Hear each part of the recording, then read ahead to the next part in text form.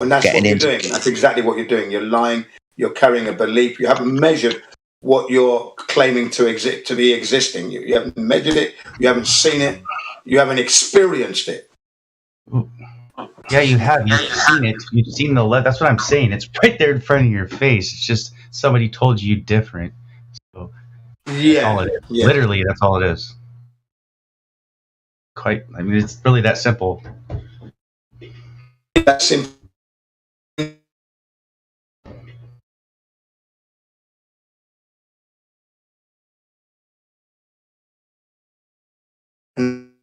I've lived to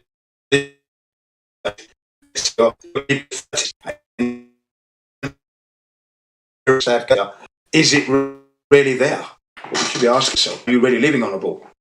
Because it'd be impossible if you weren't. And everyone's life would be needing to herbs coverage all the time, even when you go. You know, you've got to make sure you go to the toilet early, because when you fly from your destination, point A to point B, you're following the curvature of the earth. There is no way you're going to be able to seatbelt off to go to the loo or get any drinks, any refreshments. None of that's happening. Not on a curved trajectory to your destination. It would be impossible. The cabin crew wouldn't be able to push up, and then as it's nearing its destination on the other half of that curve, it's downhill, trouble all the time. And your table would never be level.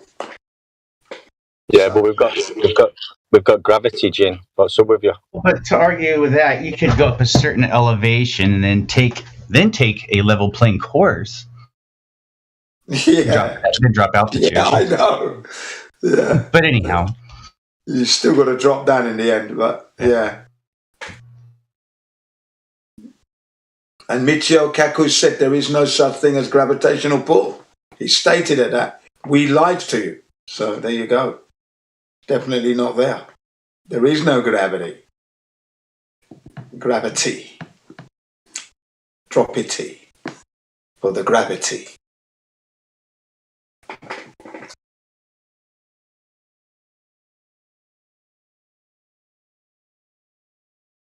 So what we're saying to you, ladies and gentlemen, is that, check your experiences. Look back. Go back in time, and you'll see some anomalies there, and you'll begin to realize that you've been sold faulty goods. You've been ripped off. You've been mugged off. You've been bamboozled. You've been hoodwinked. You've been deceived. You've been lied to. Yeah. Okay. You're carrying a belief of something that doesn't really exist.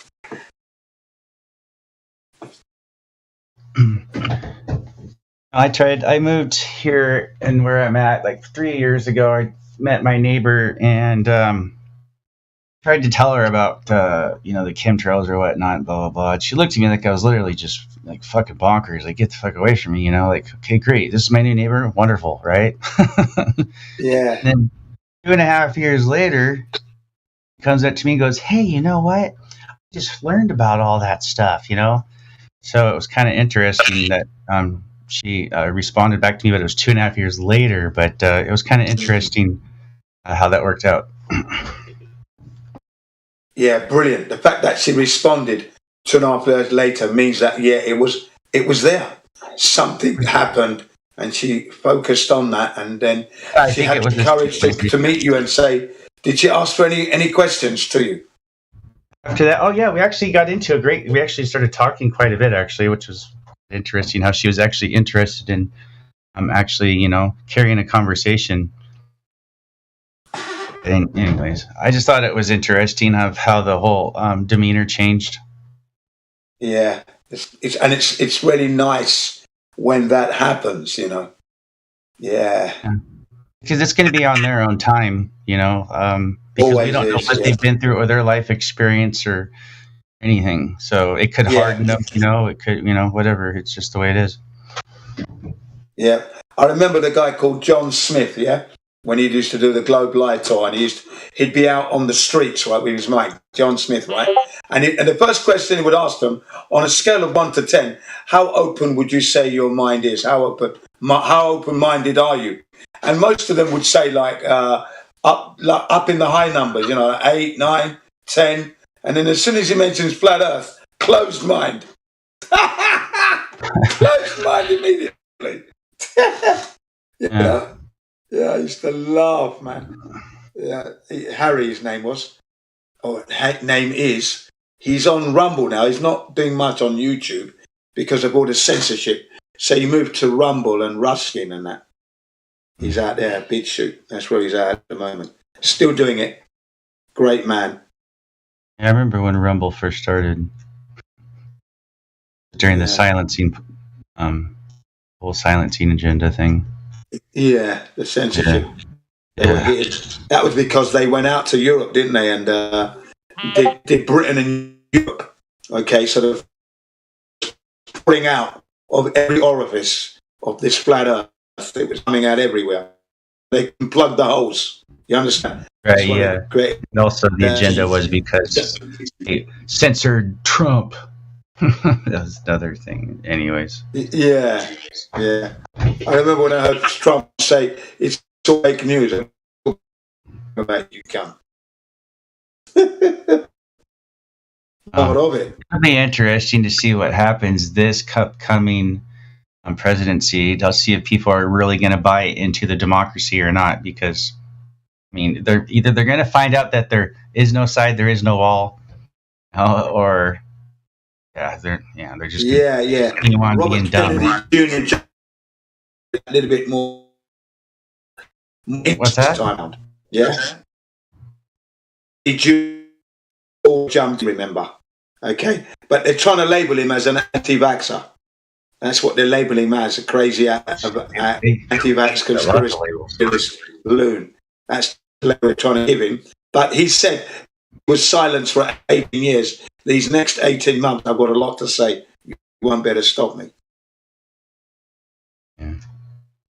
So I think that makes it a little bit interesting now that Robert Kennedy Jr. is there. They play both sides, that's what I'm saying. It doesn't matter who you pick. They already have the agenda to push, and it doesn't matter. Yeah. You're right. Definitely right. It's just interesting, the developments. I'm watching Robert Kennedy Jr. Yeah, he spoke about everything that was wrong with the US, but he didn't mention the space budget. Which Actually, funny thing about that is he's got the Space Force. Quite interesting. So, a separate entity from NASA and all that stuff. So, I didn't realize. I thought, okay, so they're like, but are they not still affiliated with NASA in some way? Surely. No. I mean, they've got to go to space. So yes and no, but the space defense is in Antarctica. A lot of it is, some of it is, but anyways, I don't want to start getting to talking all that, because then, anyways, people might jump on me. Well, it's still part of flat Earth, isn't it? It's all part of flat Earth. I mean, absolutely, it is. Yeah. Well, I mean, it's all about flat Earth because it's all deception, and it's all plays into the whole big old thing of just deceiving the mind and having authority and power over us and giving us the illusion. Right. There is, that we are deciding what's going on, which we're not, and we live on a ball, which we're not. We're in war, but which we're not. Stuff like that. That's right. There you go. It's all part of that deception, all happening on the flat Earth. They're all signatories to the Antarctic Treaty. Yeah. World War III is flat Earth. Yeah. It is. Yeah. We got. We've got them panicking. Michio Kaku is telling the truth now. There is no such thing as gravitational pull. We lied to you. Now that's due to flat Earth pressure. I don't care what anyone says. That's flat Earth that's done that. We're squashing their balls. Now they're screaming. No, there's no gravity. Gravity on them.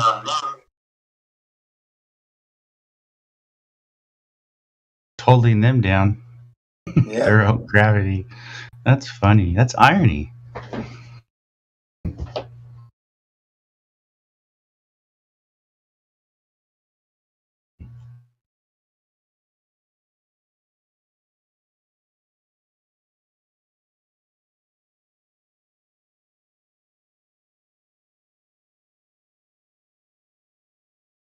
I always find they call it daylight. Anyways, I always find it interesting how the light comes in before the actual source of the sun, the light or whatever, the heat, the whatever, the reflection, whatever they call it. Anyhow, so I think it's interesting how everything refracts and scatters before the actual sun comes up this way. The body of the sun, anyhow, or whatever we see or get. You know what I'm saying? It's like Yeah. whole sky lights up, whole entire sky. Yeah. Yeah. It is an interesting phenomena when you watch it from early in the morning. Early in the morning. Like for me, it would be from 4 o'clock onwards. It starts to go purple and then it starts to change color into this blue and that. Yeah, it's great. I love watching it. It is cool. Yeah. 4 o'clock. I was about to say every morning, 4 o'clock, the sun's out. Yeah, there you go. Yeah, I'm here it's 4 o'clock right now here on the Northwest in the U.S. And yeah, it's starting to get a blitz. I can see color. Let's put it that way. Yeah. And then the sky is sky blue, and then when the sun moves away, it then begins to get dark again. Brilliant. Yeah, amazing. Yeah. When that happens, though, for some reason, as it's leaving, I can see the actual trajectory of the light. So it almost looks like it's turning a corner in a way. Yeah. Towards me, that's not the same. For some reason, I can see how it's kind of. No, I don't get that. Yeah. I see what you mean. Yeah. Now, sometimes I will get in the mornings, but it depends. If there's luminous clouds out or something like that, or whatever they have in the sky, then it will kind of throw that off and be lighter and darker on one side too as well. But another thing to touch up on the rockets in the ISS is when they show the rocket, right? Show color. When they say take off, right? So it goes from out of Earth's atmosphere into space, right? Oh, so how is their color from the what doesn't color takes a certain structured atmosphere was from what they say. Yeah. You couldn't get any color then in outer space. It would be colorless. It is a massive anomaly that when you start to look into it. Yeah, it's. Anyways, not even to mention their whole mass and matter thing, and can't have something can't just have matter floating around with with being a mass with their whole laws. It doesn't make any sense. You have two different things float. You have two different masses floating in, I guess, low Earth orbit. They say, which still doesn't even make any sense, but because mass is matter, so therefore there's a density to it. But anyhow, according to their laws. Exactly. There's so many little holes in what they tell us. Nothing fits. It's a hodgepodge, haphazard story. Nothing makes any sense. Now I'm going to go and get some dinner now, so I'm going to catch you guys later. Dinner time. Hey, real quick, enjoy yourselves. Keep up the good work. Hey, Jen, you there? I'll be back. Yeah. Sorry, yeah. Are you there? Around, guys. Hey, Jen, you there? Jen, can you hear Crit? Yes, I'm there. Yeah, Crit. Yeah. Oh, yeah. Crit. Yeah, what's up, mate? Just 1 sec before you go. Good job on Gems yesterday. That was absolutely hilarious, man. I was laughing the whole time. It was like outstanding work. Yeah. All right, take care. Yeah, cheers, man. Yeah, that's what he deserves it. They deserve it, mate. I do give them a roughing up. I love it, man. Yeah, it's so hilarious. Yeah. For weeks, they've been saying, "Where's Jin at? Where's Jin at?" And you show up, and they just trigger. They got exactly what they wanted, and they're still not happy. Yeah. Their fault, Yeah. not yours. Like No, absolutely not. that's what I do. I There's save more it to up. come. I wait till about 10. I got 10 tags in the server. Then I show up, and I'm like, "All right, what you guys? You want attention? What do you want?" Yeah, exactly. It's never gonna stop. This is never gonna stop. You know. How'd you get in that? How'd you get in that server for a bit of a laugh? I got into that server through a lady called Becky from Australia. She was the one that gave me the link. And my first day that I went into there, I was talking about the Apollo missions and how we know they were fake. That was my first kind of like presentation. And I got slagged, I got insulted. And ever since that day, I've been non-stop attacking them. I went in there, a man of peace. Is it on Discord then? No, you have to go. Can you get through it on Discord, or have you got to go somewhere else? Oh yeah, you can get it on Discord. Yeah, What's it called? it's called Debate Flat Earth and More. Debate And that- Flat Earth and More. Or is this the Gem Panda one? Yes, that's the one. Debate Flat Earth and More. Oh, I'll have a look at that. Yeah. I'll go in and cause some trouble. Yeah, go in there and just give them hell. Give them hell. They deserve it. Debate Flat Earth and More. All right, enjoy your dinner. Enjoy your dinner, Jin. Thanks, man. Brilliant. Later, Jin. See you later, man. Yeah, see you later, Jedi. Nice one.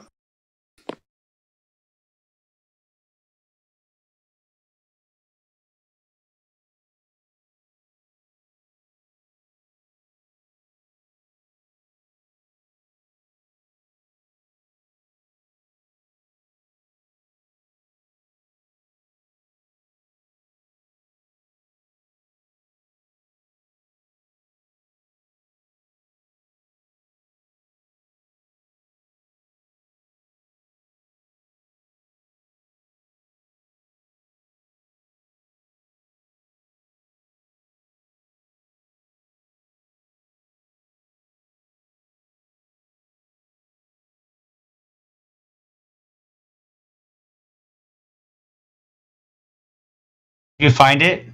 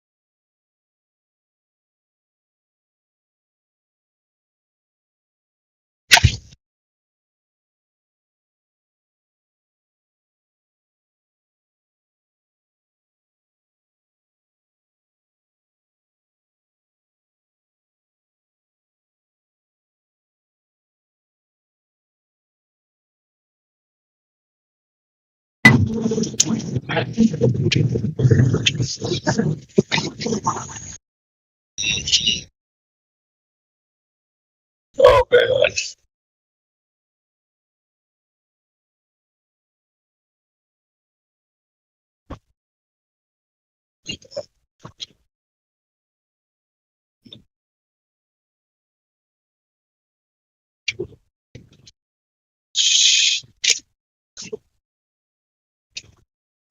Good morning, AI. Hi here there, mate. How you doing? You good?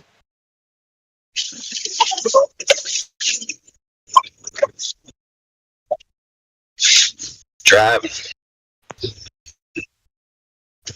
Good stuff, man. Well, hope you travel safe. We've got somebody in the room with just void verified as well and no Earth determining roles. And what's your name again? Scrolled up too far. Bob.ass. So Bob.ass, you just got voice verified. You've got control of your microphone, mate. It's relatively quiet, so welcome to the server. What brings you in today? How can we help? Don't have to speak if you don't want to, mate. Don't feel the pressure. It's fine. But just thought I'd welcome you to the server and give you the opportunity to speak, being as you just got voice verified. You might be new, you might want to ask questions, you might be old and not got any other roles. I don't know, but welcome to the server, mate.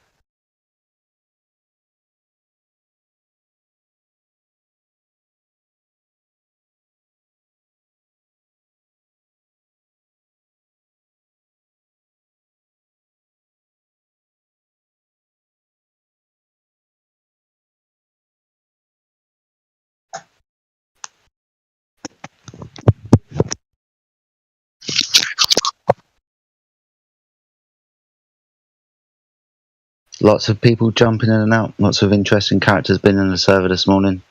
Jin has loved us and left us. He's full of passion, that guy. I do love Jin. Talking about some really interesting subjects, as he always likes to bring up.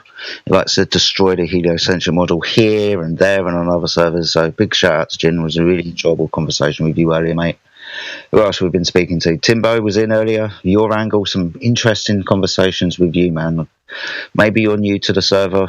We haven't spoken too much, but I do sit back and listen to you, mate. You've got some intelligence and got some knowledge, mate. So big shout out to you as well.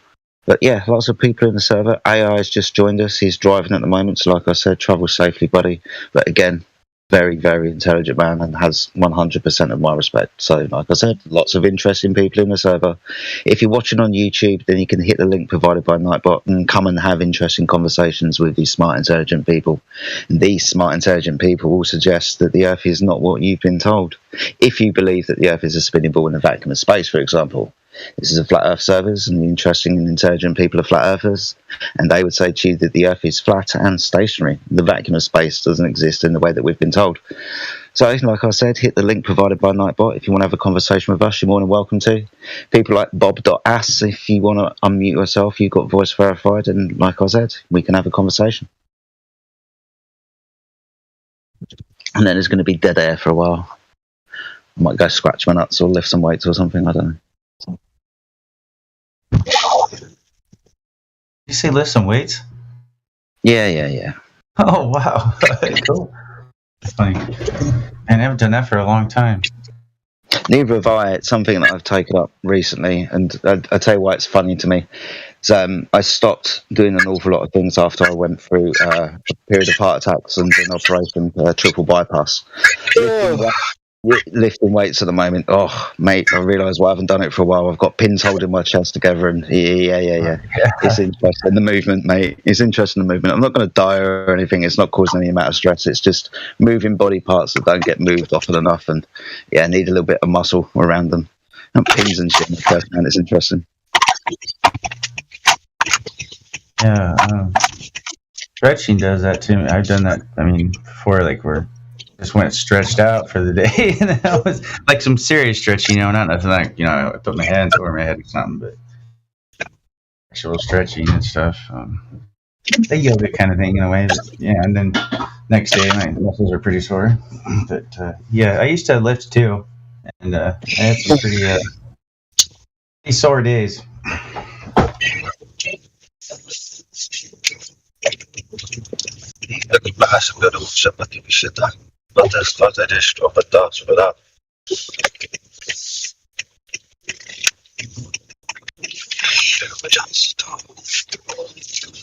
I literally hear someone's clock. Yeah, no, that's AI driving. He might be turning left or right. I don't want to hazard a guess, but I usually do. But yeah, his indicator's just on. Yeah, okay. That's funny.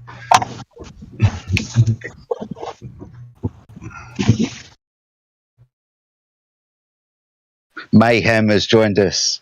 What's up, Miggy, my man? How you doing this beautiful flat Earth morning? It's great to see you jump in the server, buddy. How you doing? Hey, what's up, man? Yeah, really well, man. Really well. What are you guys up to?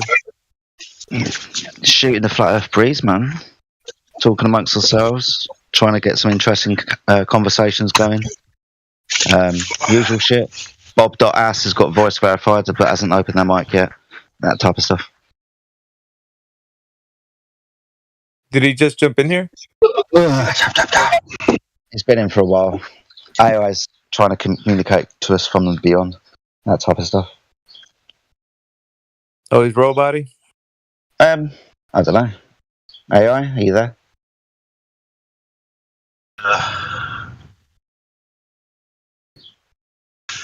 So you wonder, Mayhem, right?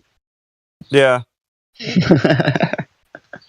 He almost sounded like that robot from Hitchhiker's Guide to the Galaxy. Almost. The sad one? Yeah, Marv, the melancholy. Yeah.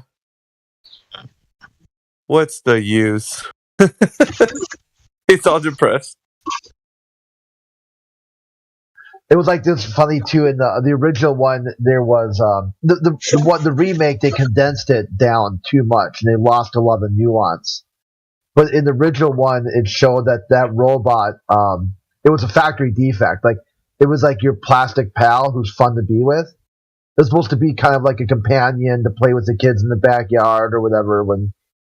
But there was a problem with the software that it decided that to not be too excited, but then it went the other way.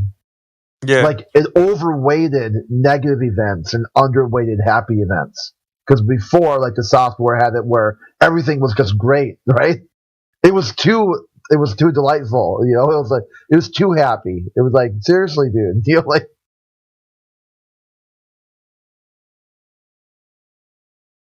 I was checking my TikTok right now, man. I was on it last night with the follow train and the grow channels. I got up to 500 followers. So,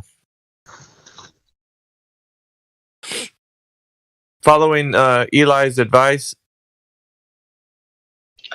Yeah, I'm really glad that you've done this. It makes me laugh that you're on TikTok, because every time that you say you're on TikTok, I imagine you're doing some kind of shitty dance or something, man. So forgive me that's the image that comes straight into my head. But I think it's brilliant because what you just said, you got 500 followers now or something? Yep. Yeah, man. That's all that's going to do is bring people to the Flat Earth understanding in one way or another. It's going to get the message out there. And to be honest with you, I'd rather it was somebody that I knew, that I trust, that was doing it, instead of someone that I didn't know. Do you know what I mean? Somebody who would make a ridiculous claim and possibly make Flat Earth look stupid. I don't want Flat Earth to look stupid. Do you know what I mean? Aha, yeah. So definitely, man, really happy that you're doing it. And of course, I've had to get TikTok, so I get woken up to, you know, mentions of myself and shit. So I appreciate that, man. It's interesting. It's good shit. Yeah. For example, don't start a TikTok and then put on there'd be no color in space. Okay? Yeah. Who's saying that? You seen a TikTok that says that? Wow. No, but we had one of a friend in here not 15 minutes ago thinking out loud, saying if you're in space, there'd be no color. Who said? What? I was scratching my head. It's like, how does that even make sense?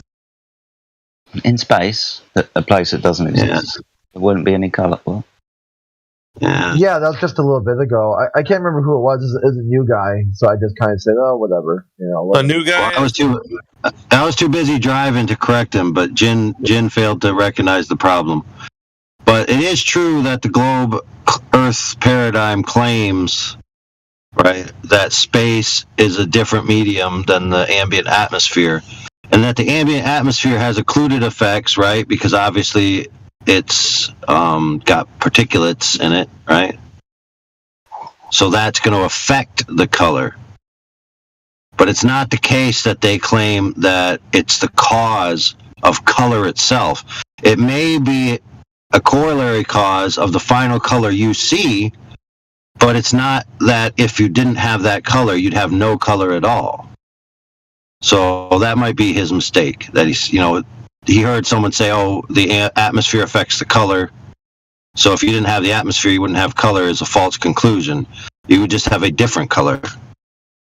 It just look a little different. Now, interestingly enough, that's the same ass excuse that they gave with the Tesla car, because everyone looked at the Tesla car that was allegedly in space like, dude, that looks fake as crap. And they're like, oh, no, it's not that it's fake. It's that there's different colors in space. Well, actually, what I was said was that there was no color change from out of Oh, it Earth's was him. atmosphere to out. Yeah, that's space. Cold Sun. Just- Do you remember Cold Sun? That's him. I'm not Y'all Cold angle. Sun. I don't know why you keep saying that. I'm not Cold Sun. Why do you guys? Yeah, keep saying you that? are. Same guy. But anyways, so He's changed his name a couple of times, but the same. Dude, dude. why are you talking about colors and space to begin with? Can you just walk me down your line of logic, if you would? I'm not even going to challenge it. Why would you go there? we were on a Why- certain subject. We were just chatting it up. That's all. Just kind of speculating. No, I mean just you. Okay, someone else is chatting about a topic, sure, right? But what made you think about this? Did somebody tell you about it, We were on top. We were on subject of something. I can't remember exactly what it was. You can rewind and find out. But Right, in general, mate. In general, why is this a conception or an idea for you? because they say it's different in space. Well, because there's nothing air. There's nothing in space, so it should act different from leaving Earth's atmo to space, the vacuum, right? Should be some type of transition with the color or from off the glowing off the the exhaust. It should be something. I would think. You like lighting a firework, Fair. I mean, there really would be. There's not. Fair, but it sounds to me like you're changing your story. So I could be misremembering. I just told you that. Hey, I'm speaking. Thank you. I understand that. I'm saying I could be misremembering. So I'm going to go back and listen to the stream. Sure. Right? I'll be back shortly. Yeah.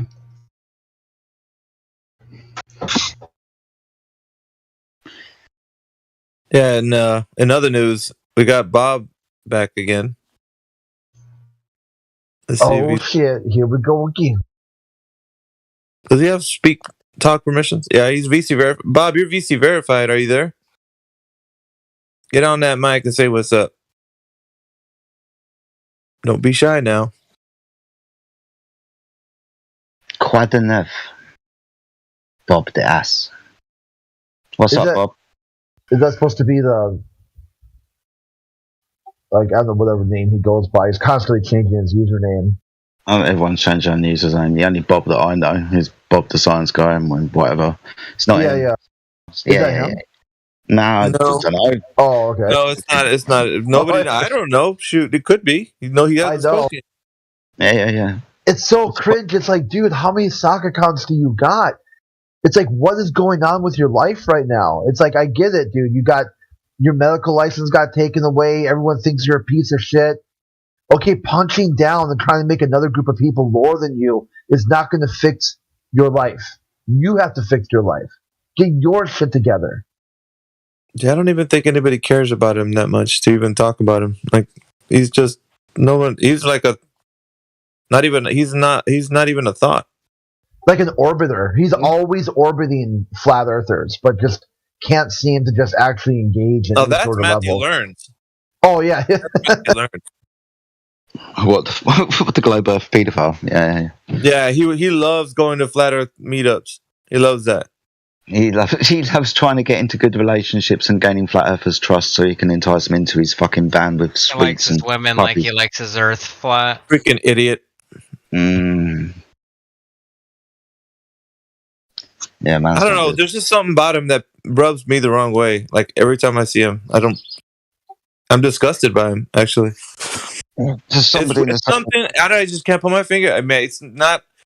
I can tolerate even like Kosha over him. I have no idea what is it about. It's more has more to deal with him being someone who says that because he teaches at Bible school. So Bible school and saying that the Earth is flat or the Earth is a globe. And that it's not flat, and that he used. Oh, I think I know what it is. He bastardized my 3 points to kind of fit his own agenda. I think that's what it is. Yeah, probably. he doesn't have me there like to rebut, him bastardizing the 3 points to like, because he told us in here that he made it as a presentation to his students, but I know that it wasn't used in the right way, so he just made people see the 3 points in a way that he wanted to skew them. Yeah. I think that's what it was, because he was in here one time. He said that he's like, I even tell my students about the 3 points. And I'm like, what? What do you mean you tell them about, like, obviously you're not going to do that because you don't think the earth is flat. So what are you saying in your classrooms? But then he did that to QE's the Black Swan. Yeah. He cut off the bottom. He cut off the bottom part. You remember? Yeah. He did, sure. So he's a fucking weasel, dude, and it pisses me off. And then he comes in here with all of that in mind and says, "Oh, by the way, guys, I'm just here to like hang out with you." Fuck off. Yep. Mm-mm. We don't mind people coming in to hang out with us, do we, Mayhem? But if they've got some kind of agenda, then it will come out very, very quickly. We have got somebody new in the server, though, mate, that hasn't got any roles whatsoever. Goes by the name of Televir. Televir, welcome to our server, 24/7 Flat Earth server, where we predominantly talk about the shape, quote unquote, of the Earth. We're going to be interested in what brings you to the server, so I'm going to unmute you, give you control of your microphone so you can speak and introduce yourself. Hopefully we'll have a conversation. Don't feel the pressure. If you don't want to talk, don't feel like you have to. Definitely don't be a troll, because I'll hover my finger over the mute another motherfucker button and I'll press it immediately if you're an idiot. But all intents and purposes, mate, welcome to the server. I've given you control of your microphone. I'm Jedi. How can I help? Got about 20 seconds. I'm just here to... Can you hear me? Yeah, hello, mate. How are you? Hi, nice to meet you guys. Nice to meet you too. I found you guys on Rumble. I just wanted to learn more about what you guys are talking about. I'm not really sold either way. Well, so you come from Rumble, so would that be Mayhem's channel? Yeah, I was just looking it up. I'm curious because I've seen people talking about it on TikTok first. Was it my channel? I don't remember. Because Helioskeptic has the channel on there too. Well, there's a couple of us. TOS UK has the channel on there. So there's like 3 or 4 of us that have a Rumble channel. Yeah, fair enough. I'm kind of just learning by osmosis at the moment. Osmosis, okay. Well, I mean, if you have any, let's put it this way. I'd rather you do this. Ask us a couple of direct questions. Any ones that you like. Doesn't matter how silly they sound. We'll answer you directly these questions. Then perhaps afterwards we can ask you some questions to establish a more intellectual, honest conversation. So ask us anything you'd like to know in this panel. We'll answer that directly. No questions Thanks, asked. man. Go ahead. That's nice of you. I'm actually just here to listen for the moment. I'm not really chatty. You don't have any questions? Any at all? Well, no. It's like I'm not usually the first to jump into a chat and start bombarding with questions.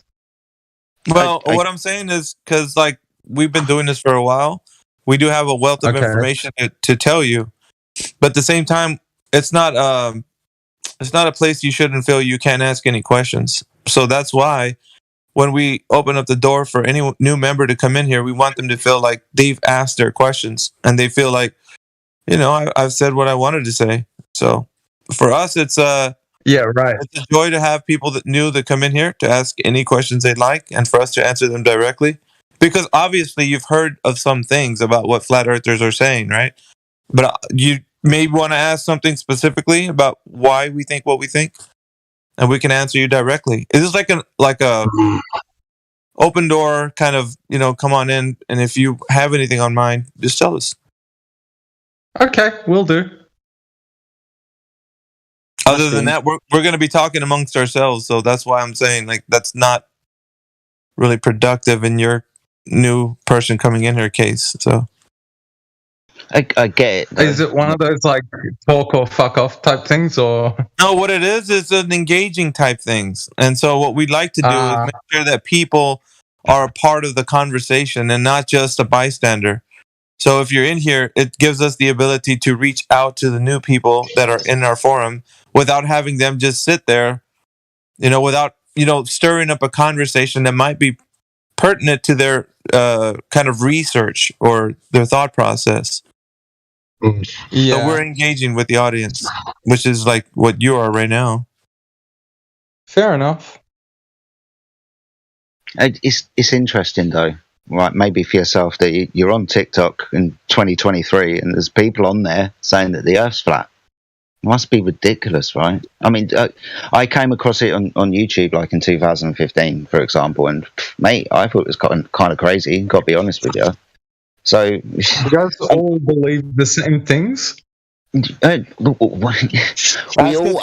the questions. Ask us the questions. So, do we all believe the same thing? So, with regards to the Earth being flat, yeah, we agreed that the description of the surface of the Earth is level. It is level upon the surface. We will agree with each other that the Earth isn't moving, for example. It's not a ball, and we're definitely not rotating on its axis or flying or orbiting around the sun. That's not happening. So we'd agree on those two premises at least. And another claim about the vacuum of space, we would primarily disagree with the idea that that is a vacuum out there, uncontained and adjacent to the gas pressure that we breathe. We'd agree on those three things. Those are the three primary claims that they make, whoever they are, the people that tell us that the Earth's a spinning ball in a vacuum of space. Those are the three primary claims. The Earth is a ball, a shape of a definite radius, value and size. The ball is moving, rotating on its axis and orbiting around the sun. And it is a ball that is moving in the vacuum of space. These are three physical claims about our reality that when we look into it, we don't find any physical, verifiable evidence to back those claims. Just stories. So that's why this server exists. There you go. What would kind of be sufficient proof to sell someone on a topic of this magnitude, I guess?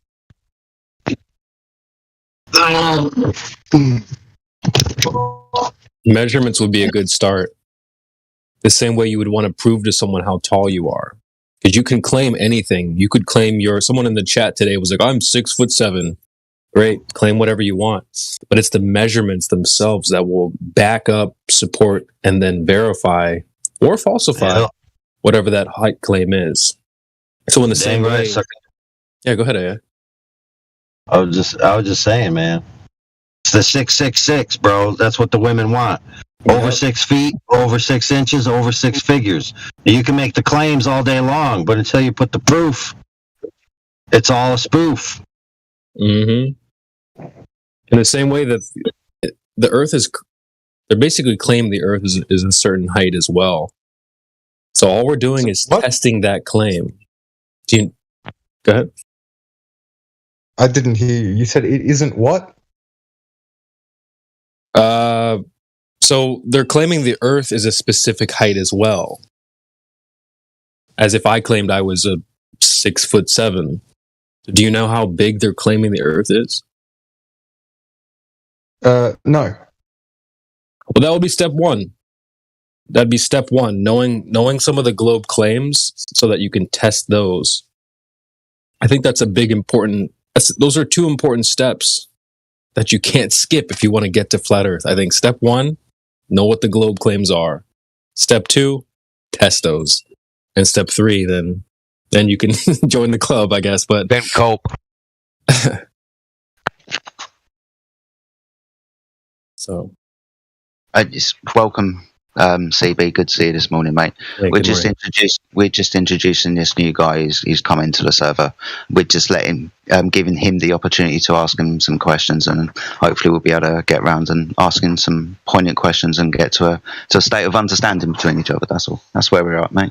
So, have you got any other questions, my friend, that you'd like to ask us before we maybe ask you some questions? Do you believe that, like, all of the bodies in the celestial system outside of Earth are flat? No. So the way you're thinking isn't you might be mixing up ideas a little bit. I sometimes tell people that, guys, you'll laugh. You guys have probably heard me say this a lot, but you know how you can't load a Halo into a PlayStation because they're not compatible, right? It's the wrong system. So you also can't load a bunch of flat objects into outer space and go, okay, well, that must be flat Earth. Those are also incompatible. So those two ideas of outer space and globes, that doesn't mix with flat Earth. So we're not talking about like a bunch of flat objects or flat disks floating around in space. I would say that the only Earth is what you stand on. There's no land or Earth or other land in the sky above you. That is to say, there's no planets. Well, would be surprised to learn that Earth isn't even a planet. If I can, CB. So yeah, we get this question a lot in the server. Sometimes it comes in the form of, in an argument form, is all of those things in the sky are balls and spheres. So why isn't the Earth a ball and sphere too? We understand things can be different. What we're saying and what CB is saying is we're all on the Earth. The Earth is the floor beneath our feet, and that is level across the surface. Primarily, it's the surface of water and the topography in the land along the way, the hills and the mountains, for example. And when everybody points upwards, the sky is above us, 100 degrees above our head, 90 degrees, sorry, directly above our head. There it is. Now, we all see the same things, the sun, moon, and the stars, for example. We see Mars, we see Jupiter, and the further things in the distance. We all see the same thing.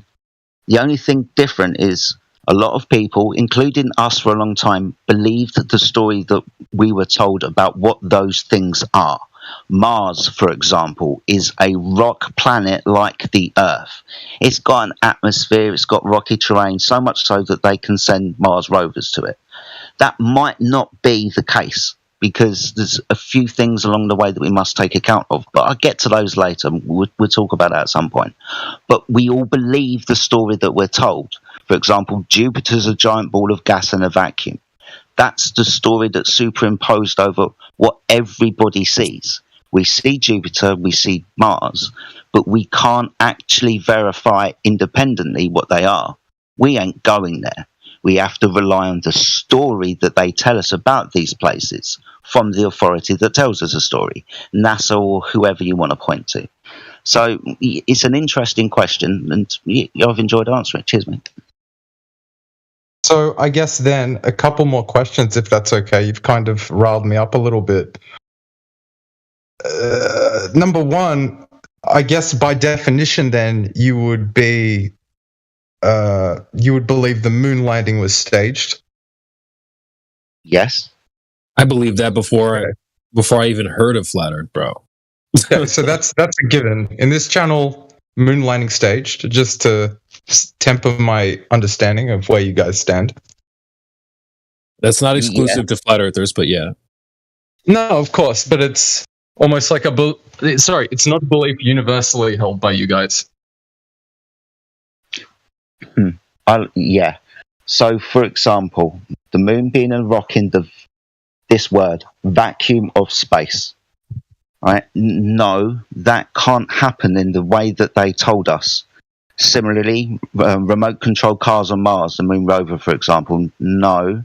The stories about the vacuum of space have to be stories because the vacuum of space can't exist. Now, that's a claim. I'm kind of hoping the opportunity to maybe leave that one till later, but I've probably got to address it right now as to why we say the vacuum of space can't exist. And yeah, the moon landing was most definitely fake because it has to. We're breathing gas that's pressurized, gas pressure, 14.7 psi at ground level, whatever, but it's pressurized gas. Now, that gas, we are told, is uncontained from the vacuum of space. There's no physical barrier separating the two vastly different pressure differentials. High pressure here, very, very, very low pressure out there. The word pressure is really important. We're breathing gas pressure. To have gas pressure, you need a physical container in a volume to create a volume for the gas to press upon. We understand that gas disperses in all directions, and when you physically contain it, the consequent of containing it is gas pressure. We're breathing gas pressure. They're claiming that we're breathing gas pressure without a container because they say the Earth is an open system, because they send rockets to Mars and to the moon and give us moon landings and remote control cars on Mars. So it's an open system. If the Earth was an open system, we wouldn't be breathing gas pressure because there's nothing for the gas to press upon. And being as there's no physical barrier keeping the gas here, well, there's nothing keeping the gas here. The gas will follow laws of nature because that's what gas does. It's a part of the physical and natural world and will succumb to laws of nature. In this instance, entropy will take effect, the second law of thermodynamics, and the high pressure system will disperse into the lower pressure environment. That's what the gas will do. So if the gas is uncontained from the vacuum of space, we wouldn't be breathing gas pressure and the gas would fill the space.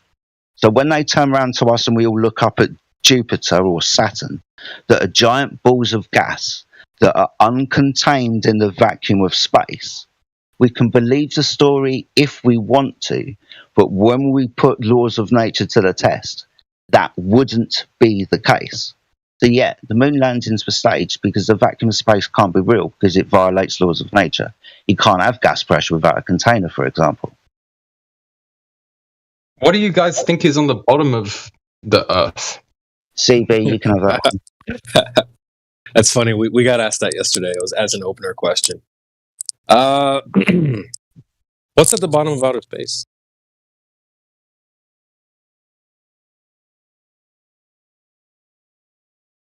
Is that rhetorical?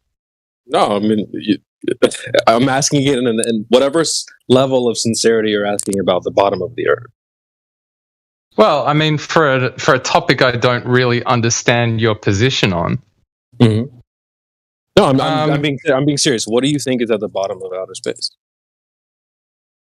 I don't necessarily. You probably don't really think of it as a bottom, do you? Well, I mean, if we're looking at the laws of entropy and expansion, I wouldn't see there necessarily being a bottom. But I guess if we're looking at something flat, and that's your framework to start from, which I'm trying to. Right, but you also probably don't think of outer space as an object that you're looking out from, like say you have a ball in your hand or something. You can look at this object from this outside view. You probably don't look at outer space from that perspective. Okay. To ask, because your question is basically saying, like, what's on the underside, right? Yeah. So we also don't look at the Earth from this outside perspective. I'm not seeing the Earth as an object, like something you could hold in your hand. I'm holding my iPhone, right? I'm kind of playing with my iPhone, thinking about it. So to ask you what's on the underside is basically like asking you, if the outer space was an object, what's on the underside? We don't look at the Earth like that. I don't think there's an outside view that you can get. I usually say that you can go up in the sky, you can zoom in on things, but you can't go out of reality or the Earth, and you can't zoom out your eyeballs and see the whole Earth. So I don't think you can leave to go back and like look, say, I kind of joke around, I call it taking selfies. You can't leave the Earth to turn around and take selfies from this outside view. I call that a God's eye perspective or a God's eye view. So, I mean, you believe the universe is three-dimensional? Well, everything's 3D, yeah. Mayhem. Okay. Sorry, buddy. Mayhem, you still there? You still with us, mate? You got yourself on mute.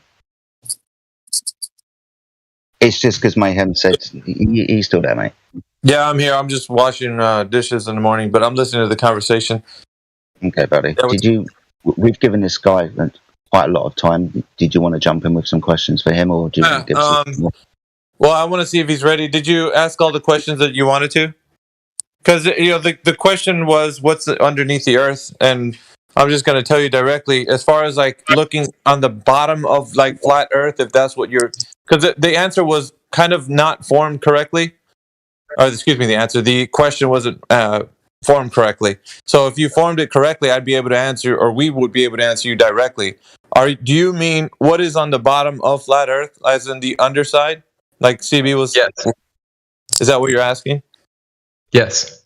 Okay, so directly is answering you directly is that we're only speaking of the surface. As far as like the underside of whatever it is, we wouldn't know because we are on the surface of the thing that we're on top of, right? So flat is just basically a description of a level plane of existence.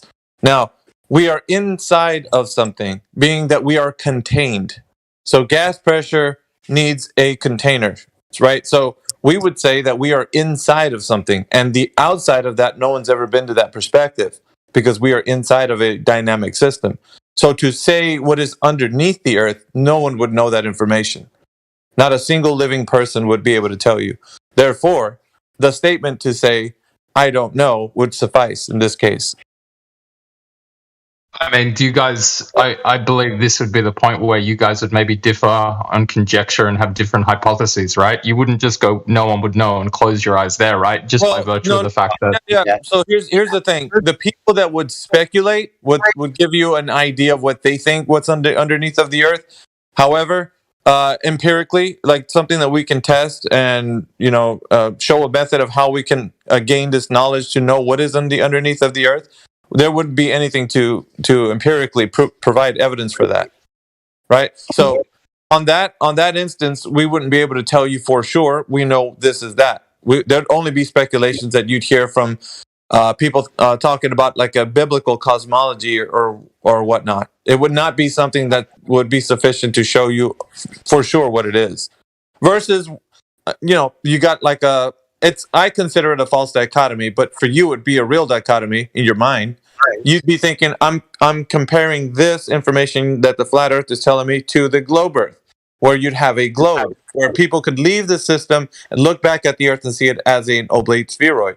So this is a way you're forming this question in your mind because you have already something predisposition in your mind as to what you think it is. But we don't, because when we came from the side of thinking the earth is a globe versus to what we know now is that we don't know more, we know less. So it's really a revealing part of our mind that we start to get to realize that the information that we had previously was not verified, which is kind of like where you're at the moment because you're asking these questions. Therefore, they don't sound reasonable to you. So it's hard as it might seem right now. If you have any more direct questions, I will then ask you some questions and then see where you stand with the information. Okay, I'll give you a quick one, easy one, short answer. I mean, answer however you like, of course. Okay. Has anyone, to your knowledge, been to the edge of this finite space? Can I answer that? No. Yeah, that's the answer. There you go. No. It's interesting. No. So we can elaborate, but that's going to reduce the information to a speculation, and I don't want to do that. So the short answer is no. But would that suffice for you? So we can move on and ask you sure. questions? Okay. Sure. So we don't speculate in this group. Okay. Sure. We don't do that because we're trying to get people to the place of actually either knowing or not. So we want to put people in a real solid position so they can know what information is being posed to them as empirical or not. So something that's not empirical, you can't test and retest it. It becomes something of the speculation and the best guess. We don't want to do that right now. Mayhem, I've got to go, right? But I just want to drop this, and obviously you can ask your questions, mate. But I just want to say this. My friend, welcome to the server. You're going to find that your knowledge, your knowing, as in things that you know, like Mayhem pointed out, empirically that you can test are going to be challenged. Your beliefs and your understanding is going to be challenged. I just asked you to have your mind open a bit. So you might have to put some preconceived ideas down. That's fine. We've answered some of your questions, mate. Just go forward honestly. Just be honest with yourself. Be honest with us. We're not idiots. We're not trying to be harmful in any way to you. We're just trying to help you understand our point of view. Hopefully Mayhem will help you do that further. But welcome to the server, mate. Hopefully we'll have a chat at a later point. I've got to bust out and go and do some shit, but enjoy your conversation.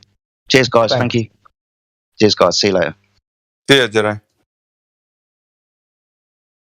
All right, so let's walk down a path of an exercise that we usually do in here. And being intellectually honest, What's your name? Tolliver 102? Tolliver 102? Okay, Tolliver 102, we'll go through this exercise. Like I said, when you're intellectually honest, just answer either I know, followed by very specific information like primary source, citation, and demonstration. And if you know it, please don't be very vague about the information. Either specifically, you know exactly what the topic is about, and you can follow up with the resources that I asked for right now: primary source, citation, demonstration. Now, if you're not able to do this, simply say, I do not know. And then we can move forward to the next question. I think by virtue of the methodology you want in my answers, you're going to get the constant I don't know with every answer. Well, you haven't even known what I was going to ask. But like, I just don't have any citations on hand for any topic, so I won't have anything of sufficiency for you.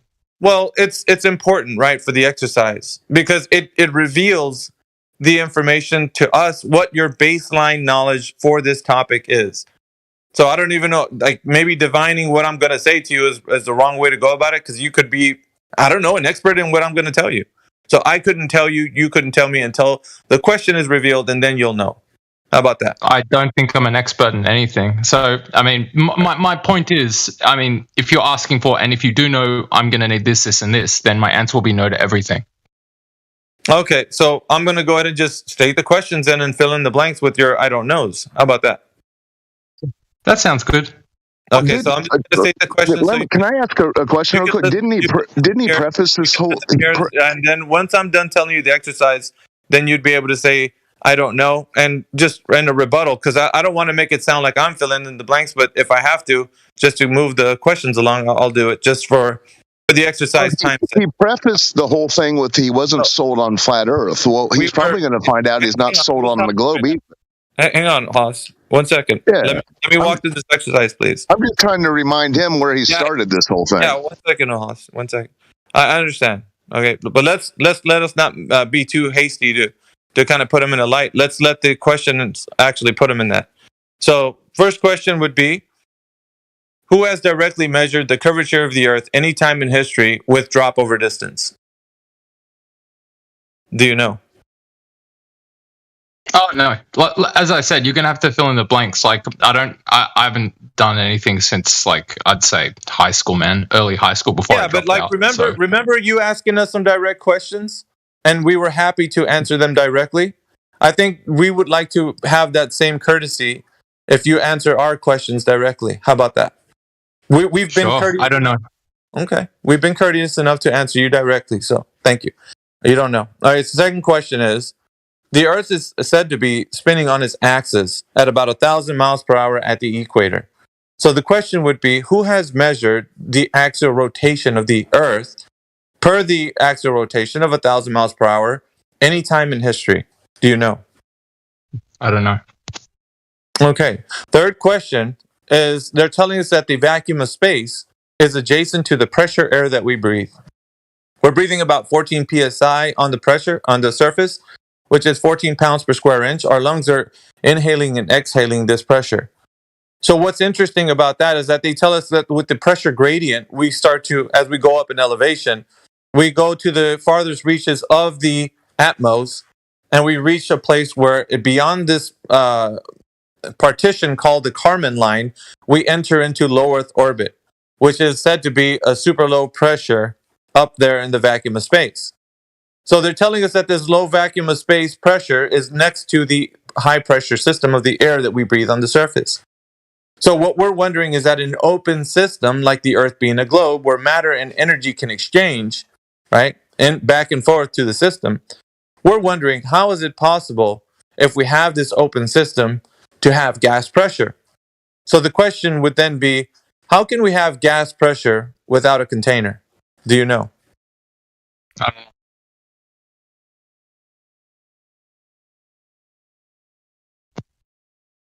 Tolliver? Oh, I just answered. I don't know. Okay. All right, so I'm going to summarize from these three questions and a standpoint of a baseline knowledge for anybody that comes into our server. And this has been asked by thousands of people that have come through here, from the most common to the most intellect.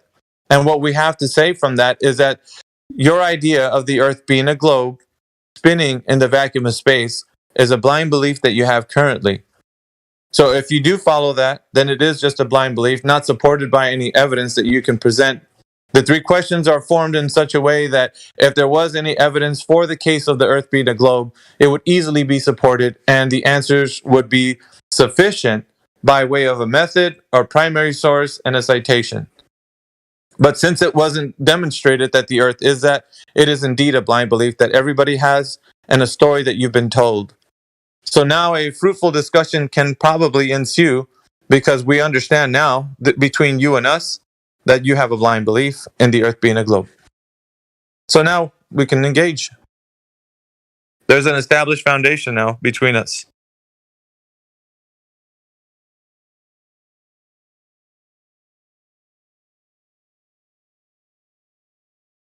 Hello? Did I lose you, Tolliver? Hey, I'm back. Yeah. Well, you like me to repeat the summarization since you're back? No, it's all good. I heard all of them. I couldn't speak for a while. My mic was off. You hear what I summarized, so you're back. But the summarization is most important. I heard everything. My mic was fucked. Okay. All right. So what did I say at the very end? Something about nothing can be verifiable or proven. Well, not something. The Earth being a globe, spinning in the vacuum of space, is not verified by any empirical evidence, thus leading us to a foundation between us that it's just a blind belief, and it's not supported by empirical evidence. Yeah. Okay. Now we have a foundation to begin. Is there any other questions you might have, or possibly a conversation you might want to speak of? Because from what we understand in our position is that there isn't any evidence to support the case that the Earth is a globe.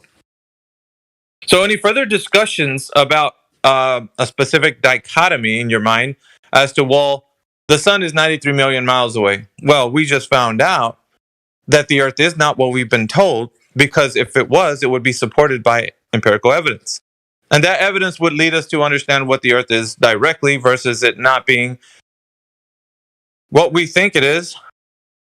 So it has to be something that we know it is, or not.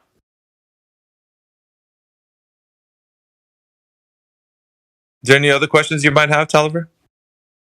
Because I think I have some topics I want to bring up, but I don't know if you want to talk about them now, or if you feel kind of, I don't know, different now, because the conversation has shifted to where you feel you thought you were certain of certain things. You had a dichotomy in your head about what the Earth is and what it's not, or how it works. I don't know. Just kind of throwing some things out there. Nah, just a bit overwhelmed by the topics covered and the framework kind of required for these sorts of conversations. Well, the framework is an established knowledge of what we know the Earth to be. So if the Earth is not established to be anything that we know or we can verify, then we don't have anything foundationally to go off of. That the most difficult part right now for a mind who has first heard this, or is trying to reconcile the idea that they've only been told information that cannot be verified, is a very difficult one. We often refer to it as cognitive dissonance, because the mind cannot accept that it just only believes in something that.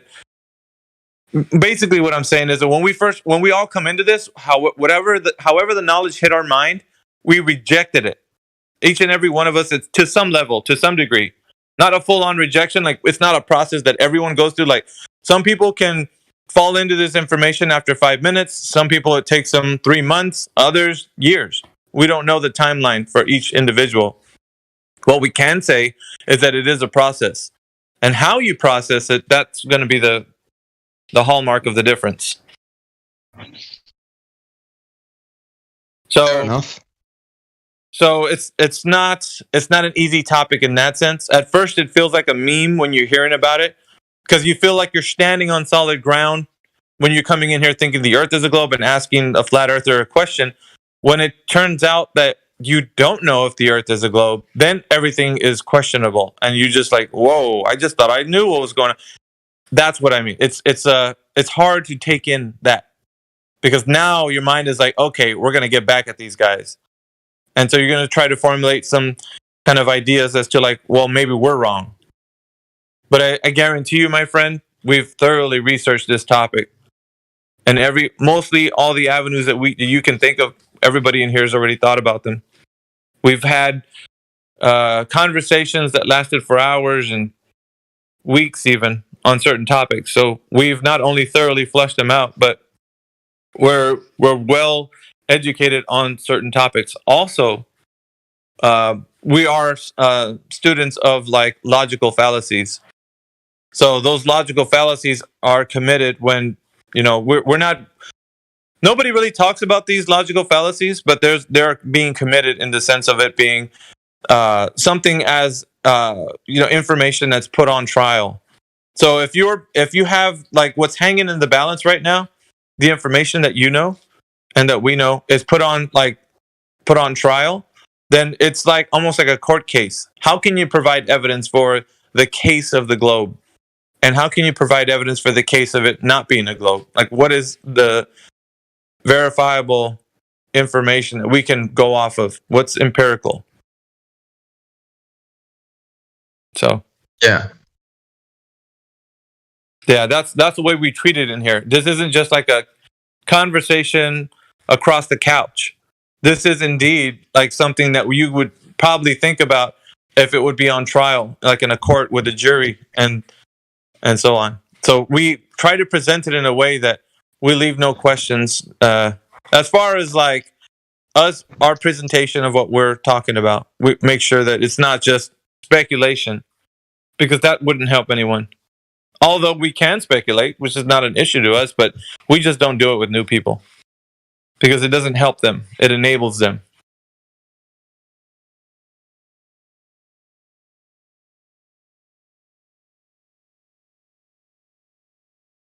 Well, thanks for the introduction, I guess. Yeah, you can actually hang around if you want to, or just listen. Put yourself on mute, or listen if you'd like, or I don't know, stir up a conversation, or jump into one that's already taken place. But being a part of the server means you can engage with your critical thinking. Don't ever feel like you can't do that. We want to help people get to that part of their mind where they can do that, engage with critical thinking, and also join the conversation. Thanks, Mayhem. Sure. Anytime, Taliver. All right. I guess it's just us then, guys.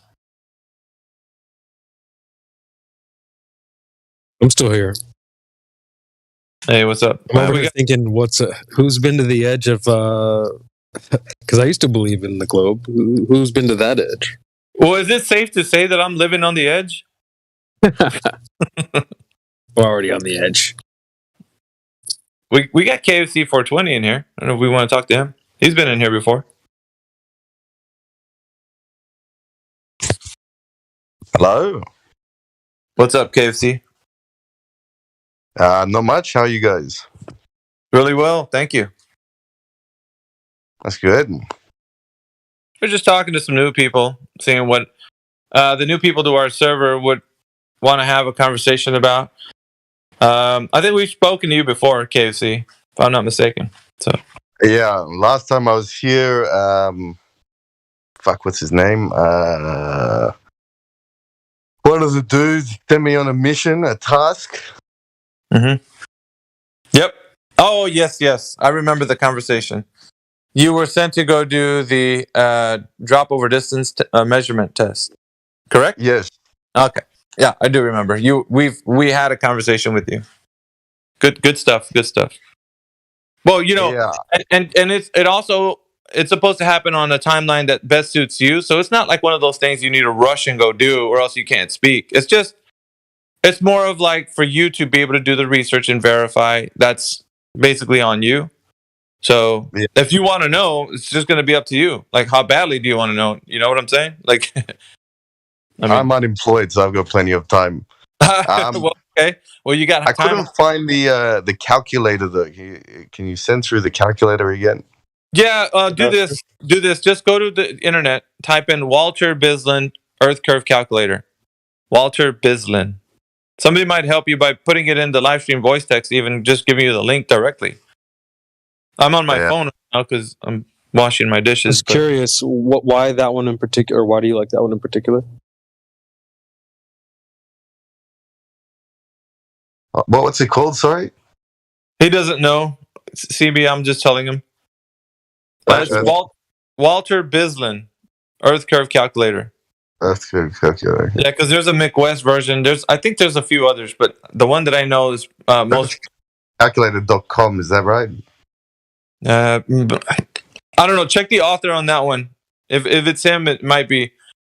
But if you put those words together, Walter Bislin, and then Earth Curve Calculator after that, the Google search engine should spit out the right one. Isn't meant to be evenly round, is it?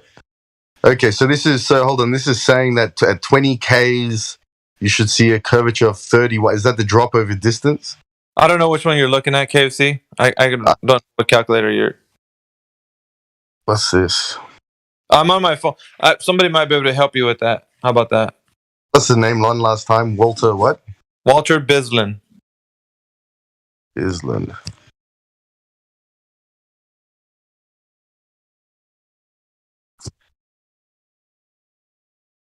Yeah, last time I was here, that Elijah guy was giving me help.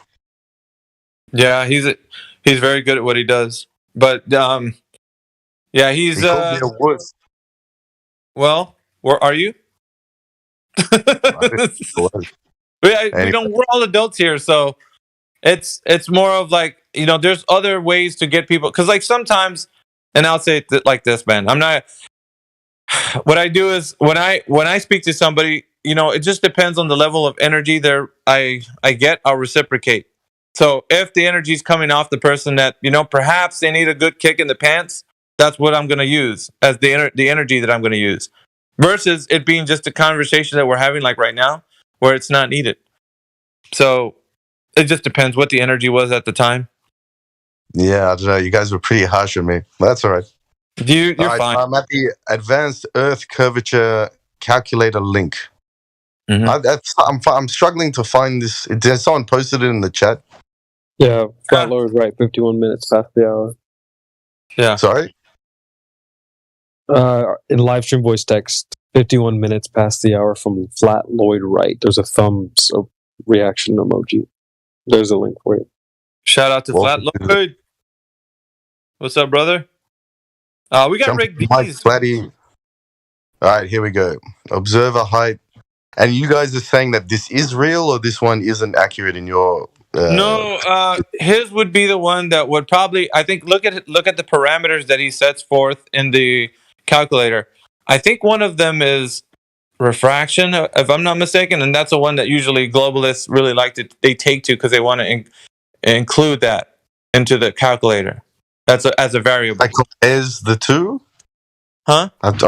Okay. Just trying to understand what I'm looking at here.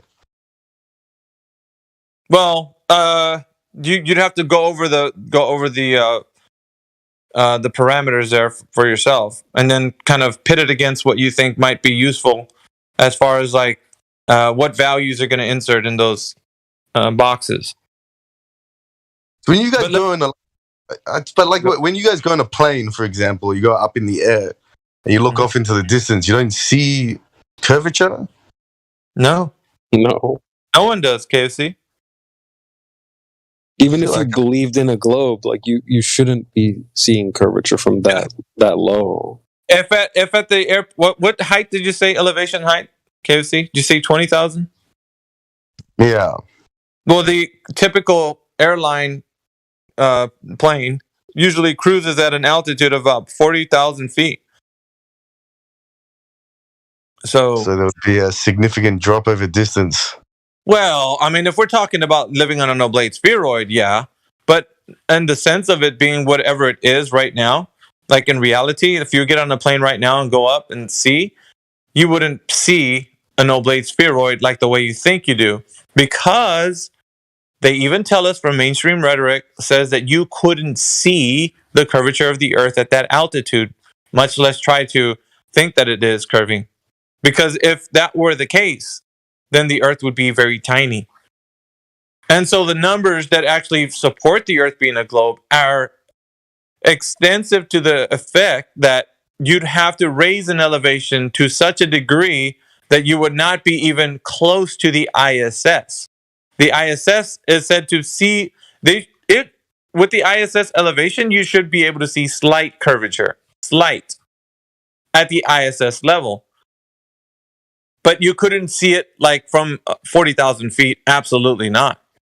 Because we've had other instances like the Tell if what you're looking at is curve or not. Yeah, It's but like let's just hang tight. So Felix Baumgartner jumped out of his gondola, the Red Bull Space Jump, at 120,000 feet, which is much higher than an airplane flies. And his video, well, to what it showed, what looked like a small planet, a ball planet. And so, what's his name? Neil deGrasse Tyson. He said it on record in a conference even, that Felix Baumgartner jumping out of that Red Bull Space Jump was not jumping from the edge of space. That he was just high in elevation. And he said, you don't see the curvature of the Earth. You just don't. And so he said that from Felix Baumgartner's Red Bull Space Jump at 120,000 feet. He said that the video was fake. No, he said that the cameras they were using were exaggerating or embellishing the curvature of the Earth. Oh, wow. To such a degree that it's not the curvature of the Earth. But he's not advocating for the Earth being flat by no means. He's not. Yeah. What he's saying is that you don't see curvature from that altitude. So that's what he's saying.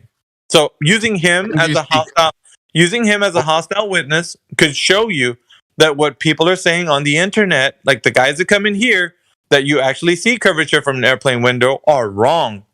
So the mainstream rhetoric doesn't go with the internet guys that come in here and tell us that the Earth is curving from an airplane. Okay. What about this though? So it might not show. So I agree with you in that with the fisheye lens that would obscure your vision so that it might look curved. But then how do you explain that it's got a finite end to it, sort of thing? You know, it's contained. Well, it's only New Mexico, isn't it? So it's like Globe, New Mexico.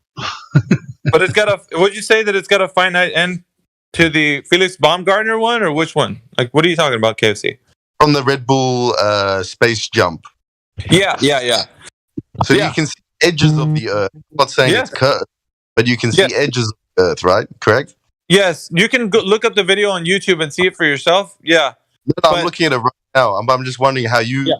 so you do recognize that there are edges to the Earth and the Earth is round? Well, it looks like a ball. Listen, this is what we're saying, right? From the video, it looks like a ball Earth, right?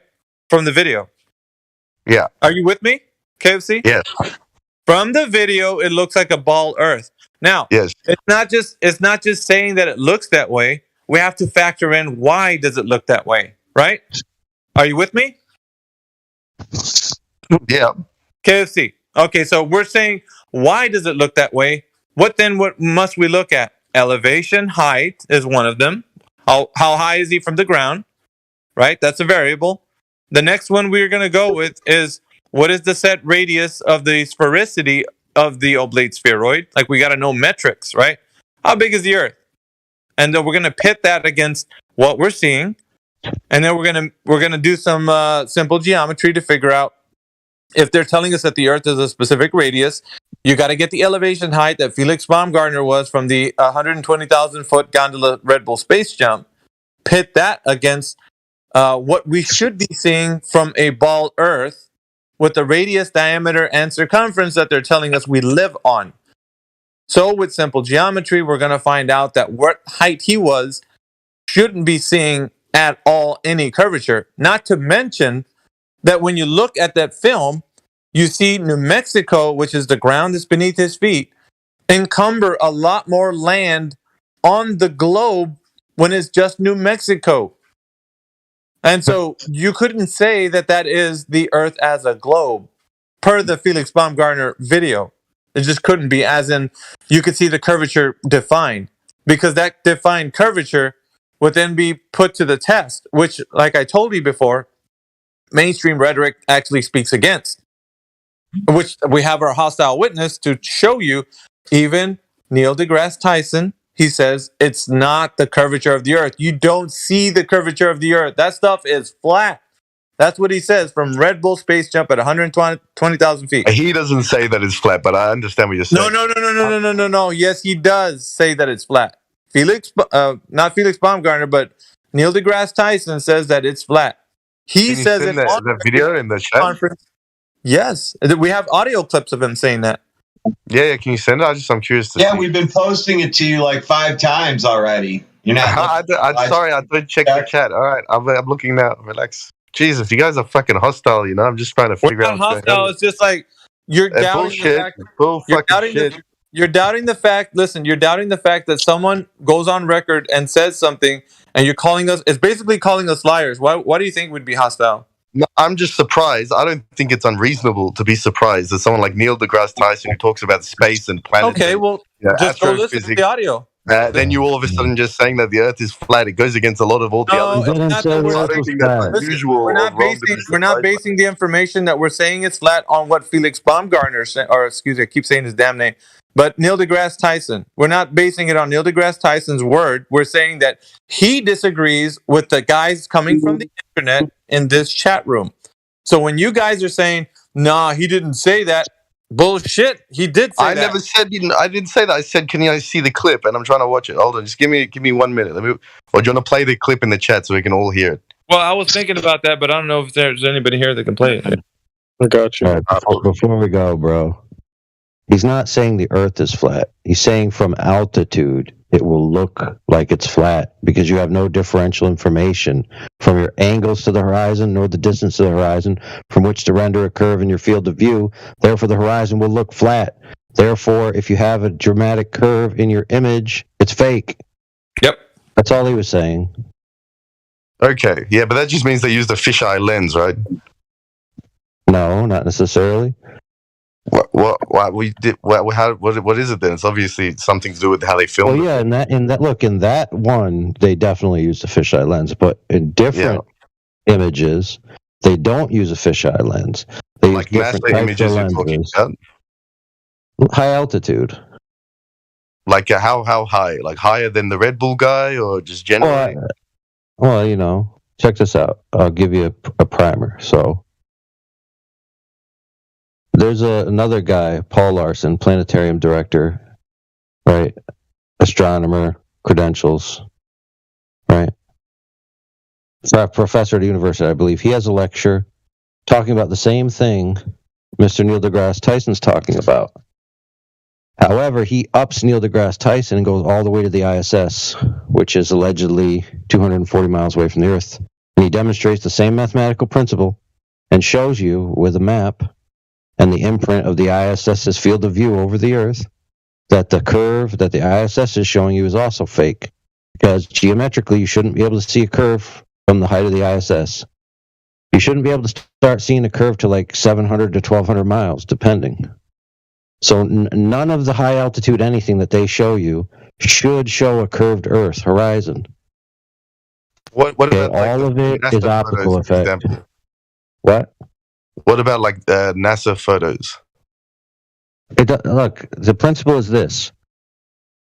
Until you get to a certain distance away from a sphere, the angles of propagation for all light to be able to travel to the optic are equidistant, right, to the boundary, and have the same drop angle.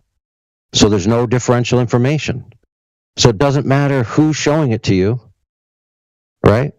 If they're showing you a curve at lesser than those distances, it's fake. It's that simple.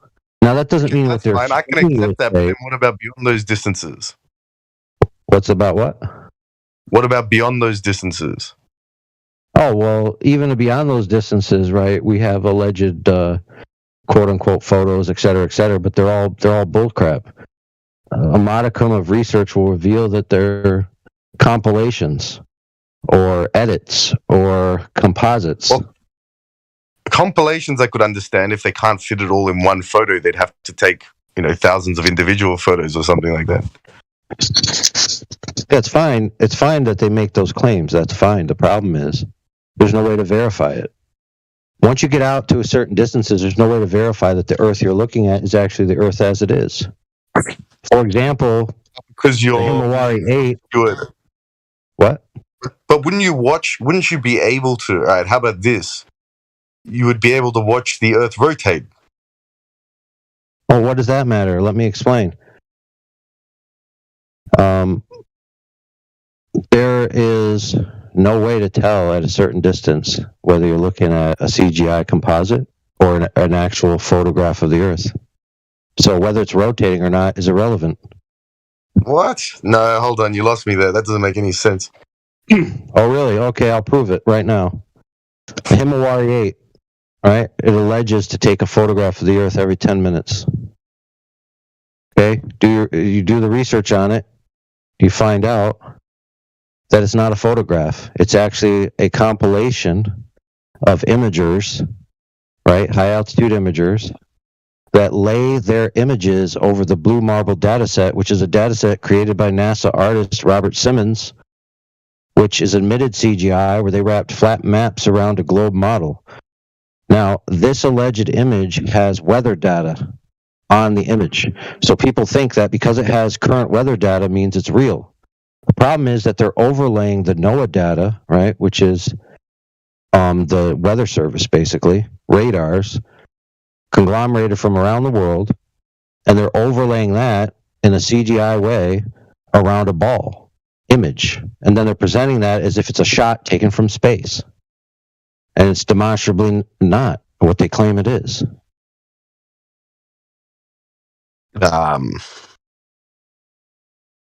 Okay, let's do another one. There's another one where they claim to have sent a satellite and it shows you the dark side of the moon and the Earth, and the moon passing in front of the Earth, right? The problem is that the moon isn't turning, and the moon's supposed to be tidally locked to the Earth fixed point, so it should be rotating as it moves across the face of the Earth, but it don't. Again, proving that their video that they're showing you is fake. And the list goes on, dude. There's no legitimate example of any shot of the Earth from space, period.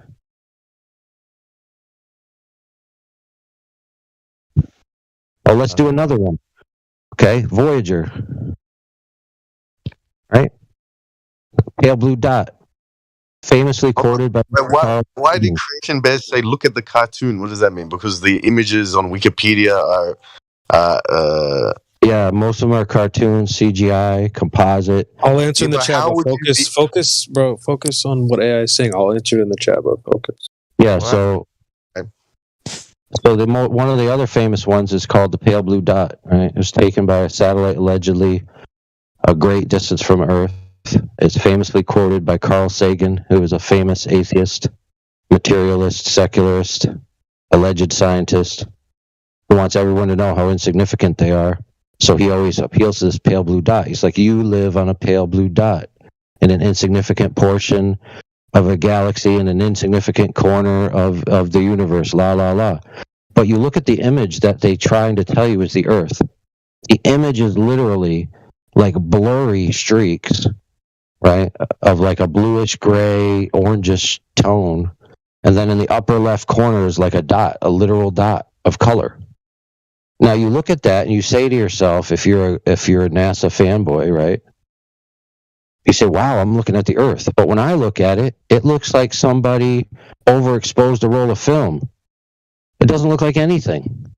There's no way in heck anybody can verify any of these images that they claim to be from about the Earth in totality, where you can actually see the Earth being curved and understand it in one image. None of those can be verified. And the ones that are even look real... Can they not be unverified? Well, I told you, the ones that even look real, right? You can go look up and see that the data from them is scandalous. Okay?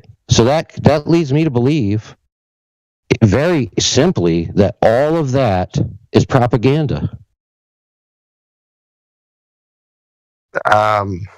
Now you have the moon mission. You have the moon mission, right, where they supposedly took the first image of the Earth when they were going to the moon. There's a whole documentary from Mr. Bart Sobrell called "The Funny Thing Happened on the Way to the Moon," where he has clipped footage that never made it out in the public back then that shows what appears to be the astronaut staging the image. And then he demonstrates, and some of the narrators of the documentary demonstrate how that image could be faked. So again, we don't got any legitimate photos of the Earth from space, bro. Have there been any whistleblowers? Yeah. One of the most famous whistleblowers, Matthew Powerland. Actually, you're sitting in a room full of them, KFC. What do you think we're... My goodness. Sorry, what was that guy's name? Matthew Powerland? No, Well, KFC, that's a moniker. told you right now. You're sitting in a room full of them. This is most obvious. Aren't you in a place where people are telling you the Earth? Because you haven't exposure to this, alleged fraudulent behavior. What do you think AI has been doing this whole time? Oh, dude, hold on, friend. It's not alleged. It's not alleged. Think about it. I told you that the Himawari 8 is claimed by many to be a direct image of the Earth or a direct photograph of the Earth every 10 minutes. But when you actually look at the data set, it's a compilation, right, of map data laid over the Blue Marble data set with NOAA data being updated. It's not actually a live image of the Earth. That, my friend, is represented as a live image of the Earth. It is not a live image of the Earth.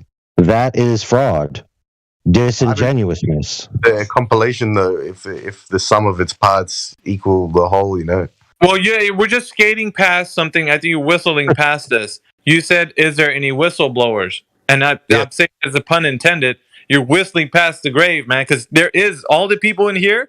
What do you think we're doing?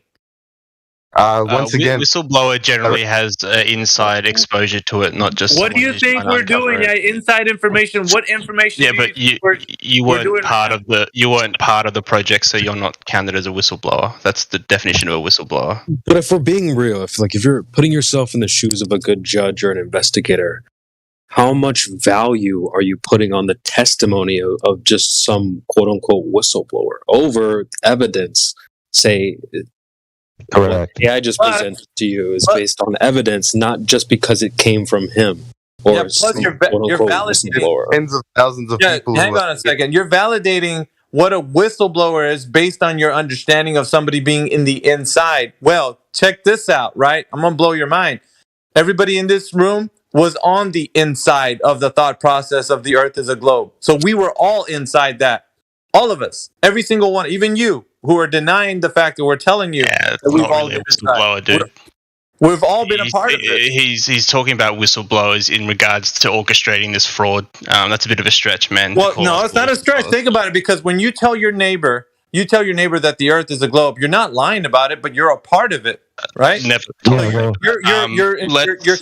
Let's talk about it in the context of what he said, because now you're pivoting. I get what you're saying, but you would call that person a kook anyway. Reasonable people. No. I think we should go back to talking. I think that you guys don't actually value. You're being unreasonable. So, what he meant by whistleblower, I think he was referring to. This is what they call moving the goalpost. So now you're going to try to formulate it in a way where it's so super hyper-specific where it doesn't involve anybody.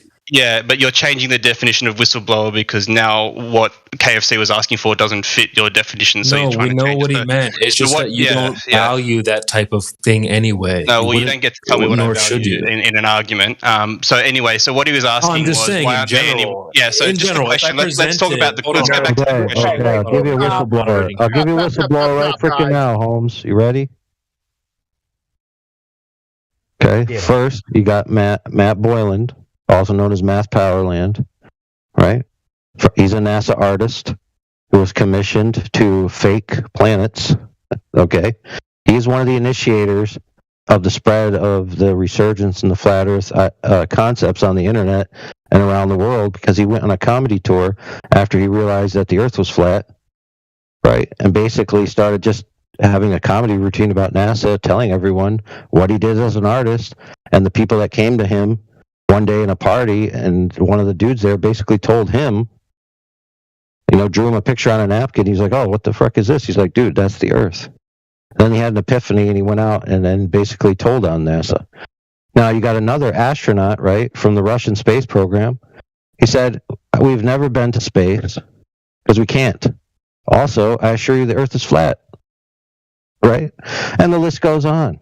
But that doesn't matter because homeboy saying the Earth is flat and being an astronaut isn't evidence. It's an anecdote because it's not sworn testimony, right? So it's not even testimony. It's an anecdote. It's a story. Without evidence, his story is meaningless. Okay, so the evidence that the Himawari 8 is not an actual image that's taken live of the Earth in totality is way more important than just some schmuck saying, hey, I'm from NASA and I say the Earth is flat. Do you go by AI or AI Ardent? AI is sufficient to get the point across. This person who's an astronaut who says you can't even go to space? What is he then if he can't go to space but he's an astronaut? Okay, so now we're going to discredit the person who's an astronaut. Oh my goodness, dude. You guys are quick to dismiss anybody that you claim to be a whistleblower in your specific definition. Wait. Can I? It's not our definition. It's the definition of whistleblower. This is called moving the goalposts, and you're going to do it to keep suiting your needs in this conversation, so that we can keep spinning our wheels, trying to redefine or follow your moving the goalposts, right? Until we get to a specific thing that doesn't, like we're going to talk about somebody who definitely doesn't say that the Earth. I'll give you another one, friend. I'll give you another one. We're just going to keep doing this until infinity, until you. Yes, I'll give you another one. Satisfy you. I'll give you another one. Okay, since you don't seem to understand the concept of time, where a person could be one thing and then eventually realize something, still maintain the title. So, Gus Grissom. Gus Grissom said, we can't go to the moon. We can't even communicate between towers on Earth. How in the heck are we going to communicate on the moon? Right? He cast aspersions on the moon mission, right? And then when he went to the capsule, he got blown up. Right? So he was an astronaut. His title was an astronaut, yet he was saying that what they do couldn't be done. Same with the other astronaut from Russia. He was an astronaut, right, all the way up, believing that the Earth was a globe, believing you could go to other planets, until he got to a point where he was in deep enough that he realized, wait a minute, this is bologna sandwich.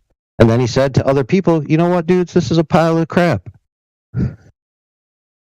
Wait, does anyone hear that phone ringing? Because pretty sure I just called it. Because I just said that even if we did present this personal testimony from these so-called whistleblowers, you wouldn't value such a thing anyway. Yeah. That's why Biggie just got upset. So I do get to say that because I called it. Yeah, it's evident by this conversation that you're not going to accept the information because you're just going to keep moving the goalposts to whatever suits your needs in this conversation. Make it sound like you know what you're talking about. So getting back to the initial question. Getting back to the initial question, KFC, what was it you said? Any whistleblowers? We'll just answer that. Yeah. So I gave you multiple instances of famous whistleblowers. Okay? So that point is past. There's no longer about whistleblowers. It's irrelevant. What matters now is the evidence.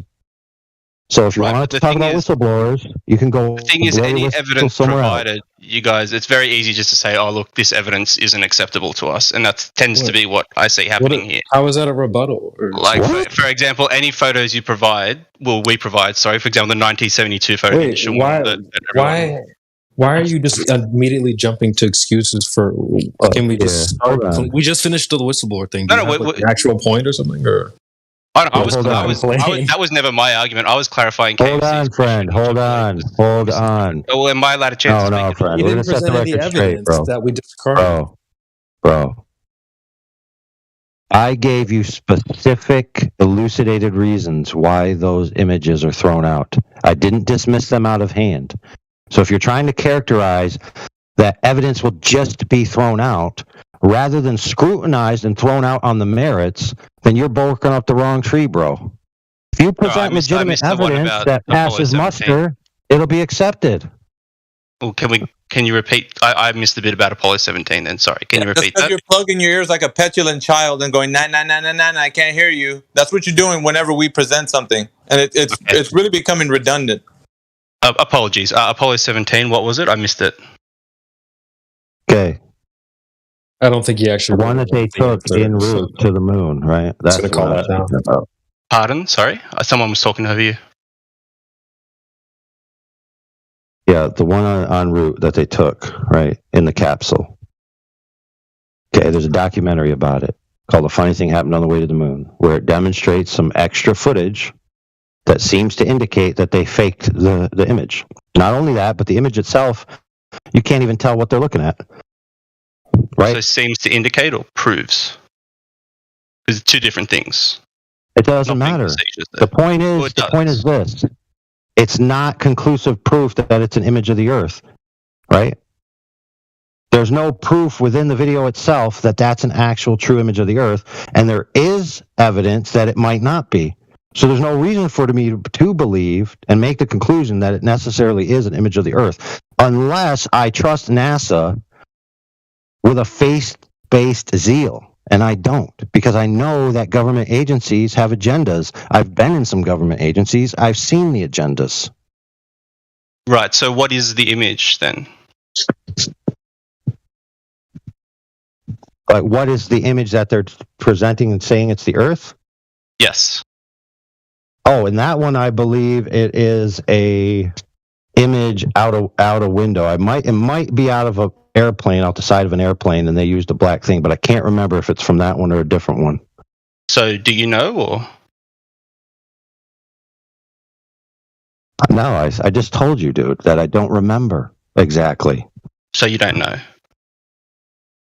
He's using my line of questions to come at you with empirically. It's irrelevant. Yeah, I scrutinized this information in the past. The documentary and the information still stands. Me not being able to recall which one is which off the top of my head, because I've seen about 1,000 by now, it doesn't change the facts. So we don't know? What? And a funny thing, you don't know. I do know. I know that it's not What is the it? Earth. So you in do totality, know that, like they claim. Can you provide me the evidence, or? Yeah, he's been shellacked by the 3 questions, so he's trying to use my line of questioning to you, AI. So What's your line of questioning? Oh, I haven't talked to you yet. I haven't talked to you yet. Yeah, but let's keep in mind, friends. Let's keep in mind, friends, this isn't how it works, by the way. If an organization puts out, this is an image of the Earth, right? They have to provide the evidence that verifies that to be true. You don't just have to believe it or provide counterproof. That's not how it works. Yes. So me poking holes in their story is just bonus. They don't have a verified story. That's the point in the first instance. Also see burden of proof reversal fallacy. Yes, fallacy. Anyway, going on. I didn't. What the hell, What? man? He's literally not even listening. I didn't call you out on any fallacies. Look, I hold on. Irrelevant. Irrelevant. Pay attention, friends. I'll teach you all something. Burden of proof reversal fallacy has nothing to do with the conclusion. Therefore, the fallacy cannot be in play, because the fallacy has to do with, if you make a fallacy, doesn't necessarily mean that your conclusion is false. Since there is no conclusion at play, there cannot possibly, in principle, be a fallacy enacted. So this kid don't know what the heck he's talking about. No, he just hit a random button that had was that CB was calling me out on committing a logical fallacy and therefore invalidating my argument. Well, dude, you got to clean the earwax. That's not what he said, dude. You got to clean the earwax out of your ears. If that's the case, I apologize. CB, I was wrong. I apologize. You're forgiven. You're forgiven. I misunderstood you. I didn't realize you weren't talking. I don't believe you. Just clean the earwax out of your ears or your brain. That's very hostile. But anyway, go on. So moving back to what we were talking about, the whole premise of dismissing any of our evidence is that we can't provide, valid proof. Yet you're saying you're able to dismiss something without providing valid proof. Is that correct? It just explained why it doesn't work that way. Why doesn't it work that way? Do you need another? You got to clean that earwax out, bro. He's stating that part of the foundation of his yeah, I understand your principle. It's called burden of proof. You don't have. We just explained how burden of proof works. I just explained. So you're conceding there may be a chance that it's real. That's not how it works. Can I ask you, AI? Sorry, I'm talking to AI here. AI, are you conceding there is a chance that they're not being genuine, bro? You're not being genuine. You're not even listening. Yeah, there's a chance. There's a chance that the pictures of Bigfoot and Loch Ness Monster are real. You're correct, because I don't have explicit counterproof. See how ridiculous this claim is? But what I'm getting at here is a deeper meaning that it works both ways. No, it doesn't. That's the problem. If somebody makes a positive claim in the first instance, it behooves them to prove it, not the other person to disprove it, ad infinitum in perpetuity. Right. I mean, we're also talking about a hypothetical at the moment, so you can't take this little hypothetical and then paint it broad brush over the entire Earth. Oh, sorry, talking to AI. Okay, but this is a panel here, sir. You're not just going to moderate me. Okay, well, I'll get back to you. I can't do two people at once. But I'm just explaining. I'm answering your question. So if you're genuinely here, then I'm trying to answer your question. If you really want an answer, you were begging AI for an answer, and you didn't care about the answer. It's the type of behavior I don't like. Talking about burden of proof, right? So why is it that the Globers are the ones making a claim, but flat earthers aren't making a claim? Because let's look at who made the original claim. The claim on the table is that the Earth is a specific size, doing a very specific thing in a very specific location. And if you haven't heard about that, Miggy can take you through the 3 points. Right. 3 points. Again, we'll get onto it later because we'll try and stick on one topic at a time. That would be the answer to your question. That would be the answer to your question if you're really here for an answer. Originally, the common belief was that the Earth was flat, right? That was the initial that's belief. The observation. Okay, sorry, the observation. Correct. Now, let's hold on a second there, because we got to parse this out. Yep. Officially and generally, all camps agree that the Earth is experienced as a flat, stationary plane. That's what it looks like. That's how it's experienced.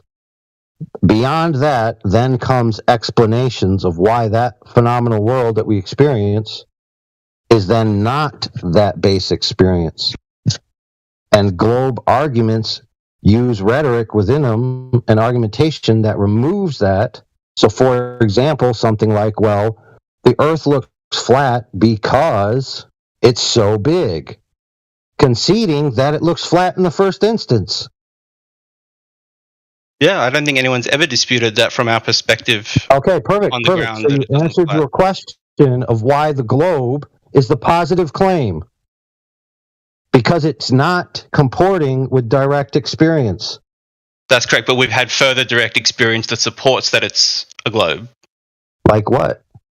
Well, the hundreds of people have been into space for starters. Let's find out. Let's find out, shall we, Rickies? Like, let's not be too hasty right now. Let's actually work this out in a way that we can formulate it and find out whether your baseline knowledge for the Earth being a globe is or is not a blind belief, shall we? Okay, well, I'm sure you've done this hundreds of times. You've got it to thousands. Yeah. So, but basically, if you're somebody who can support the claim that I'm about to talk about, which is the 3 main claims of the Earth being a globe, because I don't know if you advocate from a position of knowledge or just a blind belief. So we're going to find out. Sure. All right. So the first question right now would be, who has directly measured the curvature of the Earth any time in history with drop over distance? I assume you're not going to accept the Bedford level experiment? Right. So the question that I asked you was very specific. With drop over distance. Was it Alfred Wallace? I can't listen. So I'm basically not going to be able to help you because all I'm doing here is getting your baseline knowledge of what you know of who's directly measured the curvature of the Earth with drop over distance. Alfred Wallace. Okay, so go ahead and produce. If you have somebody in mind, that's the primary source, right? Alfred Wallace. So let's get into the citation, cite him somewhere, and also let's see the method by which he measured drop over distance. If it's not drop over distance, I'm going to dismiss it. If it's not what I'm asking for. Specifically, it's drop over distance that I'm requesting. Sorry, are these questions that you haven't answered to, or do you not know when you're asking me to? I'm asking because this is specific. The geometric consequent of the Earth being an oblate spheroid would lead us. Okay, so the question was who hang on a second. So can I finish? Can I finish? You're interrupting me. You're not letting me finish, right? So you want the answer? I'm telling you what I'm asking for. So specifically, the geometric consequence for drop over distance would be that the Earth is an oblate spheroid, telling us that with that, we have geometric principles, right? Properties. So with that, we're going to have to find out who's actually measured drop over distance any time in history so that we can examine that person, the primary source, that we're going to go move into citation and then followed by a demonstration of the method. So go ahead, very specific to what I just asked for. Who's done that in history? Alfred Wallace. Okay. Now produce the citation that Alfred Wallace measured drop over distance so we can examine it. I'm going to Google it if that's what you want. As long as it supports what he's saying about measuring drop over distance. Okay, what would you like? What I asked for. Show me a citation where Alfred Wallace is measuring drop over distance. Okay. So I'm being completely upfront. I've just Googled Alfred Wallace Wikipedia article, and there is 228 citations here. Do you want them all? The one that shows us that he measured drop over distance. That's the only one I'm interested in. Dude, that might have been the most painful thing I listened to all week. This one. This is in the chat, by the way, so I'm linking you in the chat. Does he have the permissions to post a link? Yeah, he does. Okay. So I just want to make this story while he's doing that. One time we asked some dude for evidence of a claim that Sniper's account for Coriolis, right? What he did was he went to Google, searched Sniper's Coriolis, got the top 5 search results to pop down, screenshotted it, and sent us the screenshot. Didn't even watch the videos, just screenshotted 5 videos and said, there you go, there's the proof. All right, so my line of I'm questioning just was then literally going off the citations in Wikipedia. Yeah, you're going off the citation. Now tell us where in this information is what I requested. Because it's your evidence you're presenting. It's not mine. I'm not going to go on a wild goose chase. You're going to have to directly guide me to where the specific information I'm requesting is at. Where do I find drop over distance? Well, first I've got to give you all 228 links. I don't I'm just need doing that. them one by one. No, because it's all there. It's all there. Okay, So, and then you don't know what's there. So you don't know what's there. Together. You don't know what's there. I feel like the goalposts have been moved slightly here. You asked me for who it was. It's not moved slightly. I'm asking Rick Dees. I'm asking for very specific information that you did not give me. So very large topics. So I'm going to go through. No, it's not. You need to stop, man. Very broad topic. Rick, all right, so you need to stop. No, so stop. my answer, you're not was going to wrong. continue. Or? You're not. No, you need to specifically, like I asked for. Okay. Give me Stop getting emotional. Give me the citation for where Alfred Wallace has given us drop over distance measurement. That's what I'm asking for. And you've gave me a website that's leading us nowhere. We're not going to go on a wild goose chase like you'd like. Give me the information I requested or say I don't know. Specifically. The citations one by one. So not all of it is directly related to it, but it's all very relevant. I'm asking. No, it's not. You haven't provided a citation. Stop. Everybody stop, please, for goodness sakes. The link that you gave me, bro, takes me to citations that are in the article thread. For example, a Darwin book. You understand that these are citations to the content in the article about Wallace on Wikipedia, not necessarily citations or references about what Wallace did. Okay, friend? Please take a minute and compose yourself before you further embarrass yourself. I'm literally about to commit seppuku to my ears if I have to listen to any more of this retardation. You're frustrating the panel, Rick Dees. Give us the information we requested.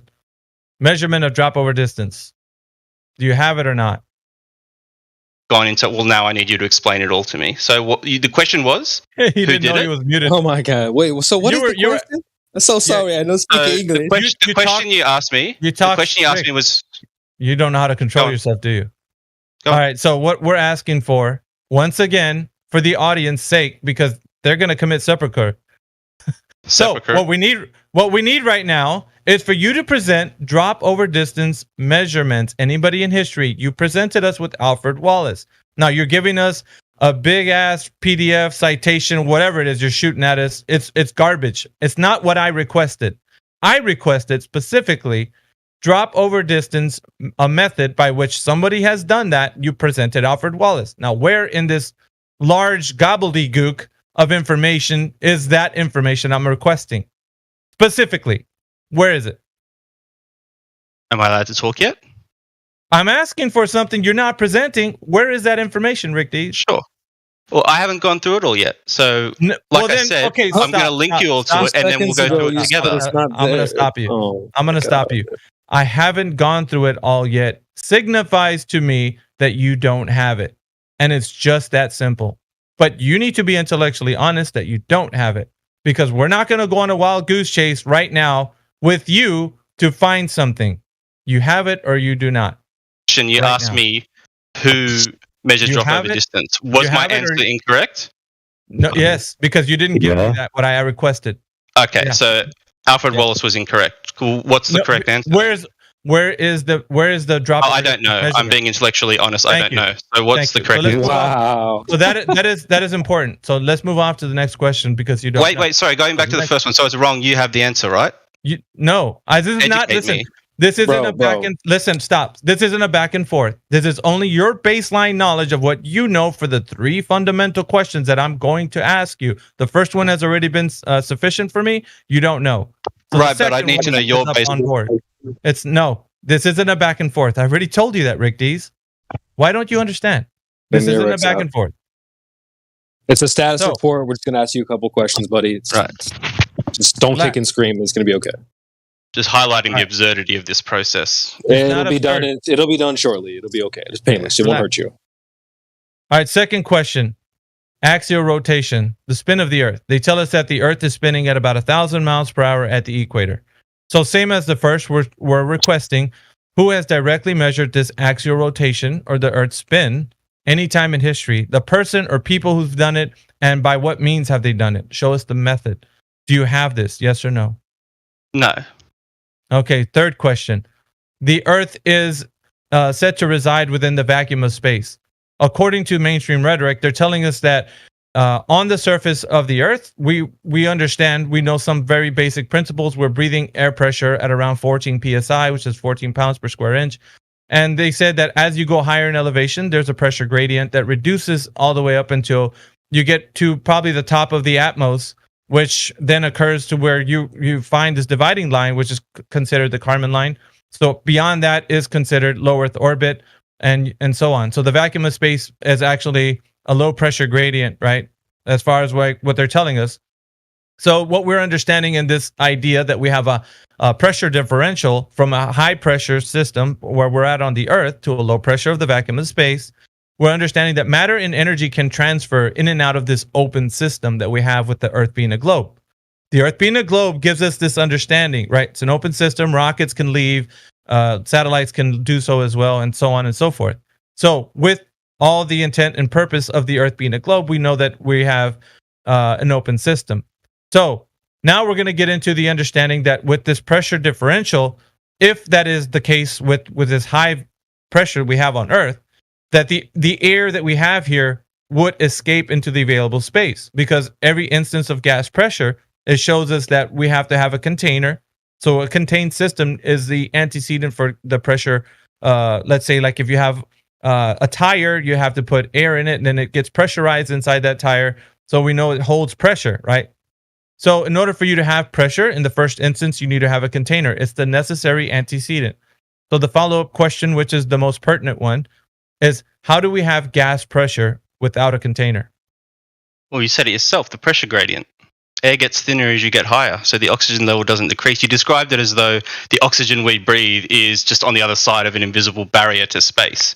But in reality, the oxygen we breathe is only viable to a certain level where it drops off slowly and slowly till eventually there is none left. Okay, That's so the claim. Same as the first two, I'm going to need basically this can't come from Rick Dees, the internet expert. We're going to have to go to who's actually stated this, primary source, citation, and then a demonstration. Because what we're discovering right now is we have to find out how this gas pressure is being contained. And so with your answer, whatever it is, it needs to be supported by a primary source, a citation, and demonstration. Because I'm assuming that you haven't been to said location, right? Outer space. You haven't been to the vacuum of space. So go ahead and cite us a source to support what your answer would be. Primary Isn't source that what citation. Pascal proved? Pascal? No. I'm talking Why is about Pascal? No, I'm talking about the vacuum of space. I'm not talking about just pressure differential. Okay, that's not what I'm talking about. I'm talking about where they're telling us the vacuum of space is. Sorry, can you do me a favor? Can you write down your question in the chat so I can track it a bit easier? Because I feel like you just changed it again. Can you just write down the question? I'll say it this way. Once again, I'll repeat it. It's very simple. Well, just write it. How can we have gas just pressure clear the without a earwax container? out of your brain, bro. Well, I mean, just write the question down so You that you I have answered it with the claim, so you understand what the claim is. Now we're asking you for a demonstration, basically. Yeah. Yeah. Can you, So can you follow? Are you tracking? Okay. Do you I need a feel like crayon? he asked me who proved the pressure gradient, and now he's saying no, who proved the vacuum. So just write down the. All right. So you're not going to tell us what we're telling you.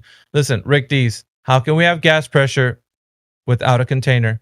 And so if anybody's ever said that in history, right, it was the same as the first two questions. They all were questions followed up by your ability to produce the information for primary source, citation, and demonstration. So it's the same question. You just have to support it. That's what I'm asking for, the support of the question. Pretty simple. Now it's back to you. Right. So what was the question? How can we have gas pressure without a container? Pressure gradient. Yeah, I know that's your answer. Now support it. You asked me who measured it, right? That was how I support it. I said Pascal. The pressure gradient. Now, the citation is what was the citation for what I just asked for? You'll probably be able to keep track of it easier if you just write the question down. Bro, you just stated the claim. I already said this. Look, you stated the claim twice now. The gradient. Right. Yes, we all know that's the claim. Now we're asking for a demonstration of that claim. What form would you like that demonstration to take? That's been the question from the jump. So, okay. Gas So define what you mean by hang on, hang on. I'm going to stop you, Rick Dees. Gas pressure without a container. Do you hear me now? Repeat what I just said. Repeat what I said. Ridiculous. I know what you said. What did I say? Then stop pretending to be confused. Then right. No, I'm not confused. I just think this is absurd. Because every time I answer, he changes the question and gets angry. Stop you. No, the question's been the same. It's always been the same. So it's simple. Just produce the information that I asked for. Gas pressure without a container. That's what I'm asking for. That's you just named something. Stop squirming, dude. The question is, how does gas pressure exist without a container? Is probably the right way to phrase that question, right? Well, am I correct? Perfect. So as I was saying, produce it. Yep. So the information you asked for was, how does gas pressure exist without a container? And I said it exists due to a pressure gradient, Not just a which claim. was measured by Blaise Pascal. Okay, so you said that he showed us how we can have gas pressure without a container. He laid the foundation for it, yes. For gas pressure without a container, show me. Citation. Where he said exactly the words that were coming out of my mouth. Okay. See, that is the ridiculous part of this. No, right? it's not. No, it's not. Because he hasn't phrased it the way you want it, in a way that you can understand. What do you mean? So he can't show us. So he can't show us that gas pressure can be uncontained. He did so by proving that there is a pressure gradient. Rick, here's what you're not understanding, bro. Look, there's a fall. He proved that there's a fall in barometric pressure as you increase with altitude. Is that what which I'm is asking basically, for? Yes, that is what you're asking for. No, it's not. That explains that. Sorry, Rick. The claim is in the question. So we know what the claim is. Now you have to show it or demonstrate it. Just pointing back at someone who agrees with the claim or, here's the claim again. That's not what we're asking, dude. You have to show the claim actually happening. The demonstration, perhaps?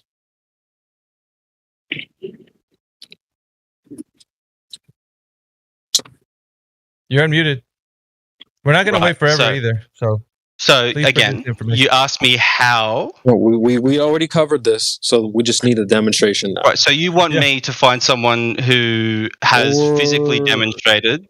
Right. The whole premise of their experiment was your claim, right? Or you can say, I don't know. My claim? No, it's not my claim. It's the claim that the Earth is uncontained from the vacuum of space. That is the claim, not my claim. Don't switch this around till it's being my claim. It's not my claim. It's the claim that the Earth is uncontained from the vacuum of space. Which you've stated twice, Rick.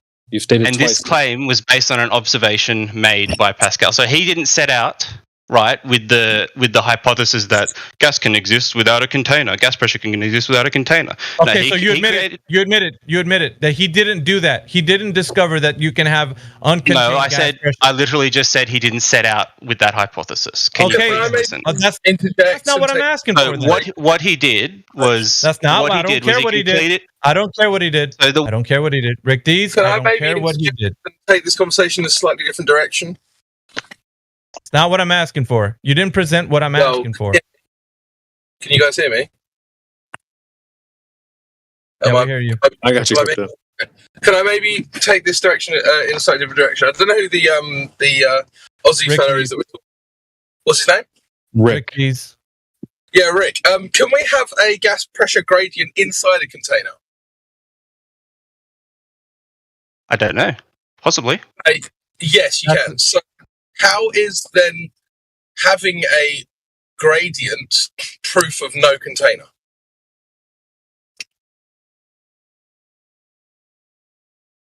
Well, it's not proof of no container. It's proof that it can exist without a container, which is your question. No. The question is can okay, you can this is the issue. Can you write down the question? Can Mayhem write down the question? Dude, I've come in actually very, very calmly. I know that this has been a bit of a heated conversation, but just respond to me in kind, please, right? So the question is not is that possible, but is that actually true? Right? So again, if you've got a gradient in the atmosphere, that could be happening either within a container or not within a container. Well, yeah. If there's a container. Sorry, Crypto, did you want to finish? Or did he click me, or I don't know what's happening? I wasn't sure if you were finished there or not. He's just on a roll. So. Oh, is he roboting? All right. Well, no, he's just interrupting you. That's all. Like, yeah. He's talking straight through you when you start, so we have to mute him. Oh, brilliant. Yeah, I don't really know why that's necessary, like for him to just do that. Yes, so it sounds to me like his argument is that you can have a gradient either within a container or not within a container, right? So that's a very poor argument for the globe existing without a container. Just on its face, it doesn't even address what's real or not. It just the logic isn't even sound yet. You haven't even got to a logical argument yet. So, Rick, do you want to go again? Yeah, sorry, what was the question? Oh, wow. This is like the 8th time we're going to tell you, man. That's not even possible for you to be that small-minded. But I'm That's cool. I just keep getting distracted by the multiple people, so it's easier for me. No, you're not. No, you're not. Oh, dude, no, you're not. He was the only one speaking to you. I'm the only stiff upper lip guy here, right? So just as soon as you hear, some posh boy from England, then just that's all you need to focus on, right? So we've got this scenario, right, where you've said to us that it sounds to me anyway, correct me if I'm wrong, it must be a globe because of gas pressure gradient, and the gas pressure gradient proves that there's no container. No, I didn't say that. Okay, so what's your position? I was answering the question of how can gas pressure exist without a container. Didn't ask that. Ask what your position was. On what? On this subject. He's lost. Crypto. The gas pressure existing without a container. My position is that it can exist without a container. Okay. So let's just accept that that's true, even though I don't agree, right? Okay. So you've got this gradient, and that can also be possible within a container, right? Again, I don't know, but you said it can be, so I'll take your word for it. Okay, so then at that point you're at a logical dead end, because you're saying, even if I accept what you say to be true, which I don't, but let's just say I do, you can have a gradient in a container and you can have a gradient outside of a container, right? Yep. So then where do you go from there? How does that prove that you're on a globe in the middle of literal nothing? How does it disprove it? Okay, so prove the proof is what's required, right? So you got a burden of proof there. Right. So the question was, how can gas pressure exist without a container, correct? Yeah. Well, we were going to go on to that, but I want you And to that's just turning into... follow. I want you to follow logical steps, bro, because you're not being logical.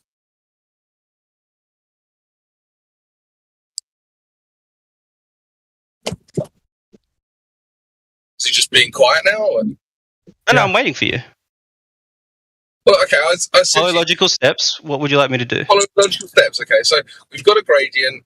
That doesn't mean, as far as you have said that you're aware, that doesn't mean that it's either contained or not contained. Now, the issue with saying that there's no, because there's other ways of doing this, and I'm not going to try and give you your own answers, right? But the issue with saying that we can have a gradient and there's no containment for that, is that then the gradient would have to be existing in a certain way, right? So the gradient would have to be a certain density out into, I don't know, let's just say 100 million miles out, and then the air density would be a different density, right? But then that gradient would have but that gradient would have to be consistent across that whole distance, wouldn't it? And in terms of it have to drop off at the exact same rate across the entire distance. Yeah, exactly. So the problem is Does it not? No. No, because there would be virtually no gas on Earth. I don't understand. Why would there be no gas on Earth? Because you're talking about a finite volume of air across virtually infinite distance, infinite volume. Well, no, it's just in relation to the proximity of Earth and the Earth's gravitational pull. But now you're bringing in another fantasy to back up your first fantasy that you haven't actually established. What's the fantasy? Gravity. Gravity's a fantasy. Yeah, hang on. This isn't. I'm sorry, Crypto, but I don't want to mean this to be a back and forth with the three questions. This is just supposed to be his baseline knowledge. If he doesn't know, he needs to admit that he doesn't know, and then. Gone through the three questions yet? Oh, sorry, Biggie. I was on the third one, so. Yeah, go on then. I was the third one, so. Just to wrap up, and then I'll shut up. All right, just to wrap up, and then I'll shut up. The problem with the globe model, and you'll learn this if you actually are honest, is that all of the concepts are like corpses leaning on each other. Like none of them are actually good concepts, but you'll find that they'll have a concept that's died, and then it just leans on another concept that's died. And this is a perfect example of that. Gas pressure without a container because gravity, but you haven't established either of them. But you think gravity is like you don't believe in gravity? Like that's no, hang on, Rick. No. This isn't a back and forth. I just said that, not a back and forth. This is a baseline knowledge. Hang on a second. Can I finish? This is a baseline knowledge for your understanding of what the globe is with these three questions. So with that, I'm just going to pause you for a moment. If you can hold your tongue, that'd be great because I'm going to play a clip that's about 1 minute and 10 seconds. I'd like us to listen to it and for you to listen to George Porter speak about gas pressure. Just hold your tongue. If you start talking through it, I'm going to have to pause you, restart the thing over again. So please don't talk through it. It's only 1 minute. Here we go. Now let us look at some examples of spontaneous changes and see how they are accounted for in terms of the second law of thermodynamics. We'll take the simplest first and look at changes where only the entropy changes. Now, one, perhaps the simplest of all of these, is the expansion of a gas into a vacuum. I have in one of these bulbs some bromine, and in the other I have a vacuum. And if I open the tap between these two, you will see spontaneously the bromine rush from one to the other. Now that is the simplest change we can have, perhaps, because all that happens is a change in entropy. In this case, the expansion into a vacuum, nothing else is involved. There's no energy change, there's no temperature change, there's no change except entropy. So without the entropy concept, that would have been difficult to understand and difficult to account for. That's it? Yep. All good. Did you understand or did you hear what he said? I understood about probably 50% of it. You understood about 50% of it? Yeah. What about what he said didn't make any sense to you, Rick Dees? there's a visual in the chat at 54 minutes past the hour. There's a GIF there that's explaining and showing, demonstrating. Yeah. Since we like demonstrations around here, is demonstrating what he was saying. He might Take a not look at be able to actually listen to it at the same time when watching it at the same time. It's difficult, it seems, right now. 50%, that's what it seems like. Sorry, So can what we we play have- it again? I'll happily listen to it I'll again. be happy. Yeah, happy Oh to. my god, dude. Happy to. We can do it one more time. I don't mind. Just give me a moment. Do you know where the chat is? Can you see the visual there? All right. I'm about Is to that play is it that once just again. the video of what he just played? Should I just listen to that? Yeah, it's a part of the video, but you can. It's a gift Shorter. that we have. It's just a gift that we have that shows what he's demonstrating. So I'm going to play the clip right now. Here he goes. Now let us look at some examples of spontaneous changes and see how they are accounted for in terms of the second law of thermodynamics. We'll take the simplest first and look at changes where only the entropy changes. Now, one, perhaps the simplest of all of these, is the expansion of a gas into a vacuum. I have in one of these bulbs some bromine, and in the other I have a vacuum. And if I open the tap between these two, you will see spontaneously the bromine rush from one to the other. Now that is the simplest change we can have, perhaps, because all that happens is a change in entropy.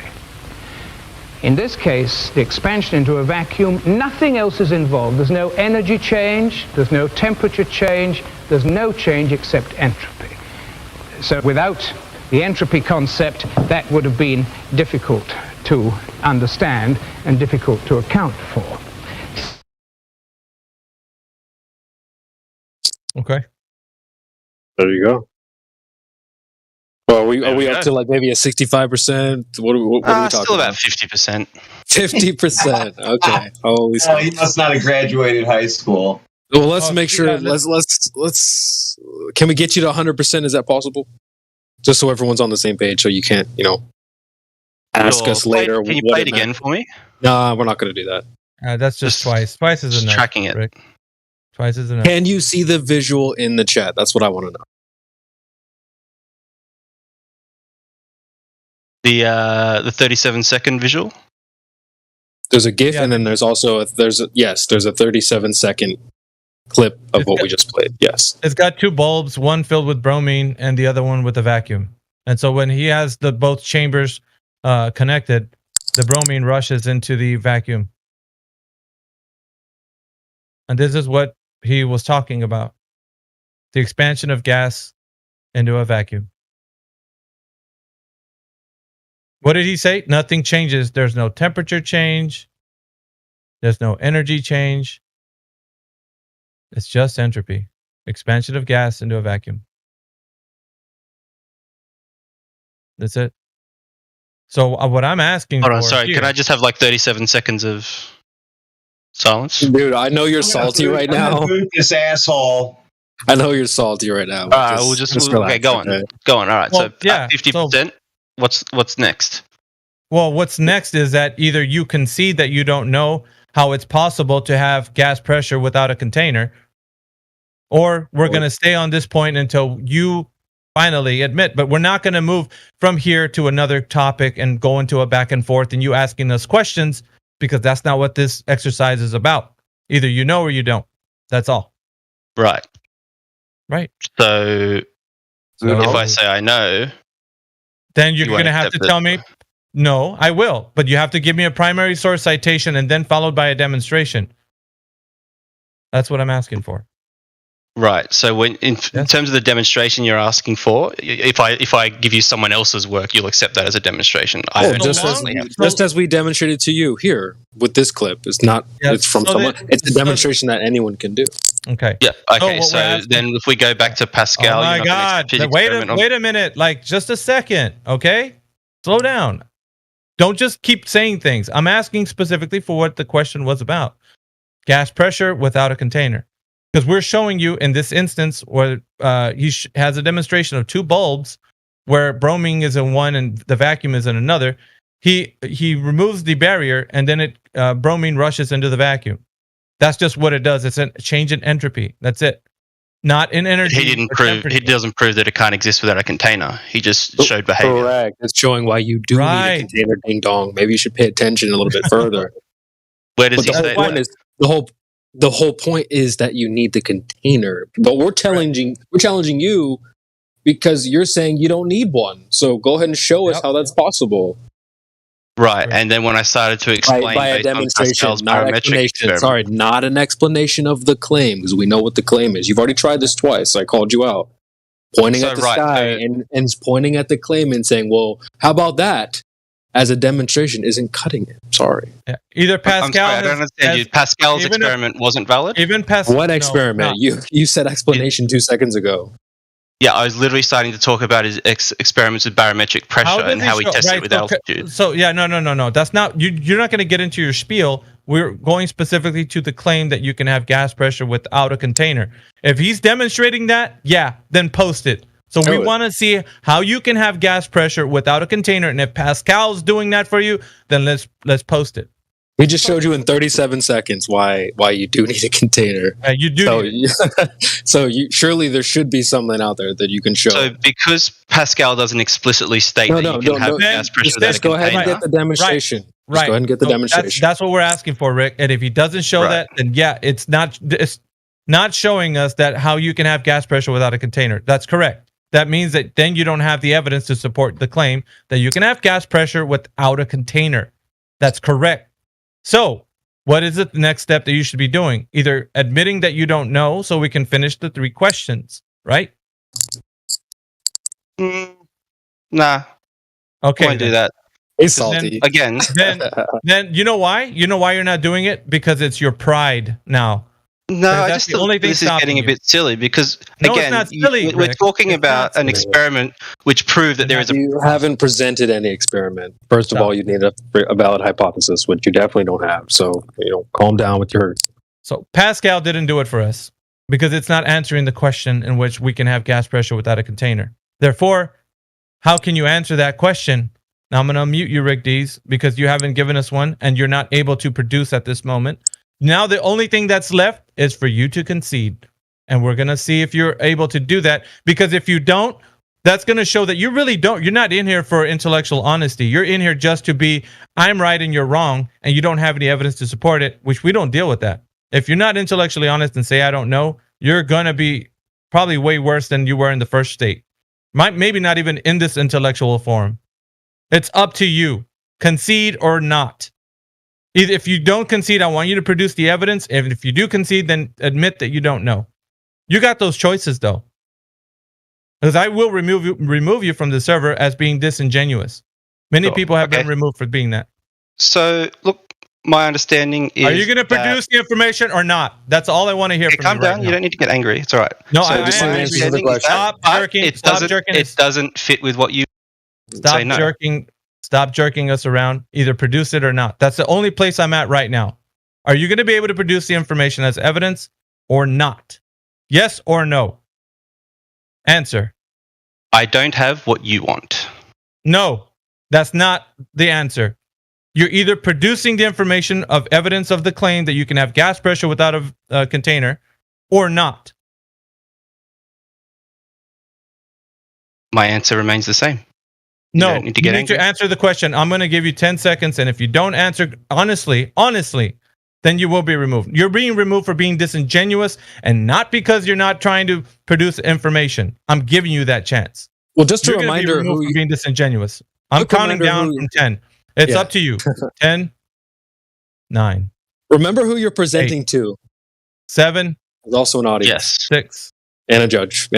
Yes, what? Yes, what? Yes, I don't have it. Okay, thank you.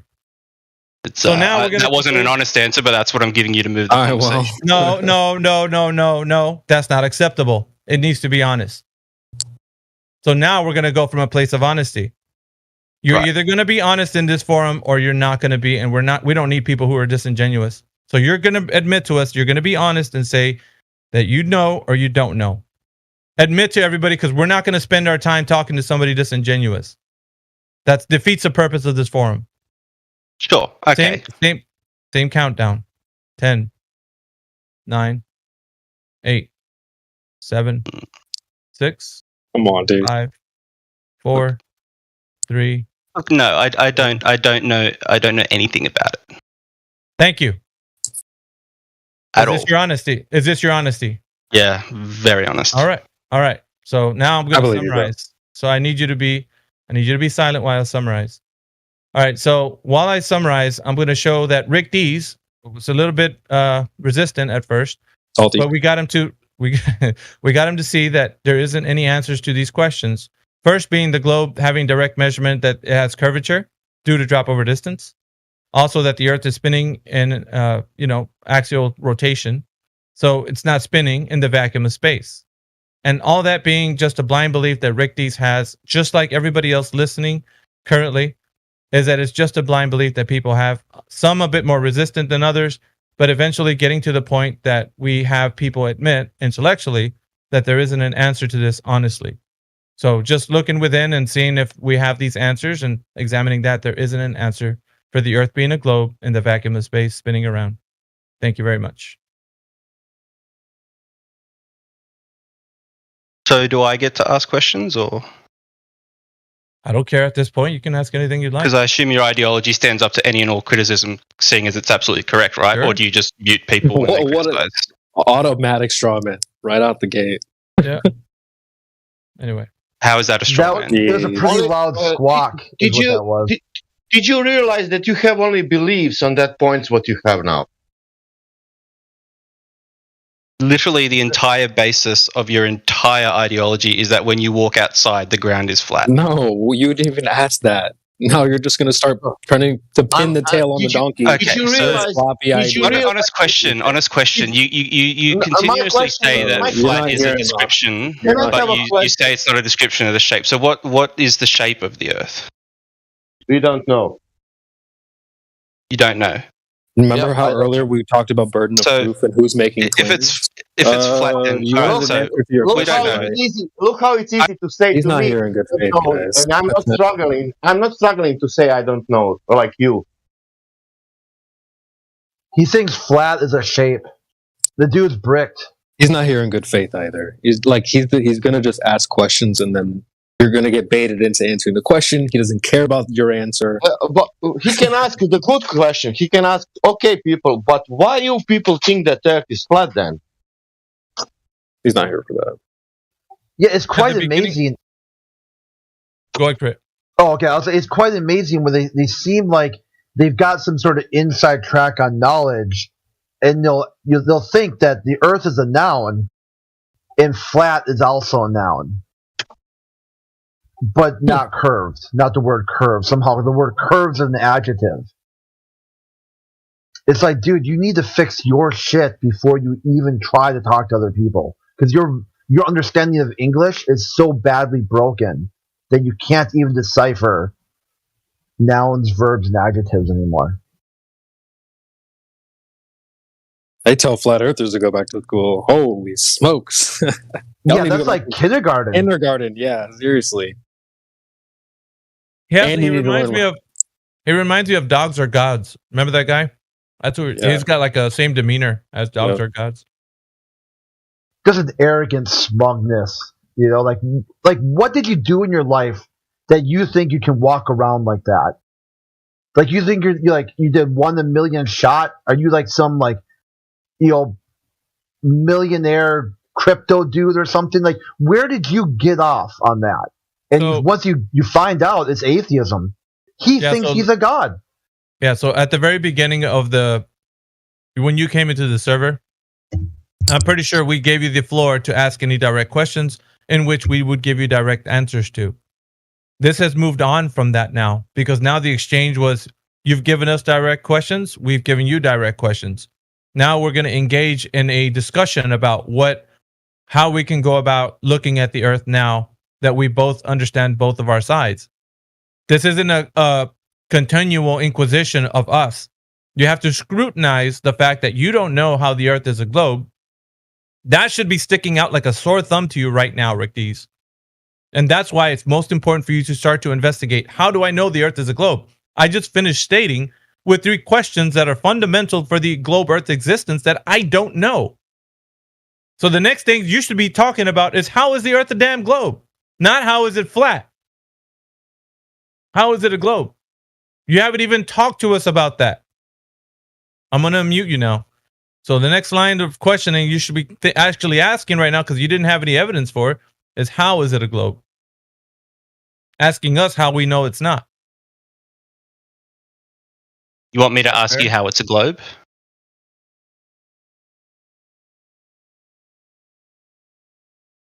That seems kind of counterintuitive considering you don't believe it's a globe. Well, no, because you just finished stating that you don't know in the 3 questions that I asked you. Right, and what does that prove? That proves that you have no knowledge on the topic of the Earth being a globe. So when you come in here asking questions of how the Earth is flat, it's counterproductive for you understanding that it's not a globe. Do you understand now? In order for me to know something, I have to personally prove it? You have to actually come from a baseline knowledge of understanding how it is. You don't even have that. You know, from the mainstream rhetoric, what's the Earth's radius? Yeah. What's the Earth's radius? I know it in kilometers. It's about 6,500 kilometers. Okay. I don't use miles in my country. What's the Earth's circumference? 40,000 kilometers. All right. So you're familiar with that, right? Yeah, high school. Oh, high school. Okay. So how did they diameter 12.7 thousand? No. Thank you. Yeah, 12.7 thousand. That's the metrics of the Earth being a globe. That's great, right? We have that. So can somebody? Why did you ask me then? Because can somebody just make up those numbers, Rick Dees? Yes. Can I just make up any number? Yeah. I'm talking about the public information that the Earth is a globe, Rick Dees. Follow the line of questioning here. Can somebody just make that up? Yes. Okay. You really believe that? How could we test that claim of the size is true or not? How can we ascertain that? How can we know? They made a claim. The Earth's a certain size. How do we know it's that size or not? Personally, I don't have the resources to do so. Are you asking theoretically how can we do it? Well, I'm asking. You just had 100. You just had 100 wiki sources like 30 minutes ago. Now you got nothing, huh? Oh, okay. No, what I'm doing is clarifying the question. Does he want me to say how can we individually verify that, or as in what is the theory behind verifying that? Right. That How is it possible that anyone's ever verified that information? Anyone in history? Right. So again, you're not asking about the theoretical measurements that have applied. You're asking has someone actually gone with a giant ruler? Oh, we have around the Earth. You said giant ruler you're making light of this, but you don't realize that there's metrics to the Earth, as in somebody did put a giant ruler to the Earth. Duh, they give us the metrics, so somebody's did that, right? Yeah, where else do they get the numbers from, bro? You don't actually believe that people just poof those into existence. Right? Right. So you're saying it's only possible to measure the Earth by wrapping a ruler around it. Where did it know, dude? What? You said that, you dumbass. You just finished saying somebody you want to put a big ruler to the Earth? Well, that's what I'm asking you. I'm telling you. That. Where else would the numbers have come from? How did they get the measured it? That's what I'm saying. We've measured it in other ways. In other ways. Which way? So when you look at a basketball, and you tell me it's a sphere, it's got a radius, diameter, and circumference. You can actually test the geometric consequence of that sphere. You can test it. You can measure it, drop over distance, and all that kind of good stuff from it being a sphere. It's a basic geometric shape, and you can test it, right? Correct. Yes. Rick and that's how we apply it. Now, well, no, it's not, because when I tell you how can you measure that when it concerns the Earth being an oblate spheroid, which is a globe, and its sphericity, you're like, oh, you come up tits. Well, I don't know, man. Someone did it somewhere, somehow. Oh, what was the method? I don't know. We got ideas and things and, stuff. Mm-hmm. It works. Rick Dees. Mm-hmm. How do you measure the geometric consequence of the Earth being an oblate spheroid? Okay. Well, rather than wrapping a giant ruler around the world, what they did was they measured the distance between 2 points. I think it was 2 cities in Africa. I don't know the names of 2 Africa, but I know they measured the... Well, okay, so it's funny that I don't know the 2 names of these African cities. What did they do? Go ahead, bro. Go ahead. So again, my understanding is that they measured the distance between 2 points, which happened to be 2 cities in Africa, and they were able to judge, I think, by the distance, the length of the day. It was on the winter solstice. What does that have to do with the geometric consequent of the Earth being an oblate spheroid, Rick Dees? Are you serious? I am dead serious. Yeah, that's So I'm literally about 20% of the way into explaining something, and you've stopped me because it doesn't make any sense to you. No, I'm asking because it's not dealing with the geometric consequent. You're dealing with the sun moving across the Earth. I don't care about that. I want to know how you know the Earth is curving at the set rate that it is due to drop over distance. Well, that's how we know, but you don't agree with it. No, that's not how we know. That's not knowledge. You don't gain knowledge based off of that. Come on. I just told you if I have a basketball and I want to know that if it's a sphere or if it's a cube or whatever other geometric shape I'm telling you, that it has its consequent of being that shape, meaning that it's going to have sphericity if it's a specific, like a globe, right? If it has a globe or it's an oblate spheroid, I can tell you that it is, versus a cube in my other hand. Like I can hold a box and I can tell you its geometric consequent of being a cube, right? So, but on this hand, I have a basketball and I can tell you that its sphericity is measured with geometric principles as it being such with the radius, diameter, circumference. That's pretty simple to me, and I'm able to measure drop over distance on that basketball. Now, why can't I do that with the Earth? You don't have a ruler big enough. A ruler big enough. Bringing up this ruler thing. You already said there's other. Why can't you apply the same principle with the Earth? Listen. Because of the fact that when we talk about the basketball example, and you have you put your finger on the basketball. That's point A. You put your finger on another point of that basketball. It'll be point B, and it doesn't matter the distance. It only matters that you put it in a different location than the first position. When you have the distance to that, it becomes an arc. An arc. That arc has a principle for geometric consequence. That from point A and point B, you're going to have drop over distance. Do you understand the words that I am telling you? You literally just almost explained the experiment that I was about to start explaining. No, he didn't. I guarantee you. I had gotten to the point where we'd taken 2 points, point A and point B, which is the same as 2 fingers on a basketball. Not what he just said. Guaranteed. Right, okay.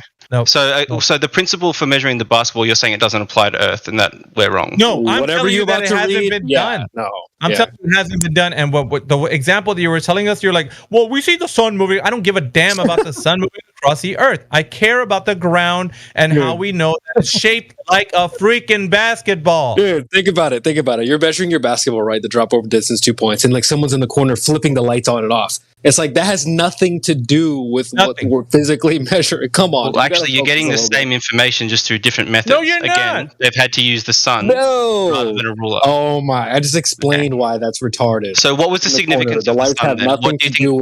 What do you think measuring the angle of the sun was about? Then, why do you think they did that? Because they're trying to give you ideas that they live on a globe. Okay, so do you know the answer or not? Let me finish. Yeah, we know. So what was the significance of the sun? Shit, dude, are you going to let me finish? Or are you just going to keep interrupting me? You want to hear my answer and you interrupt me. Go ahead. So they're gonna do something to give you the illusion that you live on a globe without measuring the geometric consequent of being on an oblate spheroid, as in drop over distance. So they're gonna avoid that by giving you misinformation and showing you angles to shadows, which is ridiculous, by the way, to tell you that you live on a geometric shape without showing you directly that drop over distance measurement that you need. Okay. So what was their argument then? You don't have to say it's true, but what was their argument for using the sun? Eratosthenes. No, same argument. Yes, that's the person we're talking about. But what was the point of using the sun? What information did they resolve? You Africans, bro. Come on. That's not the person. That's the story, man. It's the answer the question, please. There was some African guy, I think. Listen, that's what you said. African cities. Eratosthenes wasn't African. It's the method by which they're using to produce the information of the what evidence. What information were they trying to produce? They're measuring shadow lengths of two different places. In order to determine what information? They're trying to get the sphericity of the Earth with the calculation, not with the measurement. Like just say if you don't know, just say you don't know, because you don't explain the significance of the sun.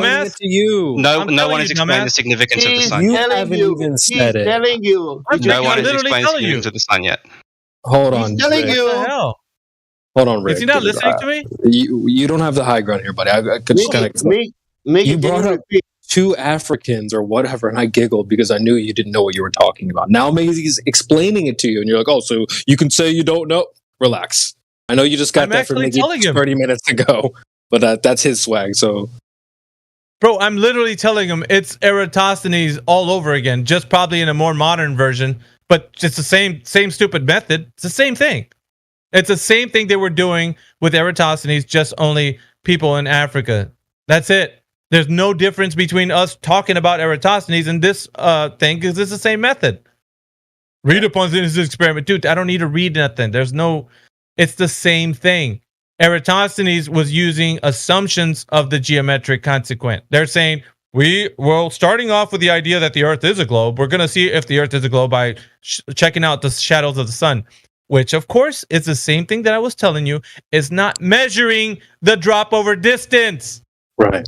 That's why you're asking, why do you think they looked at the sun? Because they're not measuring drop over distance. They're selling you a pipe dream, and you're believing it. And he said that radius is 6,000 kilometers. That's correct.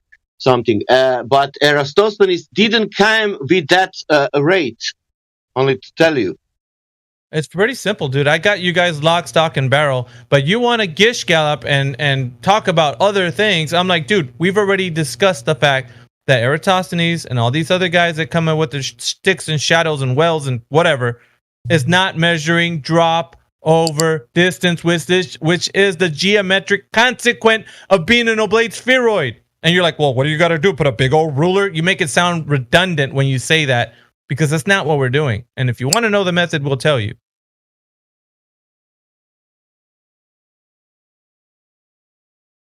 Go ahead, Rick Dees.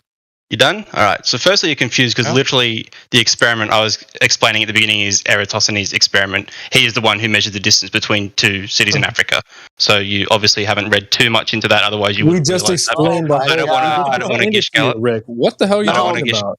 Wait. You gotta clean the earwax out of your brain. We just explained that to you. Holy smokes.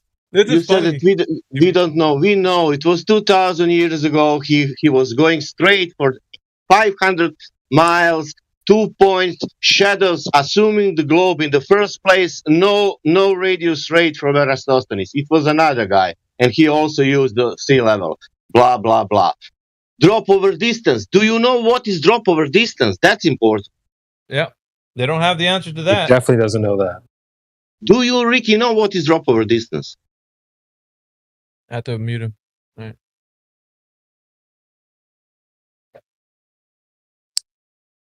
I wonder if he's got his heart right now, or if he's still going to ask the same. $5. He's going to ask the same question. What? Yeah. Every sphere has drop over distance. You know. That means if you are somewhere, and there is a method. That's what you said. Radius 6,000 kilometers. That means if you're on the ground, you have the math, and then you now can calculate in which distance will be which drop. Do you understand that? That's a sphere. If you are on the top of the sphere, in a distance, that sphere will start to curve. Do you understand that? I think now he's stonewalling you. Explain the curve again. Oh, there he is. What is this? I don't understand.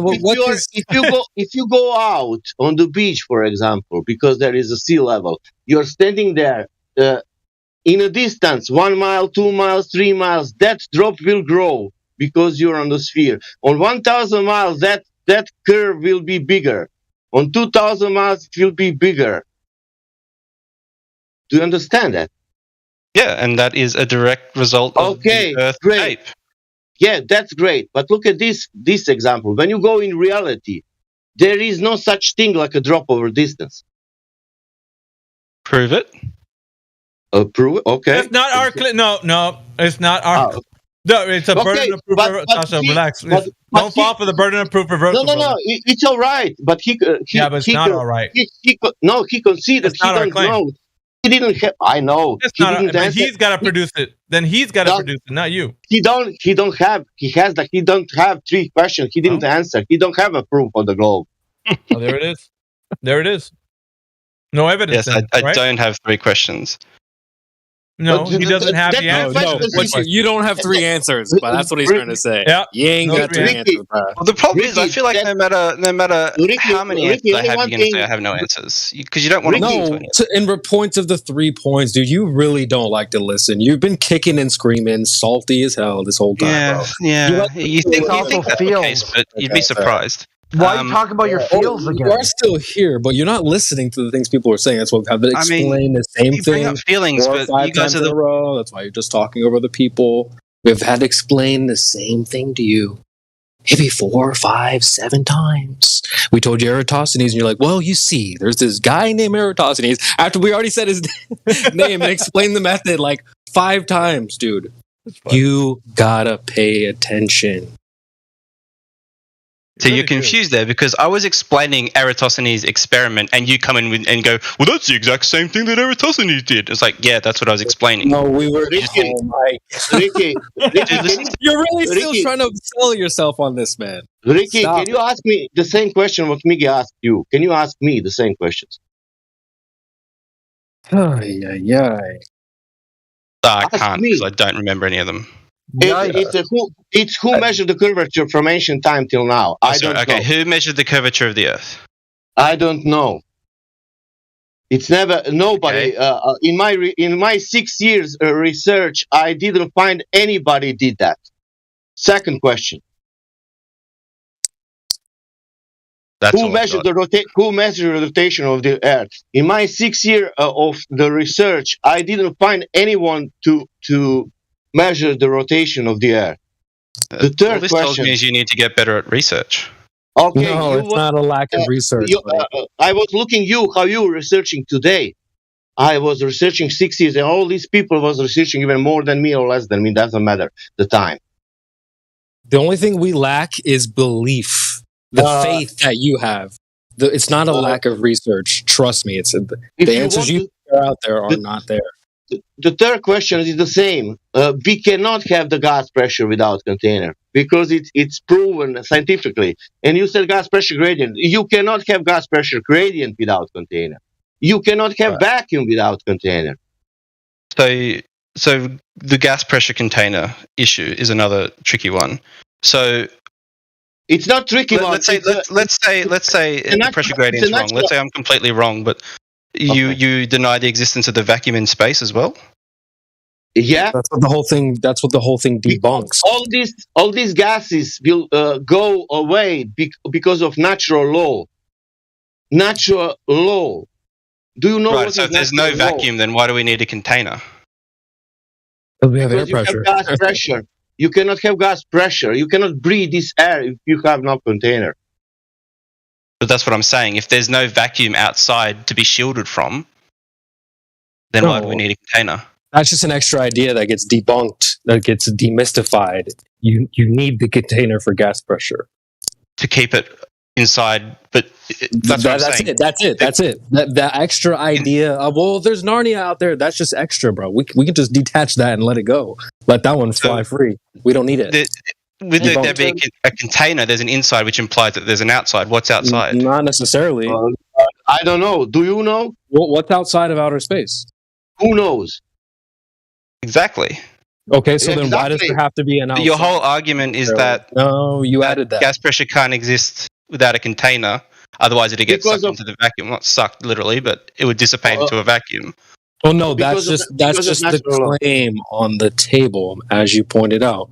That's the claim. Right. So the claim is in the question. How is the claim possible? That's what we're basically asking. With flat Earth, there is a container? Of course. Yeah. Well, What's the the Earth in container made out general. We don't know. It's made out of Rick Dees' brain. How about that? Good one. Ad hom. So how we can know? Remember how you just Remember how you just pointed at the sky and said, "Well, there's a gradient." Would you accept if I just pointed at the sky and said there's a container? No, see, I didn't do that. I tried to talk about how Pascal proved there's a gradient, but you wouldn't accept it. But that's still pointing at the sky. But it doesn't matter because using a barometer.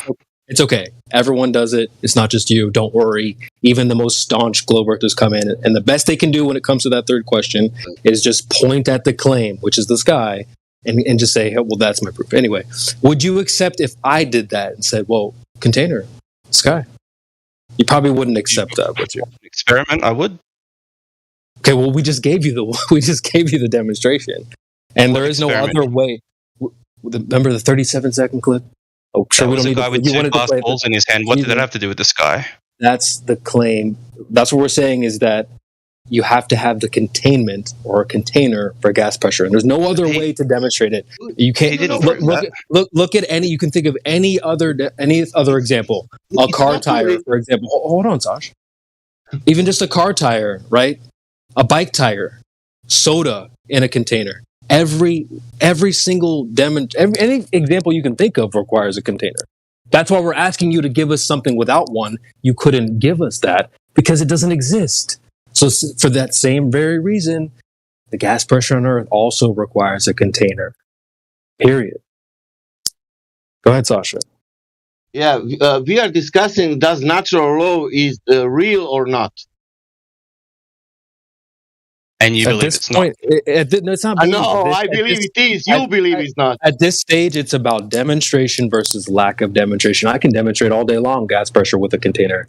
No one ever, not just you, not because people haven't researched hard enough, no one can demonstrate gas pressure without a container. So why in the hell would you go and base your baseline reality off of that belief? That's stupid. When you can physically demonstrate reality, second law of thermodynamics, we taught you what Sasha's talking about, entropy. You can demonstrate that all day long. So I'm going to stick with that over just some blind belief. Wouldn't an example be air pressure being higher at sea level than it is on top of a mountain? Well, that's still pointing at the sky and pointing at the claim. The claim is that the sky is open. You don't need a container. That's the claim, bro. So you can't just point at the claim and say, well, see, look, there it is. Okay, so let's say physically... Hold on, real quick. Just like I can't point at the sky and say, see, container. You wouldn't accept that. So you can't point at the sky and say, well, see, there, it's open. Look, see? It doesn't work that way. I would recommend is take a barometer and start at sea level. You're doing take a hike. You're just pointing back to the gradient. Right. Again, this is proof of no, it's not. Pressure existing without a container. No, it's not. So you're saying air pressure is exactly the same. No. We already covered this. Hold on, wait, real quick. You can't just respawn on us like this, bro. We just went over this. The gradient is not in contention. We're not arguing that. Crypto or who's known as goes by a different name, Ronnie, right below you, explained how you can have a gradient in a container. You can't have a gradient without a container. Sasha told you that. So just pointing at the claim or the sky, which you guys say is open, it doesn't need a container. Hold on real quick. You can't just point at the sky and say, well, that is now my proof, which is your claim. So taking a barometer and going up and saying, see, look, there's a gradient. Now I have proof. That's just simply pointing at your claim and saying, well, see, look, proof. It doesn't work that way. I'm sorry. You have to demonstrate that claim, as we've demonstrated all with you, the 37-second clip. Here's the container. Here's the gas pressure. Here's what happens when you open the container, etc. Right? Gave you another example: car tire, bike tire, soda, etc. You would have to demonstrate the claim instead of just pointing at the claim itself and saying, "Well, that is my proof." So you want a small-scale demonstration that's easier for you to understand. Any demonstration, anything other than pointing at the claim, which you can't do. Right. So again, if gas pressure can't exist without a container, how is there a difference in pressure at certain altitudes? Crypto, should it all be the exact same pressure? No, Crypto, you already asked that, and I already pre-answered that, and Crypto answered that. Ronnie below you. Yeah, I actually directly answered that because I knew it was coming up. And you just said, Sasha said that gradients can exist without a container, right? No. You can't have the gradient without the container. We talk about delta and delta X. So the gas pressure gradient is an antecedent relationship from the gas pressure. Let me just give you a quick example, okay? I really like the analogy of a banana, okay? So say you come to me and say, I have this rare banana. It grew, it has no peel, never came from a peel, right? I'm like, wow, that's amazing. Can you show me that? Right? If you just show up to me and hand me slices of banana, not demonstrating the claim. So let's tie this back to the Earth. The Earth is claimed to be this rare banana, no peel, no container, right? You guys come to us and bring us the slices and say, hey, well, look, there's slices of the air, right? The banana inside will be the gas pressure of the air. You bring us the slices and say, well, see, look, that's proof. I don't need a peel. That's not actually proving that. I need to see it. I need to see that thing growing on the tree with no peel. Okay, you have to show the claim itself. Bringing me little slices of the atmosphere or little slices of the banana is not proving that it did not come from a peel or proving that that gas pressure did not come from a container. I hope you understand that analogy. Not really. Okay. Well, you haven't been understanding very well. That's you're explaining to me how you think I'm wrong, but doesn't All right. really Well, say let anything me just. I'll say it real quick, D. Doesn't really apply. The peel is the container. Very good analogy, right? actually. The peel is the container, right? Okay, are we good there? The peel of the banana would be the container of the earth, essentially. Okay, does that make sense? Rick? Yeah. You still there? Again. Okay. Hold on. Let me. You don't understand. I'll explain. Hold on. Okay, so what's inside the peel is the banana itself, right? That would be the gas pressure. You following so far? And then you have that brown part. Hold on, Sasha. Hold on, dude. Give that brown part. Hold on. No, it's not the brown part. Hold on. So we've got the peel on the outside would be the container. The gas pressure on the inside is the banana part. Are we tracking so far, Rick? Well, I mean, banana's a solid, not a gas. So okay, but it's an analogy. Hold on, it's an analogy. Can we track along? Are you old enough to follow an analogy? Yeah. Just what I'm saying. What I'm trying to highlight. If you read between lines, it's bad. I don't want to twist your arm here. I just want you to go through the analogy first, so that you understand what I'm asking, or understand what I'm saying. So far we've got the container and we've got the banana or the gas pressure on the inside. Are we good so far? Yep. Yeah. Okay. All right. Okay. So what the Earth is claimed to be is a banana with no peel, no container. The globe Earth. You look at the pictures from space, there's nothing containing the gas, right?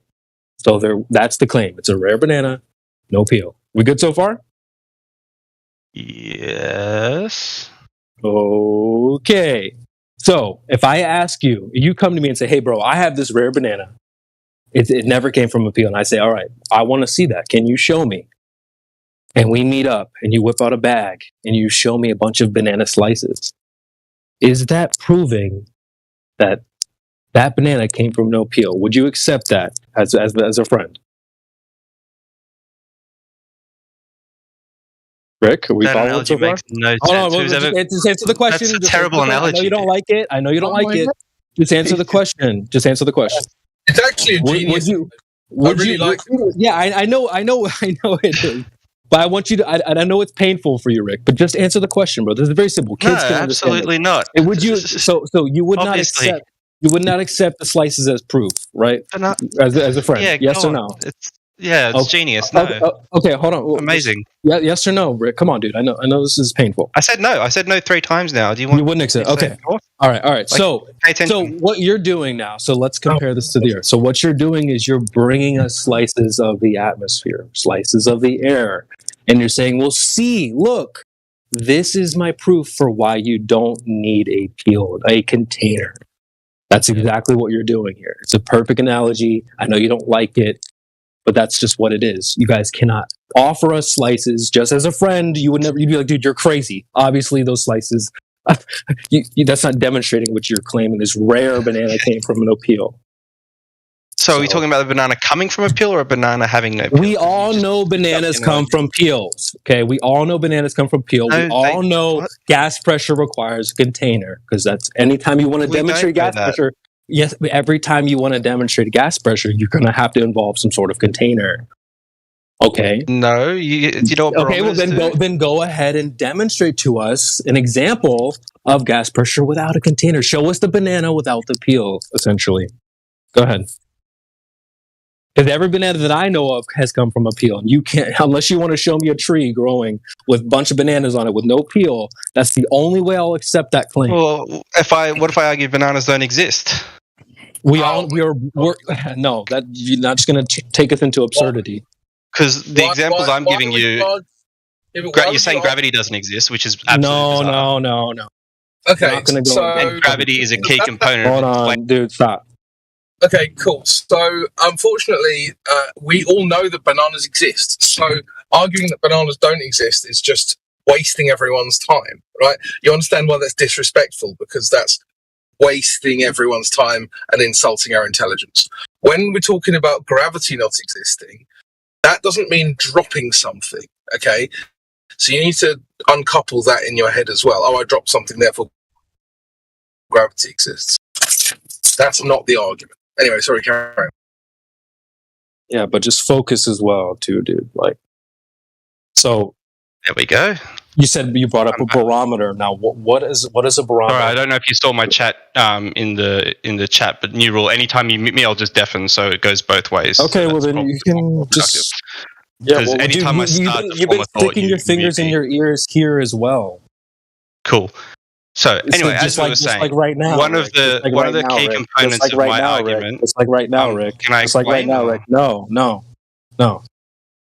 So you're not just going to stick your fingers in your ears. You're not just going to stick your fingers in your ears. You're not going to moderate the room. You're a guest here. We've been treating you with respect to some degree.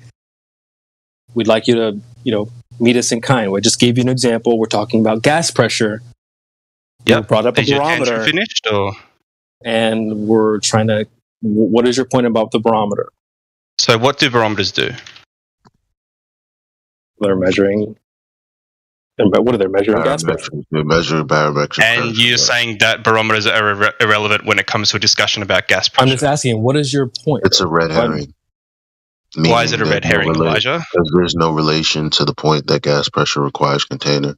And I don't want to take over the argument. I just wanted to make a simple statement. But my argument is that gas pressure doesn't require a container. We know that's the case. Having the first after having been saying something for only 30 seconds and you're interrupting, bro, that's definitely not allowed.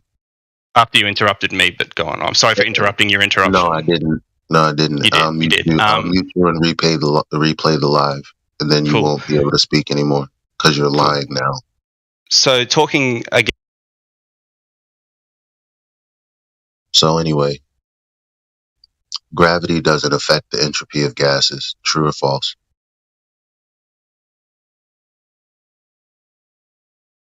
Go ahead, Rick. Cool. All right. So as soon as I see that red mic disappear, I undeafen. All right, we're not going to do that. You answer the question. What's the question? Yeah, we're not going to play this game. Gravity doesn't affect the entropy of gas. True or false? True. Eli, in a moment, can I take you to another room real quick? Yeah, for sure. Oh, you say gravity exists? Seeing is that gravity doesn't affect the entropy of gases, and your entire point is null and void. So just to get back there, you're saying gravity exists? Cool? Yeah, go ahead, CB. I made my point. He said true. There's nothing else to be said from me. All right, I'm gonna move you to live stream 2. Go ahead. Cool. So now that we've admitted the existence of gravity, it actually does affect the entropy of gas. Wait. Because you just told Elijah it didn't. Yeah, I just was happy to see that he had admitted that gravity's real, so we can move forward from that point. We definitely aren't going to do that here either. So, Miggy already gave you the preface earlier. This type of disingenuous stuff was going to get you removed from the server. So let's not do that. I feel it's disingenuous to say that gravity doesn't exist, but then use it as the crux of your argument. Notice how no one said that. Only you've been trying to pin that tail on the donkey. Okay, so then we're saying that. So that's only you have said that so far, Rick. Notice how you've not asked anyone, and we've already explained how. So you can't just say, well, because you guys say gravity, blah blah blah blah blah. Notice how we didn't say that, bro. So you are the one being disingenuous. Ricky, do you know what is gravity? Definitely, no one said you would 100% say no one said gravity doesn't exist. Ricky, do you know what is gravity? Okay, so yes or no, gravity exists. Yes. All right, Rick, he's asking you a question. Do you know, Ricky, what is? Yes. Okay. Do you know only yes or no? Yes, everyone knows what gravity is. Now my question will be a second one. I find very interesting in my research. I find out that most famous astrophysicists, when you ask them that question, like I ask you now, Do you know what they are answering? What do they say? They say, "I don't know." Next question. Who Yeah, says that? You said everyone knows. Have you asked everyone? Why would you speak for It was a everyone? hyperbole, my friend. It's very common knowledge, I should say. As Sasha pointed out, okay, hold on, wait. As Sasha pointed out, even the so-called experts say they don't know. Who says they don't know? You're painting a broad brush. You're trying to speak for everyone. You're speaking in big terms. We don't do that around here either. So, this is what's going to happen, right? You got the same experts. Hold on, bro. Can I say only four names? The same experts you're going to put up on a pedestal, you're about to throw under the bus. Go ahead, Sasha. Yeah, Michikaku, Brian Fox, Neil deGrasse Tyson. No. You're misunderstanding. So I've actually heard Neil deGrasse Tyson speaking about it. If you want to get absolutely technical, do you want to hear when people asking Neil deGrasse Tyson, like I ask you, what is gravity, and he's saying like this, I don't know. Next question. He's saying, I've already have a role for the type like you, Rick. I've called it Globe so Whisperer. what Neil deGrasse Tyson actually says. Okay, real quick.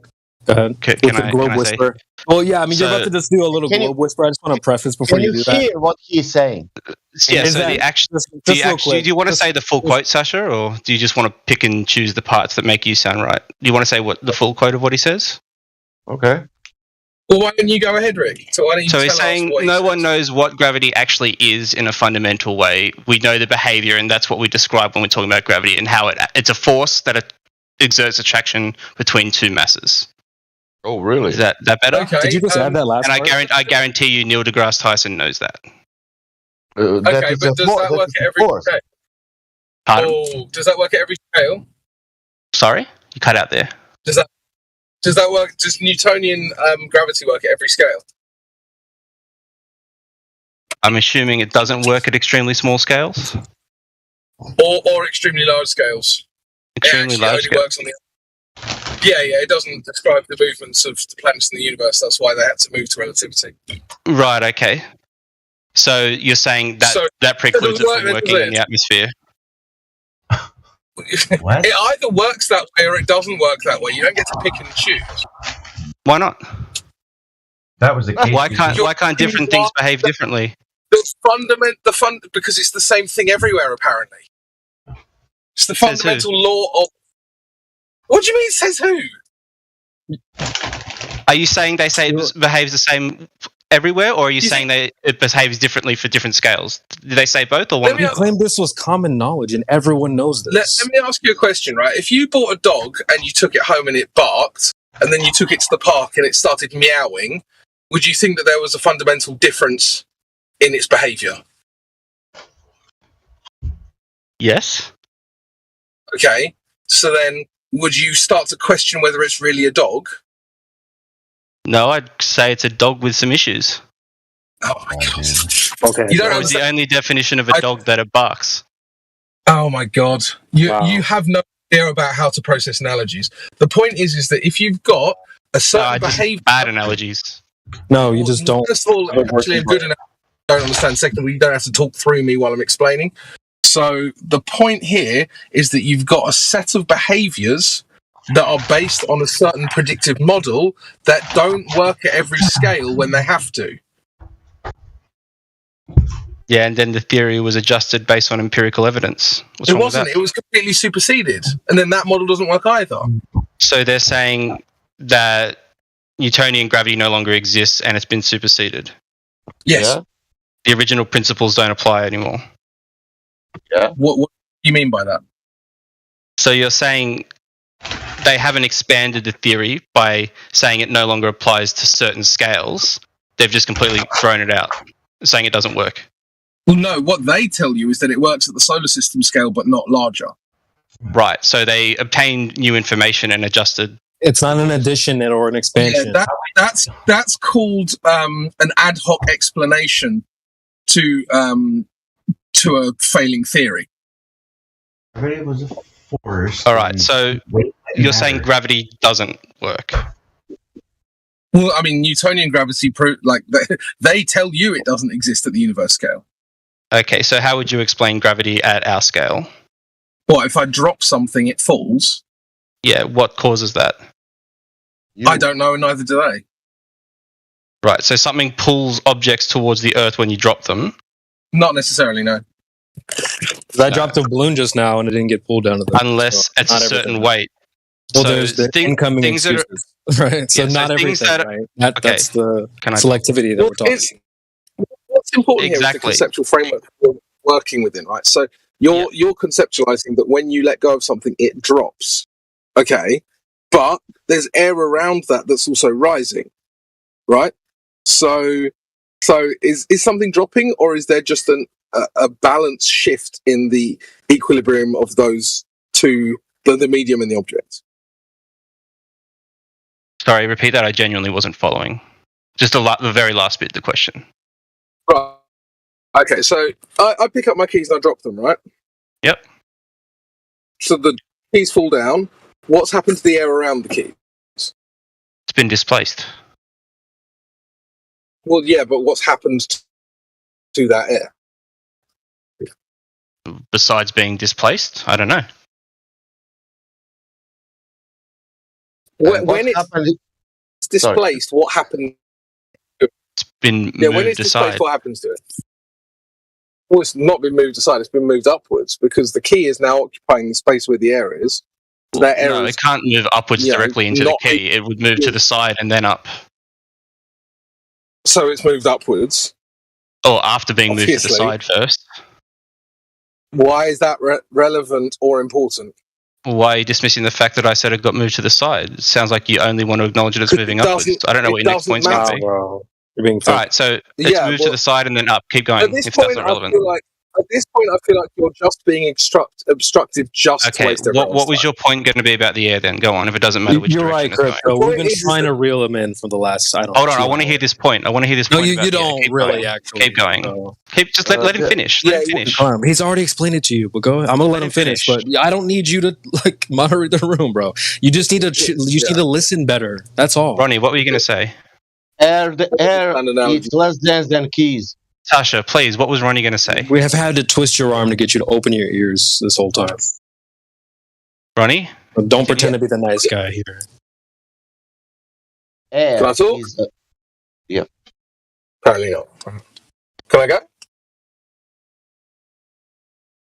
Wonderful. So the point is that the keys are now taking the position where the air was, right? So the air has now moved up in relation to the keys, via going around it, whatever. It's not relevant. The point is that you've got an interaction there. Mm-hmm. So you're just seeing You're cutting out. I can't hear it. keys and Sorry, you cut out there. conceptualizing. Can you guys hear me? Yeah, now I can. Just give it a second, Rick. Take a deep breath. It'll be okay. I'm just You've letting him know that I can't hear what he's saying. Yeah, just give it a second. You've already been trained to think that because the floor's a ball and the floor is pulling things in, that when you let go of your keys, that is being pulled into the floor because the floor's a ball, right? But if you conceptualize it as there's actually an interaction there where the density within the medium means that when I drop the keys, they fall and the air is displaced upwards, then there's no reason to even consider that there is a downward bias. Right, because you're effectively saying there is a downwards bias. Because there is a downwards bias, the floor must be sucking it in because the floor's a ball. But these things don't make logical sense. You only think they make sense because you've been trained to think that way. Can I talk or? Go ahead. Yeah. So if that was true, why don't things go sideways and random directions? Why do They do. always You go just the same explained direction? the air went sideways. The air went sideways because it was physically moved by something heavier and more dense. Yeah. Okay. So this is actually circular reasoning, right? So if you do have an up and down gradient in reality, as we do, right? Let's just say that things went left and right instead. Well, then towards the left would be the floor, and towards the right would be the sky, and we would just be oriented 90 degrees to where we are now. So what you're actually asking is self-defeating. I'm surprised I have to explain that to you. But you just said it's self-defeating because of a hypothetical that doesn't exist. Yeah, that's the point. You're bringing Things up behave. No. I'm saying the fact that they don't behave that way is proof. No. There's an up and down, and whatever that up and down would be, if it was oriented at 90 degrees to what it currently is, then we would also be oriented at 90 degrees, and there would still be an up and down. I don't know why this is hard to understand.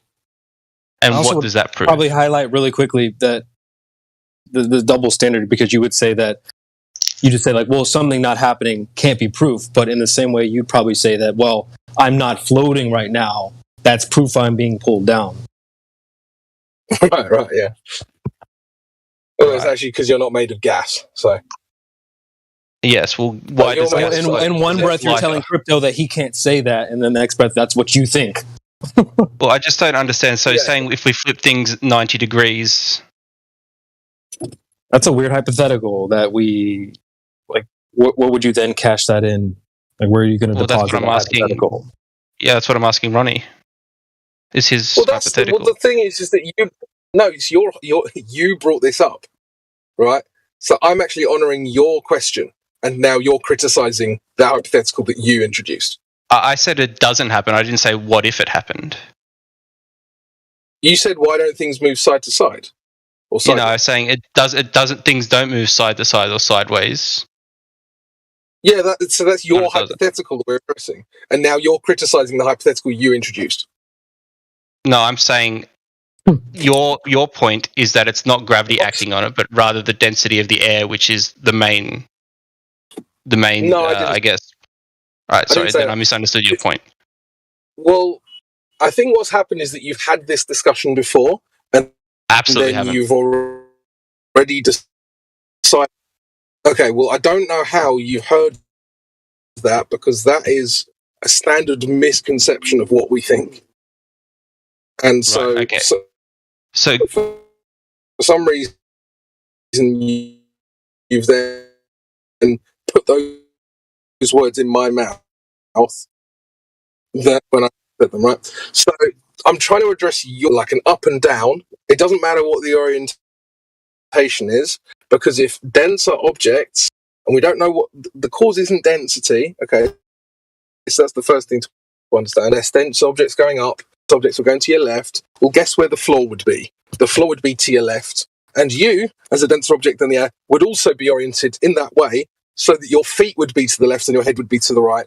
It would almost be as if it's exactly the same as it is now. So the hypothetical you're asking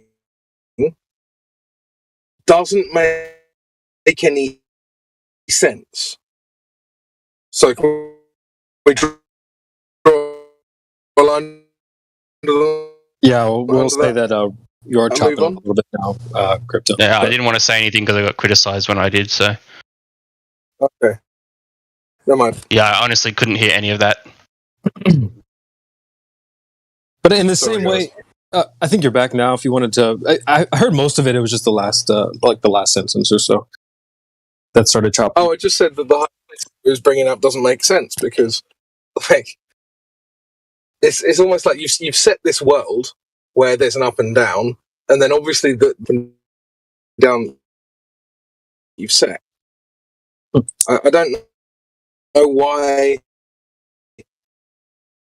It's actually such a it's retarded idea that I find it difficult to even explain why it's retarded.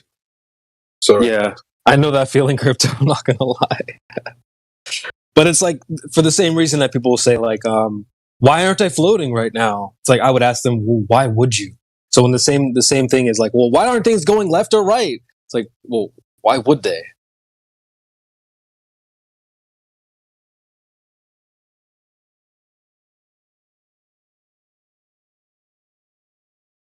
So, weird hypothetical. I mean, the gap is if you've been around, I don't know how old you are, but usually when people like give you a gap, the room, that pregnant pause, that's usually a good sign that, hey, I can proceed with my thoughts. Yeah, usually, but then this Discord, it doesn't seem to apply. Here we go. I mean, it's you said common. You said everyone knows what gravity, right? Well, we just demonstrated that's not true. But I think everyone knows that when there's a silent space, that's your chance. Go for it. All right, you be happy to keep going then? Holy smokes. Jeez, dude, you're such a weasel, man. I know you're salty and whatever, but like, It'll be fine. I'm sure you'll come back. We'll have a much better discussion next time. You'll have some newfound respect. We'll have some respect for you for being here and all that stuff. Right now, you're just throwing a fit, man. I don't even know what's up or who triggered you or whatever, but been bathed in salt today. But it'll be all right. Okay. All right. You done? But Ricky, you are speaking. So you keep doing that. You keep doing that. Well, you keep just getting on these upset rants. I just I'm not upset. I'm having a good time. You sound very upset, dude. Do I really? You sound very Do I triggered, really? And it's just a discussion. I don't think anyone's going to change anyone's mind I here. probably have the biggest smile on my face right now. So I'm sure you do. the fact that you're like, you done? Can I go? All right, come on. I just don't know how the etiquette works here.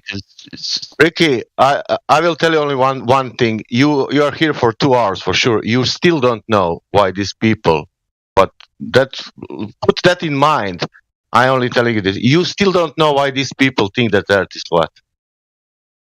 Is it? It's wrap it up for me. Give me a succinct explanation.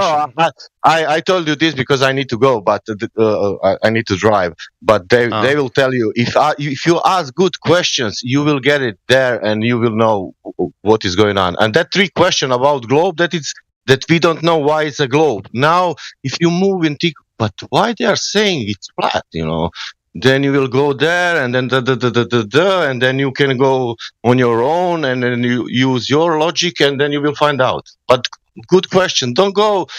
Don't have an assumption about flat Earth or something. What you think that they. If you want to know, you need to ask good questions and see and think. This is the reason why they think. Okay. Okay. Thank you. Anyway, so bro. Your words don't match your words just don't match your attitude. What do you want me to do with that? I don't know what to do with that. He's telling me I need to listen, and that's fair enough. I get it. Most people just hear the accent; they don't listen anyway, so don't worry. No, I don't care about his accent. He's English probably his second language. He's doing great. Like third, actually. English better than most first English people I know. So I know, I agree. Yeah. But he'll say things like drop over distance, and people will go, "Well, what? I don't understand. I don't speak English." He's drop over distance. Well, what is that? I don't know. That's stupid. Well, you kind of did that primarily with foreign people. I've not once dismissed his accent. No. When you said drop over distance, you're like, I don't know what that is. What? Again, I haven't dismissed him for his accent. It's fine. I work with primarily Nepalese people. No, I never said you did. Accents. Yeah. I do love a good productive kind of did that earlier, but anyway, let's move on. I'm not no. So please don't drop over distance. I never imposed that. I never implied that, dude. You really have a listening problem, bro. I swear. Okay. The first thing I said to you was you got to clean the earwax out of your brain. It's caked up because you're really not good at listening. Okay, this isn't productive. You thought I just called you a racist. Like, what the hell? All right. What is going on, bro? Seriously. Pay attention, dude. Okay. So going back to are you happy to keep talking about gravity? Can we do that? Or? Yeah. That sounds like loads of fun because that last conversation you had was fucking shit. Well, I'm happy to change the topic, but I don't want to change the topic in case I get accused of trying to pivot, as you can say. We'll talk about gravity. Come on. I do have one question I tried to ask earlier, and it is a genuine question. It's not me trying to, gotcha. I genuinely want to know your perspective on this. So, again, I did try to bring it up earlier when I said you guys acknowledge that flat isn't a shape. It's more of a description. And you also stated that you are uncertain of what the shape is. You just know it's not a sphere, which I'm happy with. So, is there some sort of edge to the Earth, or does it just go on forever? Okay, so not gravity then.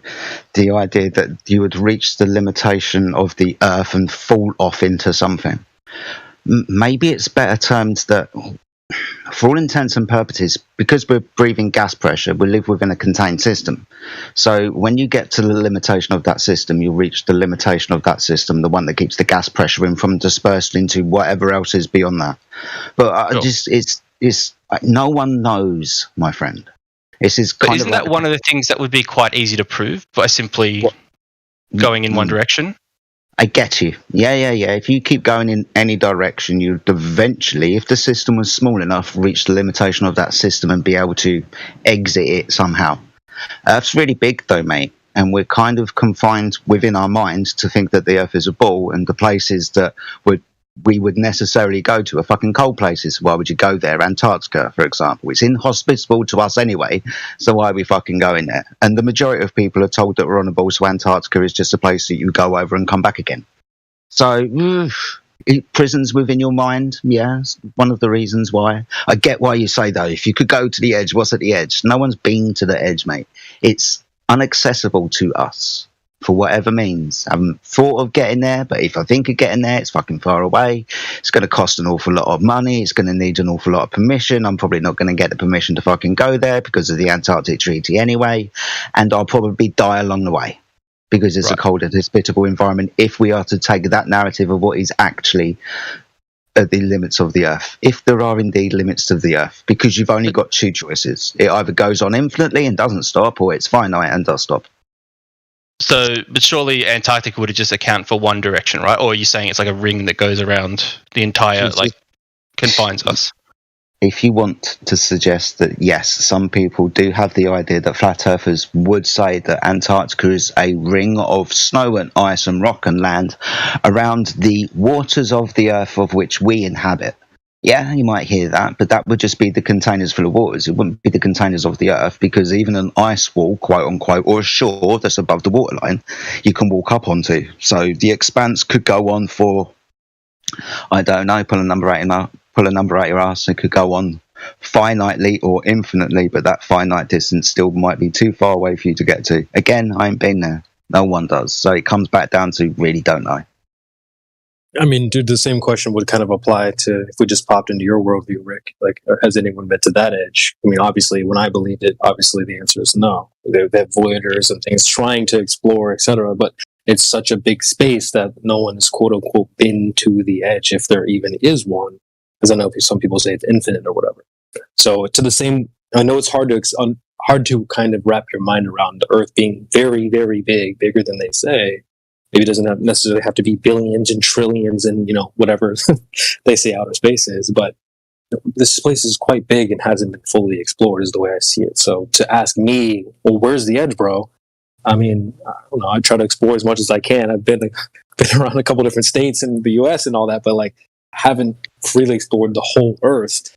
And I don't know if that's even truly possible. I mean, I know a couple years ago, we could barely explore the grocery store to buy toilet paper. And now people are talking about, well, why don't you just go set sail, bro, and head one direction, see what happens. Right. Just to clarify, you said coming into my world, why haven't we gone to the edge? Well, that would be because it's a sphere. There's no edge of a sphere. No. I'm saying, bro, come on, dude. Come on, dude. I explained already. I'm not talking about the globe. I'm talking about all of your worldview. You don't think that all of it is just the globe. You think that the globe exists within a bigger space that has yet to have been explored. I said the Voyager. I already explained those things. This is why it's kind of frustrating talking to you, because we say things in English, are quite clear, and then you're just not hearing what we're saying. I don't know if you're doing it intentionally or not. You know what the Voyager is, right? I Voyager think 1, Voyager 2? So you never mentioned coming into my world and asking about the edge? Bro, I don't want to have to explain it for the third time. You know what Voyager 1 and Voyager 2 is, right? I didn't even hear the conversation. I don't know what edge CB's talking about. The edge of space. Do you know what? Well, that's also a very easy answer, because we're physically not capable of it. Rick, do you know? Oh, that's an interesting point. Okay, why would that be? Why don't you just head in one direction? We don't have the technology to carry us that far, whereas we have the technology to travel indefinitely. Would you accept that as an answer if I gave you? Well, you don't know what's out there, so you can't say it's just snow or what's just out there in outer space either. So, but no one's ever reached a point where we can't go further on the planet. I want to try to answer you, bro. Would you accept that as an answer, that we don't have the technology to do so? Oh, you didn't even give you the answer. What the hell? Come on, bro. What is the tech? Okay, well, let me ask you this then. Let's go through the technology. Let's say we arrive to this shoreline that Jedi talked about, where there's just ice and snow, as you said. Yep. We've got dogs, planes. We can walk. helicopters. What kind of technology do you think would we use? Antarctic snow cruiser. A snow cruiser. Okay, so Antarctic snow cruiser specifically, Oh, which sorry, was designed for exploring. Antarctic snow cruiser. Okay, cool. So I'm sure it's not an infinite size; it's got a limited size, right? So we would need what, things like fuel. Food. Yeah. Do we have unlimited fuel? Have we ever reached a point where we haven't been able to go any further? That's not an issue. Oh, come on, mate. We're talking about limitations of technology in the cold and extreme. You're saying that hold on. We're talking about a cold and extreme environment if we're to believe the narratives that we're told. No one's really going there, mate. This is only coming to your mind now, right? After sitting down and thinking about it and researching it, you understand that, one, you need permission to go below the 60th parallel south. You need permission because of the Antarctic Treaty. A treaty exists between an awful lot of nations in the world for ecological reasons. We can't go down there because we'll destroy the fucking planet, right? Basically what it is. But they can go down there. They can go down there with scientific research stations, for example, but not us. So there is a door that, first of all, we've got to get through, and we need permission to go there. Also, with permission, we need money to go there. Right now, some people like to say, well, why can't you just get a boat and fucking just go? It's a big fucking place. Yeah, but radars exist and tracking systems exist and harbour authorities exist. But now we're also going to be talking about a lot of money because you're going to need specialist equipment that you just bought up to go and do it. This one piece of technology, the Antarctic cruise or whatever you said it was, this one piece of technology, all right? So that's not accessible to us. So what am I going to do in my garden shed? You understand that we're going to have to spend an awful lot of money on resources to do this. Anybody would. We're just talking about fuel at the moment. What else? Keeping ourselves warm in a cold and inhospitable environment, or about feeding ourselves? How long is this going to take? Sorry, How long? Can I interject? Yeah, if you need to. We've quite a lot of people have crossed Antarctica from one end to the other. It's not really been an issue. No. Colin So O'Brady, probably the most recent. Yeah. Official narratives, you follow lines and maps and not actually going right across and going, yeah. Anecdotal stories from an authority are trying to perpetuate the idea that you're living on a ball and they have this area locked down, not just because of the Antarctic Treaty, but they tell you stories about it. So you can come here and say, no, flat earther, they can go across it because they have gone across it. No, they haven't, my friend. But ultimately, hold on. I mean, I have. Hold on. Okay. Also, that's not free exploration like we're talking about as well. So keep that in mind. A race has very limited parameters. You can't just go off the track. Okay, it's not a race. And what did you just say? I said people have crossed Antarctica from one end to the other. There was no race was mentioned. Clean the ewacs anyway. Sorry. Was you there? This is as base as I'm going to get with your first-hand knowledge, or will we get to the admittance that this is just an anecdotal story that you've been told by an authority? Were you there? Did you watch it? Right. So this comes to the crux of it then, because no matter what I bring to the table, unless I've personally done it, you're going to say it doesn't exist. Right, so hold on with this idea of critical thought, because yes, if we're going to be making claims, then we're going to be asking about your knowledge about it. Is it first-hand? Is it second-hand information that you've been told? In this instance, I would suggest open your mind a little bit. It's not hard to perpetuate a story when they say, look, we've done it. You're going to come back to us and say, look, they've done it. You've got no first-hand knowledge about this. This is also kind of akin to the vacuum of space. Now, you've not been there, I've not been there. It's unverifiable information that they give us, especially when they say that they've gone to the moon, for example, in a rocket, or have got cars on Mars. It's still unverifiable because we are where we are.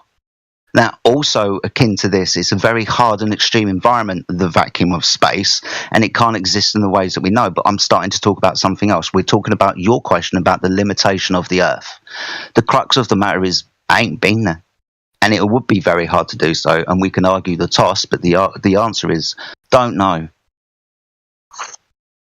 Right, so your argument is that any phenomena that you haven't personally experienced, you don't accept as reality. No. We're talking about the limitations of knowledge and where that knowledge comes from.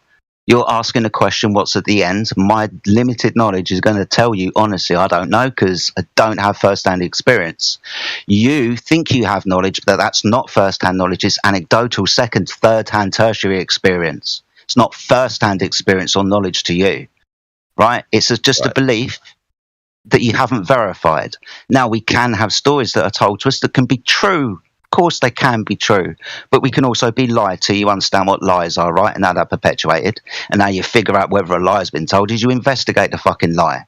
You don't also accept things at face value, young man. You should grow up and understand this, right? So, yes, So in this instance, it's not first-hand verifiable information to you. Not hand-waving it away, I'm just pointing it out. Yes. Mm-hmm. Can we keep going? Can we act like this is a real conversation between human beings, and when one human says something, the other person absorbs it and actually responds to it?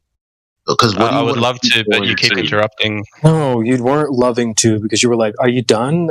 Should we continue?" That's when you form a rebuttal. Hey, okay, you said this. I agree with that. I disagree with this. Maybe we should challenge that. So on and so forth. Like Elijah's saying, like normal people. Rather than to teach you how to have a conversation. I feel like 80% of this whole conversation is you complaining about me. So if we cut that bit out, we can have a normal conversation. Well, only if you actually respond. The issue with what you're saying, Jedi, is that you're saying pretty much anything that I form a belief around is invalid unless I've personally He done it. never said that. We already answered that 3 times, telling you that's not what he's saying. He's saying my claim that someone's crossed Antarctica isn't acceptable because I personally didn't see them do it. So which kind of leads me to believe that you think there's some sort of conspiracy where millions of people in every country in the world is cool. You're adding a bunch of extra details that he didn't say. Ricky, you forget everything what I told you, is it? Sorry, Jedi. Can I speak to Jedi? No, Jedi. It's the whole panel here, dude. All right, so Jedi, your point about me believing that people like Colin O'Brady, for example, I think he's the most recent, I'm not sure, to cross Antarctica is false because we're being fed lies by the media. That would obviously be one example of many things that we're being lied to. Do you believe that? Can I finish? Stop interrupting me. That's not an argument. That's not an argument. I'm sorry. That's not an argument. You said so. Your argument is, or your reasoning is, no. Your reasoning is that some guy whose name that did something, and you're saying that that's the case, but you don't have a way to verify it. We're not saying anything. That's your claim, and it's unverifiable. That's the problem. This is why I said it was an anecdotal story. It's not a jab at you. It's not in any way demeaning upon you. It's just pointing out that this form of proof or logical argument, if you will, is kind of invalid when I point it out. It is just an anecdotal story. Yes, the anecdotal story can be true, but we're going to need other things to verify this. We're talking about the limitations of our Earth. We don't need a counterbalance for you to turn around and say, but this, that, and the other, because going to the limitation of the Earth doesn't prove it to be flat. It's just showing the limitation to the Earth and answering your question about what's at the edge. If you want to argue all day about what's happening in Antarctica, mate, there's reams of information, but they'll be contrary to the one that you've got. We would strongly speculate that, this isn't actually the way things are. It is just an anecdotal story to perpetuate the idea that Antarctica's this and the Earth is a ball. But it is just an anecdotal story, mate. He's got his fingers in his ears. He's doing the whole deafen thing at the moment. Well, fair play. If he doesn't want to listen, that's fine. Can't make people listen, I guess. Fucking wish I could. So why is he here then? Yeah, I'm just letting him know now in the chat that I told him earlier that if he's just going to start doing that, then that's not good. No, but truly, why is he here? Yeah, I don't know. We've been trying to sort of get him off the whatever vibes he came in with and try to work with him. Ronnie or Crypto spoke with him. You kind of noticed right away what kind of energy he was putting out. So we've been trying to work with him, but I don't really think he's here in good faith. He's the type to ask questions and not really care about the answer, just move on to something else. It's just a whole bag of tactics. If you mute me, I'm going on deafen. Okay. Yo, in better news, Miggy's over 500. What are you guys waiting on? The procrastination in me is fucking strong, brother. I will admit to that. But yeah, I know Something happens in business and success, right? Yeah, I know. I'm trying to come at you guys in mad ways. I hit you guys up a couple months ago. I've hit you guys up on this, and I'm like, everything that I'm saying is fucking free of charge. What the fuck are y'all doing? Like, the difference here is this aligns with what majority of us say we want. Like, and that's people, because you do understand that our TikToks are going to bring people here, right? Yeah, I saw that this morning, mate. Someone came in from fucking TikTok, so yeah, not wrong.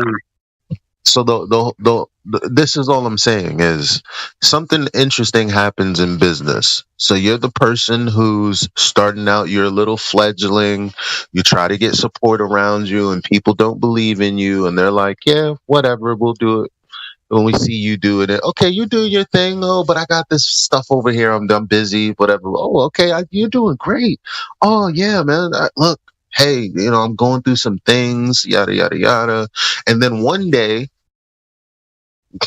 you're not going to fucking be able to sympathize with me if I have 100K followers and you're starting out at 0. At that point, you're going to go, well, you did it, but you had special things that I don't have and yada. That's bullshit. Mm-hmm. At every level, it's going to be some sort of justification for why you didn't do it. No, I'm calling out to you guys because honestly, for my vision, I need CB.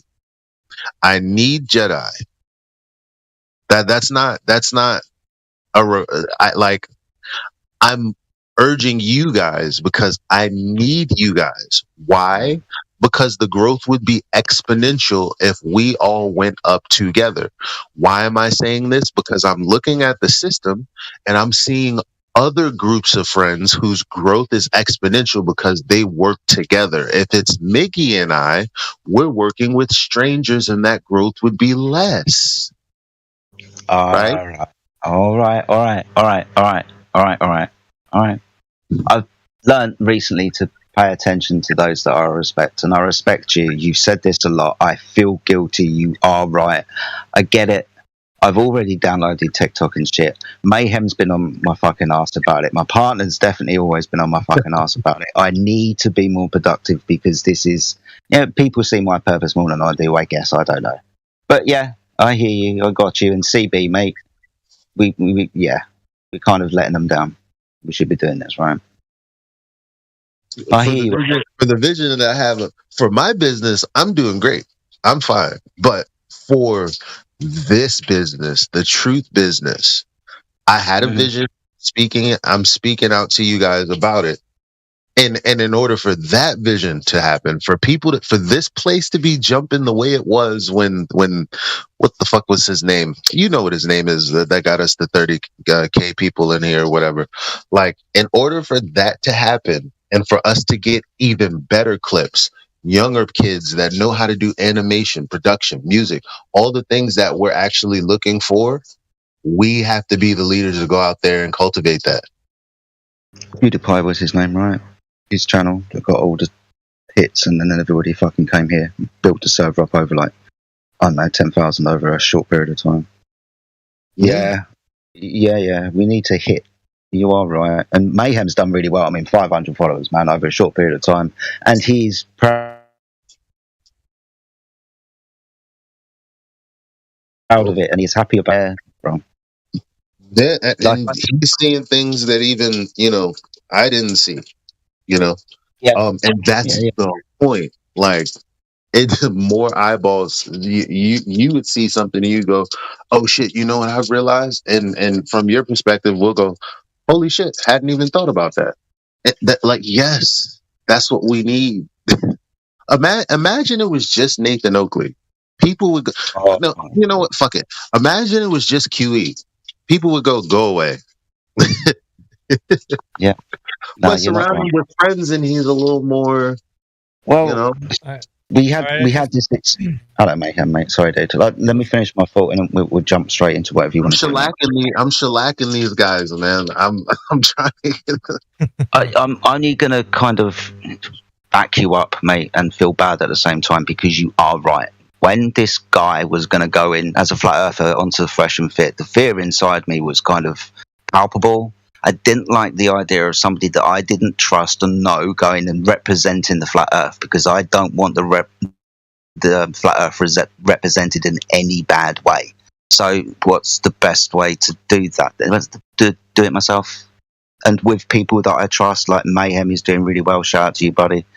Like you're encouraging, telling everybody to do, like I'm being told to by other people in my life as well. So yeah, I understand, because like I said to a few people last night, recently, and I'll share this with you because I love and respect you. Recently, some deep kind of knowing experiences, spiritual ones that have come across, where directions are saying you need to do this and go in this direction. So when I resonate with people that I love and trust, and I feel bad because I am just procrastinating, that procrastination just comes from fear, guys. So I'll just overcome my fucking fear and deal with it, innit? I'll meet you on TikTok and we'll do this all together. We all have that fear, and first of all, I'm gonna share with all of you guys on YouTube. There's a free, like, you can read this audio, listen to the audio for free, or purchase the book. Do whatever you will, but it's Think and Grow Rich. Begin there. Because it'll change your perspective on a lot of things. And there's other people that you should speak to in the server about, these kinds of books and these kinds of things. India would probably be an excellent source. AI probably as well. But the whole point is, think about, so it's, I just told Miggy, someone told me this the other day. We don't fucking need money. Money needs us and what we can do with it, with our energy. It's your fucking, well, it was given to you by the creator, obviously, but it's your energy, and that's the bottom line. So that being the case, remember that night that guy, I forget his name, Low-Key Life came in and he's like, yeah, these guys shit on me, yada yada yada. Well, a few of us went over there and our energy turned the tide. That's all I was part. Yeah, I was part of that. I didn't like it, so I was like, right, I'll come with you, bro. We'll go over there and I'll sit by your side, and you came. We all did it, man. Before it gets farther into this, just want to let you guys know who are following on TikTok. Eli, I just sent you another Grow host that's got about 1,000 people in it.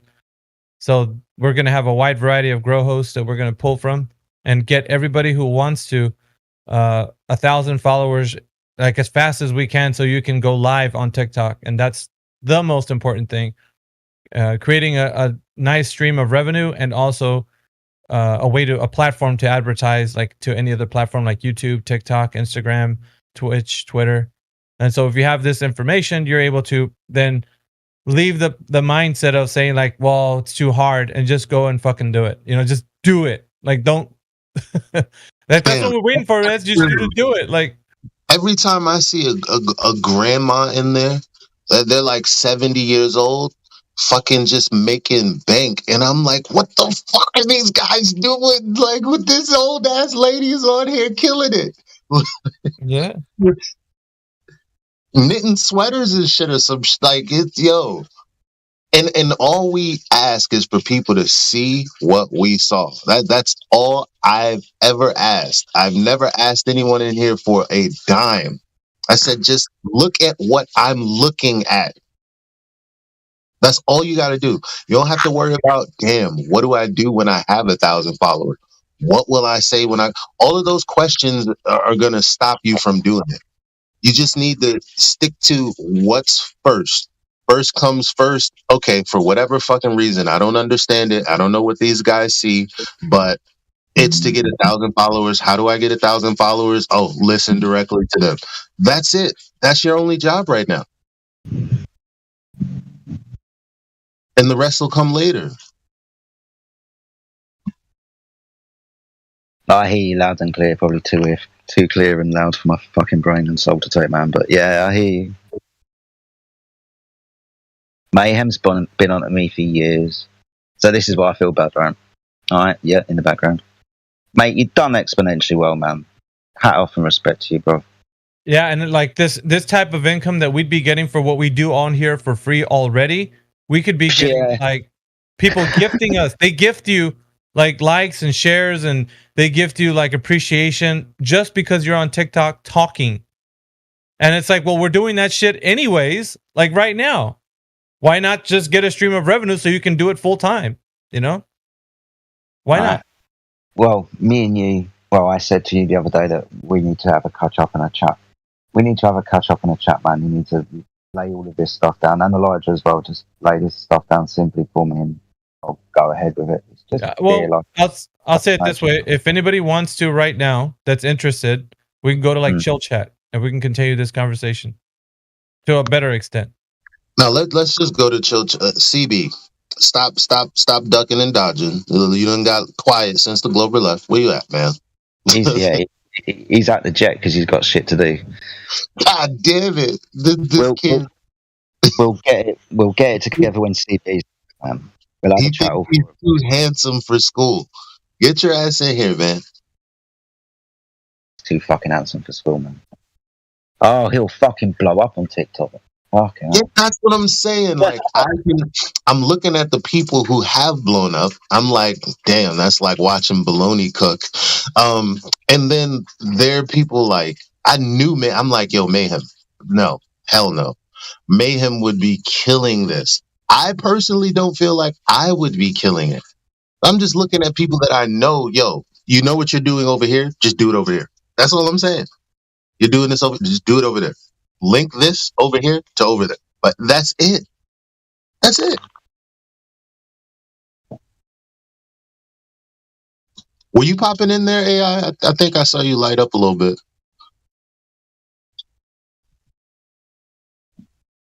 You're probably working. I'm at 517 followers right now, and it's growing. It's increasing. Yes, I think I started with like 1,120 something, 24. I got 1,300 and something now. And I've barely been fucking. I'm still barely doing anything. I do it like 10 minutes out of the hour, then I'm gone doing something else. How about this, Jedi? You want to pop over to chill chat? We can talk more. And anybody else that wants to go, we'll be on chill chat. We're going to be talking about how to increase your TikTok account so that you can go live.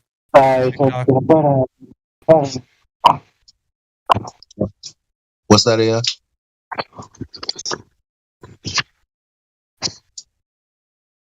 What's up, AI? Did he say something? He was probably hot biking, I guess. Hey, what's up, Alex? Alex is in here. What's up, Alex? Hey, what's going on, man? I'd like to join that conversation if you don't mind, but I don't know how to get to chill chat or anything because I'm kind of thinking about doing the TikTok thing. A lot of people have been on at me saying you've got to get on TikTok. Oh, you're getting a million followers in it.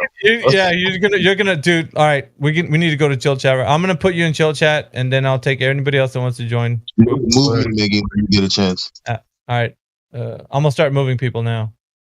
Wait. Chill chat. Well, give me a second.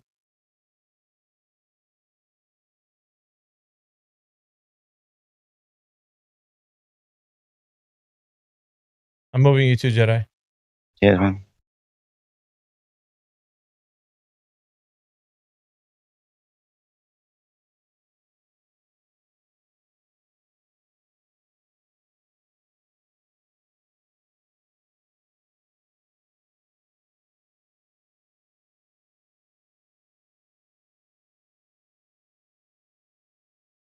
Let me see if I can grab Jeremy and some of the other guys. Hold up.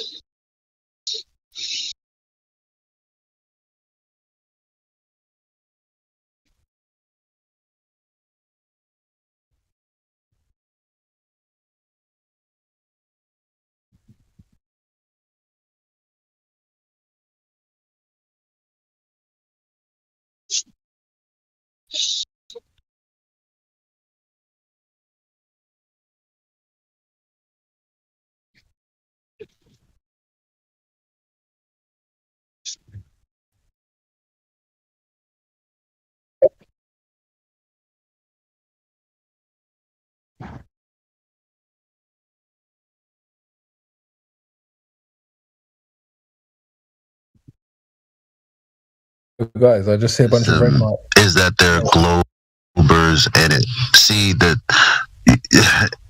And that's the only way I can get you to, because you got to understand, like, what I'm trying to bring across to you is that we're here, in a sense, to talk to people who still have a belief in the globe and heliocentrism and all this other pseudoscience. But my hope in coming out of all of this is that people understand, like Miggy says all the time, is it's actually just a mind virus. So people think illogically. That's why they accept logical fallacies like begging the question, because if we didn't accept that fallacy, you wouldn't believe in the globe, because that's what you need, an illogical argument, in order for the globe to be real. So if we all just didn't accept logical fallacies, then maybe the people in the justice system would get along better with it. Like, you can't wish for a better justice system and you got like people with the intellectual capabilities of a 5-year-old. That's not reasonable. So the problem of people believing that the Earth is a globe is not just that they believe an Earth is a globe, but they cannot think logically, and that causes problems in society? In summary? You got it. You got it. Wasn't a terrible summary at all. Hit the nail on the head there. Well done. I would largely agree with that. Yeah, I would agree with that, except, obviously, the reason I'm here. Aren't you a glober? Yeah. Are you a glober, Prissy? Yeah. But I would agree that people not being able to think logically and level-headedly does cause a lot of problems in our society. So, Percy Cow, I would say that you're part of the problem. I mean, no offense, but if you think it's a globe, then I have to say that you're part of the problem. So, what I came here to find out is, from a glober's perspective, flat earthers look like how globers seem to flat earthers. Very illogical and not having a definitive train of thought. And what's illogical that we say? Well, I would find it hard to... What's illogical that we say? Well, we can make it even simpler, like it's a little logic, illogic, logical fallacies like that. Look, everything boils down to the same thing if you ask me. Because what is fallacious logic? It's just an error in thinking, aka a false conclusion. What is a falsehood? Something that is wrong, untrue. All we're talking about is if a motherfucker is telling the truth or not. Did an event occur or not? Yes, no. Is this thing true? Yes, no. We've taken that very simple thing and complicated it because there's a bunch of liars running around. Lawyers, right? Like, so if as simple as this system would be just fine if people could tell the truth. Yeah. Like when we talk to astrophysicists and we say, so you don't have like, you know, scientific evidence or anything concrete. It's just basically, you know, some thought experiment.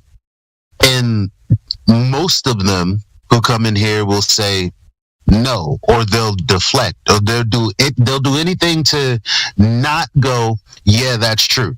But then when they're not in debate form you hear people like Sabine Hasselhoff, whatever the fuck her name is, Neo knows her name, and she'll say, yeah, it was a thought experiment. Yeah, this wasn't actually science. There weren't any natural experiments. They know what we're talking about when we're pressing them. So they're lying when they come in here 99% of the time. It's like, if people didn't lie, the world would be a better place. Look, I'll give you another example, Prissy Co. When Neil deGrasse Tyson says, when the chick asks him, what is gravity? And he says, well, what it is, I don't know. Is he lying? So when a Glober comes in here and they're aware of his statement, and they come and say something, you guys don't believe in gravity? Gravity's a proven theory. Well, no one in mainstream science thinks that when they're talking to the public. They only think that when they come into the Flat Earth server.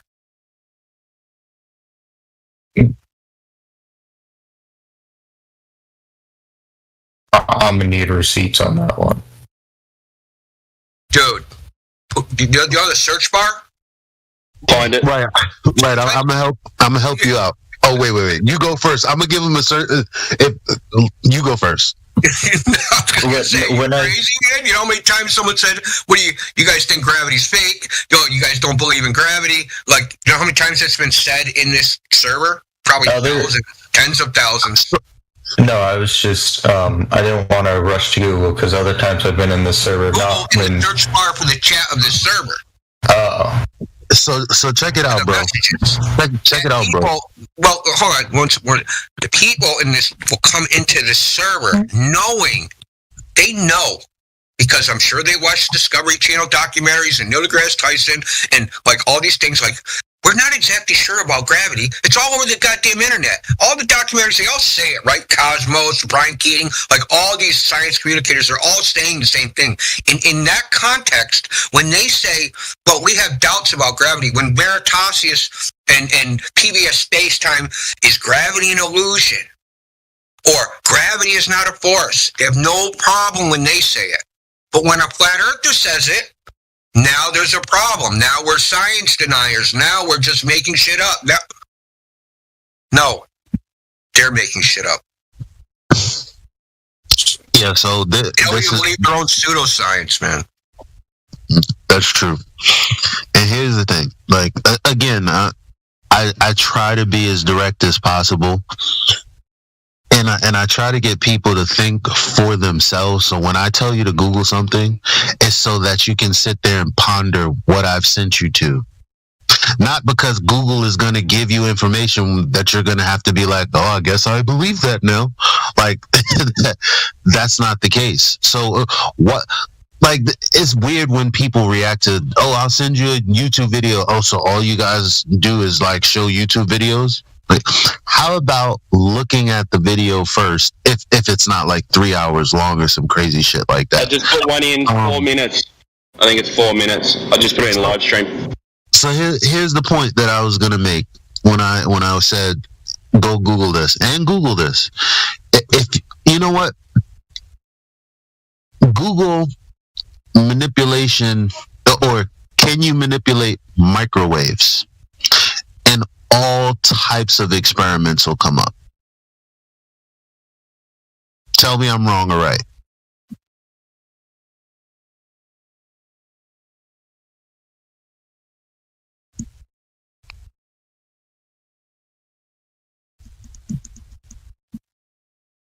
Veritably. Shut up, Sonny.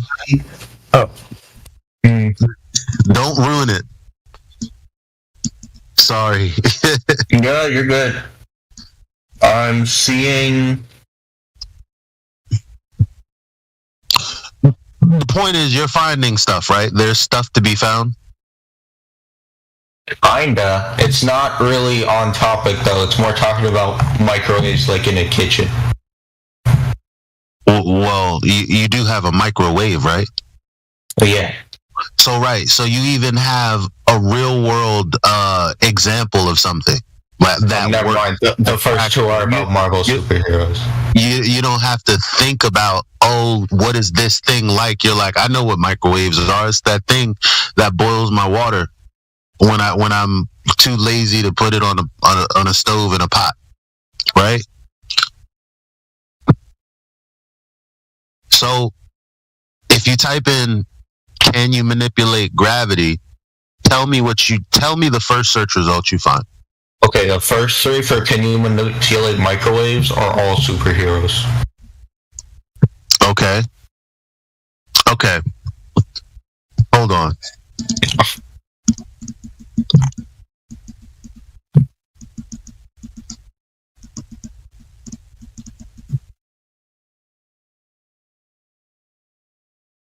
Yeah, that is.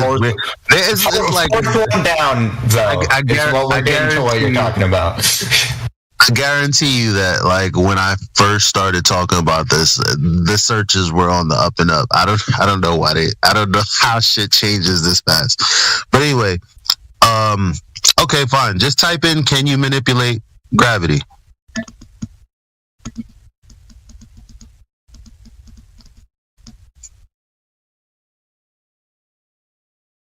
And read out loud what it says. Gravity is one of the most fundamental forces in nature. It governs how objects move and interact with each other. Scientists have long sought to find ways to control gravity, but so far they have been unsuccessful. AKA, no, it hasn't been manipulated. What is it, first of all? That's the entire point. You have this idea, these graphics of what something is, but they can't even manipulate it, control it, manipulate it, whatever. Because as an independent variable in a scientific experiment, that's exactly what you would need to do to validate or invalidate that it's the cause of a natural phenomena. So they're telling you right here that they've never done that. You don't need to check with a physicist from fucking Yale to figure this out. But if you're struggling with this is exactly what I mean by what's wrong with the justice system. People struggle with telling the truth, and people's lives are in jeopardy while others are struggling to tell the truth.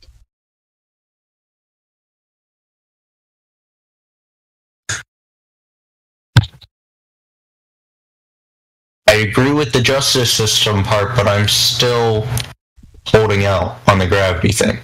So you can say you agree with the justice system until you're challenged, and then you'll bend like everyone else because truth isn't more important than comfortability.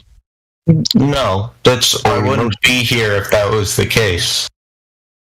All right, well, I would just listen to the. I'll give you a cool month or two. I've been here. I think I'm on like week 3. I want to go back to the logic thing. What is the logic for the globe? Do you know what a logical syllogism is? No, that's not a word I use on a daily basis. So if you don't know a lot, that's basic logic, right? So it's the form of a logical argument. How can you say what Globers think, what the way flat earthers think is illogical if you don't even know what logic is? I know what logic is. I more meant the word syllogism. A logical syllogism is fundamental to using logic. They're going to do something without knowing the word for it. Syllogism is a logical argument. 2 premises and a conclusion. Okay? All men are mortal. Aristotle is a man. Therefore, Aristotle is immortal. Right? It's a logical syllogism. Two things assumed to be true to find an answer. Okay. So what's the logic for the globe? That reads to the conclusion, Earth is a globe.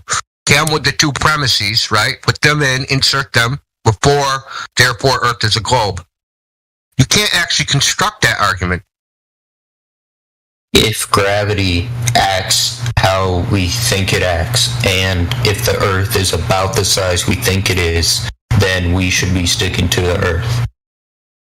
Well, that's a logical fallacy. No, it says you're assuming two things to be true, and that's how you get your third answer. No, it doesn't assume.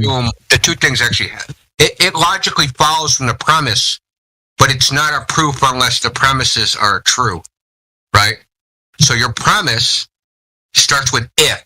So you can't start a logical syllogism with an if statement. Okay. The Earth, gravity works the way we think it works. And the Earth is the size we think it is. What does that mean, though? You're not saying anything. Gravity works the way we think it works. What does that mean? Come on, man. That mass attracts mass at a constant rate. The premise, okay, like so you said, has to be. I'll give you a syllogism to help them. Mass attracts mass.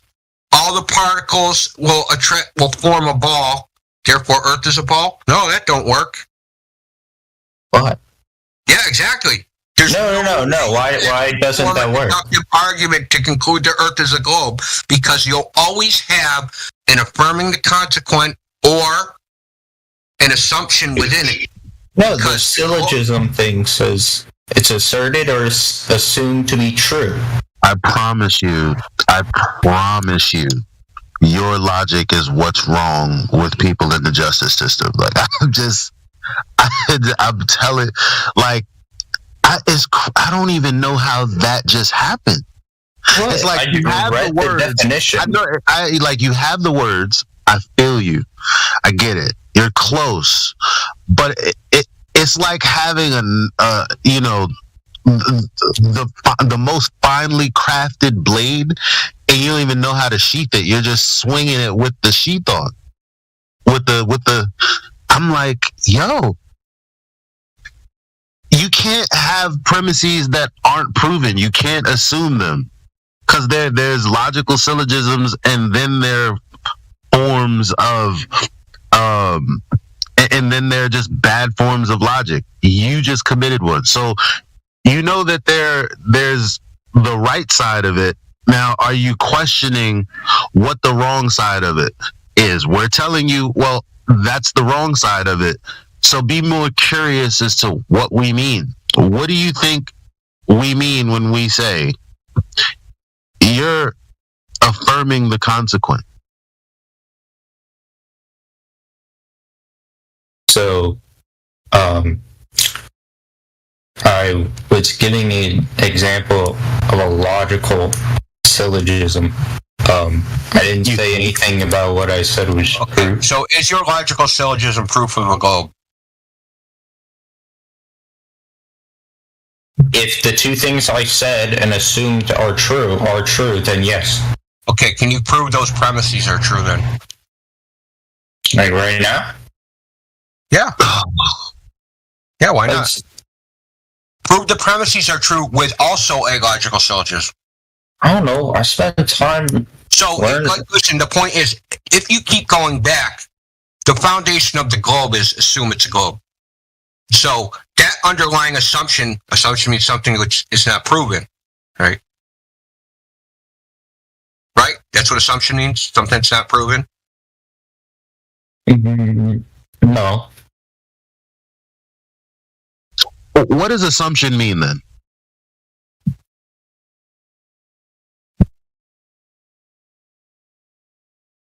What is it? What is it not? A thing that is accepted as true or is certain to happen without proof. Okay. Yeah. An action of taking power or responsibility. Yes. Okay. That is correct. Assumed to be true without proof. You can't get to the proof part.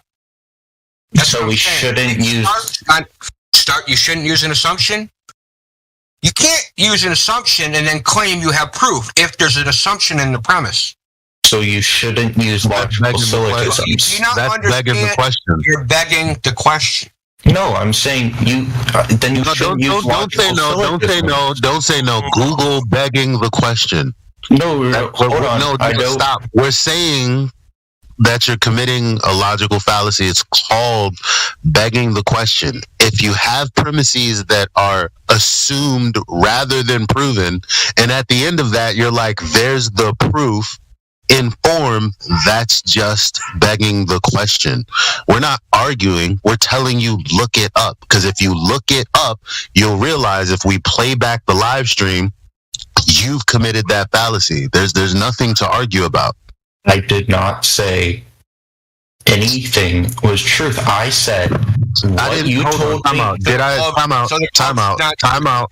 Did I say that you said anything was truth? What did I just say? Proof. Not true, sorry. Okay, so that's the point. If there's no proof for the globe, what is the point? Two assumptions don't make a proof. So we shouldn't use. So what? Before you yell over me and like completely not talk about what I'm talking about. As long as you don't put words in my mouth by asking me, so we shouldn't assume things. Because what I'm telling you is that two assumptions don't make a proof. Yes. And what I'm saying is the definition of logical syllogism is two assumptions make another part. Assertions. Assertions and assumptions, bro. Assertions or assumed.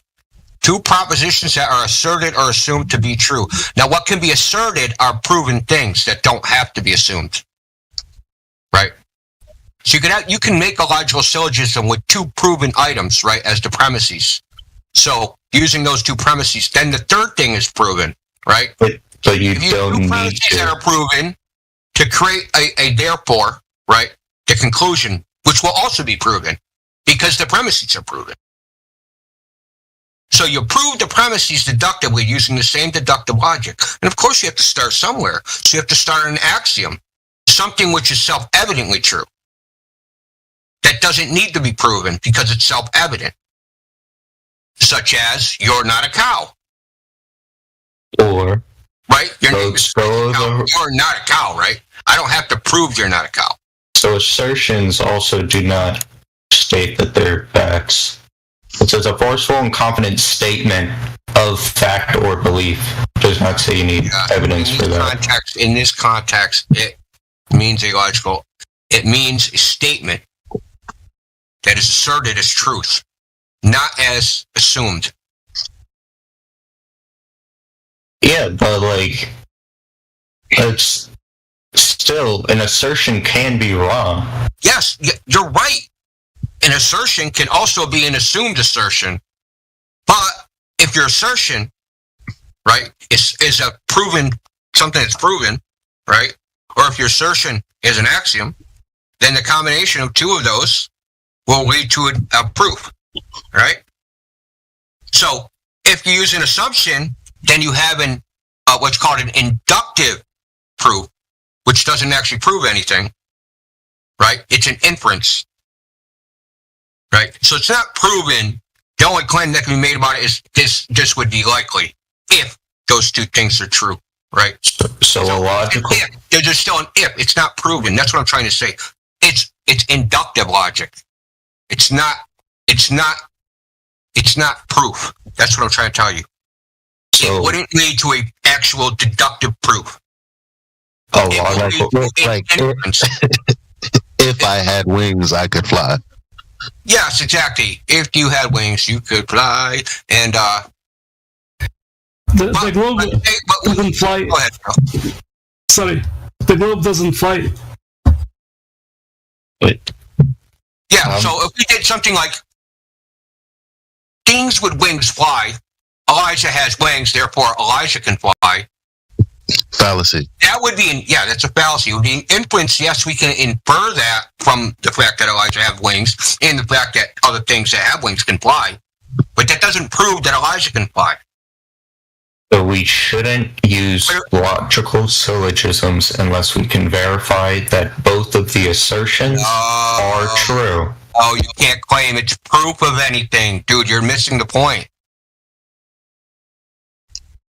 It's not proof once. I'm telling you what it is. I'm telling you the error in Glober's logic. You're illustrating it. You said we don't have logic. It's actually the globe that doesn't have logic. You guys don't even know what logic is. And you come in here and say, flat Earth is illogical. No, it's perfectly logical. Y'all don't know what logic is. That's the problem. And I'm not talking about you specifically, so don't take this as a personal insult. A lot of people don't know this. They don't teach it in school. It's not really taught at university, except for in the philosophy department, which most people avoid like the plague. So, I mean, it's just not. It's not something that's taught. I'm gonna make a couple of statements. Right? Water at rest is level. Perfectly valid statement because it's self-evident. Everybody knows this, right? No problems, no assumptions whatsoever. Okay, horizontal is perpendicular to vertical. Again, another statement, zero assumptions. Nothing wrong with what I've said. Why can't Globers do the same thing? Why is there always a him and a haw and a shuck and a jive?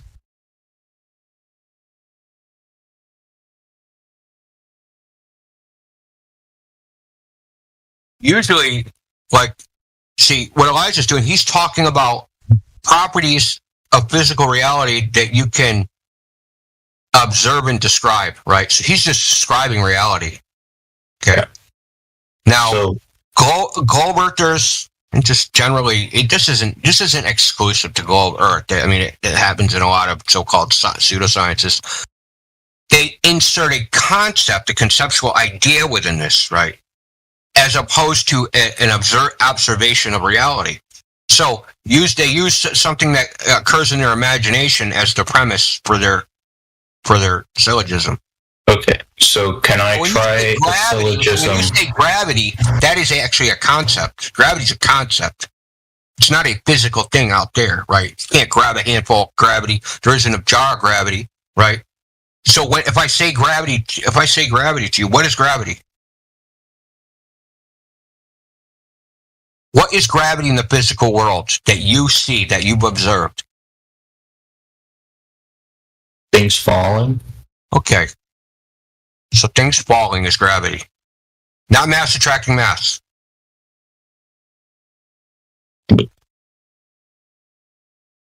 You see what I'm saying? That's a description of reality. Now, if I take that description of reality and place the word gravity with things falling, therefore Earth is a ball, that's dumb. Yeah. Right? You can't reach. It's a non sequitur. It doesn't follow from the premises, right?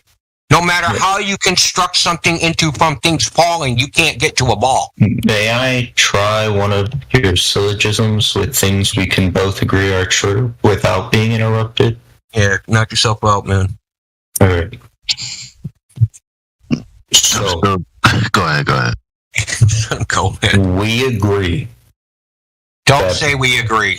Okay. And that remains to be we agree, question mark at the end of this. I'm asking you if you guys agree. Do boats go over the horizon and disappear bottom up? I'm just gonna say no, straight up. What do you mean? Well, you said over the horizon. I'll say no to over the horizon. Yeah, that's the part. Towards the horizon, and you can't see them anymore, starting with the bottom and going up. Yes, that is loaded sometimes. No, it's correct. It's a loaded question. No, it's correct. Oh. Without the going over is correct. Yeah, without the going over. All it is moving towards the horizon. Things disappear from the bottom up, yes. Yeah, that's what I'm saying. Yeah. Yep. And? You too? And? And? What's that? Yeah, and? No. Yeah, things disappear bottom up, and? We know that angles of shadows in different parts of the Earth at the same time What the fuck? What is potpourri fucking? What? Is this like the salad bar of like globe? Did I use too many words? I think No, they're not connected. They're not logically connected, dude. They're like, Why are they not logically connected? They're both how are the evidence of boats around going over? Like, how are boats disappearing? Okay, bottom look, up? look. No, go ahead. Alex. I can't take this. So hold on, wait. When I said without water, being interrupted. when I said water is level, that was one statement, right? Yeah. I didn't go therefore. I didn't have to. I didn't say therefore. Right. So if you're saying that boats go towards the horizon and seem to disappear bottom up, that's a statement. Yes. But what does it mean? Okay, so you're making another statement about shadows. So now the first statement is just a statement that is okay, that's true. Mm-hmm. And now you're going to make a statement about shadows. Yeah. Hey guys, I got a quick question. No, not yet. Yeah, well, yeah, I just want to, like, my buddy got banned. Yeah, I said hell no, not yet, bro. Yeah, is there any way you can unban him so he can join? Hold up, bro. Who's this? Yeah. Scotty. And you. How am I implying a lie, Trinity? Type in chat who it is. Type in chat. Shut the fuck up and type in chat, bro. This is rude as hell. Go ahead. All right. So,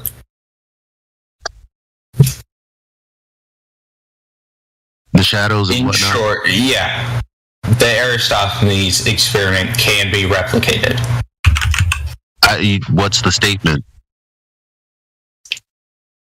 In short, that experiment can be replicated. We can both. What is the statement?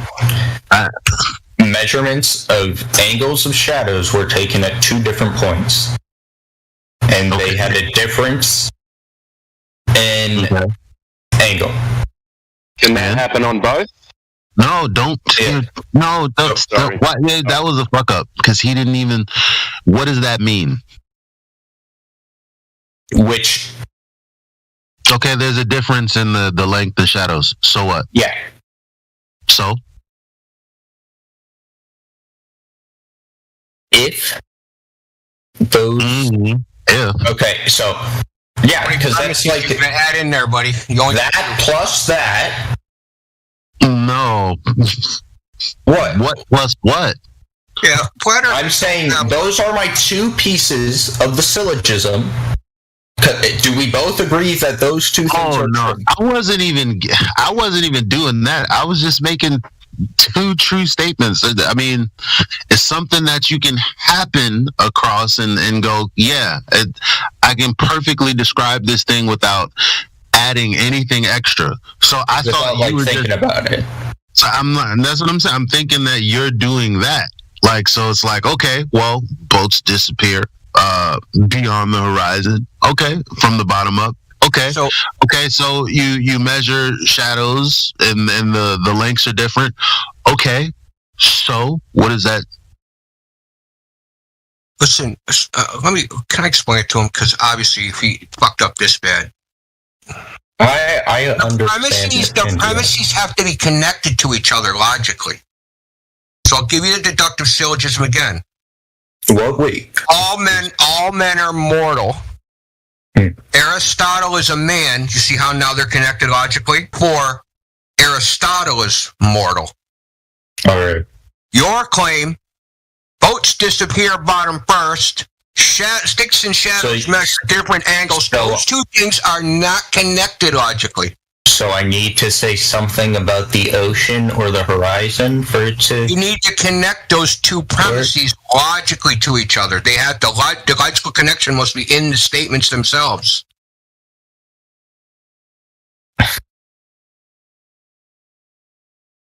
Look, you have to construct. Therefore, Earth is a globe just out of one of those. Because they're not logically connected. Maybe you could reach the conclusion from the sticks and shadows all by itself. Maybe you could reach the conclusion from ships disappearing bottom first by themselves, but they're not logically connected to each other. Because they're not even the same phenomenon. They don't even have anything to do with each other. So if I watch a boat disappear bottom first, does that have anything to do with angles of the sun, or the length of a shadow, or the length of a stick, or the placement of the stick, or the placement of the sun, or anything? Or is that independent of a stick or a shadow or anything? So you're trying to logically connect them to the curvature of the Earth, right? You're trying to connect it into the Earth to being a ball, but you can't do that with those two just smashing it against each other. To do those independently, and they would you'd say, "Here's one piece of evidence. Here's another piece of evidence." But guess what? Here's your problem. Eratosthenes, sticks and shadows, assumes the Earth is a ball, assumes that there's parallel rays of light, so it has like 3 assumptions within it. 3 assumptions that can't be proven and actually don't have any evidence for them. Because, and like Elijah said, affirming the consequent, the thing you're trying to prove, Earth is a globe, is in the premise.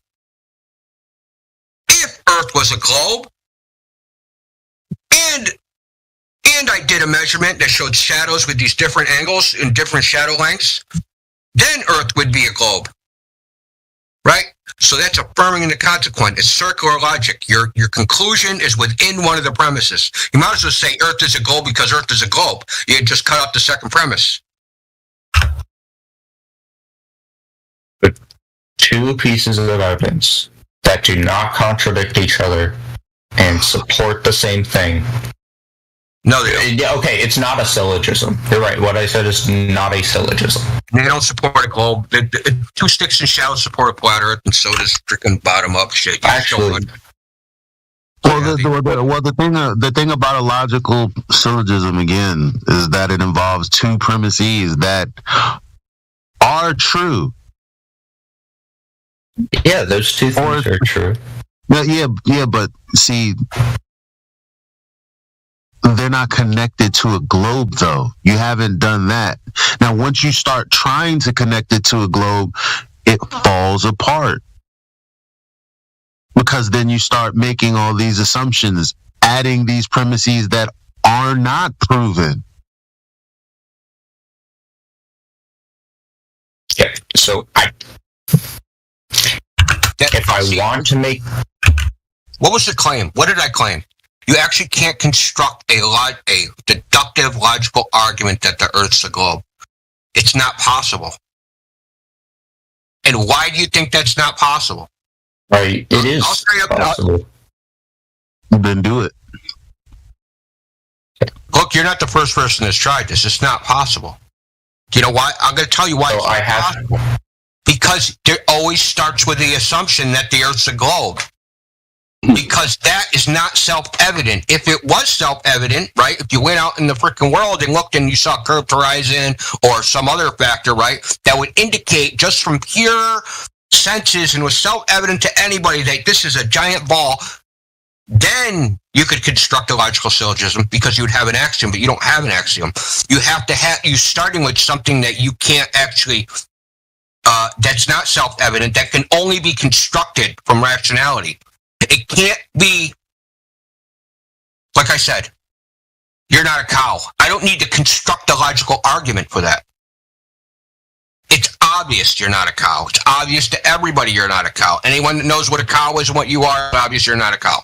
Okay? Period. I don't have to fucking give you reasons why you're not a cow. I don't have to construct a deductive argument, even though I can, that you're not a cow, right? And but the globe cannot be just say, it's obvious it's a ball. No, it's not obvious. So never been outside and be like, bam, check out this giant ball. If we... You have to construct it. How do you construct it?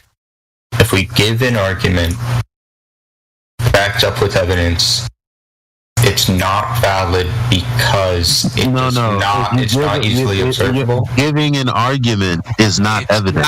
Proof, dude. That's what you're not understanding. Yes, you did. No, I did not say. I said if I give evidence. You said if I give an argument with evidence. Yeah, so where's the evidence? Say the argument was evidence. So where's the evidence?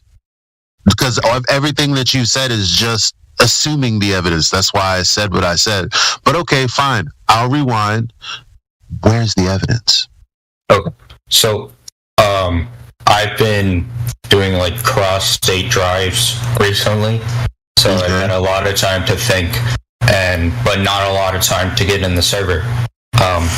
So what I've been pondering the past couple of days is maybe a week ago or something.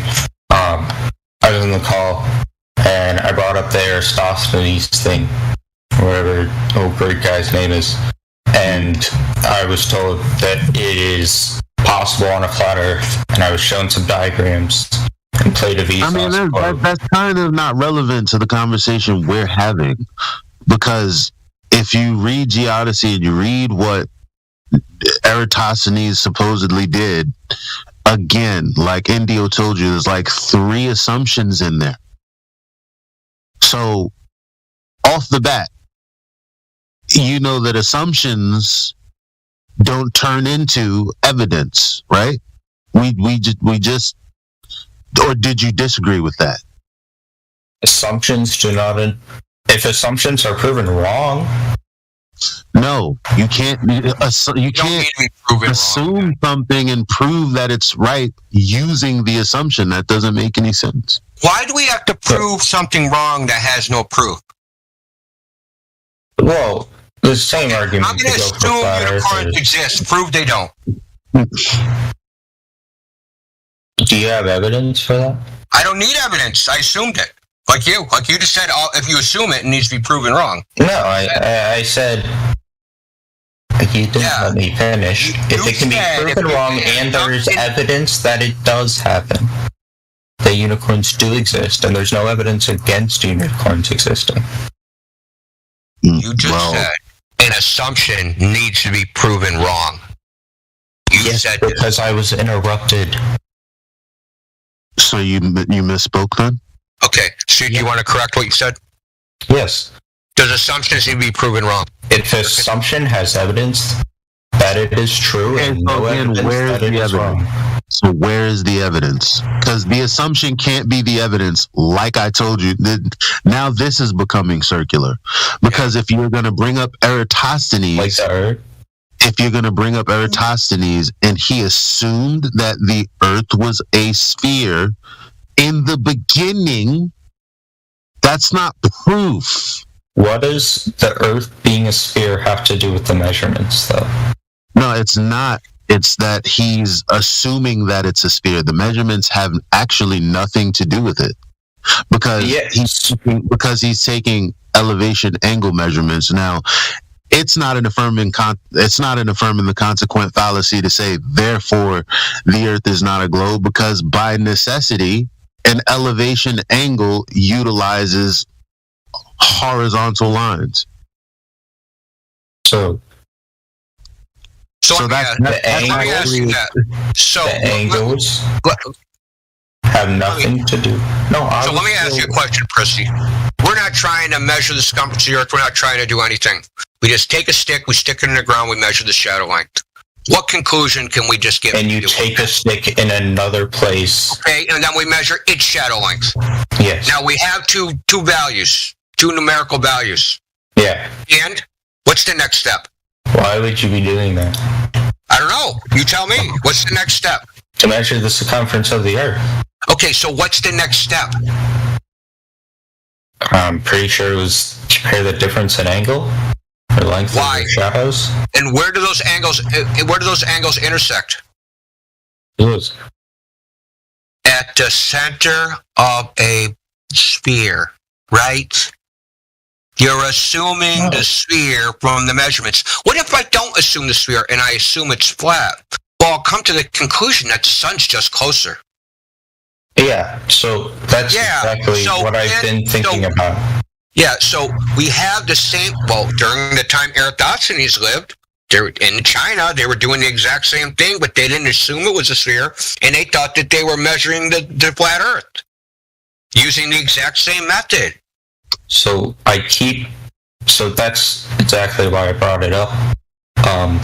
Because that's why we keep telling you, right? That it's like you're using an underlying assumption to reach the conclusion. I would really love to get a couple sentences out in a row. Yeah, go ahead. Well, we've done this lots of times, so it's like, go ahead. Just go ahead. Okay. Here's your chance. So it can be replicated on a flat Earth if the sun is closer. Right? Yeah. What do you mean? It can be replicated? What does that mean? Okay. You just This do a experiment measurement works the on a Earth. flat Earth if the sun is closer than we think it is. Then the sun is closer to Earth than what mainstream science says. Maybe. That's another assumption. Yeah. Oh, that's just... So it doesn't work on your model either if you don't explain it. There's no model. There's no, what do you mean by model? There's no model. Okay, it doesn't work on what you think On a the Earth level is like surface? either. Hold on, time out. Are you going to tell me that taking elevation angles or measuring shadow lengths won't work on a horizontal surface? Is that your statement? But does no, because in order to know that, you need to know how. Answer that. Doesn't work to do what exactly? What are we trying to do and make it work to do? I asked if the sun was closer to the Earth than mainstream science says, and you said that's an assumption. Yeah, but you can only measure the shadow lengths on a flat Earth if we know the sun is closer to us. So do we know it's closer to us? That's an assumption. What? Yeah, that's an assumption. It's an incorrect assumption. So we don't know the locality of the sun. We don't know the locality of anything in the Because you sky. have to position the sun independently, right? Let me ask you this. If I gave you two sticks and, you can pace your distance, can you find where you are on Earth?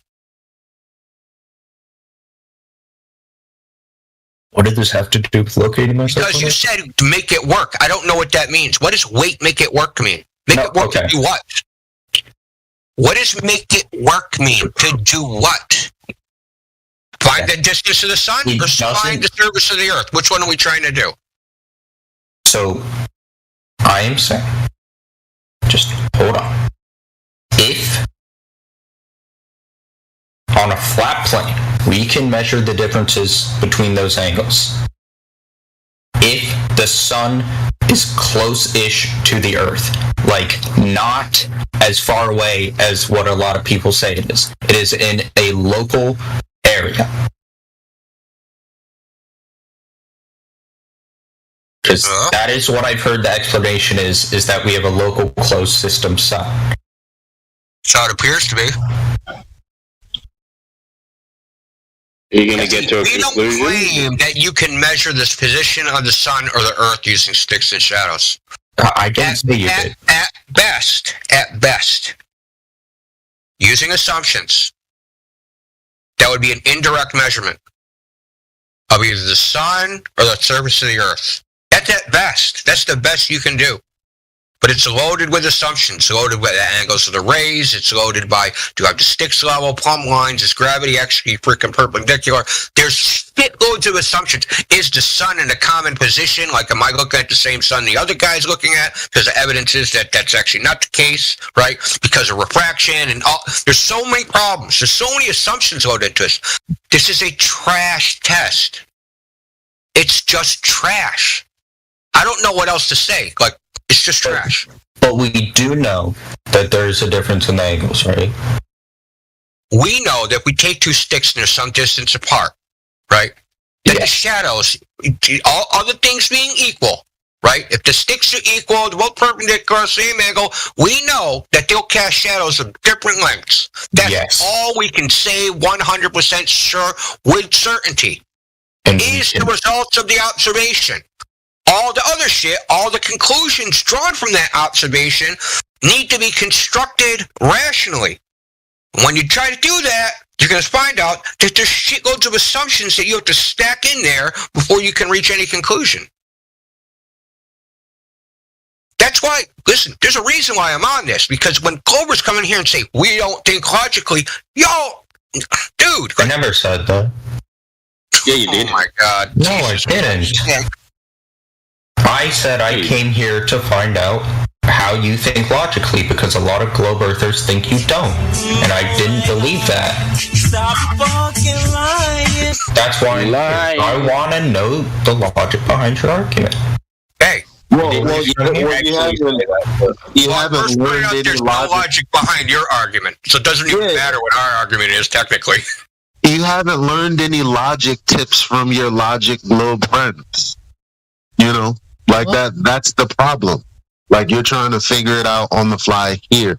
If your friends were here, they wouldn't do any better. They would just be asserting the same things that you're asserting. Just, you know, saying that their logic is correct. But I mean, I'm not saying my logic is correct. No, I'm not. I didn't say you. I said your friend. Now you're being defensive.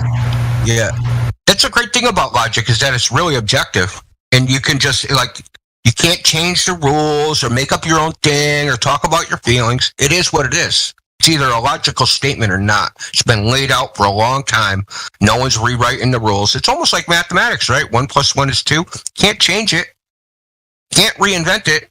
It is what it is. So the globe actually has no logic. It can't make an actual deductive logical statement to prove it's a globe. Period. End of story. Okay? So that's what I'm saying. Like, when I make a statement, I'm like, there's no assumption to be had. If I need to measure an elevation angle, the first thing I need to do is to make sure my device is level. So, your level is horizontal, and it's pretty freaking simple. There's no assumption there. But but here's the thing: the truth in that disqualifies the Earth being a globe. So, what do you measure the elevation angle from? The horizontal. You measure from the horizon. You measure up. This is something that we actually do. This is something that practically happens. I'm not imagining a globe. I'm not saying put a stick here and a stick there. I'm not doing any of that. I begin with something practical. You began with something practical. Okay, measure these shadow lengths. And we're like, okay, what's the conclusion?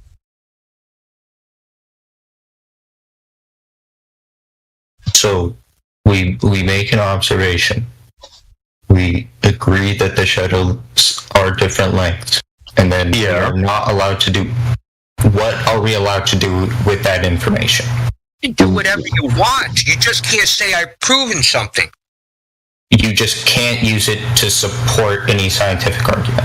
Think of it. Exactly. Well, that's not even science. It's a geometric. So observations can't be used to back up facts? Nobody said that. Facts. Now you're just inserting shit that you don't have. No.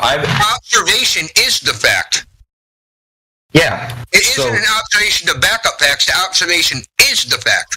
So different shadow lengths on sticks that are distances apart, that is the facts. Everyone in live stream voice chat, I'm just not reading what you guys are saying. All right,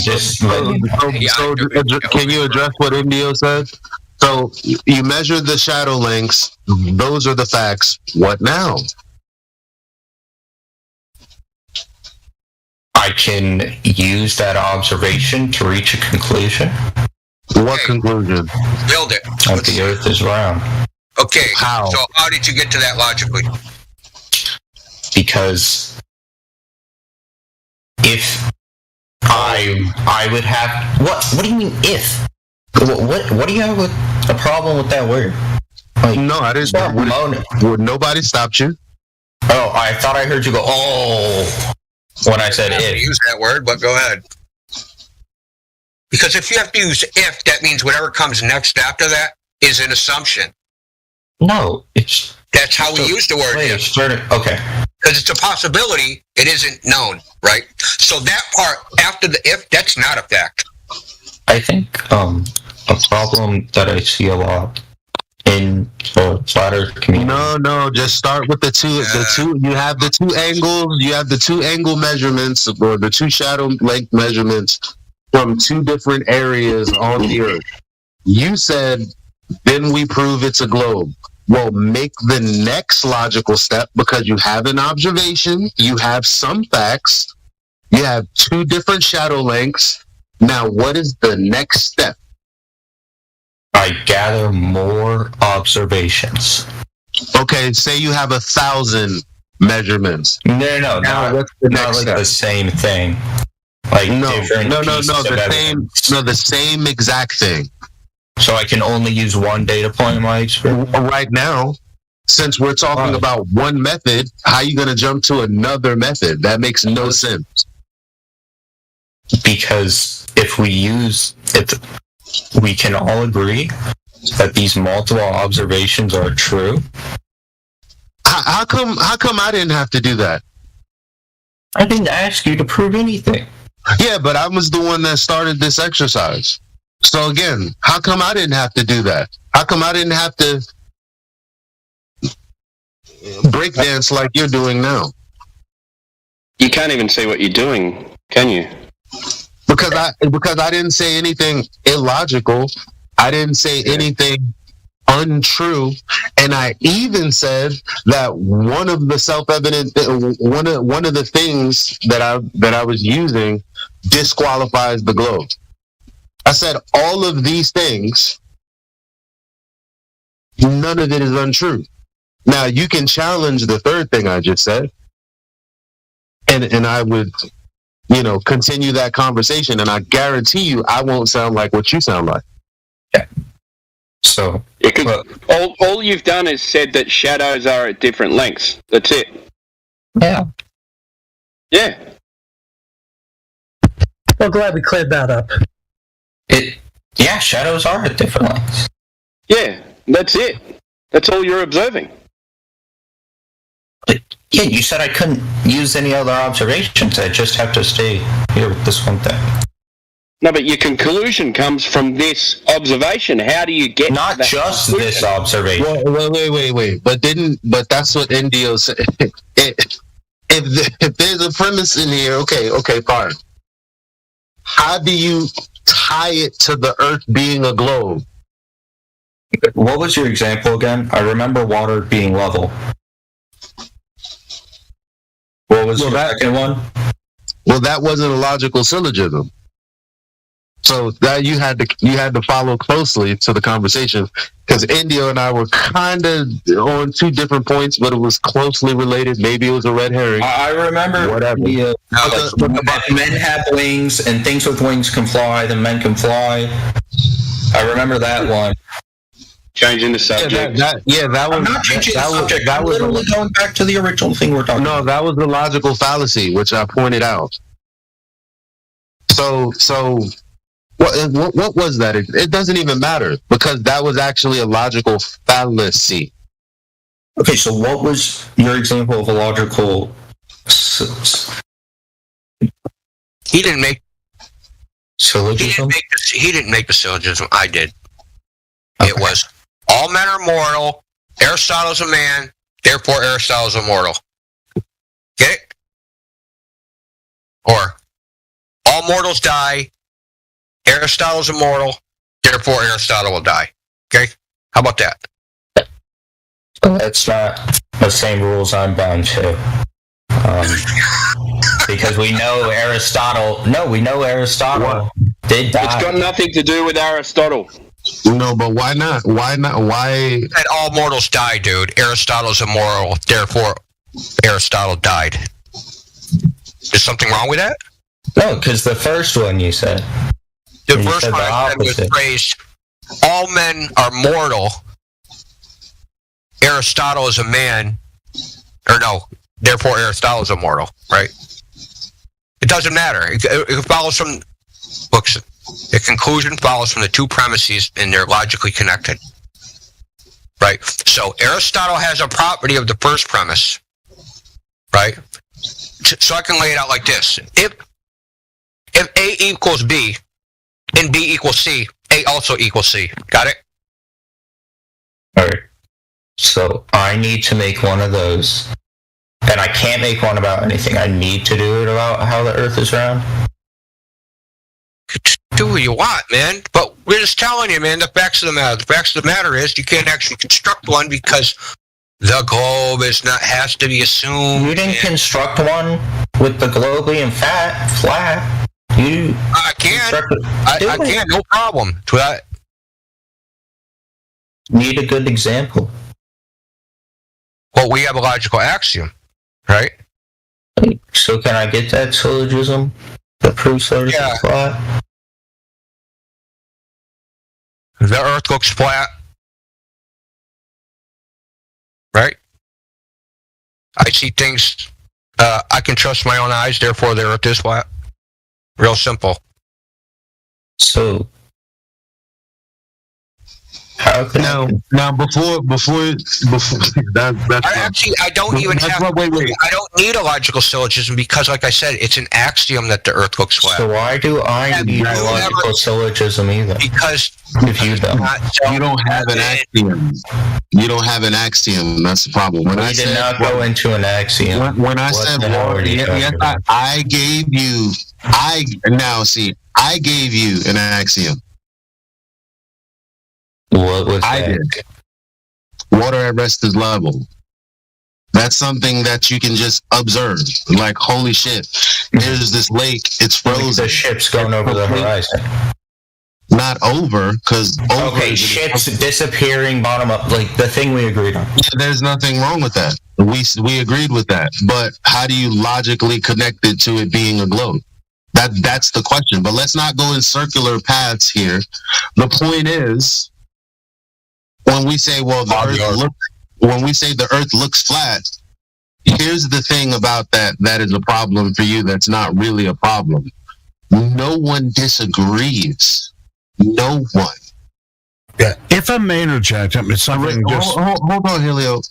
You know why no one disagrees? When I say no one, I mean even globe believers, because they think that effectively, as far as we can see, it's flat locally. Except everything if you go high enough. No, listen. Locally means. Listen. It doesn't matter how high you go. Mathematically, even at the height of the ISS, you can't see any curvature because you can only see 3% of the horizon. So, 3% of the Earth.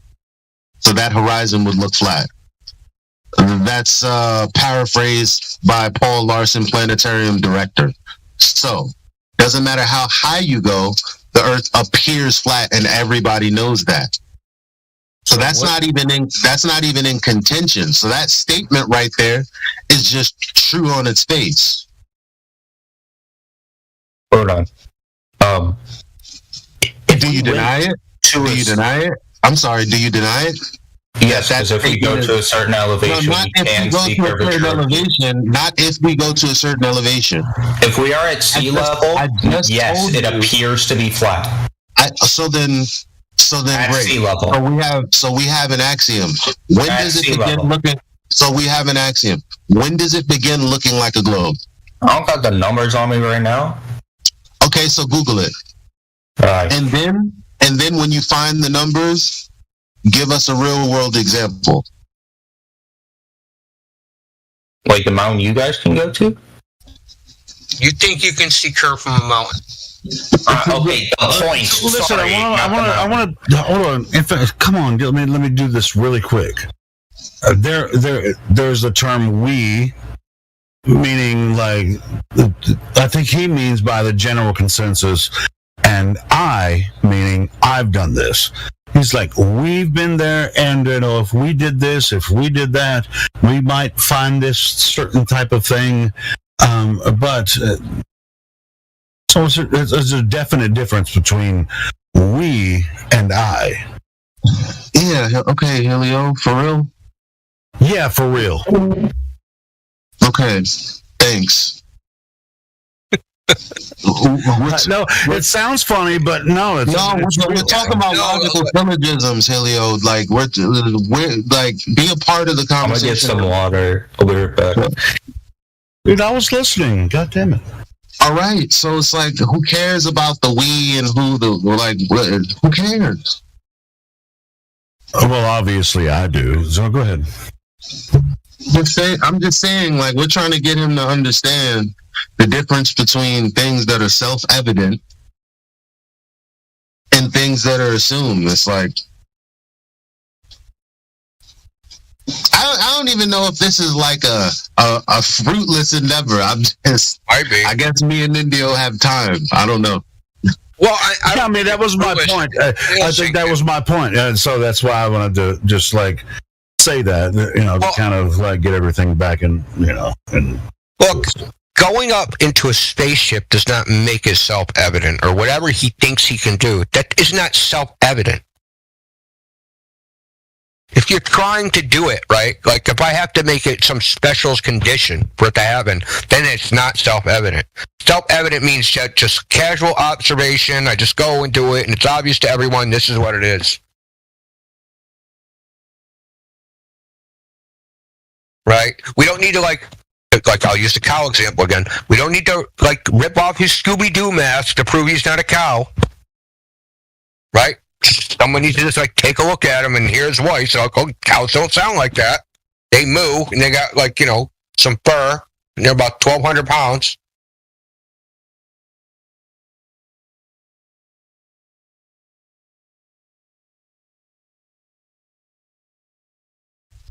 What's scary is it is that simple, and yet here we are. That's what's scary about it. Like, that's why I think that's how I found this new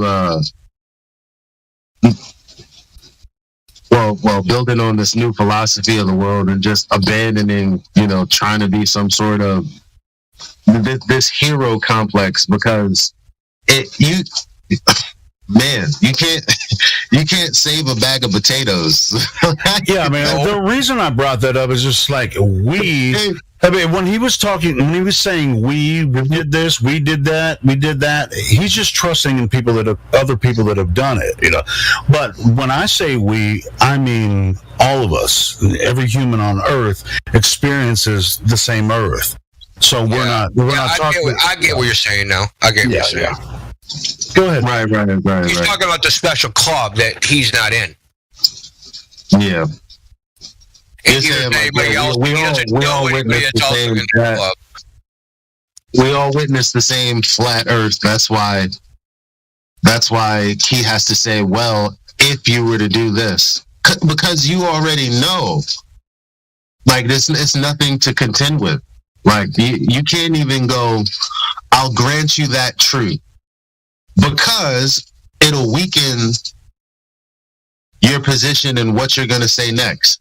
And that's exactly why the people in the justice system are fucked up. I'm going to keep tying it back to that because I thought you cared about that. Yeah. You back, buddy? Yeah. Okay. We're not talking about special circumstances by special people that you don't know. Right? So someone claiming that if I go to some magic place, that's where it becomes self-evident. You just can't go there. That's not self-evident. Right? So what about things that we can observe? And if we try and explain them, like... What do you mean by explain? Well, okay. Like, I can't see Polaris in the southern hemisphere. Okay, and? Why? Because of perspective. Yeah. I'm gonna need a little more than that. Perspective. Things that are over your head, they approach the horizon as you go out from underneath them. Why? Do you want the very technical answer? Do things get smaller when they go farther away from you? Do they get smaller? Okay. So the distance between something over your head and the ground, as you get out from underneath it, that angle, that space between the horizon and that object, that gets smaller as you get farther away from it. And eventually, that distance will be so small that you cannot resolve it.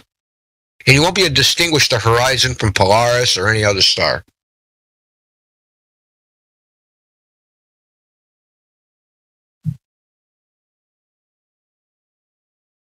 So if you had a bunch of streetlights, like a row of streetlights on a flat plane, and they're all 50 feet over your head, you're going to appear the lights to approach the horizon. Yeah, but like Polaris isn't 50 feet above my head. All right, we'll check this out. That's right, and you also don't have to go 50 feet down the road to make the lights disappear, do you? You have to go thousands of miles until Polaris vanishes, right? Yeah, because it's a lot higher. Yeah, and so you have to go a lot farther. But why can't I see the sun? In the southern horizon. Why can't I see the sun in the southern hemisphere? Yeah. Why should you? But hold on. What do you? Isn't it closer than Polaris? Why should you? Do we not know that? Why should you? Okay. Let him answer that question. That was a good question. Why should you? What do you? I said I can. So I can see the sun, but I can't see Polaris in the sun. No.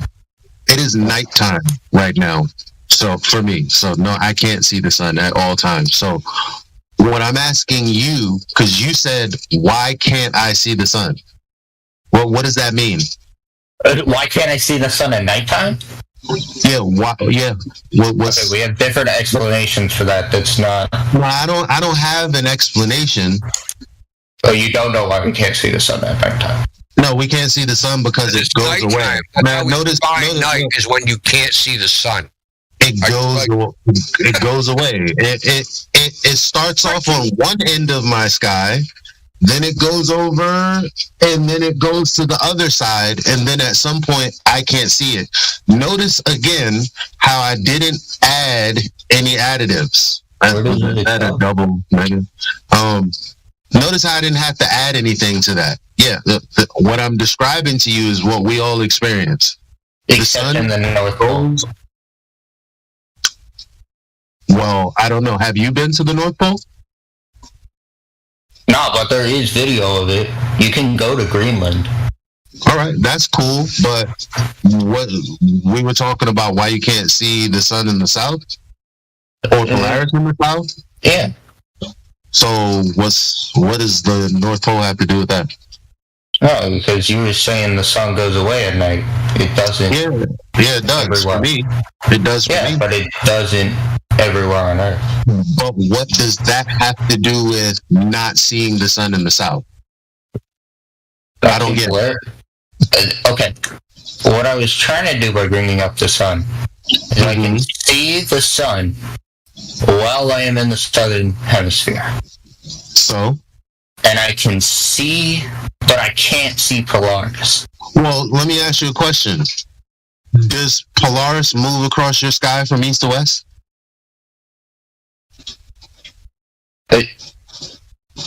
No, but if I move, it does move in the sky. Yeah, but if you move, everything moves in relation to you. It doesn't even matter if there's something in the sky. It could be a fly on your wall. So there's obviously a difference between Polaris that doesn't appear to move much and the sun that goes literally from one side of the sky to the other. As you stand and watch. No. For where I live, that's exactly what happens. It never not does that. Okay. Then in Greenland. So your argument isn't about Greenland, though. This is your argument. So stop trying to make it like it's very weird. So you said, why can't we see Polaris further toward the south? And the answer was, well, the angle is too small.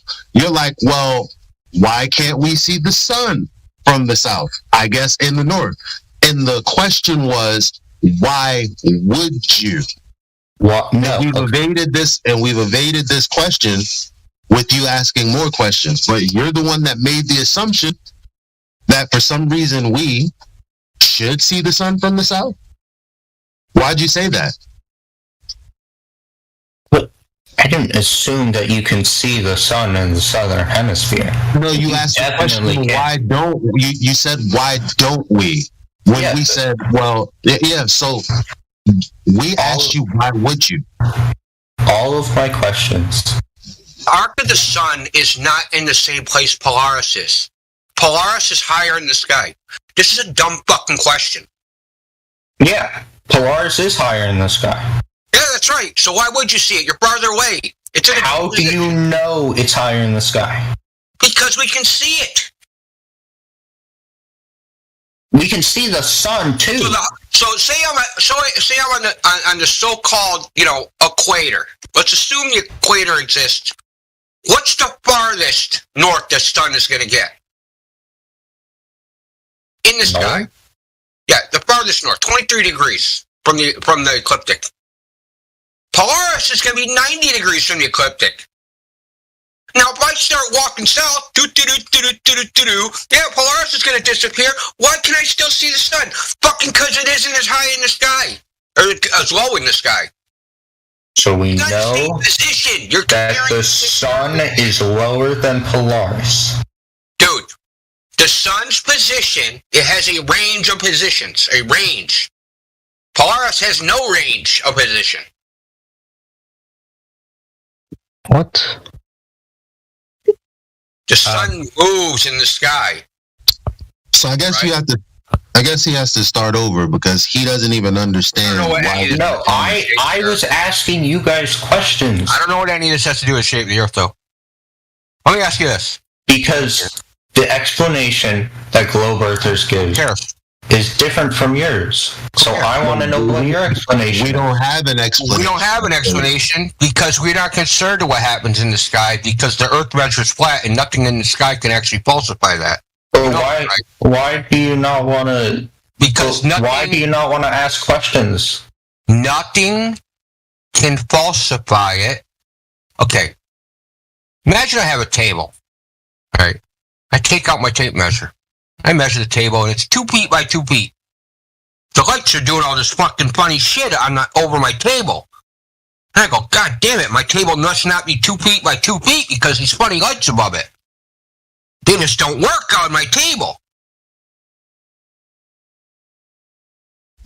You see what I'm saying? Yeah. Well, that's the dumb argument you're making. What? No matter what the lights in the sky do, the sun, the stars, the moon, it's conjecture.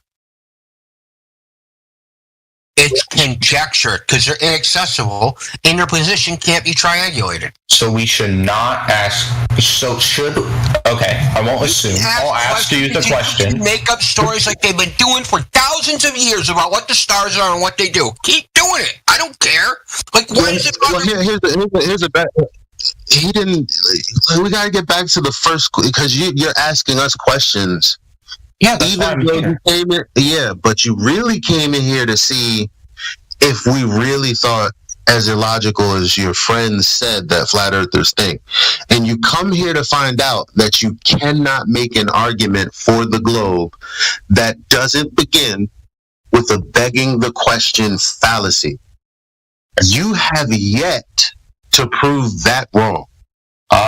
And you still want to ask questions about the sky and this and that and the third, and you want to make statements without making them too definitively because you don't want to accidentally commit a fallacy. And you're like, well, I didn't say that. Well, none of that matters, bro. At the end of the day, this conversation began with, well, the reason we're all here is because there's no globe proof that begins without a logical fallacy. That is literally the only reason we're here.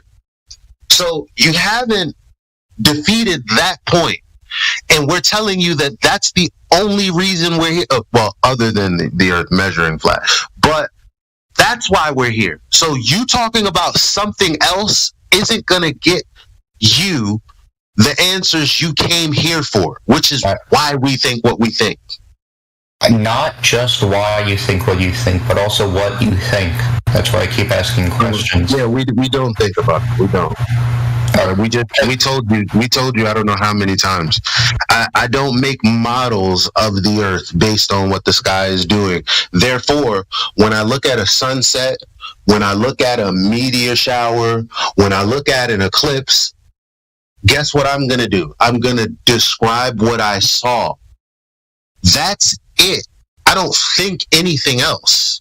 You know what I think about? You know what I think about? I think about whether or not I'm doing right by my child. Whether or not, these are the things I think about. When it comes to the sky, I watch it and then I describe. There's not much to think about. I think the constellations are a good point of that. Looking up at the sky and seeing imaginary objects. And the constellations are proof of that, because we have names for these different constellations. And this one looks like imaginary objects. You're derailing the conversation, bro. Danny, I'll say I changed the topic. That was some crazy shit right there. Sorry, man. Can you just hold off a bit?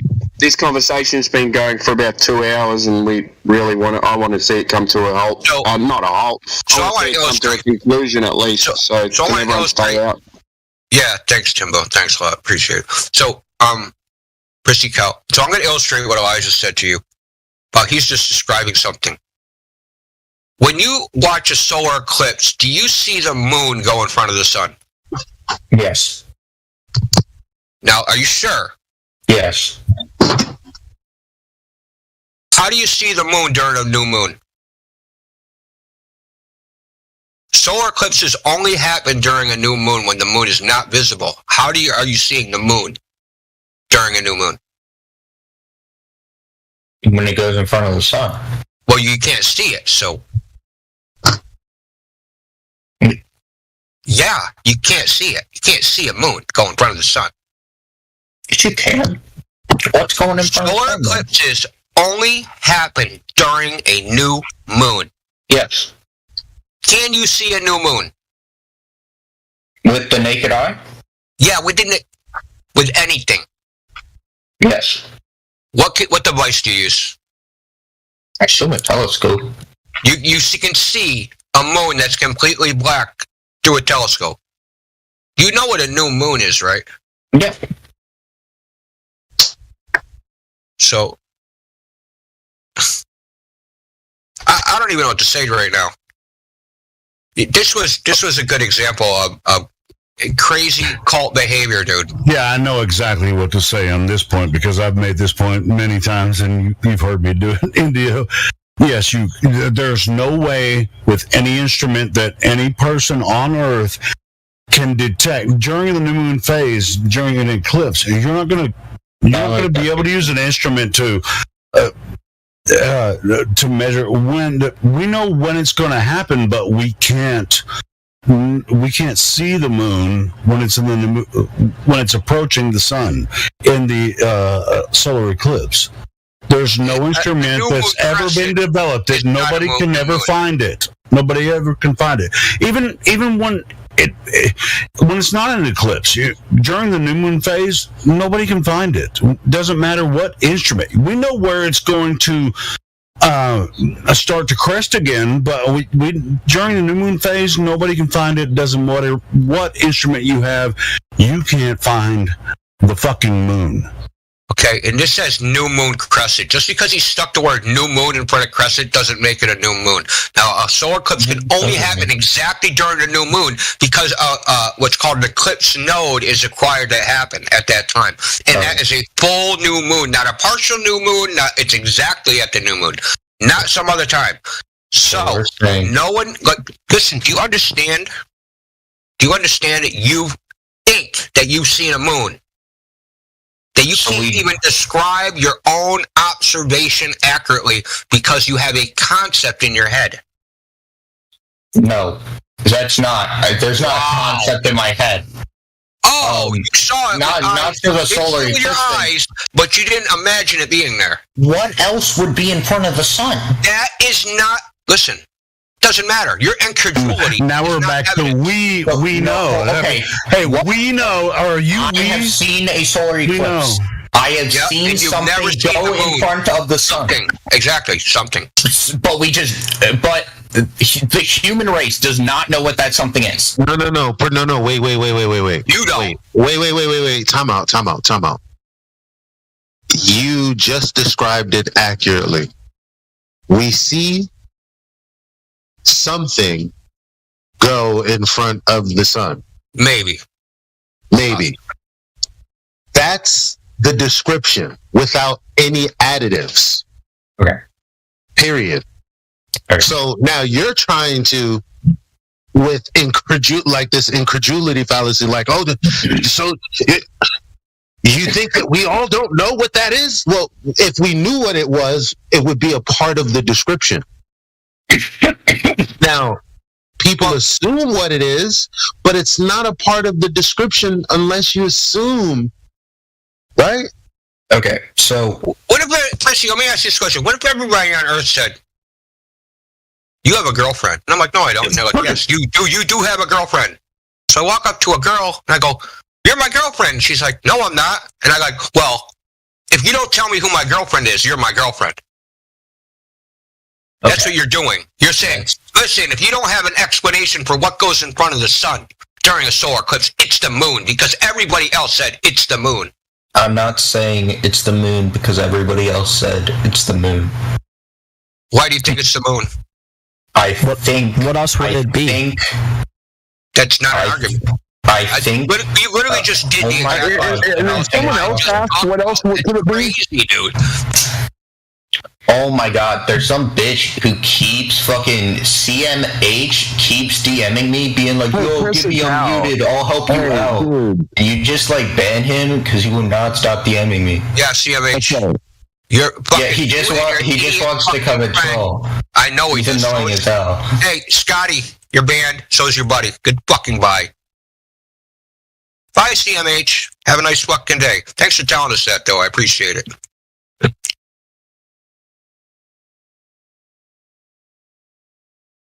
Anyway, can we carry on? Yeah. I just checked in Sky. Yo, es más. Are you there? Yeah. Okay. Yeah. So what were you? I know we had a talk in the VC check-in. Did you want to continue that conversation, or we want to? Do you have more questions? Any questions? Yeah, right Pussy now? Cow, you want to take a break for a second? Hold on, Jody. Oh yeah, I'm fine. I'll take a break. I can always come back another day. Yeah, it's 24/7. I can come back whenever I want. Damn Skippy. All right. I'll sit back now. Thanks, man. I've always wanted to ask how you guys think gravity works. You know? What do you mean by gravity? Well, an object And going so down it begins at again. the force. I'm gonna go to sleep now. Yeah. All right. See you guys later. I've always wanted to know what you guys think about that. So, a falling object is gravity. Well, there's a specific speed to gravity. So, little g. The observation that something falls at 9.8 meters per second squared, approximately. That's gravity? That's the gravity you're talking about? Or are you talking about mass? Speed of gravity. Yeah, things fall. Yeah, whoopee. Yeah, and? How do you guys explain that in most of your diagrams? Explain why things fall? Well, yeah. Why? What do you mean, why? Why do I gotta explain why things fall? Okay, let's do this. I want to know why things fall, and I want to set up a scientific experiment to determine why that happens. Why does this object fall? What experiment can I do to figure that out? Come on, tell me. I'm waiting. No, I'm asking you, because you think that you probably think there's an explanation for this, a scientific explanation. So why do things fall? There is? What is it? Like gravity is a force? Yeah, that's a story. I want the experiment. Alright, give me a minute. I'll get out. Yeah, go Google it. I'll go get something. Calm down. I'm perfectly calm, dude. I've dealt with this question thousands of times. This isn't new. But I just want you to explain on most of the diagrams that you have for flat Earth how it would work. We don't have diagrams. How would what work? How would gravity work? Wait. What do you? We don't have. You're not even using the correct definition of gravity. Okay. The theory of gravity isn't things fall. It's also not things get pulled to the center of mass. The universal theory of gravitation is every particle in the universe checks every other particle inversely proportional to the square of that distance. The formula is F equals G M1 M2 divided by R squared. Okay?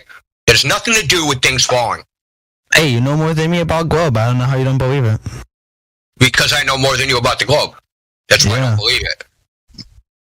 I don't know, man. It doesn't seem right. That was weird, right? It was weird. See, the reason that we're not Globers is because we know more about the globe than most people.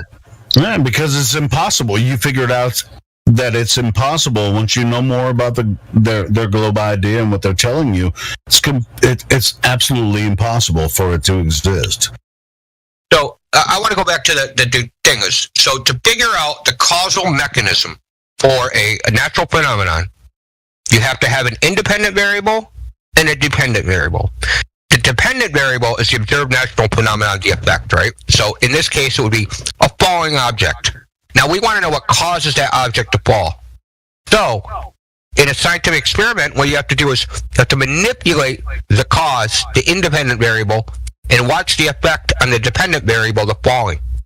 Now, the theory of gravity, right, is that mass attracting mass is the cause of a falling object, right? So let's do this.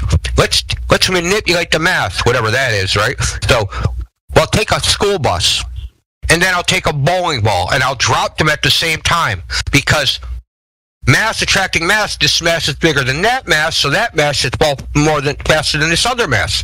Well, when we do this experiment, they both fall at the same rate.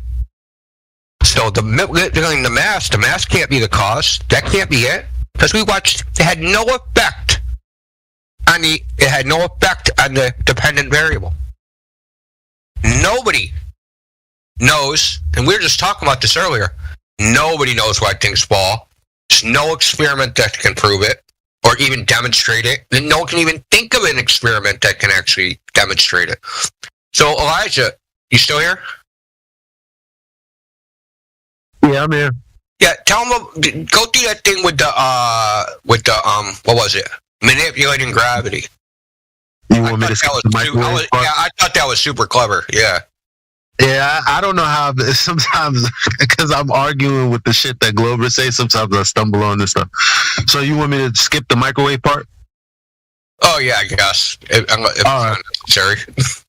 So go to Google and type in "Can you manipulate gravity?" and tell us what and read out the first thing you find.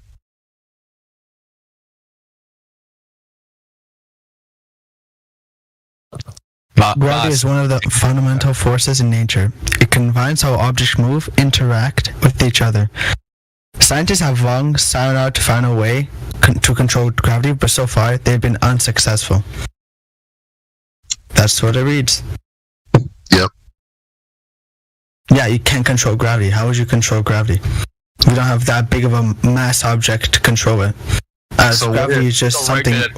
So what did Indio just tell you about experiments? They said to manipulate gravity. There's a difference between manipulating it and seeing how it works. Excuse me? Yeah. Excuse me? Here, I'll get the definition of manipulate for you. What? Handle or control a mechanism. Right. Or a tool. So as they said, they can't control gravity, right? They cannot control gravity. So the point is, if the entire point of an experiment is to test whether or not the independent variable affects the dependent variable, if you can't control the independent variable, then you don't have an experiment. You have been listening to excerpts from the 24/7 Flat Earth Discord Live YouTube channel. If you would like to join the discussion, simply type in your address bar, discord.gg/flatearth. Thanks so much for listening. When it comes to where you are, where you're standing, what you're standing on, do you have any ideas around that? Like, what do you think? What do you perceive? What do you experience? I think it's quite spherical.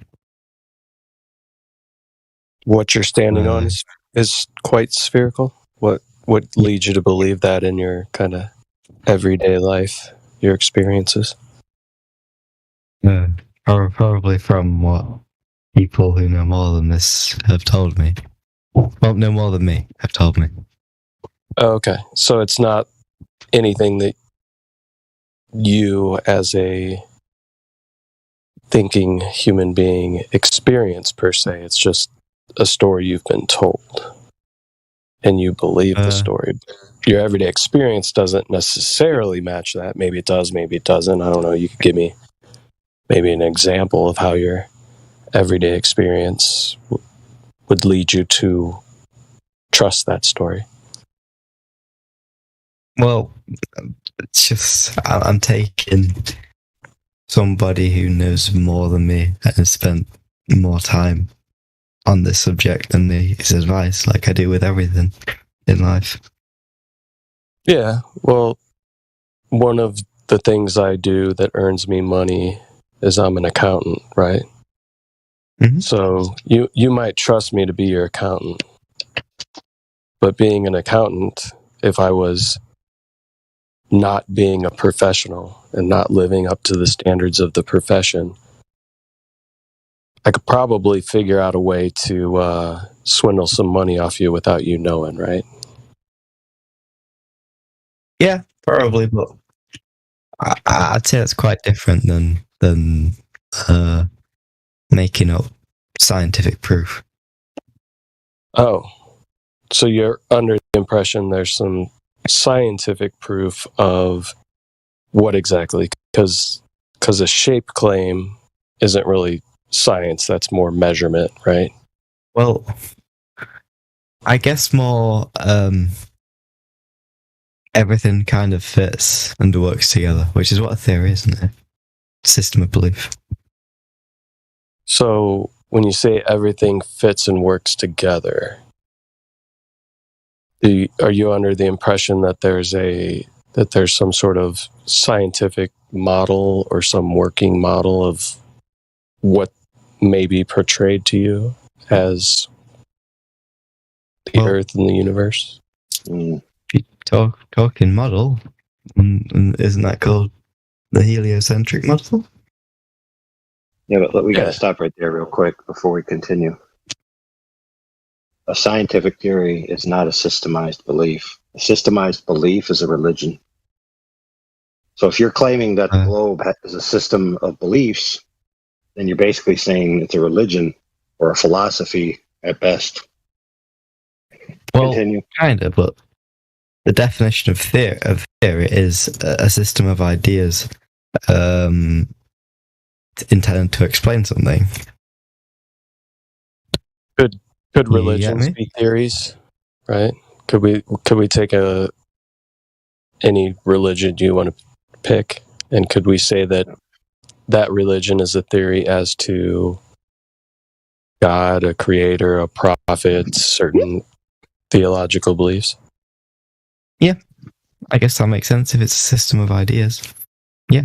Fair point. The problem is we're now all confused. Because you're starting by talking about science. And then you use the word theory. And then you give a definition that doesn't have to do with science. A scientific theory is a specific thing, which is not the definition you gave or the explanation you gave. Isn't science like... I don't know how to explain it. It's like proof, isn't it? Do you get me? It's facts based on observation. No. What is science? Okay. Science in the way in which we're using science in this arena, right? When people say there's scientific evidence of the globe, okay? Scientifically validated evidence is about cause and effect relationships that are validated by experimentation. Okay, so a theory in a scientific theory comes after an observation of the natural world, a phenomena that occurs within it, a hypothesis about if this occurs, then maybe it causes that phenomena, the effect. You then have a rigorous, you then have a rigorous experimental phase of validation that will either validate your hypothesis or nullify your hypothesis. Once all that is complete, then you can start having a scientific theory. So that being said, since you use the word science, where is any of that for the idea that the Earth is a globe? Okay, so first of all, I apologize for saying science is. Yeah, I mean, sorry, as far as a religion is a theory, I'd say it's more of a hypothesis, then, isn't it? No, because if it's so with that, why is I'm a bit confused with that? Because like, wouldn't it be a hypothesis because it's what you think is happen, like what you think, but you haven't observed it yet. It hasn't been tested. Not in a scientific sense. Same thing you're talking about. it's just an idea. Yeah, exactly. Hypothesis. Right, but you see, a hypothesis in regards to science is a specific thing. Just because it's the same word doesn't mean it's the same thing. You know, in general common language, yes, so in general common language, a hypothesis is just the underlying belief, right, of why you hold a proposition to be true. That is not what a hypothesis is in the scientific method. What is a hypothesis? It's a specific if-then statement that's validatable. For example, if 180 degrees Fahrenheit applied to water, then water boils at sea level, right? And then you can validate that by demonstrating it. So, for example, let me give you an example of something that doesn't apply. Okay, there is a blue knife on my table, right? Not a scientific proposition. It simply is the case that there's a blue knife on my table. Yeah, because you observed it. Yes, directly. The object in question is directly observed. There's no causal relationships required, right? Now, I want you to ask me questions about my knife. Okay. So ask me questions about it. What questions do you want about your knife? Is it sharp? You think of the questions. You think of the questions that you would need to ask to divine what it is, because it is a knife of a certain type. So start asking questions like maybe the size of it. Okay, how big is the knife? 7 inches long. Okay, stop. Don't continue. Did I need to do any science to get that answer? You need to measure it. Oh, there you go. All right. I pass it to my friend who was talking to you earlier. Okay.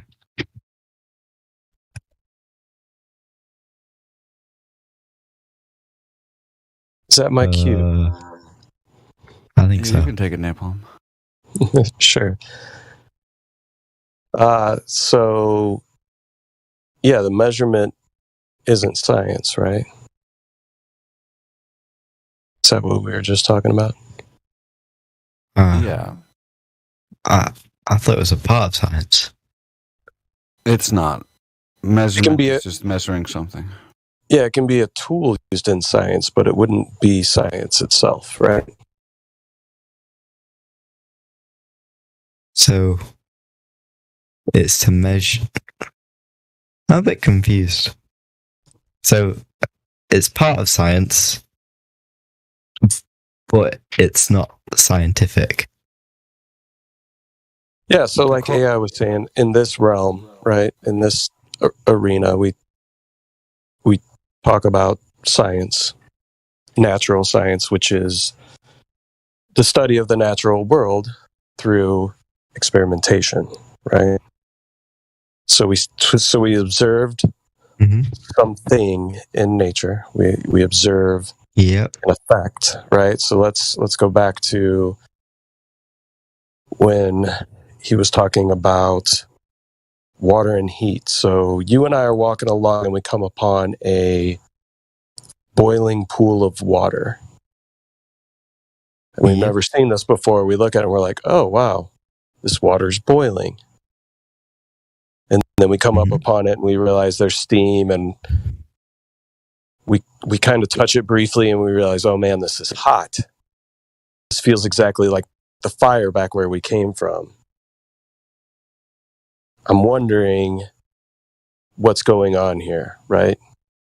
I feel heat within the water and I see it boil. So maybe we could form some sort of hypothesis as to why the water is boiling. Maybe it's because of the heat. So we go back to our campsite and we try this. We take some water, we put it over the fire, and it hits a certain temperature over time, and it starts to boil. So we can do this over and over again, and it's repeatable. So we have a variable that we're manipulating, which is the heat. We're putting the water on top of the heat, taking the water off the heat, stops boiling.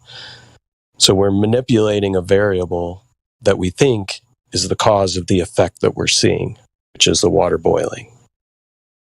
So then we come to the scientific theory that heat causes water to boil. And we've demonstrated this through experimentation, right? So the key to all of this.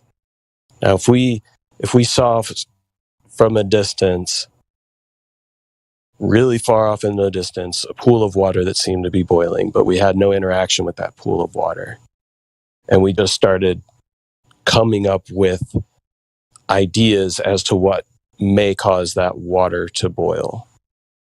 If we don't touch that water, or we don't look at that water, or we don't try to take water ourselves and figure out what can cause this boiling, do any of our stories that we may come up with as to what is causing the water to boil, do you think any of those would be relevant?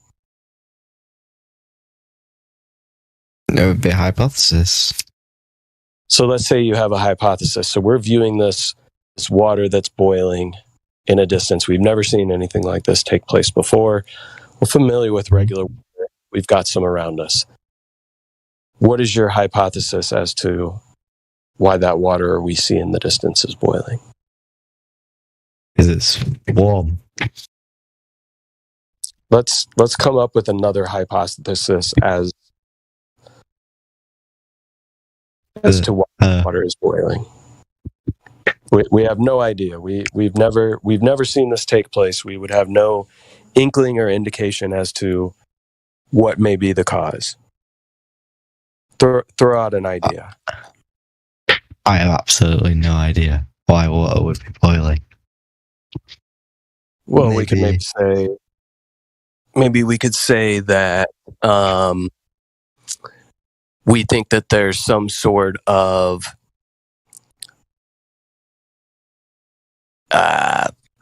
entity or being that lives within this water that is somehow below the surface, which is causing this thing to take place, right? Yeah. We'll make up a name for it. You pick the name. It's unicorns. Okay, so unicorns. Read that in the chat, you copper. You want to cheat. So our hypothesis is that we've got these unicorns, whatever these may be, that are underneath the water that are causing this agitation that we see that looks like little bubbles. Now, what would be the first thing we would do to test this hypothesis?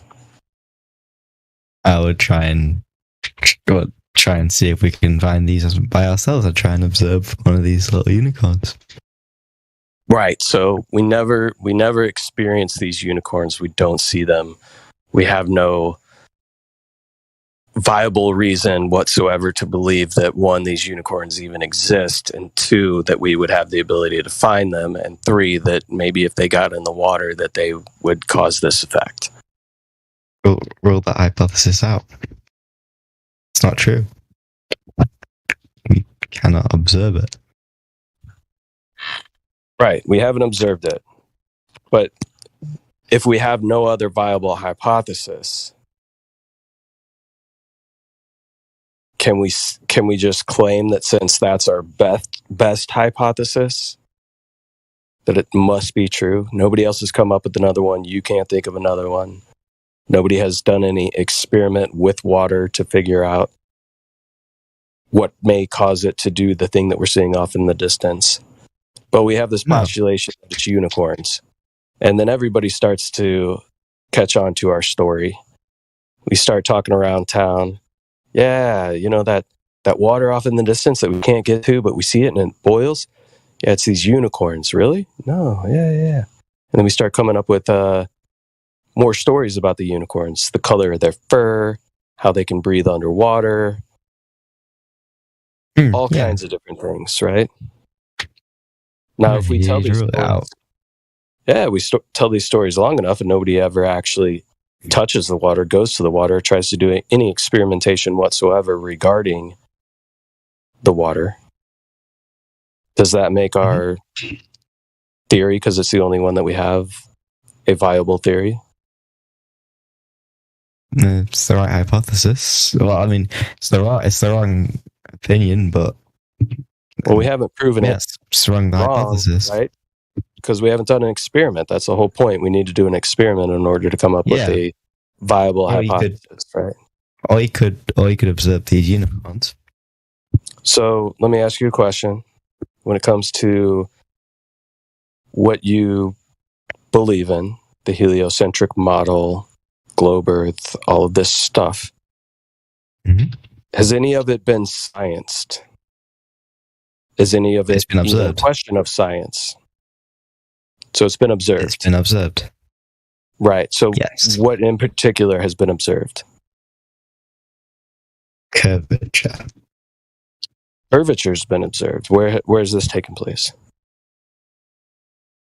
What do you mean?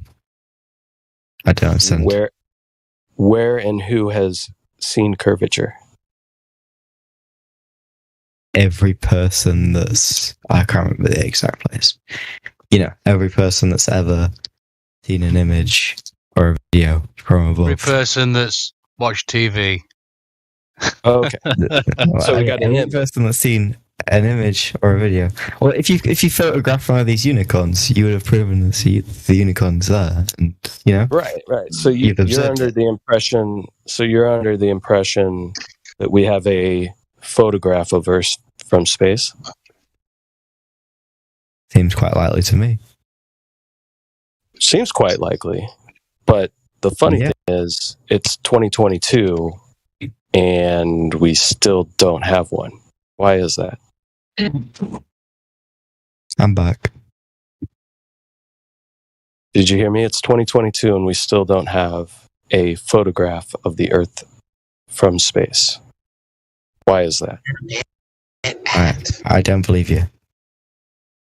Where Can you provide one to me, or have you seen one? Could you give me an idea of an image? Blue Marble. All right. Blue Marble 2.0. That's a picture of Earth from space? I'm sorry, what was that? I believe so. You believe so? Do you know so? Or do you believe so? Doesn't seem very... It seems quite credible. Seems quite credible. Okay, well, what if I told you if you go to the NASA website, you can find a data visualizer named Robert Simmons, who has also been interviewed on a radio show talking about how he created the blue marble image. So what he did is he took strips of high altitude pictures and took that flat map, wrapped it around a ball in Photoshop, and then started coloring it in. He put in the clouds. He talks about how he made the colorations within the oceans, how he made it a little bit more green in areas that they had sensors that sensed more phytoplankton in the sea. He decided to use that data to color those parts a little more green, right? So the interviewer even asks him, so there's artistry to making the Earth. And one quote that Robert Simmons has is that he says, it's Photoshop because it It has to be. I'm reading this. Did you find Robert Simon on the NASA website? You can read it all. Yeah. I'm not reading. Yeah, while you're reading that, so you might say, oh, okay, that's not a photo. But the Himawari 8, that's a photo. And that came after the marble. And it's a satellite. Right? So in the modern day, they put up a satellite called Himawari 8, so they say, with the intention of taking photographs, right?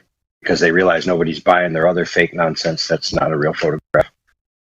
So lo and behold, people believe that the Himawari 8 is taking a photograph of the Earth every 10 minutes. Come to find out, the Himawari 8 is just overlaying the blue marble data set that Simmons created with NOAA data, which is weather data. So it's a simulation. It's not a photograph. So again, like my friend said, where's this alleged photograph that everyone has seen? It says here that in 1972, during Apollo 17, that was the last time someone took a photograph from above low Earth orbit. 1972. That's the only alleged photograph. From what this is saying, whenever this interview was out, 2004. So it's 2022, and the only photograph that's ever been taken of the Earth from space is from 1972. Do you believe that? From low Earth orbit. According to it shows the entire hemisphere. It's from they were going to the moon, they claim, and that's when they claim to have taken the picture. But NASA admits today that they cannot cross through the Van Allen radiation belt. They would kill anyone who would try. So they cannot send people beyond low Earth orbit or to the moon. What? So apparently, so that's why they couldn't have taken that picture. And even if you watch the documentary, a funny thing happened on the way to the moon. The tapes from when they were faking that actually showed more and were leaked and found and were shown in that documentary. So you can see exactly how they faked that picture as well. Right. So what we're telling you here, my friend, is that the only photograph that everybody's seen is scandalous at best, unvalidatable at worst. So again, where's this supposed photograph that everyone has seen? According to what you said, there isn't one. Oh, there you go. That's the answer. Well, I find it hard to believe, which I'm sure is quite normal. Wait. So you think it's rational to believe that the only legitimate photograph happened at the beginning of space exploration, and since then, not one has been duplicated by an advanced system? You think that's easier to believe than just to believe that they can't take a picture because they can't get far enough away to take a picture?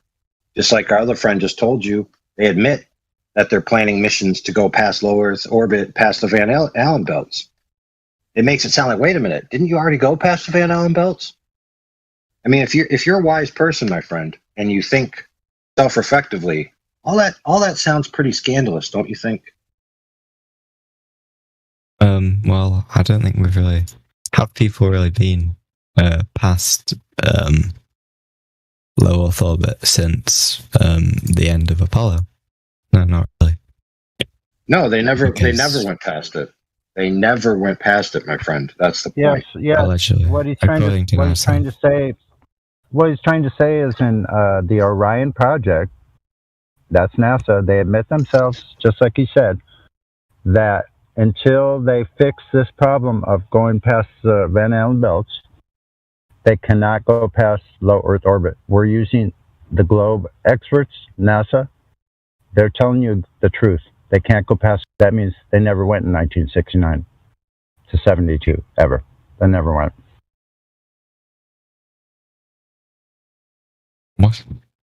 So they said that they went, but then they said, for some reason, I don't think they'd do that. Yeah, they said they went a long time ago, and then they realized, oh, the radiation would actually be completely lethal and can kill anyone who actually tries. So that's why anyone now cannot go. And for the last few decades, no one has been allowed to go because it's deadly. You can't go. It'll kill you.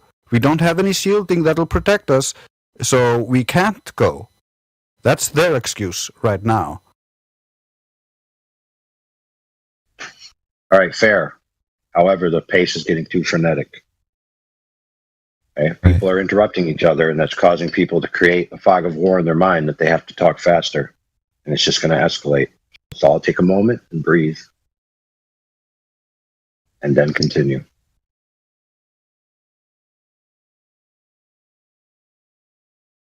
So, Laundry. Yes?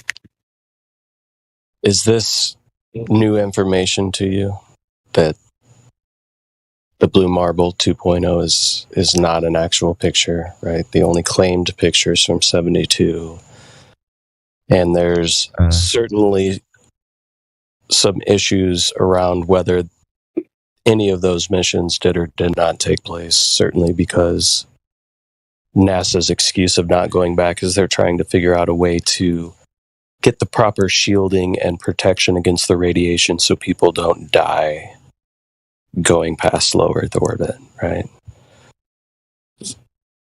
So you said something not too long ago where you said something along the lines of this information was hard to believe, right? It's hard to believe that maybe what you thought were real pictures actually aren't. Are you just kind of trying to process that? Are you coming into the realization that maybe what you thought you believed before was proof? Yeah, is not enough on it. It says here that the last photo taken from above low Earth orbit was the pale blue dot, right? Taken in 1990, which would make more sense. Yeah. So Voyager, which isn't a manned spacecraft. So that makes a lot of sense. No, it's an alleged space probe, which, if you believe it or not, is still up until, I don't know, when was the last transmission we allegedly got from Voyager? Within the past 5 years, I think. We're still allegedly receiving photographs from this alleged space probe that was sent into orbit. I don't think we're receiving photographs, and I think we have since the ones. But maybe it's Voyager 2 that's still providing images. The last photo from Voyager was 1990, pale blue dot. Okay. So take a look at that. What does that tell you? What's that? Does that give you any indcation as to what you're even looking at in that picture? Have you seen the pale blue dot?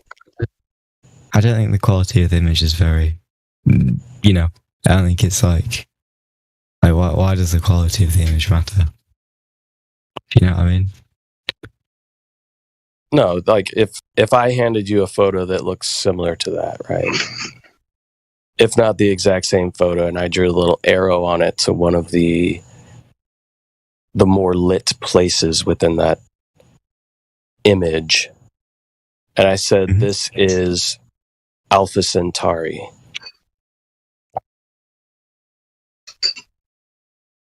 Would you just automatically believe that?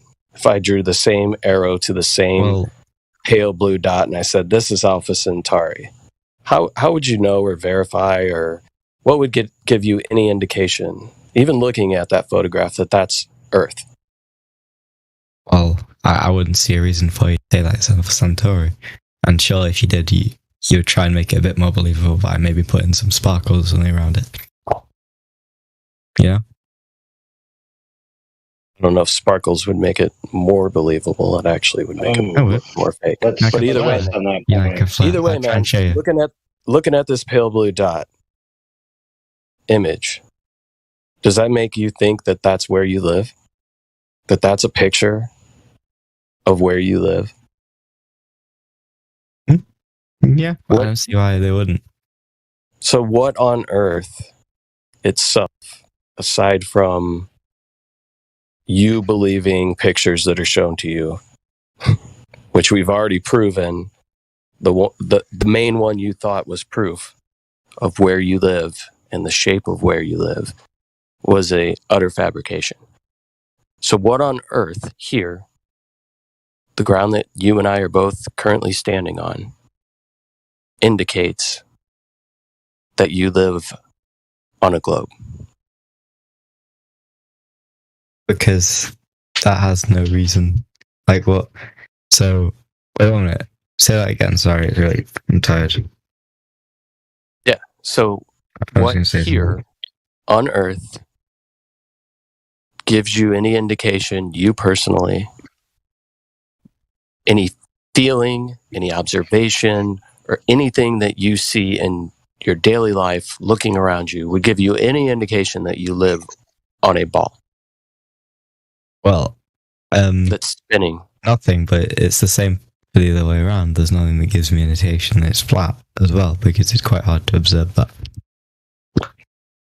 Sure. I mean, I observe it all the time. I live near water, right? So I see very far. Looks very flat.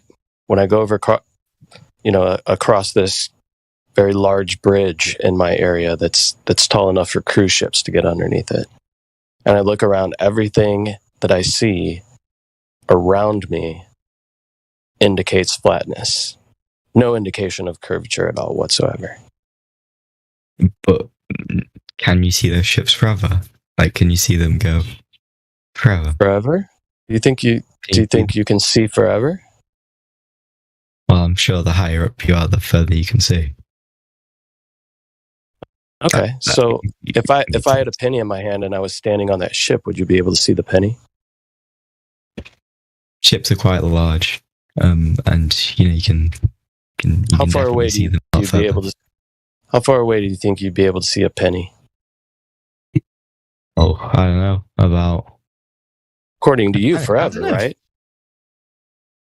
Forever. What? If I just went straight up in the air, would you be able to see a penny that I was holding in my hand as I continued to increase in elevation forever?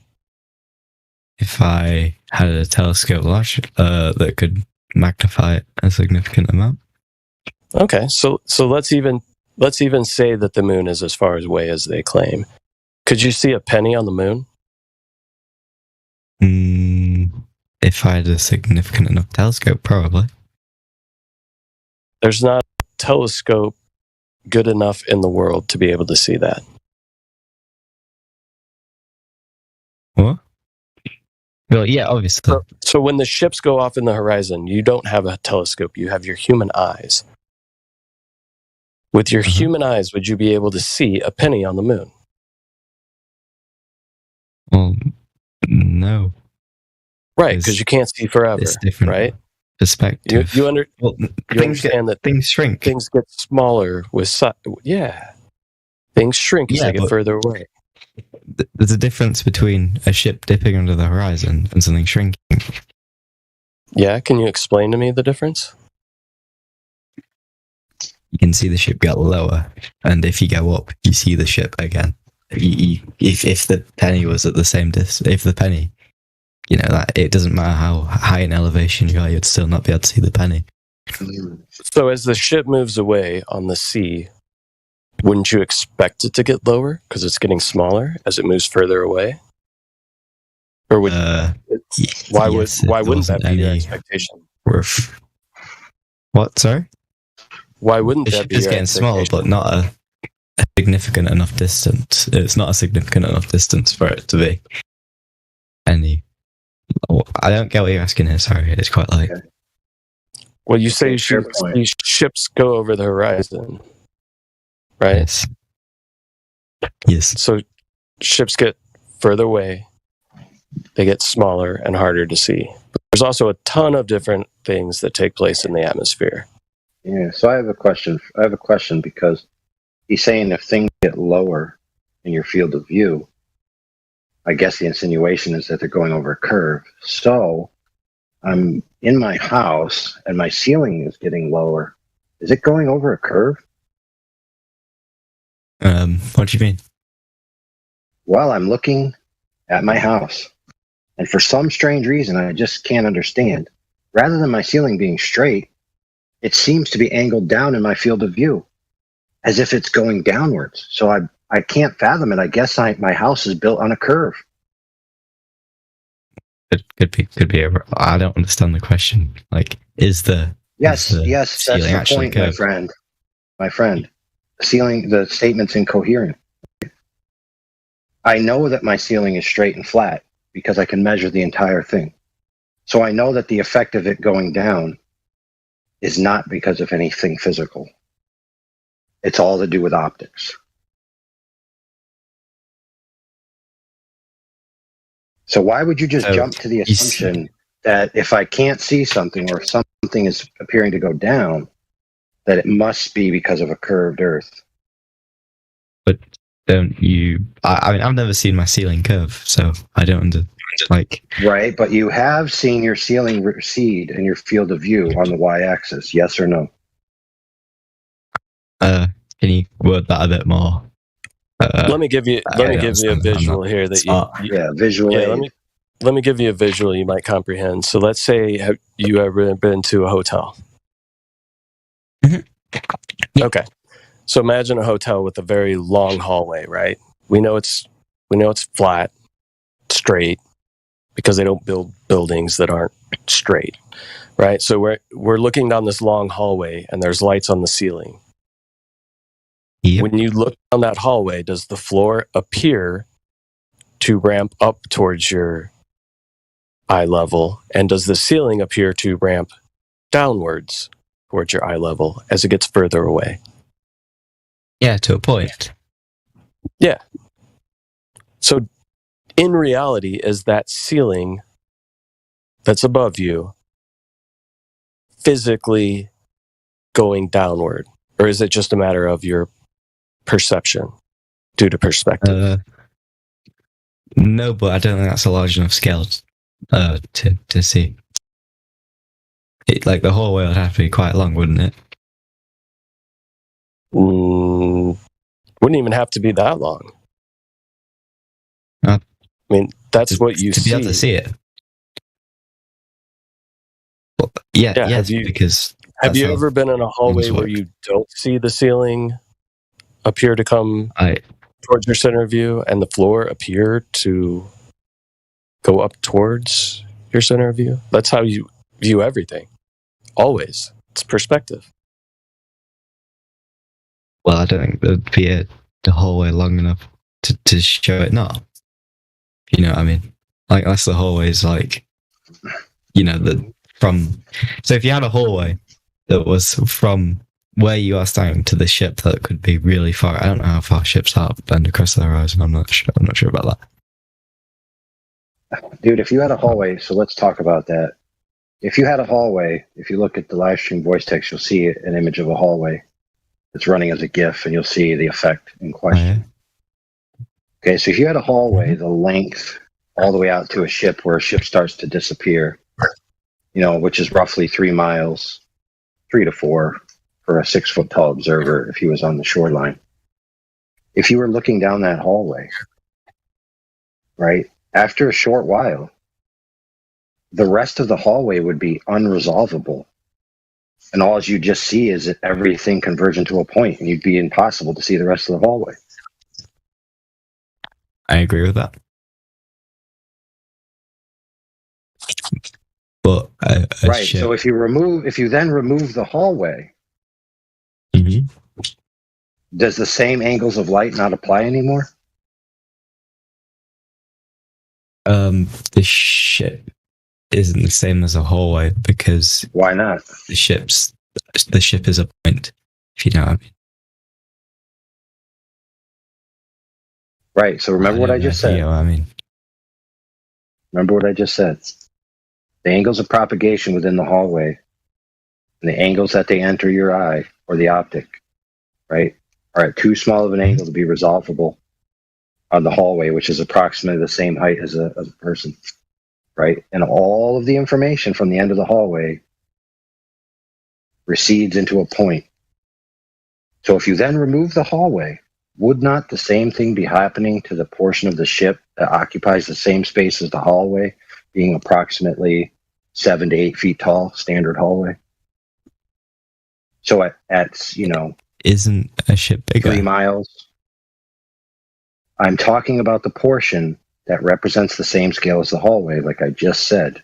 6 to 8 feet. But how am I supposed to see that point from a ship that's far away? I wouldn't be able to see that. You got it. So what you would see by what you just admitted is you wouldn't see the portion of the ship that represents the same scale as the hallway, but you would see the portion of the ship that is much bigger, being the top. So by your own admission, you generally conceded that the bottom of the ship would disappear due to the laws of perspective alone. The point of the ship that faces, you know what I mean? Like the point of the ship that is level with me. Right, that part's going to disappear. Obviously, first. Obviously, the whole length of the ship isn't the same size as but the whole. Think about this. Think about this. The ground. Hold on, stop there. Stop there real quick. Because he's saying something that most Globers don't get, and that it's worth noting. Okay, the whole ship represents a certain angular size, but each portion of the ship represents a different angular size. And the smaller portion at the bottom of the ship subtends a different angle than the whole ship. And due to the law of triangles, that angle is going to be smaller. And since we see in angles, once the angle gets too small, we won't be able to resolve the bottom of the ship while still being able to resolve the top. Thank you for being one of the first people to get that without having to go for 2 hours. All right, I yield the floor. Yeah, that was a really good point. Just think about it for a minute. If the floor all the way up to the vanishing point, and at the vanishing point, that's where you can't discern the floor anymore. Of course, his feet or the bottom of the ship at that point cannot also be discerned when it's connected to that point on the floor. Do you get that? Oh, wait, so you're trying to say that it's like a plane? Like, I don't know if so every part, so every part is the. Sorry, I'm a bit, I understand what you mean, but every part of the ship. Sorry about this. Can you just Yeah, so say it? Think of it this way. If you had a smaller ship, like a dinghy, just a little boat, that was tied to the side of that ship as it goes away so that you can see it. And you see this little ship. Now, if you removed the big ship, you understand that that smaller ship is going to visually disappear at a shorter distance than that large ship because it's a smaller object, right? Got less height. Yes, less height. So you would expect the little dinghy to disappear before the large ship, solely just based off of its height, right? Because you understand perspective works. The angle is going to be too small for you to resolve that small ship first. Now imagine tying that dinghy to the large ship and sending it out. It would stand to reason that that small ship is still going to be unresolvable at the same distance, regardless of whether it's tied to the ship or not tied to the ship, right? Agreed. So as that little dinghy disappears because we can no longer see it due to angular resolution limits of our eye, it's tied to the ship.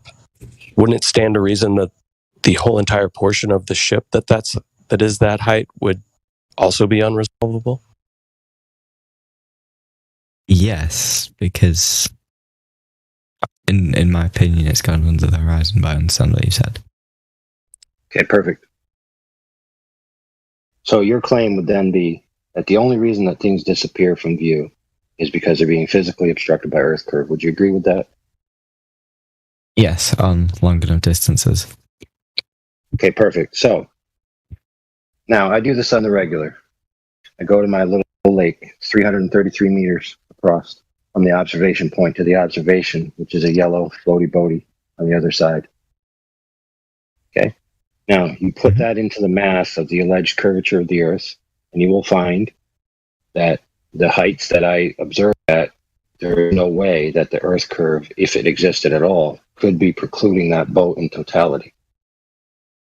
Okay, so this means that it's not geometrically possible for the curve of the Earth to obstruct that boat. Yet, okay, 9 out of 10 times I go, pretty much consistently, the entire yellow boat disappears. So, my friend, what is causing that to happen?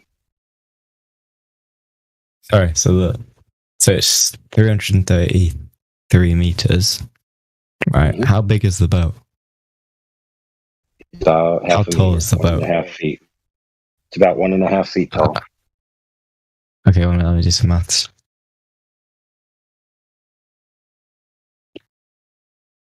So how many? Yeah.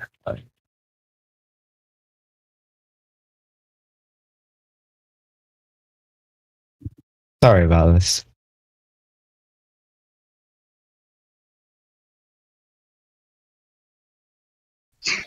Just doing the math up the top of my head, no portion of that boat should be hidden. And if it is a portion, it's such a small portion that you wouldn't be able to notice based on the Earth curve calculator. Because that's what, about a quarter mile? Right. It's 1.2 miles. No, sorry, 0.2 miles. Quarter of a mile. Yeah, 0.2 miles. Sorry. Right, so do you know what the alleged drop over 8 inches per mile squared, right? Yeah. Right, so that would be at the surface. So then it would be like 1.6. 1.6 what, inches?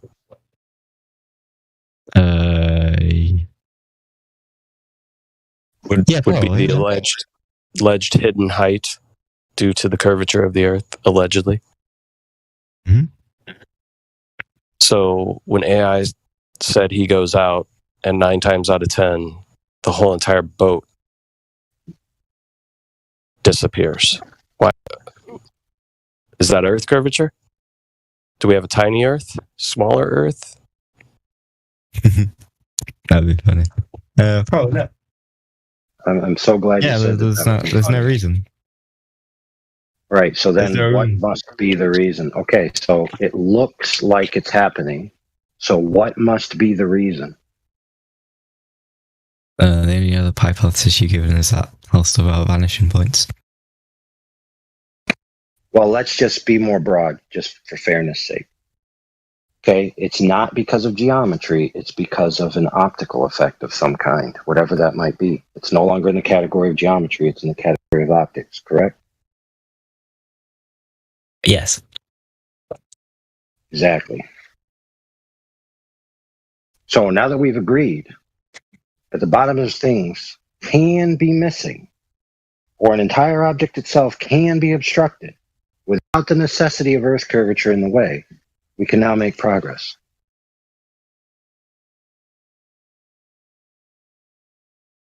Oh, sorry, I'm sorry, it's really late here. Now, I want you to realize that that's a necessary concession that you made because it's obvious, because it's observable, that it is not true that the only way for things to disappear from the bottom is because of Earth curvature. So that's a false statement. You've proven that to me. Yeah, I just did, and you conceded. So if you retract now, it just means, you're fair, exactly. Now, you might argue that those effects are this or those effects are that, but we know for certain that it falls in the category of optical effects. So now, Since we can't do this for real right now, we're going to do this in our minds, right? Okay. And mental experiment, okay? So,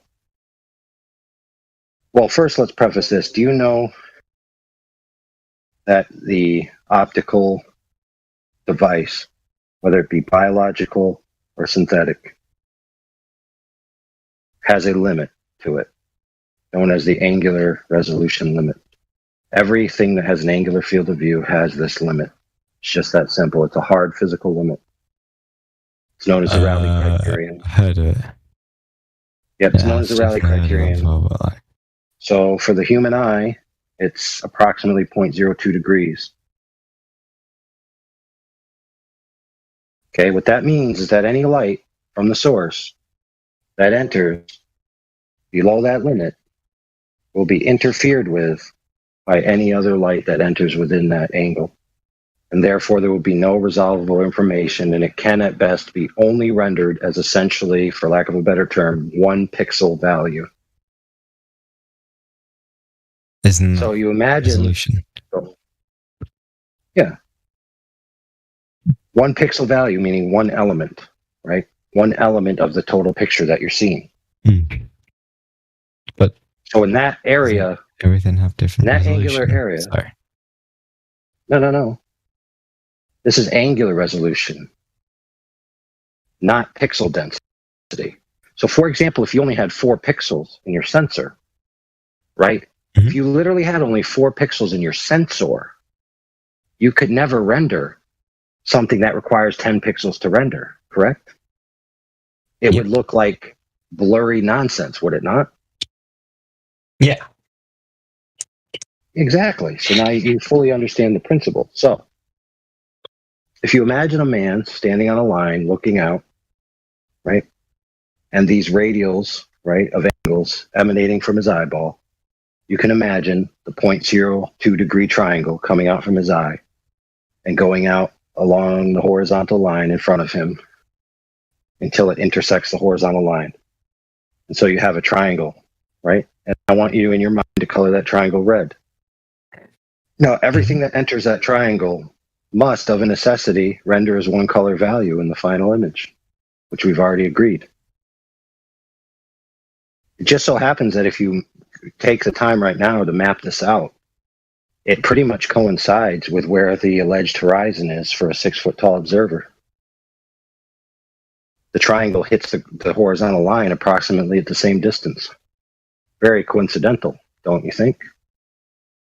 So principally, we know this to be true. So, for example, let's say that you're standing over water, and then you have a brick, but it's not a solid brick, it's a floaty brick.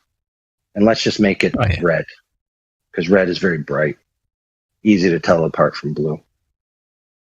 So if you take said brick, and we've already established that this water is horizontal, okay, it's not curving in any way, it's perfectly horizontal. That's the premise. You might even imagine that it's a floor, painted blue, rather than water. Make it easier. So you take said red brick, put it on the floor, and you have your friend start to walk away from you. Now, as he keeps walking away from you, something interesting is going to happen. Eventually, you will not be able to see the color red anymore, because the red and the blue simultaneously will occupy less than 0.02 degrees. And as they approach that towards 0 degrees, the blue and the red will meld together into purple. And then it will meld together to where you only see the air and the blue floor. And you can't even tell the purple anymore. Now, that makes sense. Let's just say, for example, that you call your friend and say, okay, I can't really see the red thing anymore, so you can stop pulling. And your friend goes, okay, and he stops pulling. Now what your friend does is he calls his other friend, who brings over a truck full of red bricks, and he starts stacking the bricks on top of the previous brick that you can't see. He stacks 1. You start to see a very faint purple. He stacks 2. The purple intensifies. He stacks 3. You start to scratch your head and say, I'm starting to see red. He stacks 4. Now you see some more red. He stacks 5, 6, 7, 8, 9, 10. And now you see a line of red. But when your eyes trace down this line, as they get closer and closer to the floor, eventually you cannot see the bottom of the stack. It has become unresolvable. It has disappeared. Rest assured it is there, and it is the bottom portion of the stack. But the stack in total has disappeared from the bottom, has it not? I like that. I do like that, yeah. I Now, really do this like is a that. necessary, yeah, you're right. And this is a necessary consequence of the way our eyes work.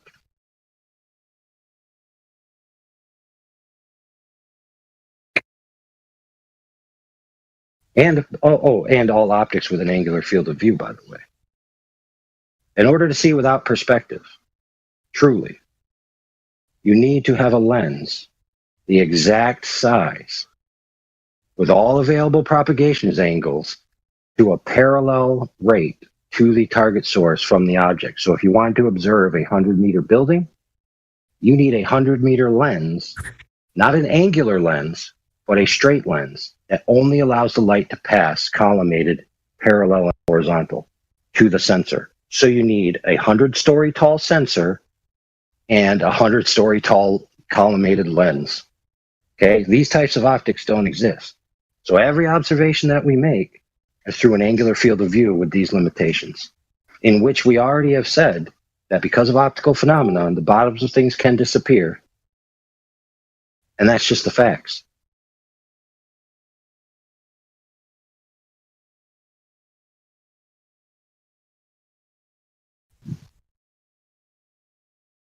All right, so with that, I rest my case on that, unless you have any questions specifically. Why would you need a 100-meter lens to see a 100-meter thing? You need a 100-meter lens to see a 100-meter tall building without the effective perspective, and it needs to be a collimated lens where the sensor exists parallel to the light coming from the object. Like a mirror.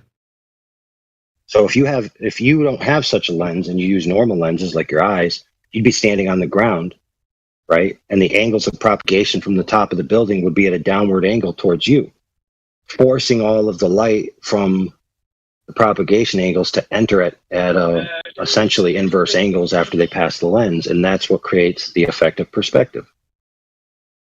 Is that you see imagine like a mirror. Oh, this is right. I imagine like a mirror, right? Okay. And this mirror is the same height as something. Yeah, right. So it's like a mirror, if you know what I mean. It would work like a mirror. Yeah, well, the problem is that mirrors suffer from a perspective as well. If you stand in front of a mirror and start to walk away from it, does the image that appears to be you not shrink in size? Of course it does. Yeah, because that's your eyes. It's not the mirror.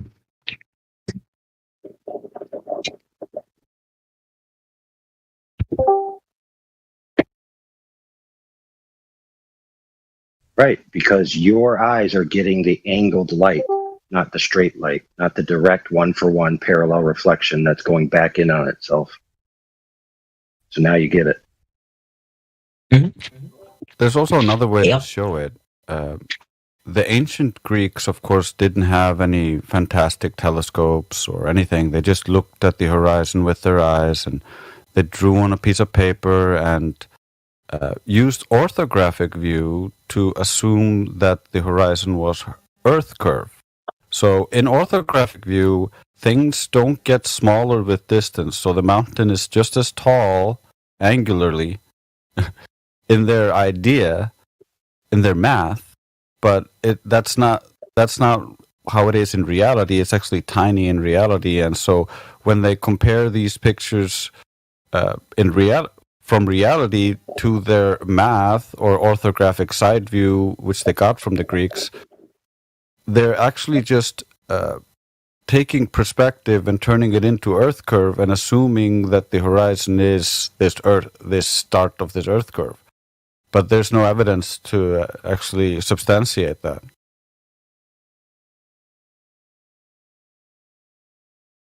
So with telescopes, you have a more resolute lens, not lens. You know what I mean? Yeah, with a bigger aperture, you can see further, like in the black swan images and other such things. That's why we use telescopes to see further. And then if you use a very small aperture, like we did with the pond tests and other stuff, such things, we can see that the horizon appears much closer and things disappear over what should be a flat surface. According to the globe mechanics, these bodies of water should not have enough convexity to hide these objects, but it does happen on the smaller aperture cameras. But on the bigger cameras, you can actually see the boat still. So it is optical. There's no Earth curve here. What's Black Swan? I know what a Black Swan is, but what is Black Swan experiment? A Black Swan is not an experiment. It's a reference to the Karl Popper's falsification, and he has a story that goes with it. You can say that all swans are white, and people can just accept that. But if you find a black swan, you know that all swans are white is just wrong. There are black swans. So that's what we find. We find black swans that show that all swans are not white. And so the black swan image is just what this image was called. It's two oil rigs taken. A snapshot taken from a video where he lowers the camera 1 foot off the surface of the water. So the horizon should be only 1.22 miles away on the globe, but we can see the horizon way past the second oil rig. So that's over 10 miles.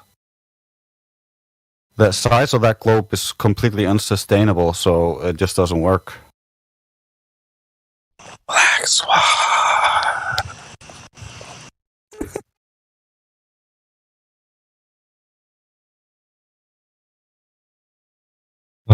Excellent. Yeah, it says well like- said, Grace. Go ahead. So it's basically just a proof, a contradiction. That Yeah, makes sense. I like that. we're comparing the claimed globe geometry to reality, and it doesn't hold up. But you can go check it out. You don't have to just believe anybody here. You really should go out and see if you can test some of this stuff on your own. If you have a body of water nearby that's like 5 miles, 10 miles big, maybe bigger, that's a good start. Next time you go on vacation to the beach or something, take an Earth curve calculator with you. See if you can do some long distance observations. This is the kind of stuff you don't want to just leave this Discord and be like, well, these guys on Discord told me it was flat. Like, you want to go out and check for yourself. So, there's plenty of resources for you to be able to go out and do that. And if you need help, we're here. Okay, so let's establish where we've come from so far. We've conceded that the concept that the Earth curve is the only reason why things disappear from the bottom up is false. Right? Now we've been presented with the black swan, which is a premise, right? In a sense. That premise is that if you can disprove a certain proposition by providing one counterexample, that negates the proposition and the proposition isn't true. So the proposition in the idea that we already agreed to isn't true is that the horizon is a hump of Earth curvature between point A and B that's blocking the bottoms of things. Now, we've already agreed together that that's not the case. Now, let's talk about the black swan. In the black swan photo, the horizon, as you can clearly see by looking at the photo, is beyond the oil rigs. Right? Mm-hmm. The oil rigs are at 9 miles, respectively, between the other one and the other one. There's approximately 9 to 10 miles from the shore. This means that the horizon is greater than 10 miles. We only know this because we see the boats. Sorry, not the boats, the oil rigs. So we know the horizon is beyond 10 miles. And as he said before, it must be, if the Earth is a globe and if the horizon is a geometric hump of Earth water, right, that's curving and getting in the way. From the observation height that the man observed this, it should have been at 1.225 miles. It's not at 1.225 miles. So the necessary conclusion is that the horizon that you see is an optical phenomenon, not a geometric edge of Earth hump curved water. Now, in summation of all of this that we've already discussed and you conceded to, okay, is that there is no hump of Earth curved water blocking the bottoms of things.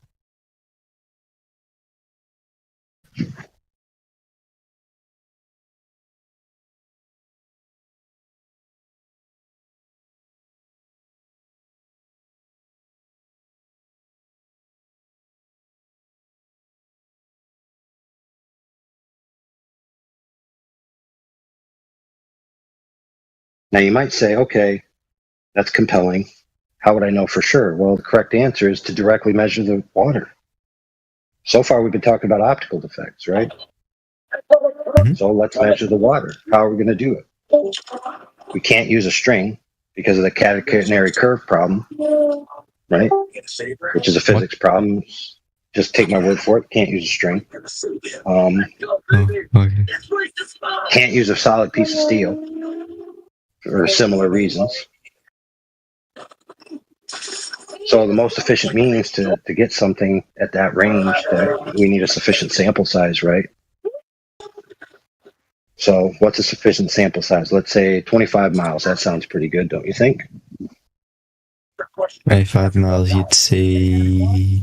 Doing the maths. 25 times 8, 200 inches, which is what? I don't know what that is in feet. 25 miles, it would not be 200 inches. Wait, what? So wouldn't it be 25, then 8 inches per mile, times it by 8? It's squared. Oh, there we go. So would it be if 5? If you're doing it your way, it'd be a slope, times... not a curve. Oh, yeah, that makes sense. Sorry. Right, so 5 times... What is it again? What is it? 5 times 8? It's 20. 40. No, 25. 25 times 25. Times 8 inches. Right, so that'll give you inches. Sure. 5,000. That's going to give you. Right, that's going to give you the drop. 16 feet. Right, so that's 416 feet drop. Right. That doesn't seem very believable to me. I'm going to be honest. Really? Yeah. Why not? I don't think you can see 400 feet of drop between 25 miles. That's like. I mean, that's the mass of the ball. Significant. That's very significant. Yeah, it's very significant. So we have something at 400 feet, right? 400 feet. I can live with like 400 inches, but I can't live with 400 feet. Oh, too bad, because that's the measurements of the ball that they told you exists. Yeah. Okay, so I'm going to walk you through it. So this is how it goes. You got 400 feet. It's actually worse than that, but we'll just use 400 for sake of argument. It's easy to divide. So what they did is they went, set up what's known as a laser transit measurement. Laser transit is basically a really long level, right? Because obviously you don't have a 25-mile long level. So you level the laser on the one side of the land. You shoot it over 25 miles of water, and you have a target, right? You set up the laser at 6 feet off the ground. You set up the target at 6 feet off the ground. Right? Can't a laser be refracted and stuff though? Ding, ding, ding. He said it. He said the word. Oh, what? Hey. Shh. Calm down. Oh, no. We're not getting frenetic here. Yes. The correct answer is lasers can deviate due to refraction.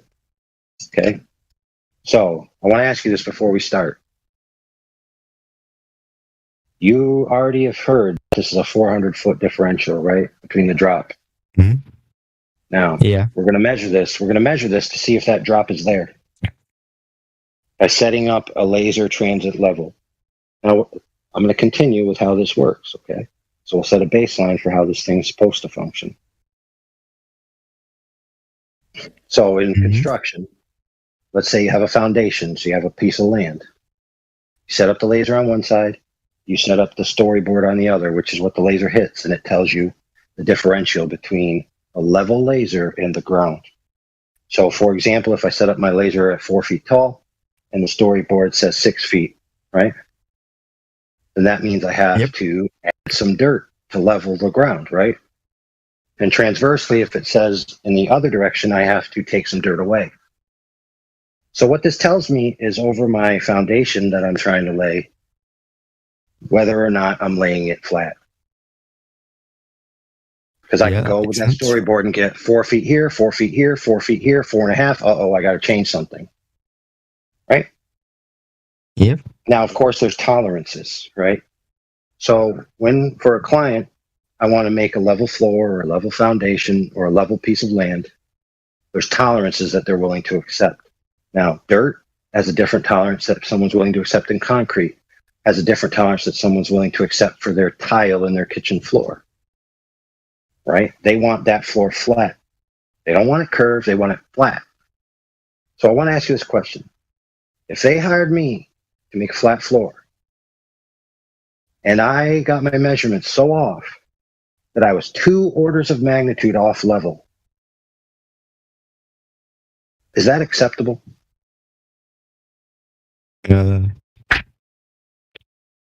No, it isn't, is it? In fact, 1 order of magnitude is not acceptable. So, for example, if the differential is supposed to be 0.4, and I have 0.40, right? Those are the same, are they not?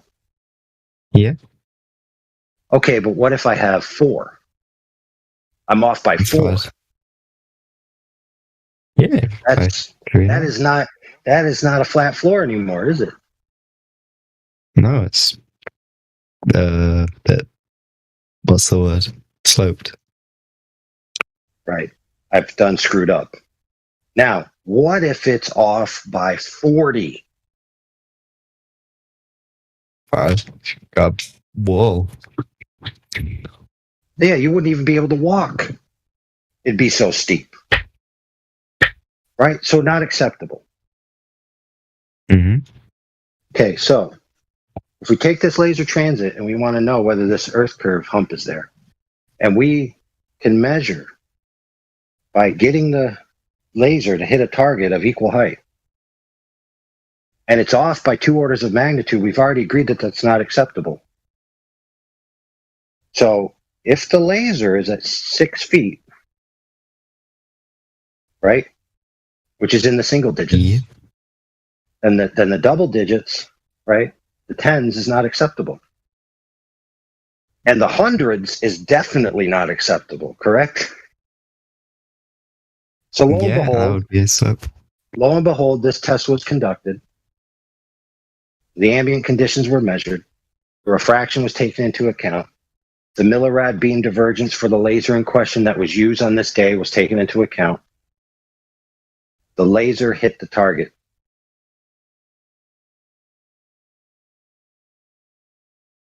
With a maximum differential of approximately 3 feet, still within the single digits. And there's supposed to be 400 feet. So if the Earth was a globe, the laser would have went over the target by hundreds of feet upon hundreds of feet. Yet the laser hit the target. So by the principle of laser transit within the margins of error, that surface is flat.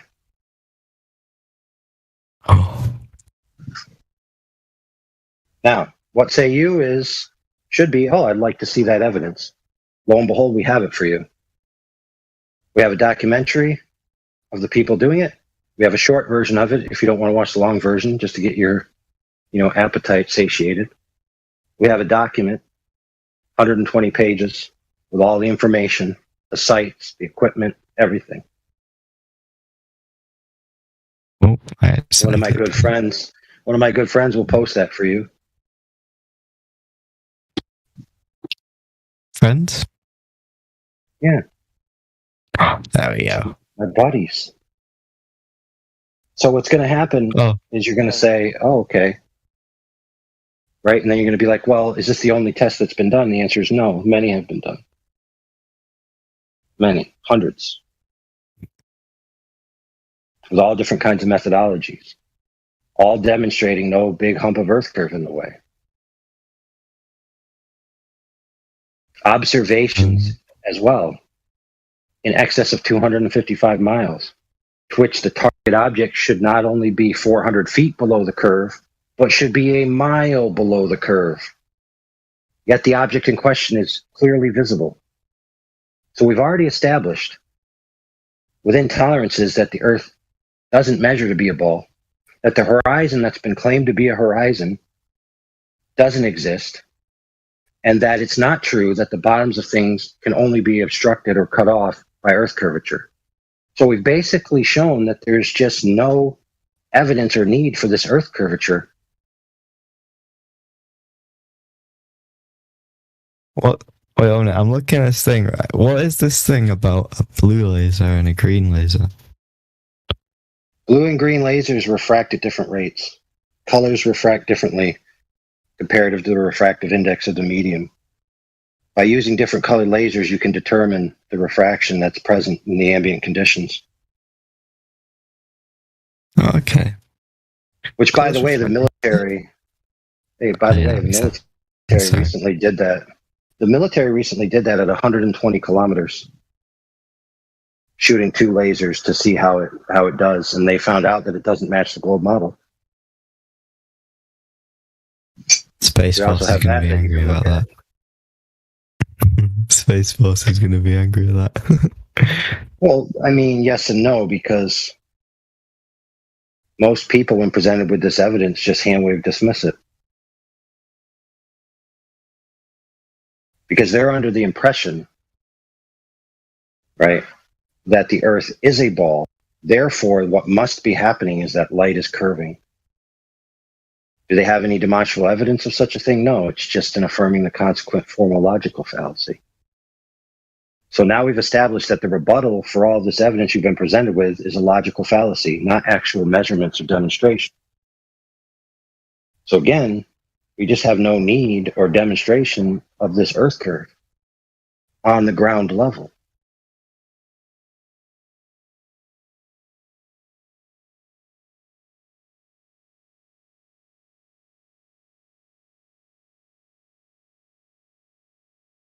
So, if you have direct evidence of Earth curve measurements, that is what is necessary to rebut these points.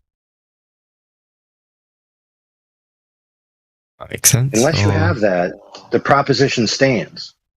And the reason why it stands is because we all experience the Earth as flat, as stationary. That's agreed upon by both camps, by flat earthers and globe earthers alike, that our present day experience of the Earth is a flat, stationary plane. That's how we experience it. That's the base axiom of our human interaction and experience.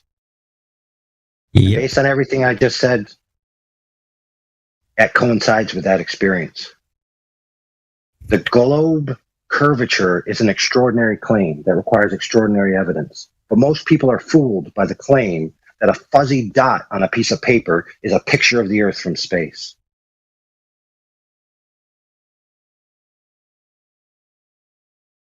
Given to you by a government, no less, who we know lies on the regular.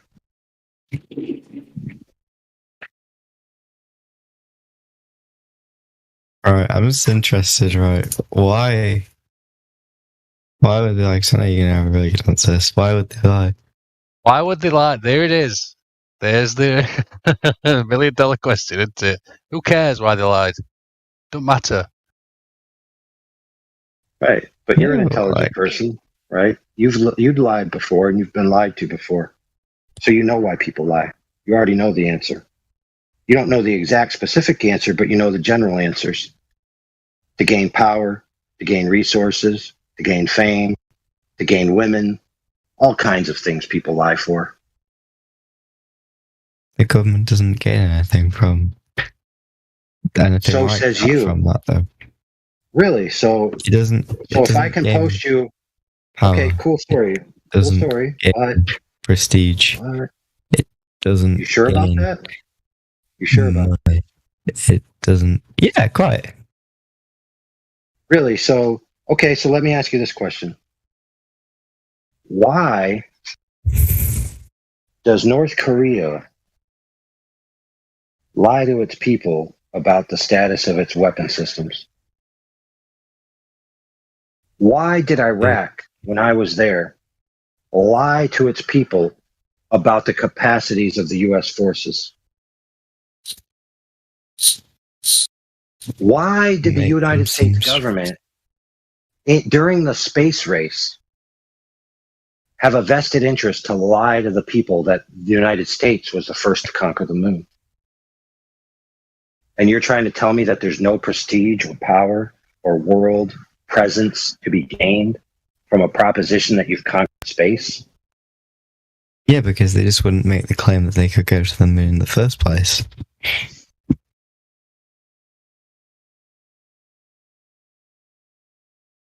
It would be Right, so better for them to just you're not make that now- claim in the first Fair. place.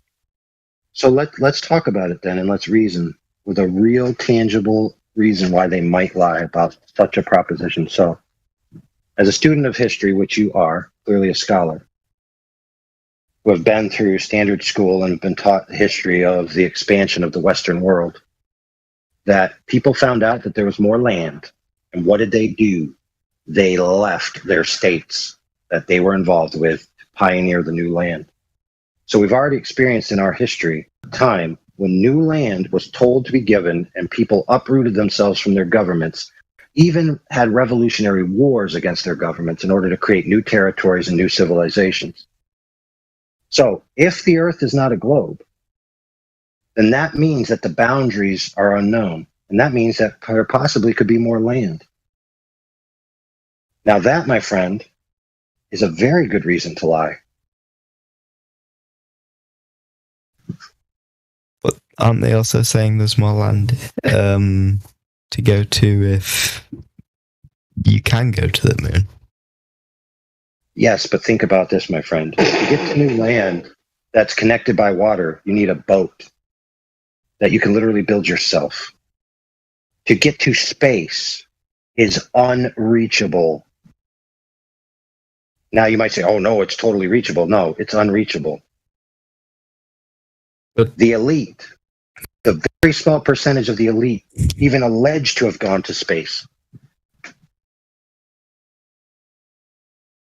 Yeah, just So think let's be about clear, it. we're only entertaining this just to give you a satisfaction because we've already demonstrated in spade that it's obvious that they lied, and why they did is highly irrelevant.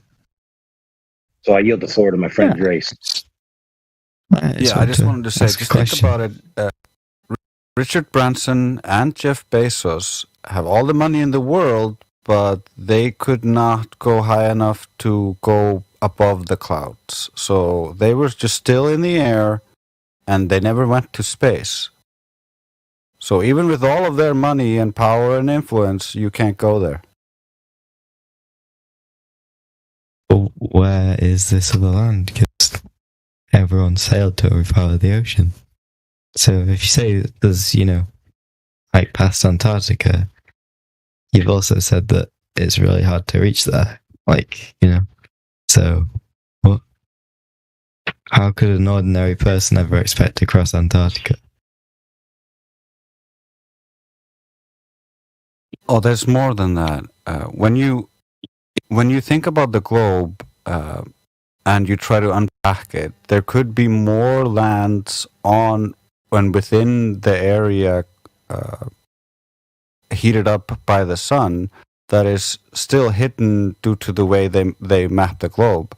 So we don't know the full extent of our world, and we're limited how far we can actually explore south due to the Antarctic Treaty. So we can't sail all those seas, and even just sailing willy-nilly, the coast guards of the specific countries will contact you and escort you back if you're sailing somewhere you're not allowed to sail. What? You can sail wherever you want, as long as it isn't in the nation's waters. What are you talking about, dude? You can't go to the middle. You can't go to the edge. That's a fact. You can't go to the middle. You can't go to the extreme edges either. You will be brought back because of ice. So if your proposition is true, my friend, that you can, then that means that there would never exist a story of a sailor freely roaming who was turned around by any military or shot at, correct? No, because that would probably be in the nation's waters, or they were doing something illegal. Right. So there's a guy called Jarl Anderhoy, right? Who tried to go to Antarctica in different manners. Okay, he lost a crewman being shot at by the government. So it's not the case that you can just go where you want, especially in regards to Antarctica. Not only that, but the logistics of doing so is very hard because of the nature of the temperatures and all of that. But again, keep in mind, we're only entertaining this for your satisfaction because we already understand logically why someone would lie is irrelevant. That they lied is the matter of the day. So you're just to be fair, no disrespect to you. You're trying to think these things through to make peace with it. But the problem is that you've already arrived at the bargaining stage. So your brain is already processing this information. Guilt. Was it the 7 stage, right? Yeah, but... Yep. Yes, for example, my grandfather's is dead. Why would he die? Why would God do such a thing? It's like, he's dead. It's just a simple fact. He's dead. So now you have to go through that process of trying to understand why and come to peace with the reason that you may never know. Once you accept that you may never know, then you can have peace with the fact that the lie is just a lie. I don't think it's possible to patrol that big of an area, though. Perfectly. Can I just say this, though, real quick? Like, have you been living under a rock for the last, 2-3 years, dude? Well, I don't know where people get this idea that you can just go wherever you want. You can't even fly a drone wherever you want. They have perms and rules and stuff like that, man. I mean, you can't even get in a car and just go wherever you want. You can't walk wherever you want. So why can you get in a boat and go wherever you want? Why can you get in a plane? You can't. I just think it's goofy that people have this idea that you have. But then again, look at the last 3 years.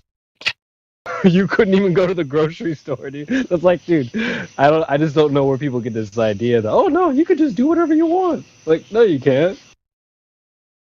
Because it's a big place. Okay, and I don't think it'd be possible, even if everyone was on board with go it. to the grocery store. Everyone knows where that is. Come on, dude. Oh, so you're trying to say that you could do it? You could do it because there's nobody there to monitor you because it's so big they couldn't possibly know what you're doing? Is that It's your like claim? saying I can just do whatever I want on the highway. Who's gonna catch me? Yeah, so they don't have radar anymore or anything like Come that. on. That they don't track ships now. If you were on Antarctica, no. What? It's like saying, dude, well, if I'm in the boonies, who's gonna catch me? I'll just do whatever I want. I'll just drive as fast as I want on this highway. No one's gonna get. Who's gonna get me? So guess how they caught Mr. Yarrow? Information that was acquired at land because you have to plan and do all the logistics at land before you depart. It's like you don't just magically arrive in the middle of an ocean where there's nobody there to catch you. You can get a boat.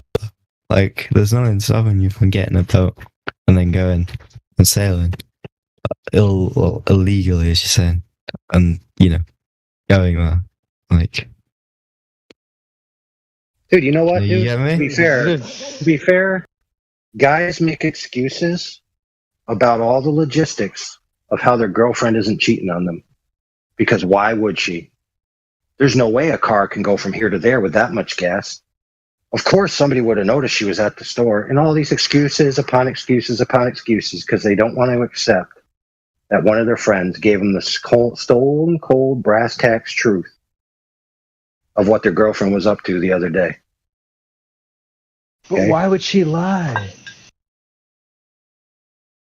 There's no way she. And you may die. You may die without her ever telling you the reason.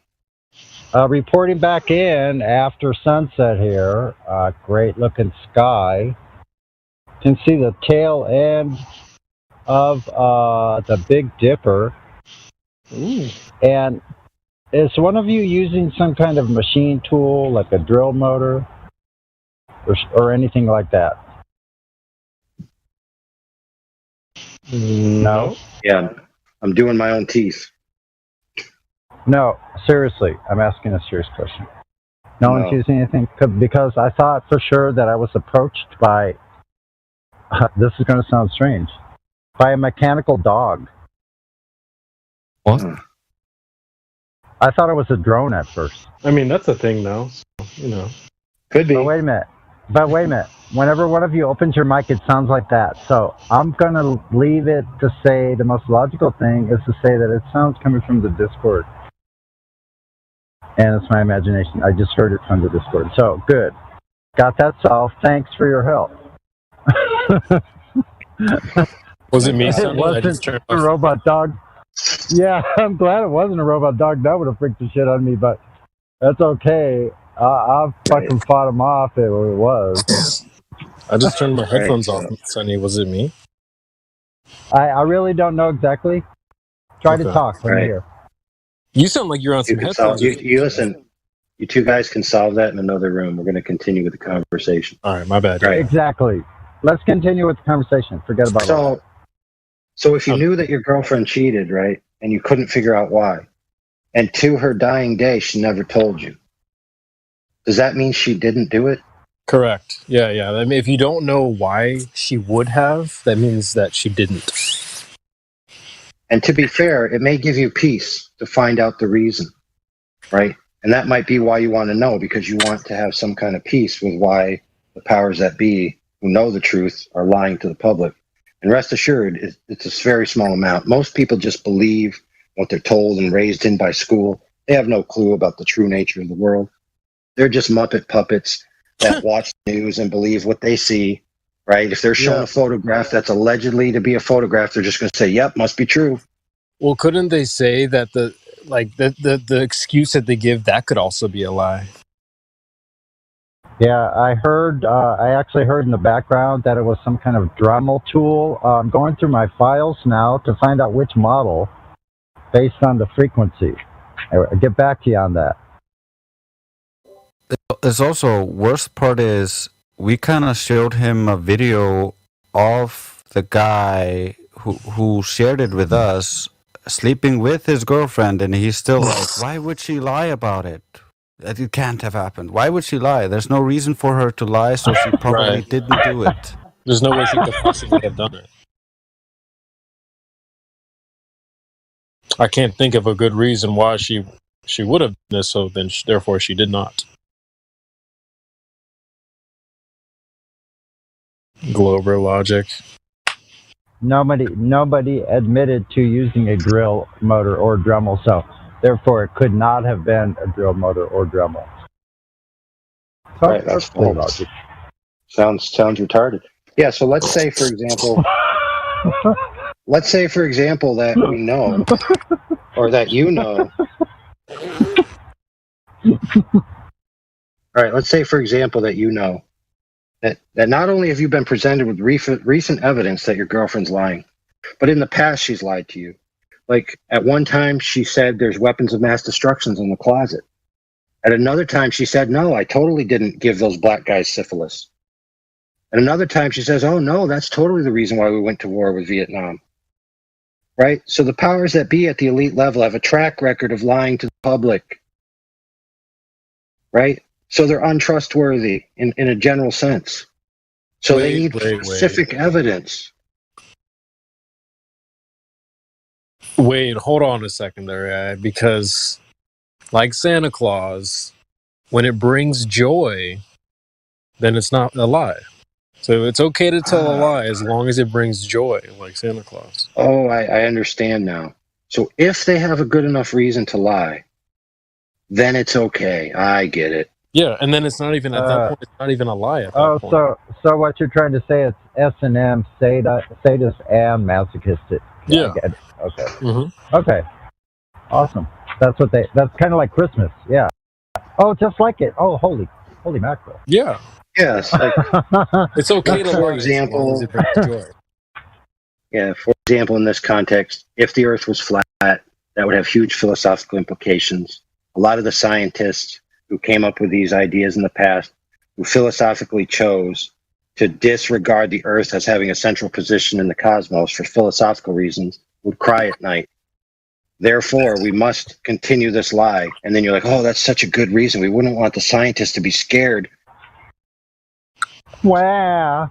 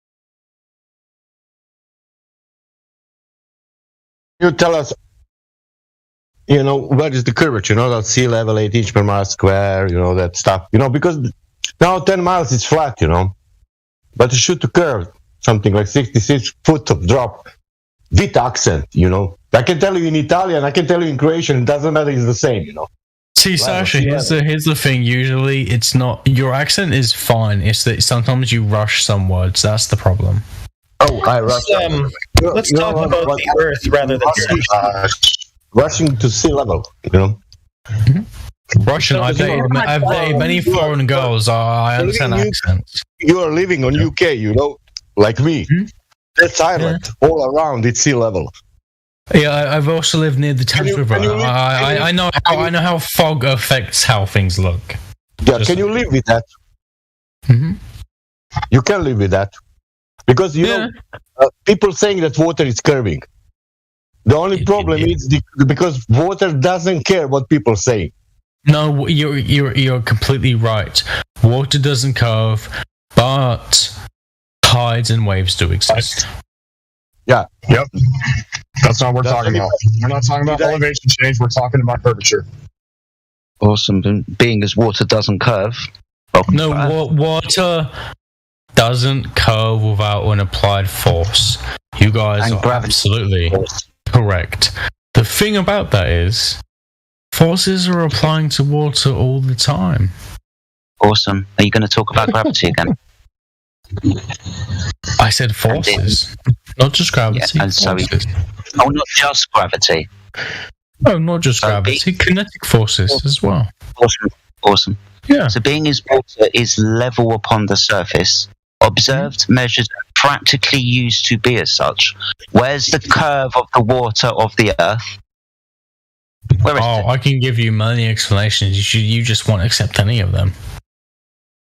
Here we go, many. We want one. Absolutely. We want one proof that you can prove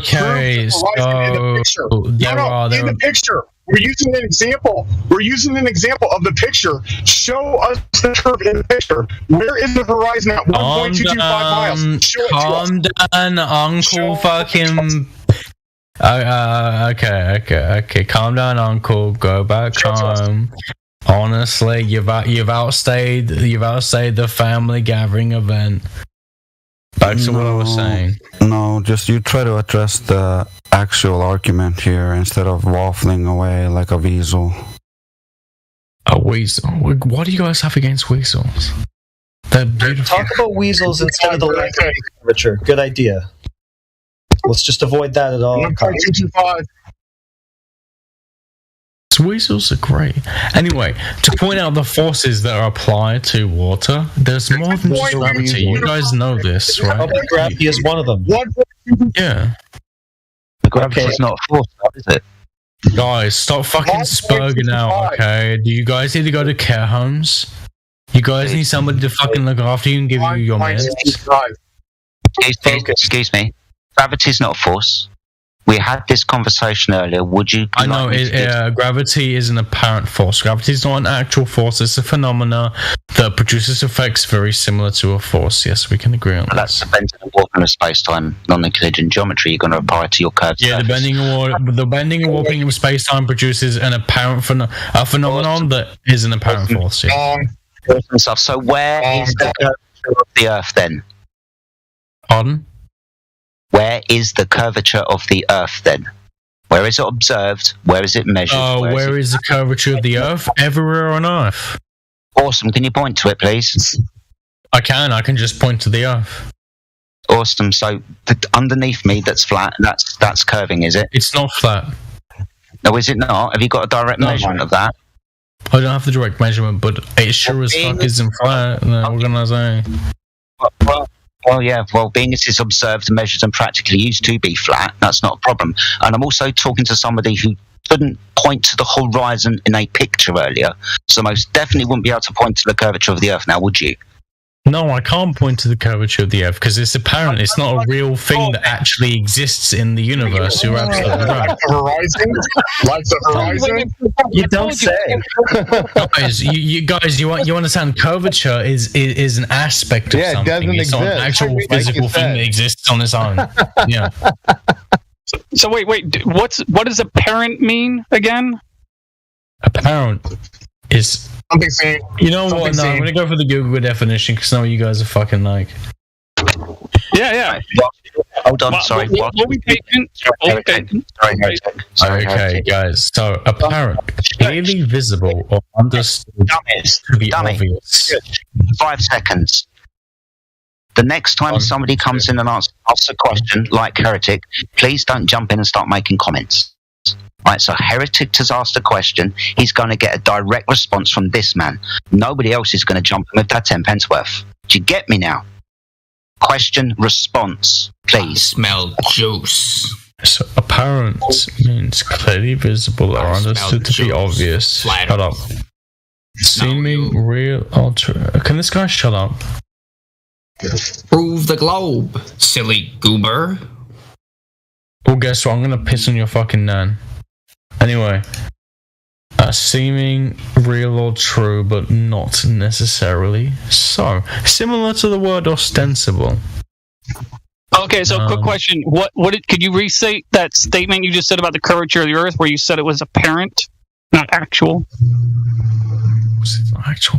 So it's apparent, clearly visible or understood to be obvious, seeming real or true, but not necessarily so. Absolutely. It seems to be wait, so. quick question. Is the curvature of the Earth apparent or not? It's apparent, obviously. So it's actual? No, it's not like okay, visibly it's apparent. Yeah.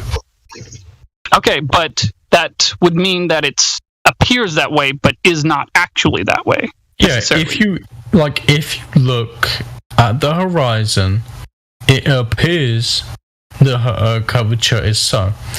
But if you use measurements that observe not the curvature itself, but the effects of curvature, then it necessarily must be true. Well, wait, hold on. I just realized I got a little ahead of myself because I just realized that even in that sentence, you're misusing the word apparent, or at least from my perspective, you are. It's more subjective at that level. So I would say subjective. We will cling on to that word. Continue. So appear is the base word. All right. So I would say the Earth does not appear to be curved, but you would say it appears to be curved, right? Mm-hmm. All right. But you do understand that apparent does not mean actual, meaning that something can appear to be one, but it does not mean it is that way. Mm-hmm. All right. So I just want to make sure we're clear on that. But then the question arises, do you have a direct measurement of the surface of the Earth detecting curvature?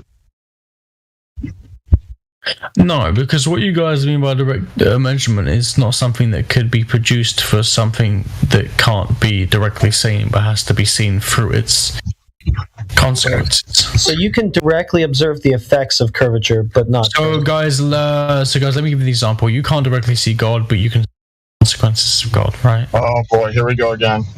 That's saying. A non sequitur. Listen, April, that has nothing to do with what we're talking about. It's a non sequitur to what we're talking about. Nothing to do with it. All right. Human society, you don't see it, you see its consequences.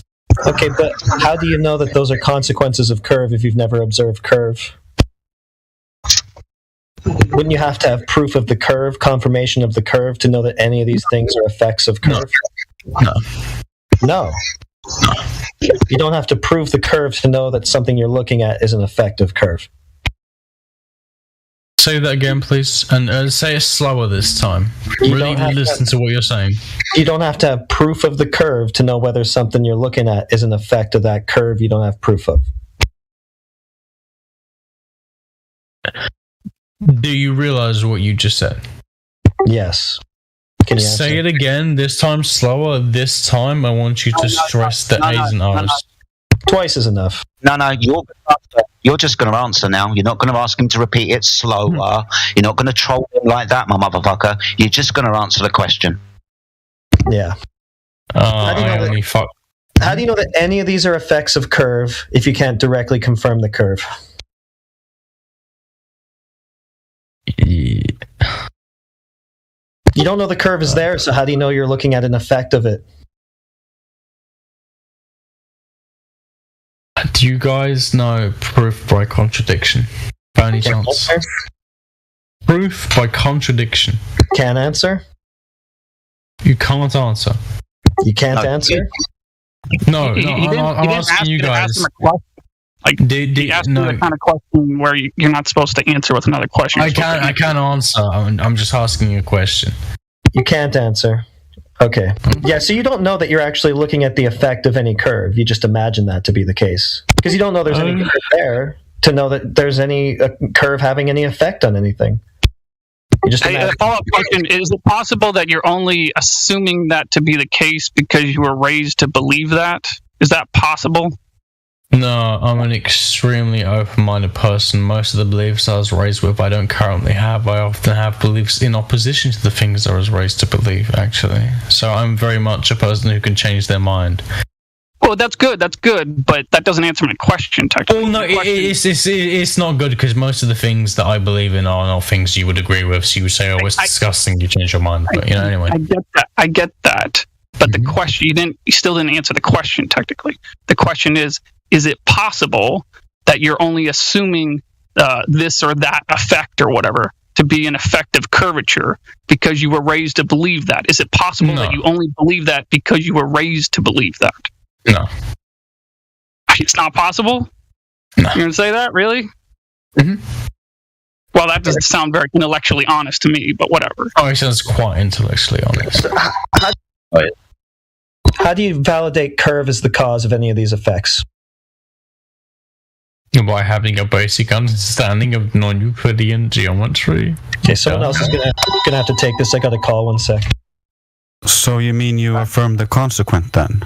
No, here's the thing. I understand that the universe has geometries that aren't Euclidean, and the universe also has geometries where results are based on things being literally light years away. And I also understand the universe has some effects based on geometries that are based on vector spaces. These are just begging the question fallacies. This has nothing to do with trying to prove the curve. Say that again? These are just begging the question fallacies. You're just begging the question because your whole religion is nestled in your cosmos that you believe in. Therefore, your religion is true and your Earth is curved. Okay, can you explain begging the question fallacy? I know what it is, but I need you to explain it because I don't believe you fully understand it. I want to when your conclusion is in your premises, it is called the begging the question fallacy. He does know it. That's good. And so why is your conclusion within your cosmological paradigm? Explain that one for me, please. Why you were just saying how you know about the non-Euclidean geometry and the cosmos and all this bullshit. Like this has nothing to do with proving the curve on the Earth. It absolutely is. No, this is you talking about. Well, no, you're begging the question by assuming that the Earth doesn't require proof because your beliefs contain the Earth as a globe. That's not logical. It is. You just misunderstand what logic is. It's called being irrational. It's called the begging the question fallacy. It's not logical. No, it's not. No, it's not. You just fundamentally try to make a coherent argument for your side, or you're just going to waffle here with sophistry all day? I'm not waffling.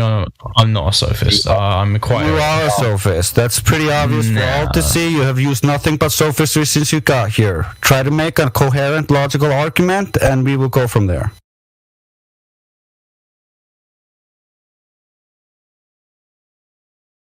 We're waiting. Waiting for what? Your logical argument instead of the sophistry you say you don't. Arguments about what? I'm so, like, you guys have me so disorientated all the time. Yeah, we gave you a modus tollens argument, and you said you couldn't see the horizon. You don't know where the ground and the sky are. You're retarded. Yeah, we know. You call me retarded? That's not very nice. I assume you're trying to offend me I know with it's that not very nice. But that's just my opinion of you after having listened to you using nothing but sophistry and not a single ounce of fucking logic. I'm actually mentally disabled. You're being very mean to me. You're a bully. Well, maybe you should go then. Maybe no, I shouldn't go. I'm speaking about your disabilities. I'm still very intelligent. I am mentally disabled. I'm not saying anything about that. I clearly specified. No, why you're a bully. I clearly specified. You bully disabled people. Why anyway, I call you a sophist. The subject is done. You're a bully. Why I called you a retard, because you're a sophist, and only because of that. That has nothing to do with anything else. Well, no, that's because just what I call sophists. Sophists have been some of the smartest people I know. They've been so smart. They've managed to fool the masses. Sophistry is something that we actually see amongst the smart people, not the stupid people.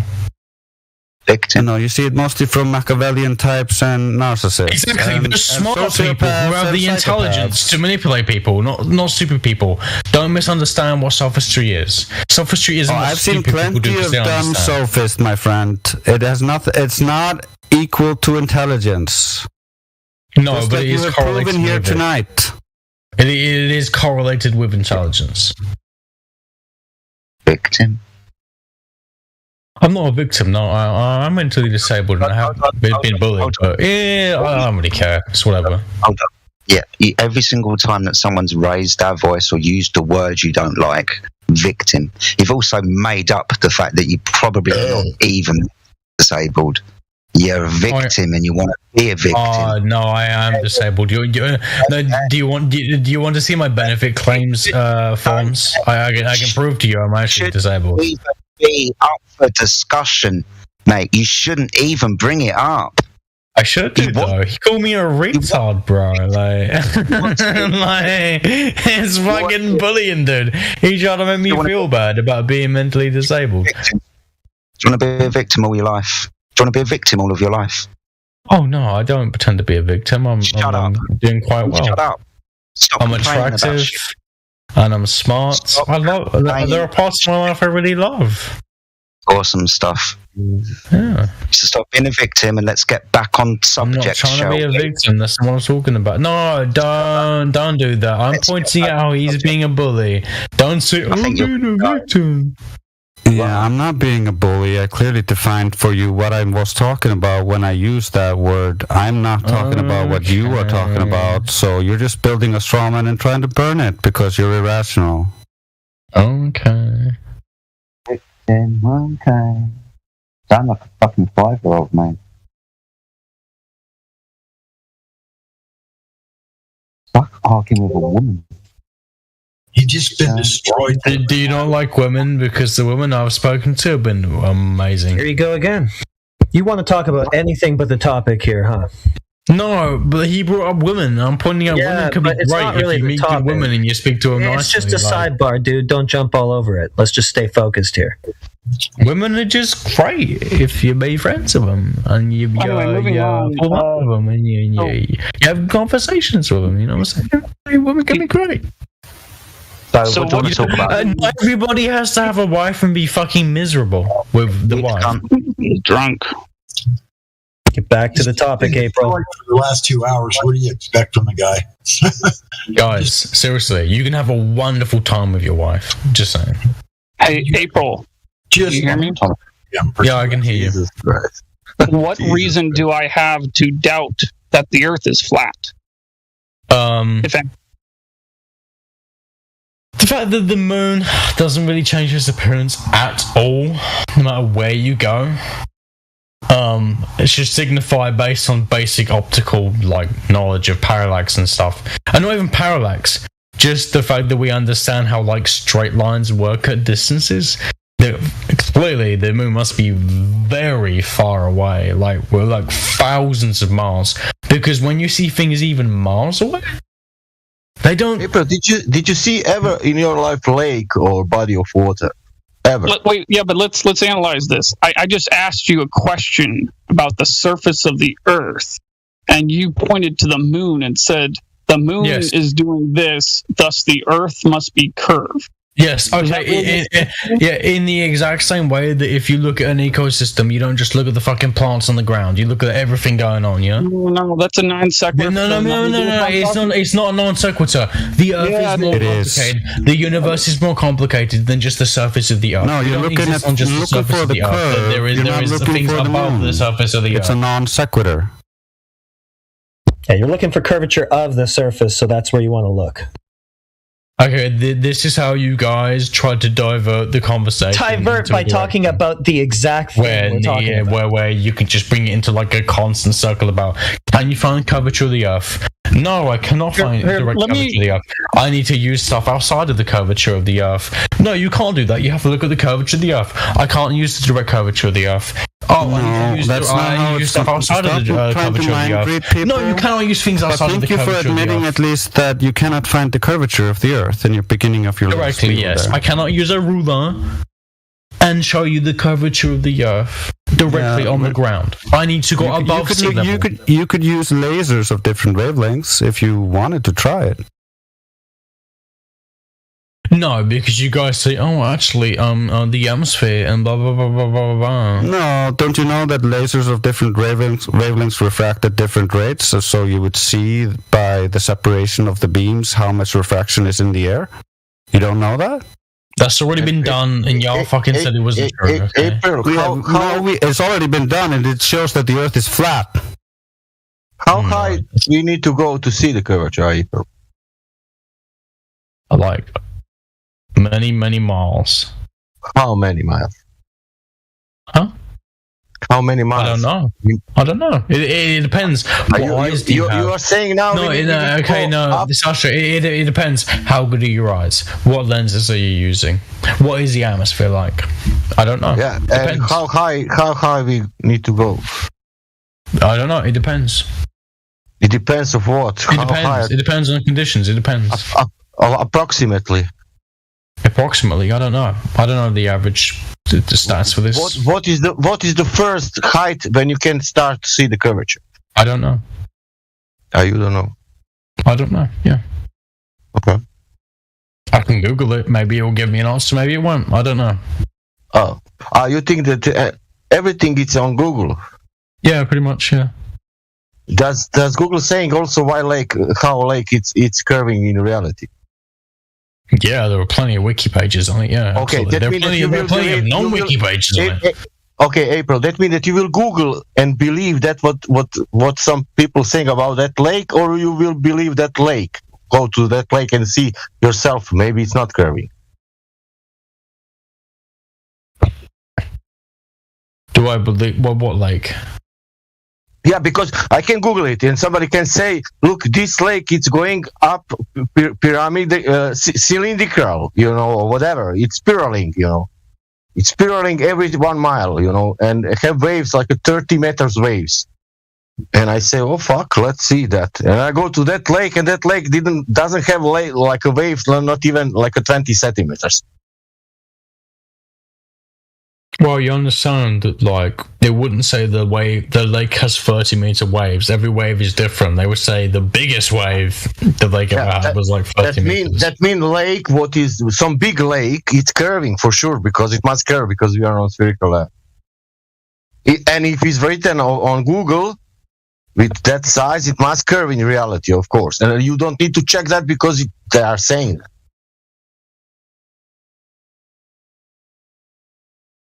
The problem is you need to live with reality now. You have this information, and you can live with that. You can believe that what Google's saying, or you can believe that nature, how it's presenting itself. And that's on you now. It's not, nobody wants that you... Well, you guys don't even believe in nature. You guys don't even believe in evolution. No, I believe in nature. I believe that lake doesn't curve and the ocean doesn't curve. You believe in evolution? No, you don't. You don't believe how people...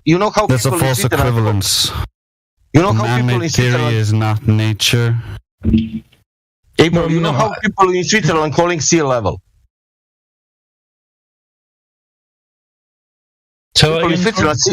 People in Switzerland, how they are calling sea level? Something sea level, something Switzerland. What? Yeah, how people in Switzerland saying for the sea level, how they call that? I don't know. They they call sea level sea level. What? Okay, and which sea level they are using for measuring mountains? I don't fucking know, dude. I don't know about Switzerland.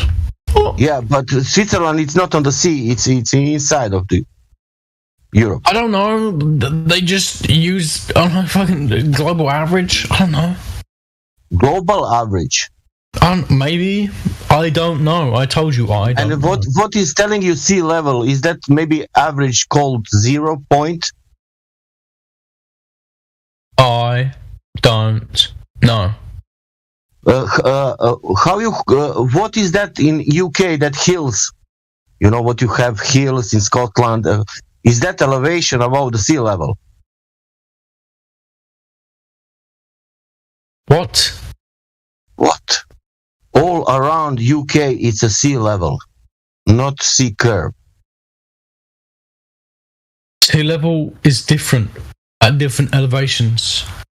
Not different elevations, sorry, different, not elevation, what the fuck's it called? Different... Yeah, I go to one hill. Wait a second. It's latitude. Listen, I'm in London, and I go to one hill, and then that hill is 100 meter. And now I go to Birmingham, you know, and I go to another hill that is 200 meter hill, you know, and I'm 200 meter above the sea level, also in Birmingham, and there was 100 meter in London above the sea level. But sea level is the same, you know, it doesn't curve. And that land doesn't curve also. That's like asking Yo-Yo Smasher. That's like asking, why do you call yourself a mathematician? You don't know all the math in the world. Okay. I know what is sea level. Sea level is an average.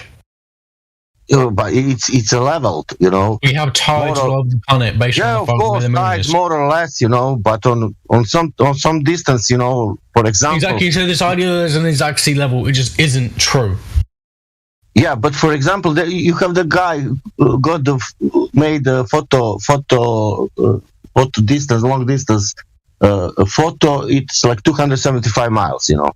And then he got some mountains there with elevations, you know, above the sea level. Hey, what's going on, you guys?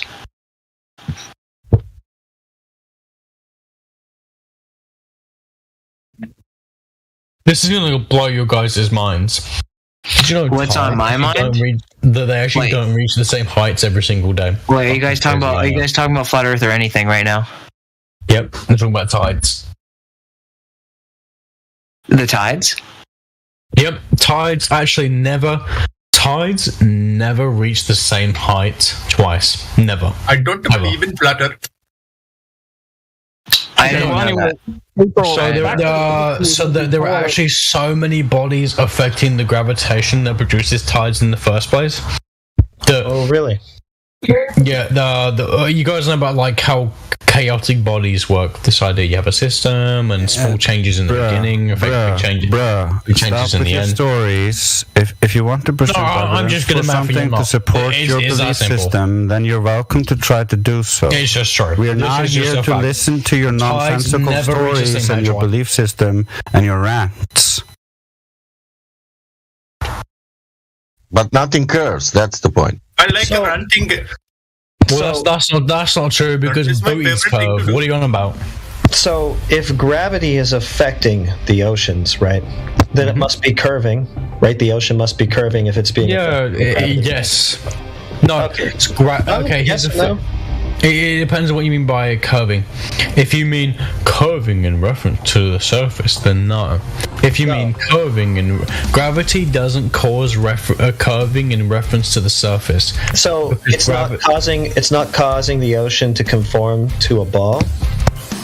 You're not listening to what I'm saying. Did you know it's not? I'm getting some clarification on what you're saying. Hold on, whoever you are. So I'm just getting some clarification on what you're saying. So, for example, if the Earth was a perfect sphere, then gravity...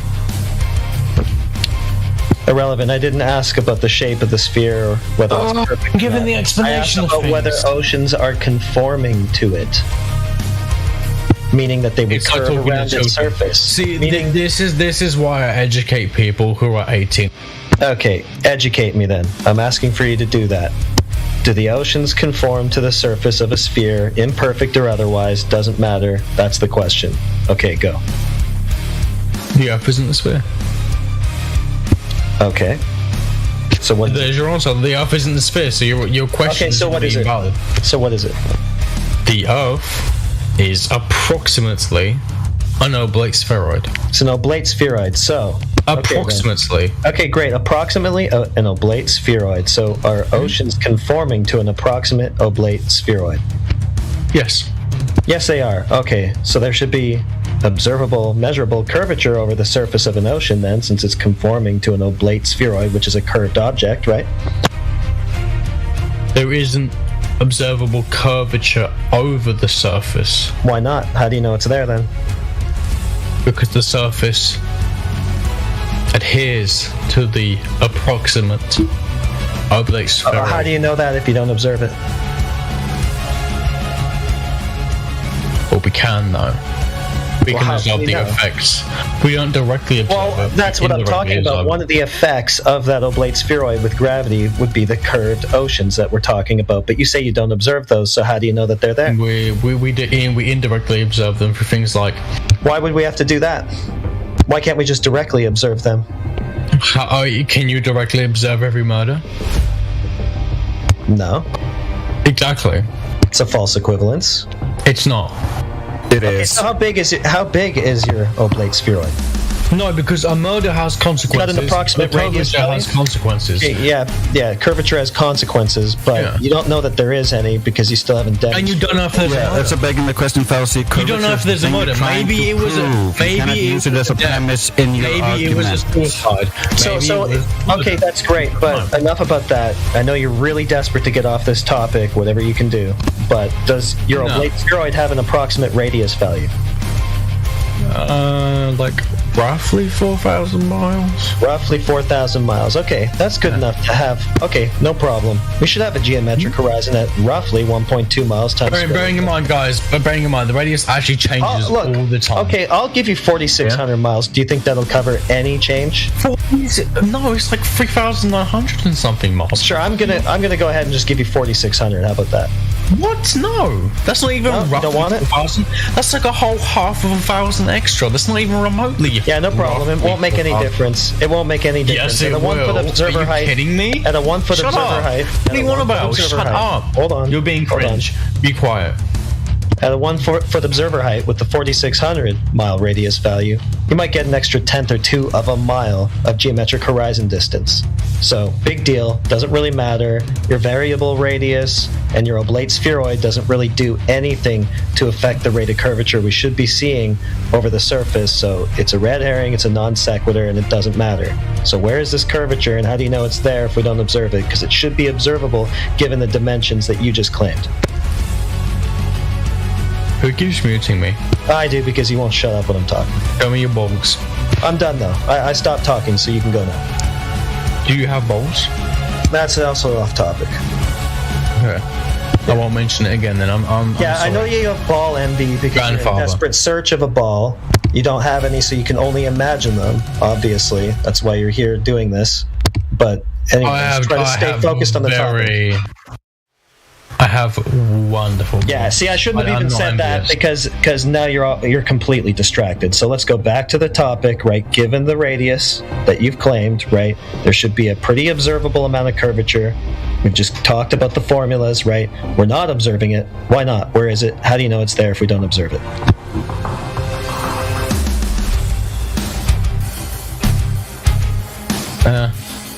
Will you let me speak the whole time? You won't mute me, okay? Yeah. Can you promise this? Okay, are you gonna No promises. No, I'm being serious now because you keep muting me. Yeah, don't waste your airtime to ask if you can talk. Just talk. My airtime? That's what you have the airtime for.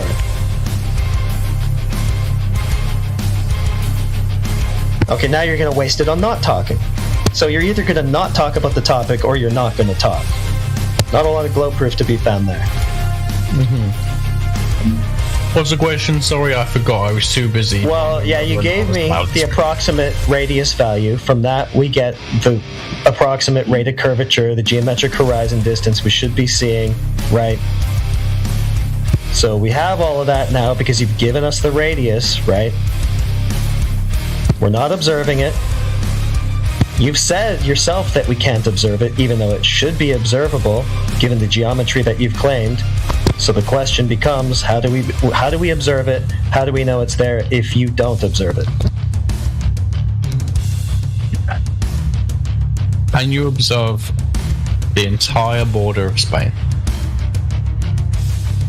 Okay, it's another non sequitur. No, seriously, can you observe the whole border of Spain? No, yes, seriously, that it was a non sequitur. Try to answer the question. It's not you guys don't understand what non sequitur means. Yeah, it doesn't follow. It has nothing to do with what I just said. That's not what non sequitur means. Yeah, it is. No, non sequitur means that the logical... It doesn't logically follow. Okay, so start again. We're trying to find this curve. You say it's there, but you also say it can't be observed. That doesn't logically follow either. How do you know it's there if it can't be observed, if you haven't observed it? What are you talking about?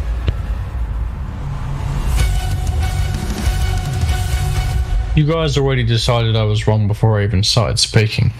You won't speak. You waste all your airtime saying stuff like this instead of telling us why you're right. Yeah, that was a mind-reading fallacy as well. Try to answer the question. Mind-reading fallacy. Okay. Yeah, when you try to divine other people's intent and what they think or what they're gonna do. That's a fallacy. And the biggest amount of projection ever. Yeah. So how can you know? How can you know? Oh my god! I can't even point out how there are things that are simply too large, too round, that I can't show you them in like a laboratory. Not too large. Once again, you've given us the radius value. From that, we can derive the rate of curvature. We can derive the geometric horizon distance. It's not too large to observe, geometrically speaking, based on that radius you gave us. So why don't we observe it? And if we don't observe it, like you agree we don't, how do you know it's there? But we do observe it. Oh, okay, now we do. Okay, where? Yeah. We know that the Earth is a globe based on the fucking patterns of the stars. Oh, so now we're looking away from the surface again. We're looking away from the globe itself. Yeah, and this is exactly. This is your obfuscation.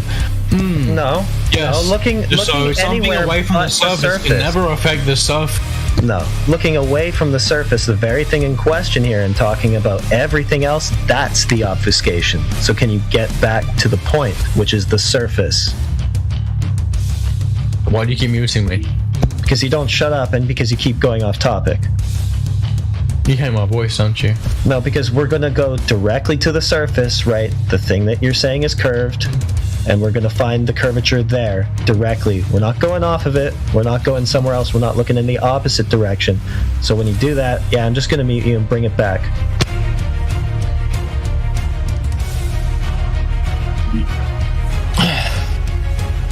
Yeah, we're not going to look in the wrong direction. We are going to look at the thing you are claiming by looking in the wrong direction.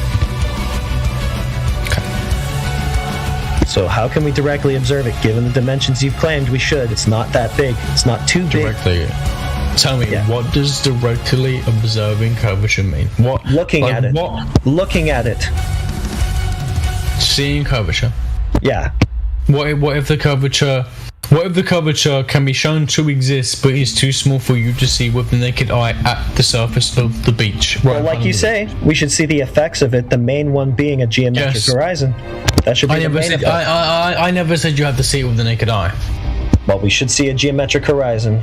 If not with the naked eye, then for example, bacteria exist. Do you believe this, yes? Okay, it's another irrelevant thing. Because it's not irrelevant. It's not irrelevant at all. It's not irrelevant at all. You can say it's a non sequitur. You can say it's not irrelevant. It's not irrelevant. That doesn't mean that you're right. Right. But now you're just talking about why if you want to go into some kind of asking us a question, first establish your point. And then ask us a question. So the point I'm making is don't try to answer a question with a question. Answer the question first, and then you can ask us the question based on your answer. Okay. There are many facts about the real world you cannot see. Okay, so once again, you're just going to tell us why we can't see the thing that you're claiming. So how do you know it's there if you can't see it? It's kind of self-defeating, don't you think? Magnetism. Magnetism? You cannot see magnetic fields. Okay, yeah, but that's irrelevant because we should be able to see the thing. It's not irrelevant because you It is cannot irrelevant. see- It's a false you cannot equivalency. see directly. Okay, gotta mute you again. It Yeah, is this is- irrelevant this is a because false it's a false equivalence. equivalency. Yeah, it's false equivalence, right? Because we should be able to see it given the dimensions and given the radius value that you just claimed. 1.2 miles at a 1 foot height is not too far to see because, as you can see, we have a picture of a horizon that's 10 times further than that, right? The camera can resolve that far, so we can see things that are further than that. It's a false equivalence. Try again. Just because the camera can see it, doesn't Yeah. mean you can notice the curvature. Simple geometry. I'm very good at geometry, and I know that you don't know fully what geometry is. So. Okay. You know what? I literally get paid to teach people geometry. I know geometry. I know that you guys think you know geometry. You clearly don't, bro. I clearly do. Yeah, you're going off topic again. We should be able to resolve this horizon.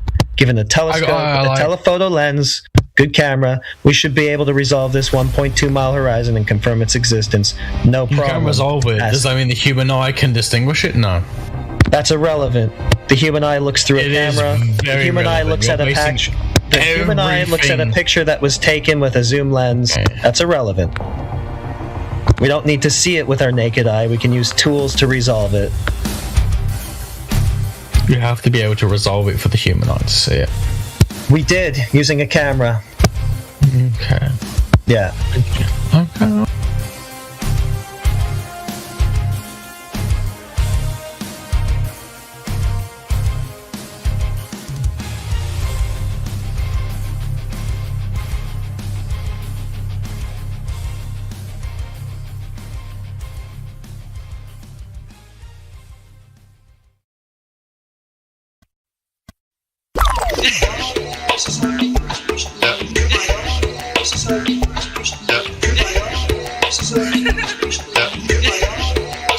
The big scary gravity, the big scary institutions, all the fucking brown beating and their appeals to authority. Bollocks, this is what I'm talking about. Take control of yourself. Commit. Stand up for yourself. Commit. Stand up for yourself. I want no nonsense approach. Commit. Stand up for yourself. Commit. Stand up for yourself. I want no nonsense approach. Oh, I've got a fucking big BMX that can fly. Show me a big BMX that can fly. Canny, you're a fucking bullshit lying piece of shit, fuck off. Oh, I've got a Ferrari that goes 340 miles an hour. And I've got a summer house in Spain. Show me. Canny, fuck off. You're a liar. Oh, I've got this potato rocket with gas and water stuck through it that's inside a vacuum and it all just slides here because of magic stuff. Show me it. Canny. Fuck off. You're a liar. Show me it. Canny. Fuck off. Like you did when you were a child. Commit. Stand up for yourself. Commit. Stand up for yourself. I want no nonsense approach. Commit. Stand up for yourself. Commit. Stand up for yourself. I want no nonsense approach. And here's a picture of fucking a duck's nose. Black clothes and stuff. And here's a picture of fucking a duck's nose. Black clothes and stuff. Show me it. Canny. Fuck off. Show me it. Canny. Fuck off.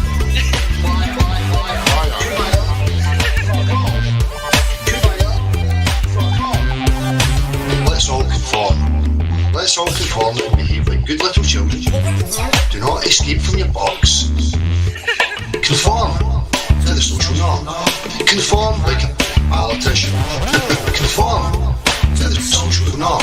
Conform like a politician.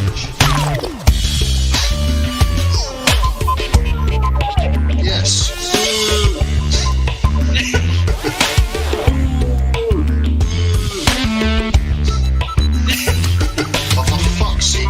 Just on 2 seconds. Now fuck off. We don't want all your other disciples to go and take a running fuck to yourself. Okay? Take it and ram it right up your boot.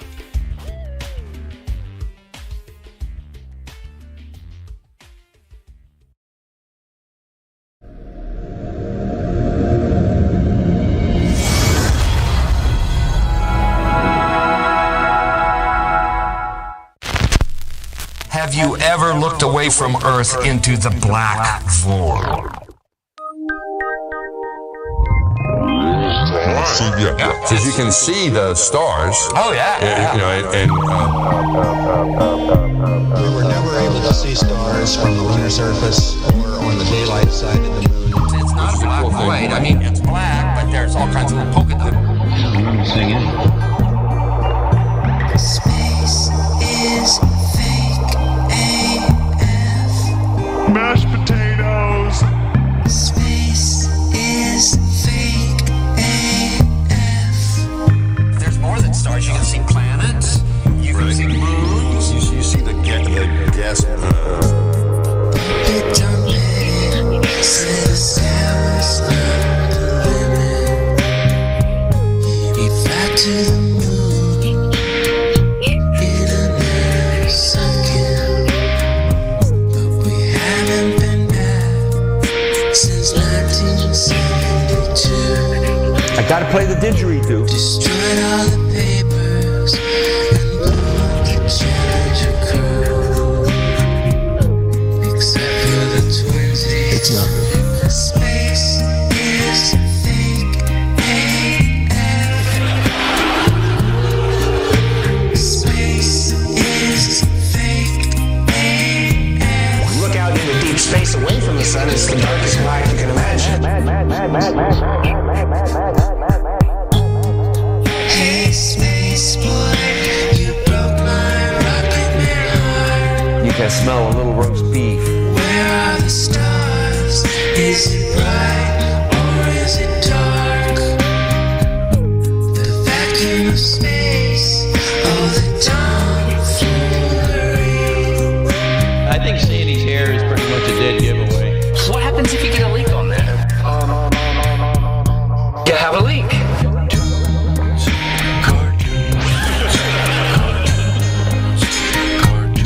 Debunk my bubble.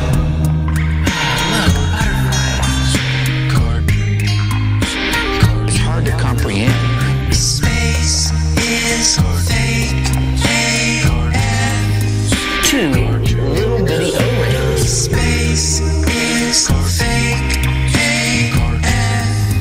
It's not what you think, Holmes Orton. Space is fake AF.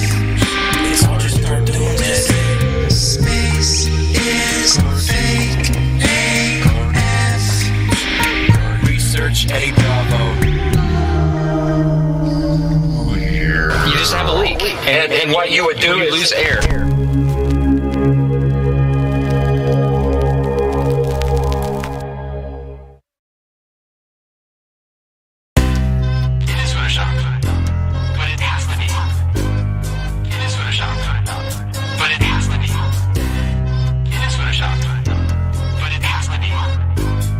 What you're seeing here is a mirage.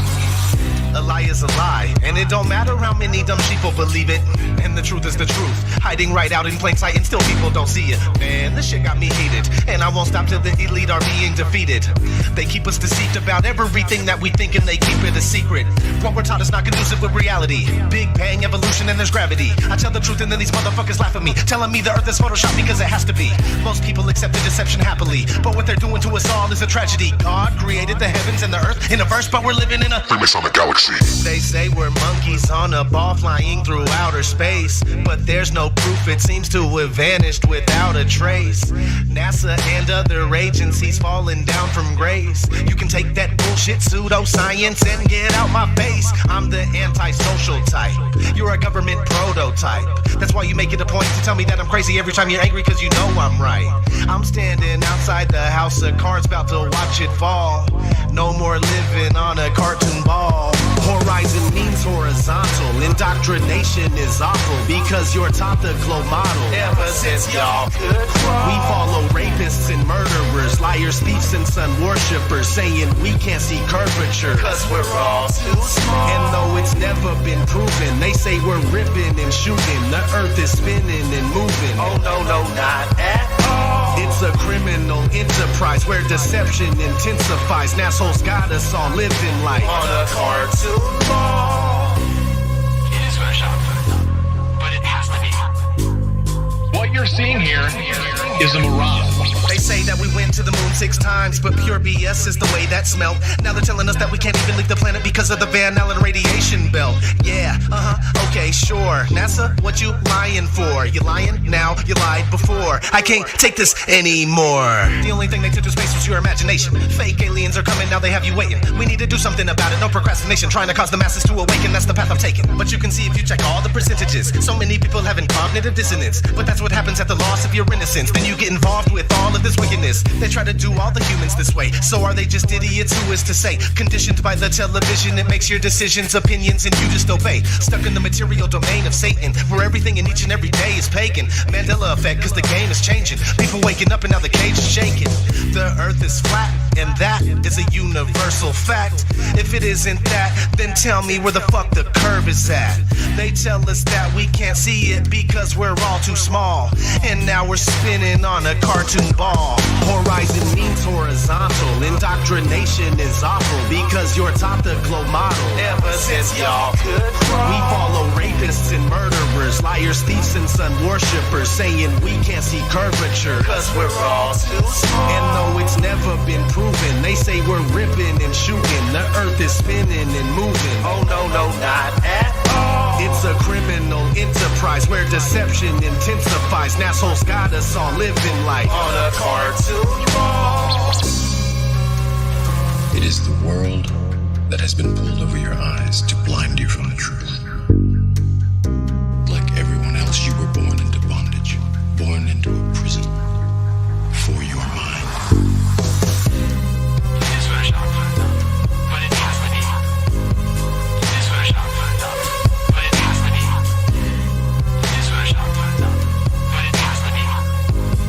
What you're seeing here is a mirage.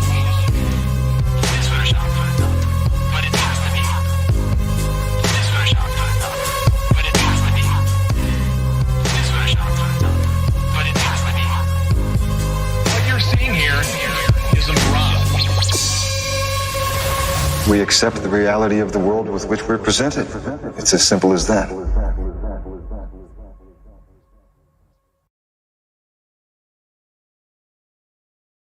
System is that they're globers in it. See that, and that's the only way I can get you to, because you got to understand like what I'm trying to bring across to you is that we're here in a sense to talk to people who still have a belief in the globe and heliocentrism and all this other pseudoscience. But my hope in coming out of all of this is that people understand, like Miggy says all the time, is it's actually just a mind virus. So people think illogically. That's why they accept logical fallacies like begging the question, because if we didn't accept that fallacy, you wouldn't believe in the globe, because that's what you need, an illogical argument, in order for the globe to be real. So if we all just didn't accept logical fallacies, then maybe the people in the justice system would get along better with it. Like you can't wish for a better justice system and you got like people with the intellectual capabilities of a 5-year-old. That's not reasonable.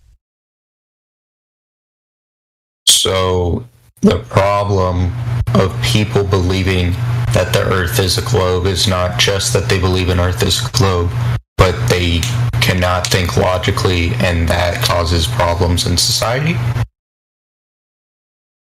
In summary? You got it. You got it. Wasn't a terrible summary at all.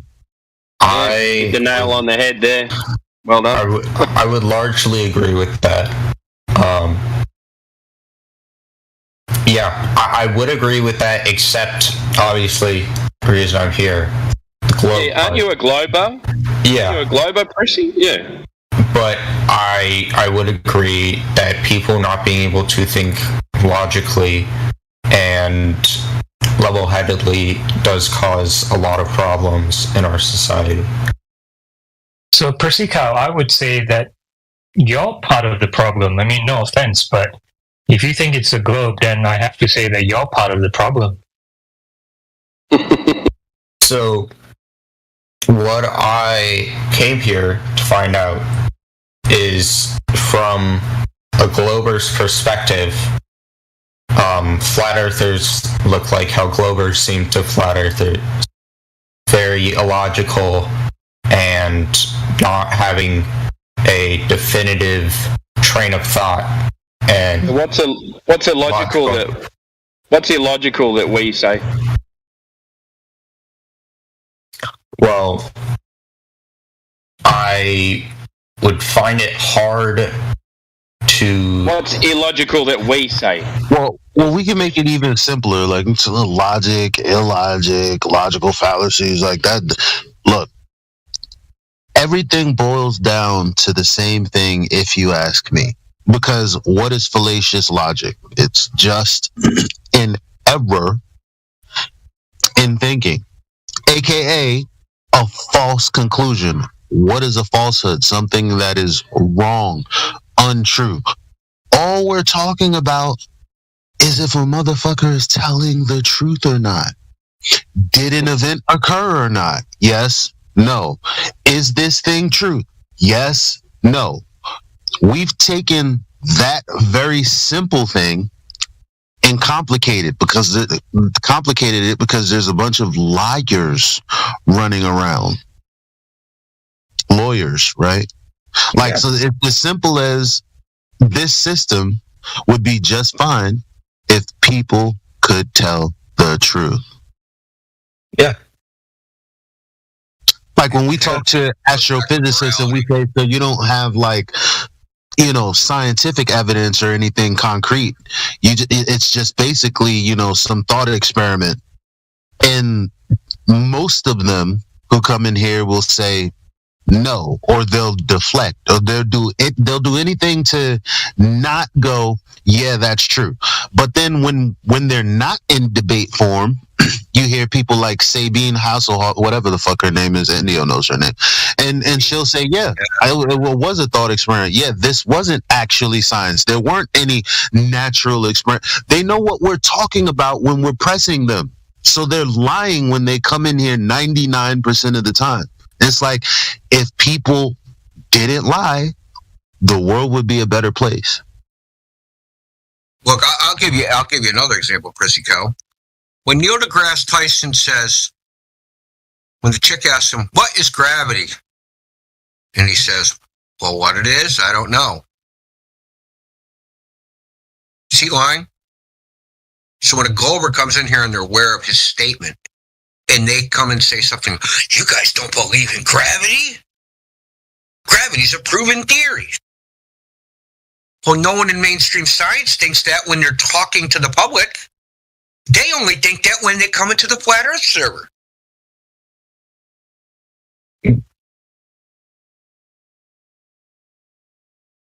I'm gonna need receipts on that one. Dude, you know the search bar? Find it. Right. I'm gonna help you out. Oh, wait. You go first. I'm gonna give him a certain. If you go first. Crazy, man. You know how many times someone said, "What do you guys think gravity's fake? You guys don't believe in gravity?" Like, you know how many times that's been said in this server? Probably thousands, tens of thousands. No, I was just I didn't want to rush to Google because other times I've been in this server. Google in the search bar for the chat of this server. Oh. So check it out, bro. Check it out, bro. Well, hold on. Once more, the people in this will come into the server knowing they know, because I'm sure they watch Discovery Channel documentaries and Neil deGrasse Tyson and like all these things. Like, we're not exactly sure about gravity. It's all over the goddamn internet. All the documentaries, they all say it, right? Cosmos, Brian Keating, like all these science communicators are all saying the same thing. In that context, when they say, well, we have doubts about gravity, when Veritasius and PBS Space-Time is gravity an illusion, or gravity is not a force, they have no problem when they say it. But when a flat earther says it, Now there's a problem. Now we're science deniers. Now we're just making shit up. No, they're making shit up. Yeah, so Tell you believe their own pseudoscience, man. That's true. And here's the thing. Like, again, I try to be as direct as possible. And I try to get people to think for themselves. So when I tell you to Google something, it's so that you can sit there and ponder what I've sent you to. Not because Google is going to give you information that you're going to have to be like, oh, I guess I believe that now. Like, that's not the case. So what? Like, it's weird when people react to, oh, I'll send you a YouTube video. Oh, so all you guys do is like show YouTube videos? Like, how about looking at the video first, if it's not like 3 hours long or some crazy shit like that? I just put one in 4 minutes. I think it's 4 minutes. I just put it in live stream. So here's the point that I was gonna make when I said go Google this and Google this. If you know what, Google manipulation, or can you manipulate microwaves? And all types of experiments will come up. Tell me I'm wrong or right.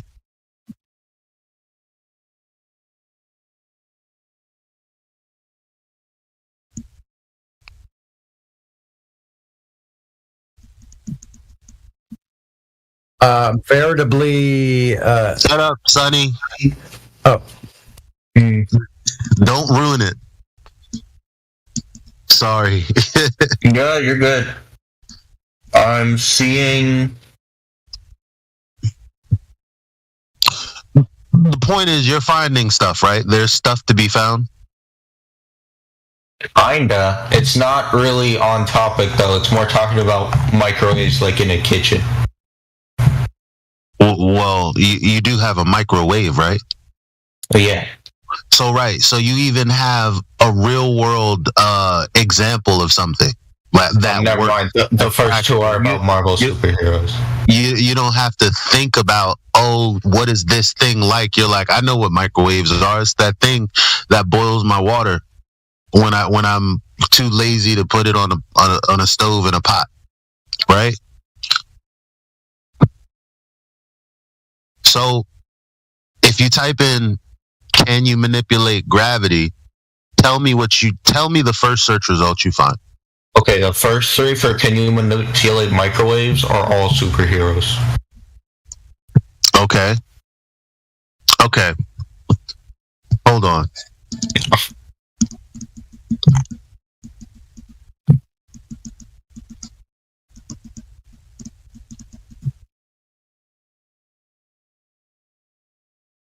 Yeah, that is weird. It's like fourth one down, though. I guarantee what you're talking about. I guarantee you that, like, when I first started talking about this, the searches were on the up and up. I don't know why I don't know how shit changes this fast. But anyway, okay, fine. Just type in, can you manipulate gravity?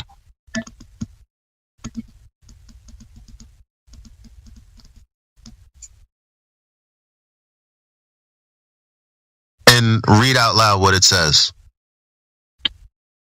Gravity is one of the most fundamental forces in nature. It governs how objects move and interact with each other. Scientists have long sought to find ways to control gravities, but so far they have been unsuccessful.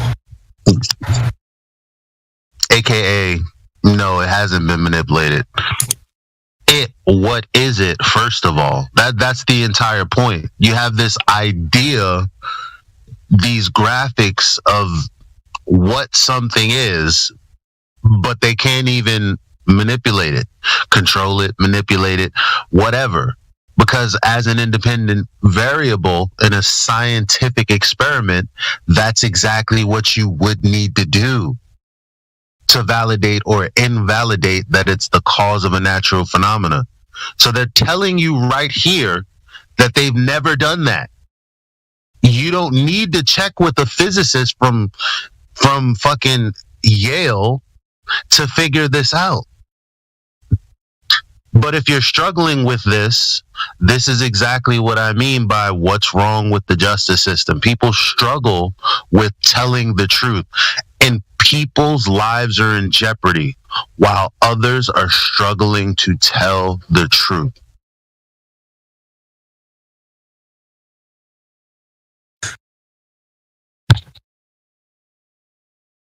I agree with the justice system part, but I'm still holding out on the gravity thing.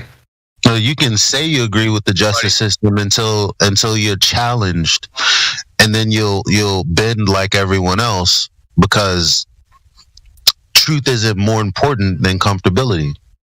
No, I wouldn't be here if that was the case. All right, well, I would just listen to the. I'll give you a cool month or two. I've been here. I think I'm on like week 3. I want to go back to the logic thing. What is the logic for the globe? Do you know what a logical syllogism is? No, that's not a word I use on a daily basis. So if you don't know that's basic logic, right? So it's the form of a logical argument. How can you say what Globers think, what the way flat earthers think is illogical if you don't even know what logic is? I know what logic is. I more meant the word syllogism.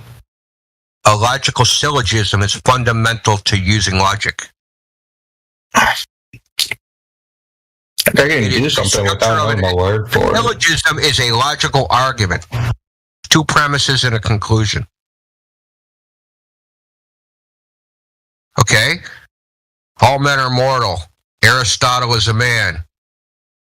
Therefore, Aristotle is immortal. Right?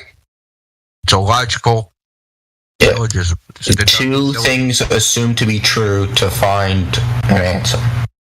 Okay. So what's the logic for the globe? That reads to the conclusion, Earth is a globe. Come with the 2 premises, right? Put them in, insert them. Before, therefore, Earth is a globe. You can't actually construct that argument. If gravity acts how we think it acts, and if the Earth is about the size we think it is, then we should be sticking to the Earth. Well, that's a logical fallacy. No, it says you're assuming 2 things to be true. And that's how you get your third answer. No, it doesn't mean assume. The 2 things actually, it logically follows from the premise, but it's not a proof unless the premises are true, right? So your premise starts with if. So you can't start a logical syllogism with an if statement. Okay. The Earth, gravity works the way we think it works. And the Earth is the size we think it is. What does that mean, though? You're not saying anything. Gravity works the way we think it works. What does that mean? Come on, man. That mass attracts mass at a constant rate. The premise, okay, like so you said, has to be. I'll give you a solution to help them. Mass attracts mass. All the particles will form a ball. Therefore, Earth is a ball. No, that don't work. What? Yeah, exactly. There's no. Why doesn't that work? Argument to conclude the Earth is a globe, because you'll always have an affirming the consequent or an assumption within it. No, the syllogism thing says it's asserted or assumed to be true. I promise you, your logic is what's wrong with people in the justice system. Like I'm telling, like, I don't even know how that just happened. What? It's like you have the words. Definition. You have the words. I feel you. I get it. You're close, but it's like having the most finely crafted blade, and you don't even know how to sheath it. You're just swinging it with the sheath on. I'm like, yo, you can't have premises that aren't proven. You can't assume them, because there's logical syllogisms, and then there are forms of and then they're just bad forms of logic. You just committed one. So you know that there's the right side of it. Now, are you questioning what the wrong side of it is? We're telling you, well, that's the wrong side of it. So be more curious as to what we mean. What do you think we mean when we say you're affirming the consequence? So, I was giving an example of a logical syllogism. I didn't say anything about what I said was true. So is your logical syllogism proof of a globe? If the two things I said and assumed are true, then yes. Okay, can you prove those premises are true then? Like right now? Yeah. Yeah, why not? Prove the premises are true with also a logical syllogism. I don't know. I spent time. So, listen, the point is, if you keep going back, the foundation of the globe is assume it's a globe. So, that underlying assumption means something which is not proven, right? Right? That's what assumption means? Something that's not proven? No. What does assumption mean then?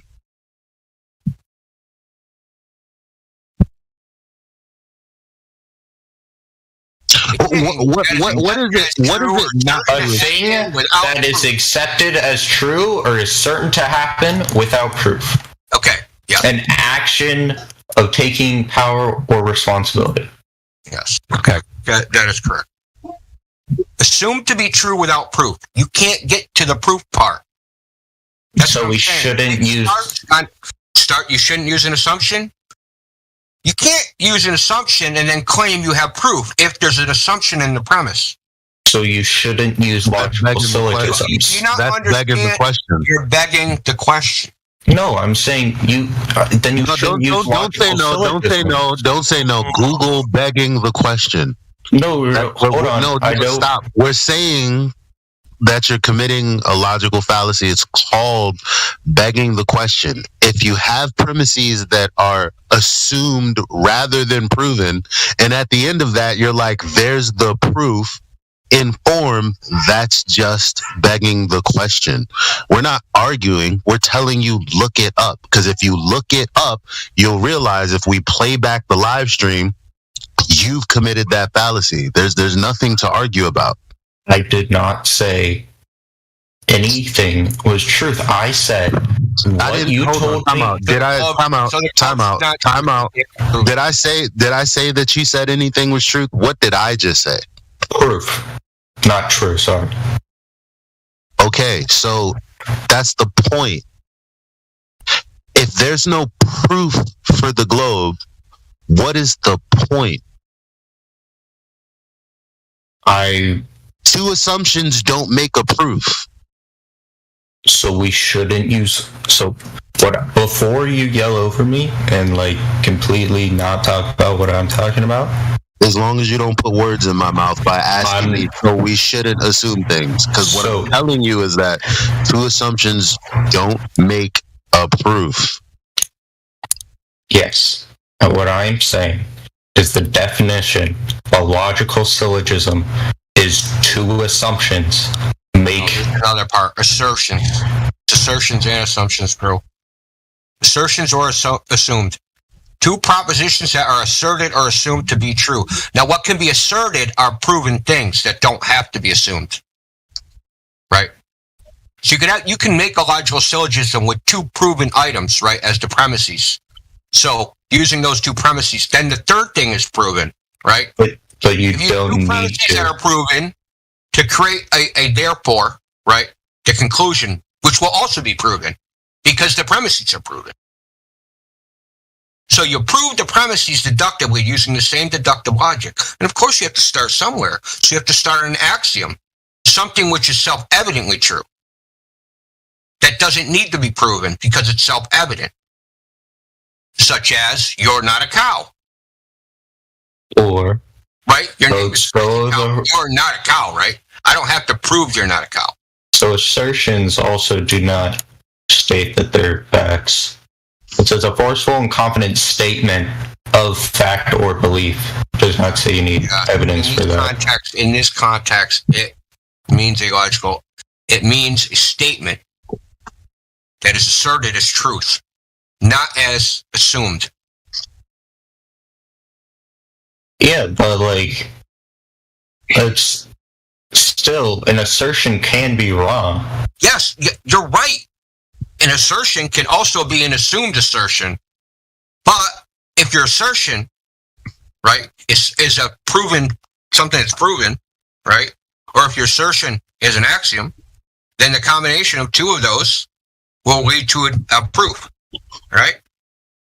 So if you use an assumption, then you have what's called an inductive proof, which doesn't actually prove anything, right? It's an inference, right? So it's not proven. The only claim that can be made about it is this would be likely if those two things are true, right? So a logical. There's still an if. It's not proven. That's what I'm trying to say. It's inductive logic. It's not proof. That's what I'm trying to tell you. So, it wouldn't lead to an actual deductive proof. Oh, like if I had wings, I could fly. Yes, exactly. If you had wings, you could fly. And the globe doesn't fly. Go ahead, Phil. Sorry, the globe doesn't fly. Wait. Yeah. So if we did something like things with wings fly, Elijah has wings, therefore Elijah can fly. Fallacy. That would be, that's a fallacy. It would be an inference. Yes, we can infer that from the fact that Elijah has wings and the fact that other things that have wings can fly. But that doesn't prove that Elijah can fly. So we shouldn't use logical syllogisms unless we can verify that both of the assertions are true. Oh, you can't claim it's proof of anything. Dude, you're missing the point. It's not proof once. I'm telling you what it is. I'm telling you the error in Glober's logic. You're illustrating it. You said we don't have logic. It's actually the globe that doesn't have logic. You guys don't even know what logic is. And you come in here and say, flat earth is illogical. No, it's perfectly logical. Y'all don't know what logic is. That's the problem. And I'm not talking about you specifically, so don't take this as a personal insult. A lot of people don't know this. They don't teach it in school. It's not really taught at university, except for in the philosophy department, which most people avoid like the plague. So, I mean, it's just not. It's not something. Look, I'm gonna make a couple of statements. Right. Water at rest is level. Perfectly valid statement because it's self-evident. Everybody knows this, right? No problems, no assumptions whatsoever. Okay. Horizontal is perpendicular to vertical. Again, another statement. Zero assumptions. Nothing wrong with what I've said. Why can't Globers do the same thing? Why is there always a him and a haw and a shuck and a jive?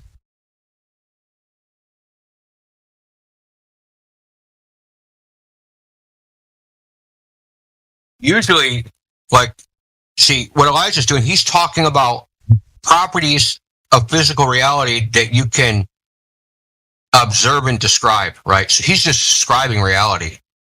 Okay.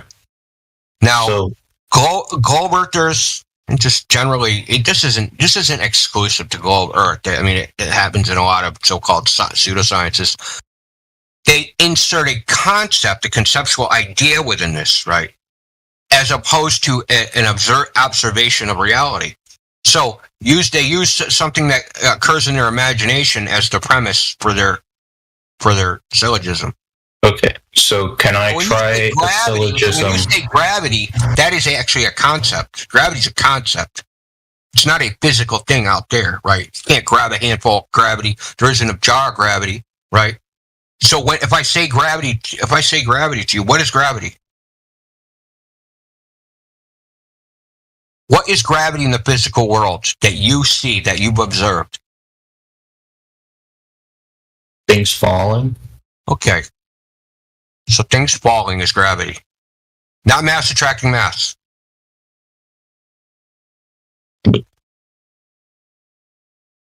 You see what I'm saying? That's a description of reality. Now, if I take that description of reality and place the word gravity with things falling, therefore Earth is a ball, that's dumb. Oh, yeah. Right? You can't reach. It's a non sequitur. It doesn't follow from the premises, right? No matter how you construct something into from things falling, you can't get to a ball. May I try one of your syllogisms with things we can both agree are true without being interrupted? Yeah, knock yourself out, man. All right. So, go ahead. Go, man. We agree. Don't say we agree. Okay. That remains to be We agree, question mark. Question mark at the end of this. I'm asking you if you guys agree. Do boats go over the horizon and disappear bottom up? I'm just gonna say no, straight up. What do you mean? Well, you said over the horizon. I'll say no to over the horizon. Yeah, that's the part. Yeah, I'm towards the horizon, and you can't see them anymore, starting with the bottom and going up. Yes, that is loaded sometimes. No, it's correct. It's a loaded question. No, it's correct. Without the going over is correct. Yeah, without the going over. While it is moving towards the horizon. Things disappear from the bottom up, yes. Yeah, that's what I'm saying. Yeah. Yep. And? You too? And? And? What's that? Yeah, and? No. Yeah, things disappear bottom up, and? We know that angles of shadows in different parts of the Earth at the same time produce... What the fuck? What is potpourri? Fucking. What? Is this like the salad bar of a globe? Did I use too many words? I think no, they're not connected. They're not logically connected, dude. They're like. Why are they not logically connected? They're both how are the boats going over? Like, how are boats disappearing? Okay, look. No, go ahead. I can't take this. So hold on. Wait. When I said water, when I said water is level, that was one statement, right? Yeah. I didn't go therefore. I didn't have to. I didn't say therefore. Right. So if you're saying that boats go towards the horizon and seem to disappear bottom up, that's a statement. Yes. But what does it mean? Okay, so you're making another statement about shadows. So now the first statement is just a statement that is, okay, that's true. Mm-hmm. And now you're going to make a statement about shadows. Yeah. Hey guys, I got a quick question. No, not yet. Yeah, well, yeah, I just want to, like, my buddy got banned. Yeah, I said hell no, not yet, bro. Yeah, is there any way you can unban him so he can join? Hold up, bro. Who's this? Yeah. Scotty. And you. How am I implying a lie, Trinity? Type in chat who it is. Type in chat. Shut the fuck up and type in chat, bro. This is rude as hell. Go ahead. All right. So,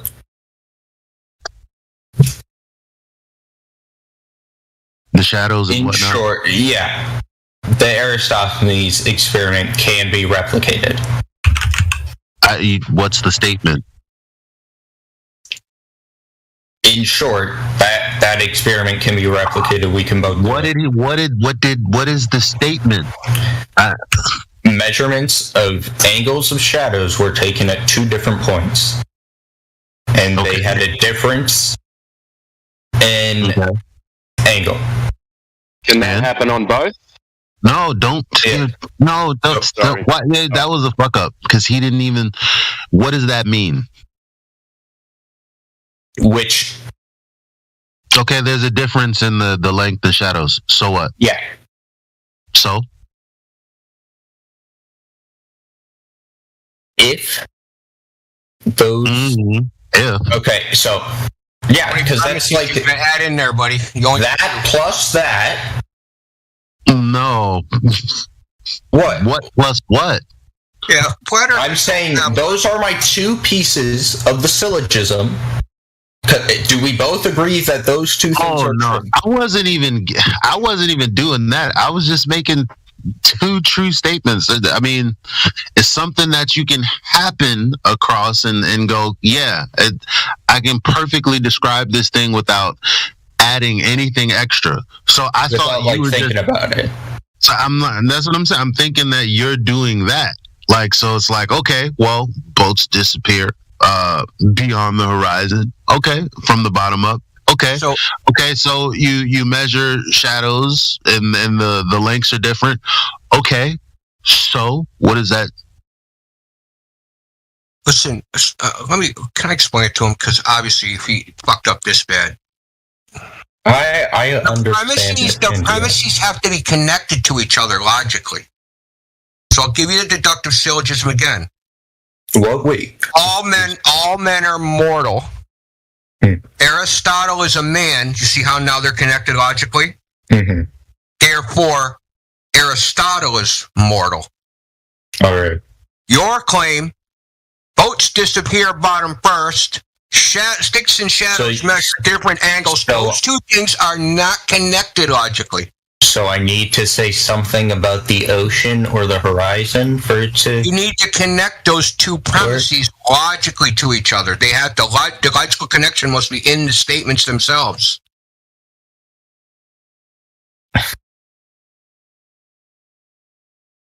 Look, you have to construct, therefore Earth is a globe, just out of one of those, because they're not logically connected. Maybe you could reach the conclusion from the sticks and shadows all by itself. Maybe you could reach the conclusion from ships disappearing bottom first by themselves, but they're not logically connected to each other because they're not even the same phenomenon. They don't even have anything to do with each other. So if I watch a boat disappear bottom first, does that have anything to do with angles of the sun or the length of a shadow or the length of a stick or the placement of the stick or the placement of the sun or anything? Or is that independent of a stick or a shadow or anything? So you're trying to logically connect them to the curvature of the Earth, right? You're trying to connect it into the Earth being a ball. But you can't do that with those two just smashing it against each other. To do those independently. And then you'd say, here's one piece of evidence, here's another piece of evidence. But guess what? Here's your problem. Eratosthenes, sticks and shadows, assumes the Earth is a ball, assumes that there's parallel rays of light, so it has like three assumptions within it. Three assumptions that can't be proven and actually don't have any evidence for them. Because, and like Elijah said, affirming the consequent, the thing you're trying to prove, Earth is a globe, is in the premise. If Earth was a globe, and I did a measurement that showed shadows with these different angles and different shadow lengths, then Earth would be a globe. Right? So that's affirming the consequent. It's circular logic. Your conclusion is within one of the premises. You might as well say Earth is a globe because Earth is a globe. You just cut out the second premise.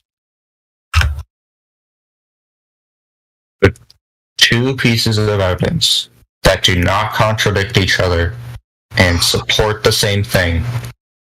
No, they don't. Okay, it's not a syllogism. You're right. What I said is not a syllogism. They don't support a globe. Two sticks and shadows support a flat Earth, and so does freaking bottom up shit. Actually, the thing about a logical syllogism again is that it involves two premises that are true. Yeah, those two things are true. Yeah, but see,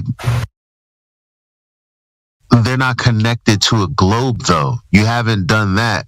Now, once you start trying to connect it to a globe, it falls apart. Because then you start making all these assumptions, adding these premises that are not proven. Yeah, so if I want to make...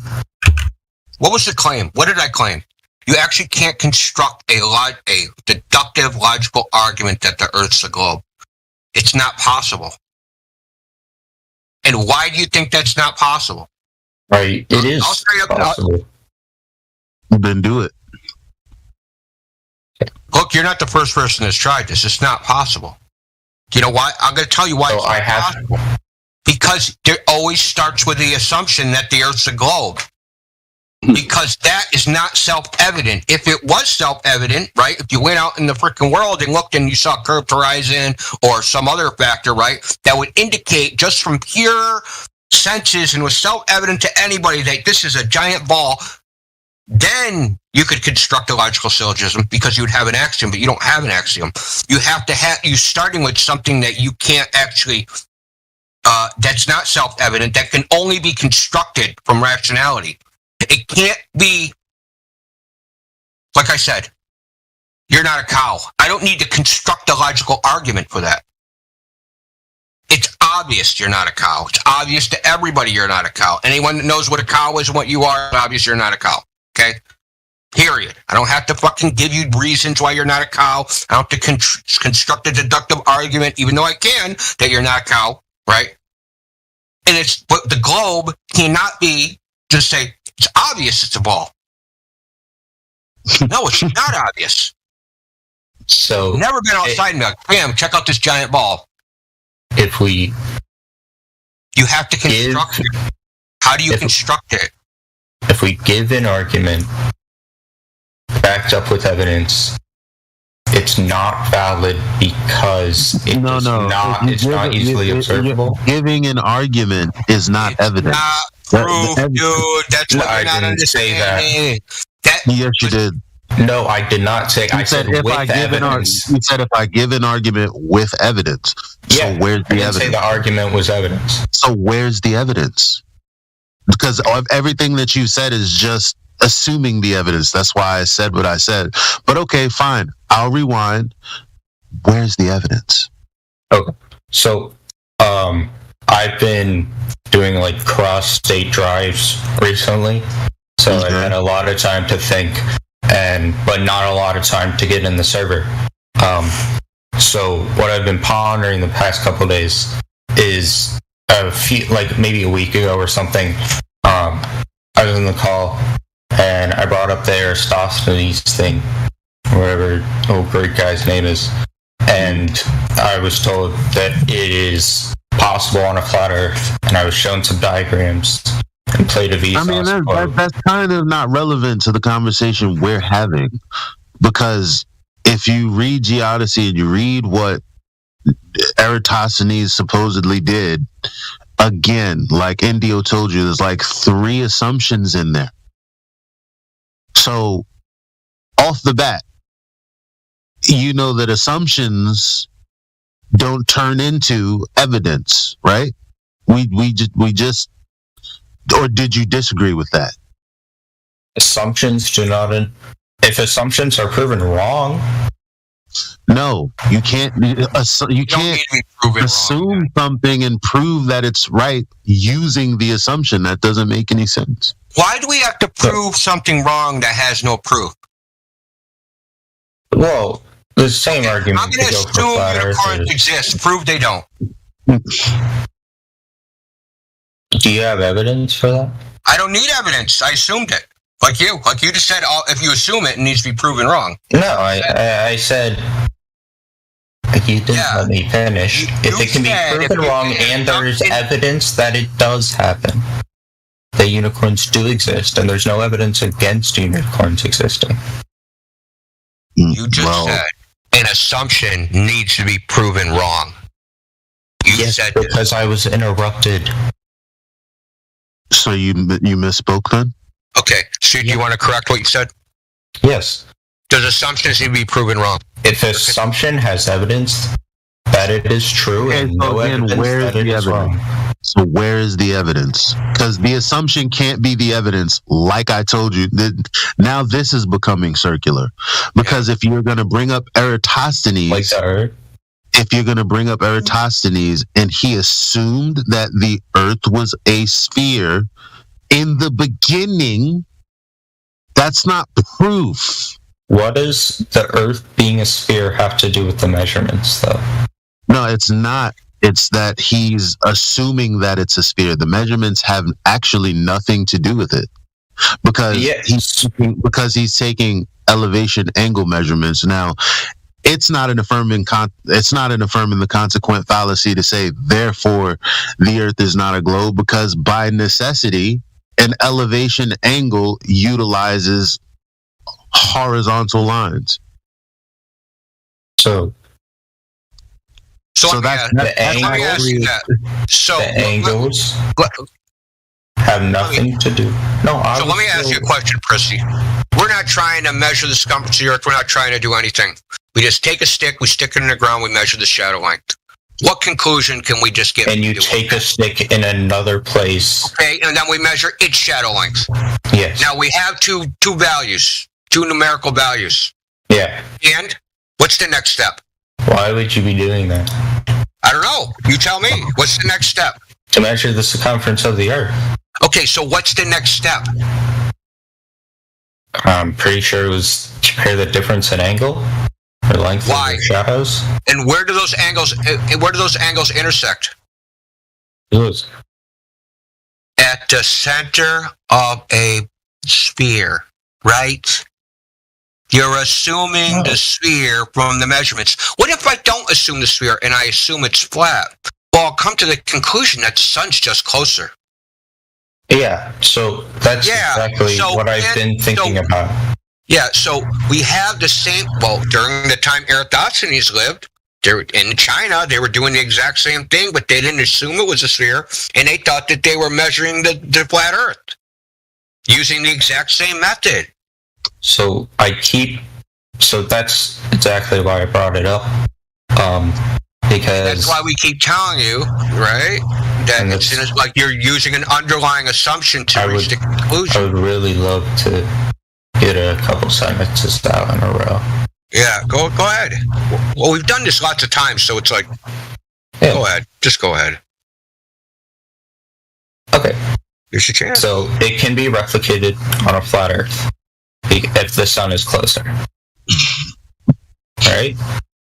Yeah. What do you mean? It can be replicated? What does that mean? Okay. You just this experiment works on a flat Earth if the sun is closer than we think it is. Then the sun is closer to Earth than what mainstream science says. Maybe. That's another assumption. Yeah. Oh, that's just... So it doesn't work on your model either if you don't explain There's it. no model. There's no... What do you mean by model? There's no model. Okay, it doesn't work on what you think on a the level Earth is surface? like either. Hold on, time out. Are you going to tell me that taking elevation angles or measuring shadow lengths won't work on a horizontal surface? Is that your statement? But no, because in order to know that, you need to know how. Answer that. Doesn't work to do what exactly? What are we trying to do and make it work to do? I asked if the sun was closer to the Earth than mainstream science says, and you said that's an assumption. But you can only measure the shadow lengths on a flat Earth if we know the sun is closer to us. So do we know it's closer to us? That's an assumption. What? Yeah, that's an assumption. It's an incorrect assumption. So we don't know the locality of the sun. We don't know the locality of anything. Because you have to position the sun independently, right? Let me ask you this. If I gave you two sticks and you can pace your distance, can you find where you are on Earth? What did this have to do with locating myself? Because you said make it work. I don't know what that means. What does wait make it work mean? Make it work to do what? What does make it work mean? To do what? Find the distance of the sun or find the surface of the Earth? Which one are we trying to do? So, I am saying, just hold on. If on a flat plane, we can measure the differences between those angles. If the sun is close-ish to the Earth. Like, not as far away as what a lot of people say it is. It is in a local area. Because that is what I've heard the explanation is that we have a local closed system sun. That's how it appears to be. Are you going to get to a We conclusion? don't claim that you can measure the position of the sun or the earth using sticks and shadows. I didn't say you did. At best, using assumptions, that would be an indirect measurement of either the sun or the surface of the earth. That's at best. That's the best you can do. But it's loaded with assumptions, loaded with the angles of the rays. It's loaded by, do you have the sticks level, plumb lines? Is gravity actually freaking perpendicular? There's shitloads of assumptions. Is the sun in a common position? Like, am I looking at the same sun the other guy's looking at? Because the evidence is that that's actually not the case, right? Because of refraction and all. There's so many problems. There's so many assumptions loaded into this. This is a trash test. It's just trash. I don't know what else to say. Like, it's just trash. But we do know that there's a difference in the angles, right? We know that we take two sticks and they're some distance apart, right? That the shadows, all other things being equal, right? If the sticks are equal, they're both perpendicular, same angle, we know that they'll cast shadows of different lengths. That's all we can say 100% sure with certainty. Is the results of the observation. All the other shit, all the conclusions drawn from that observation need to be constructed rationally. When you try to do that, you're going to find out that there's shitloads of assumptions that you have to stack in there before you can reach any conclusion. That's why, listen, there's a reason why I'm on this, because when Clovers come in here and say, we don't think logically, yo, dude. I never said that. Yeah, you did. Oh my God. No, I didn't. I said I came here to find out how you think logically, because a lot of globe earthers think you don't, and I didn't believe that. That's why I'm here. I want to know the logic behind your argument. Hey. You haven't learned any there's no logic behind your argument, so it doesn't even matter what our argument is technically. You haven't learned any logic tips from your logic globe friends. You know, like that's the problem. Like, you're trying to figure it out on the fly here. If your friends were here, they wouldn't do any better. They would just be asserting the same things that you're asserting. Just, you know, saying that their logic is correct. But I mean, I'm not saying my logic is correct. No, I'm not. I didn't say you. I said your friend. Now you're being defensive. Yeah, that's a great thing about logic, is that it's really objective, and you can just, like, you can't change the rules or make up your own thing or talk about your feelings. It is what it is. It's either a logical statement or not. It's been laid out for a long time. No one's rewriting the rules. It's almost like mathematics, right? 1 + 1 is 2. Can't change it. Can't reinvent it. It is what it is. So the globe actually has no logic. It can't make an actual deductive logical statement to prove it's a globe. Period. End of story. Okay? So that's what I'm saying. Like, when I make a statement, I'm like, there's no assumption to be had. If I need to measure an elevation angle, the first thing I need to do is to make sure my device is level. So, level is horizontal, and it's pretty freaking simple. There's no assumption there. But but here's the thing: the truth in that disqualifies the Earth being a globe.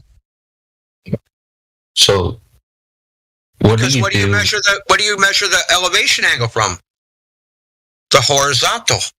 You measure from the horizon. You measure up. This is something that we actually do. This is something that practically happens. I'm not imagining a globe. I'm not saying put a stick here and a stick there. I'm not doing any of that. I begin with something practical.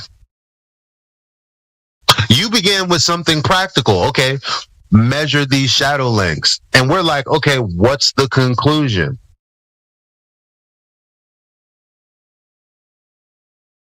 So we make an observation.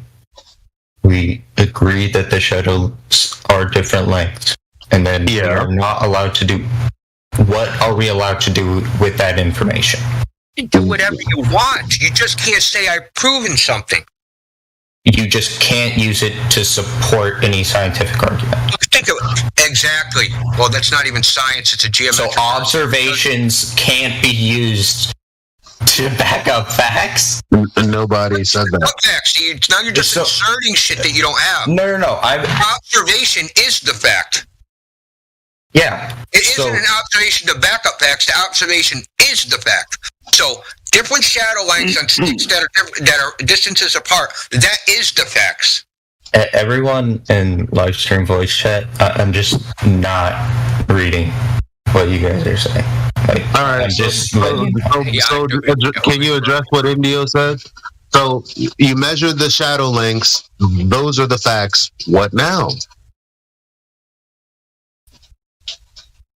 I can use that observation to reach a conclusion. What conclusion? Build it. That the Earth is round. Okay. How? So how did you get to that logically? Because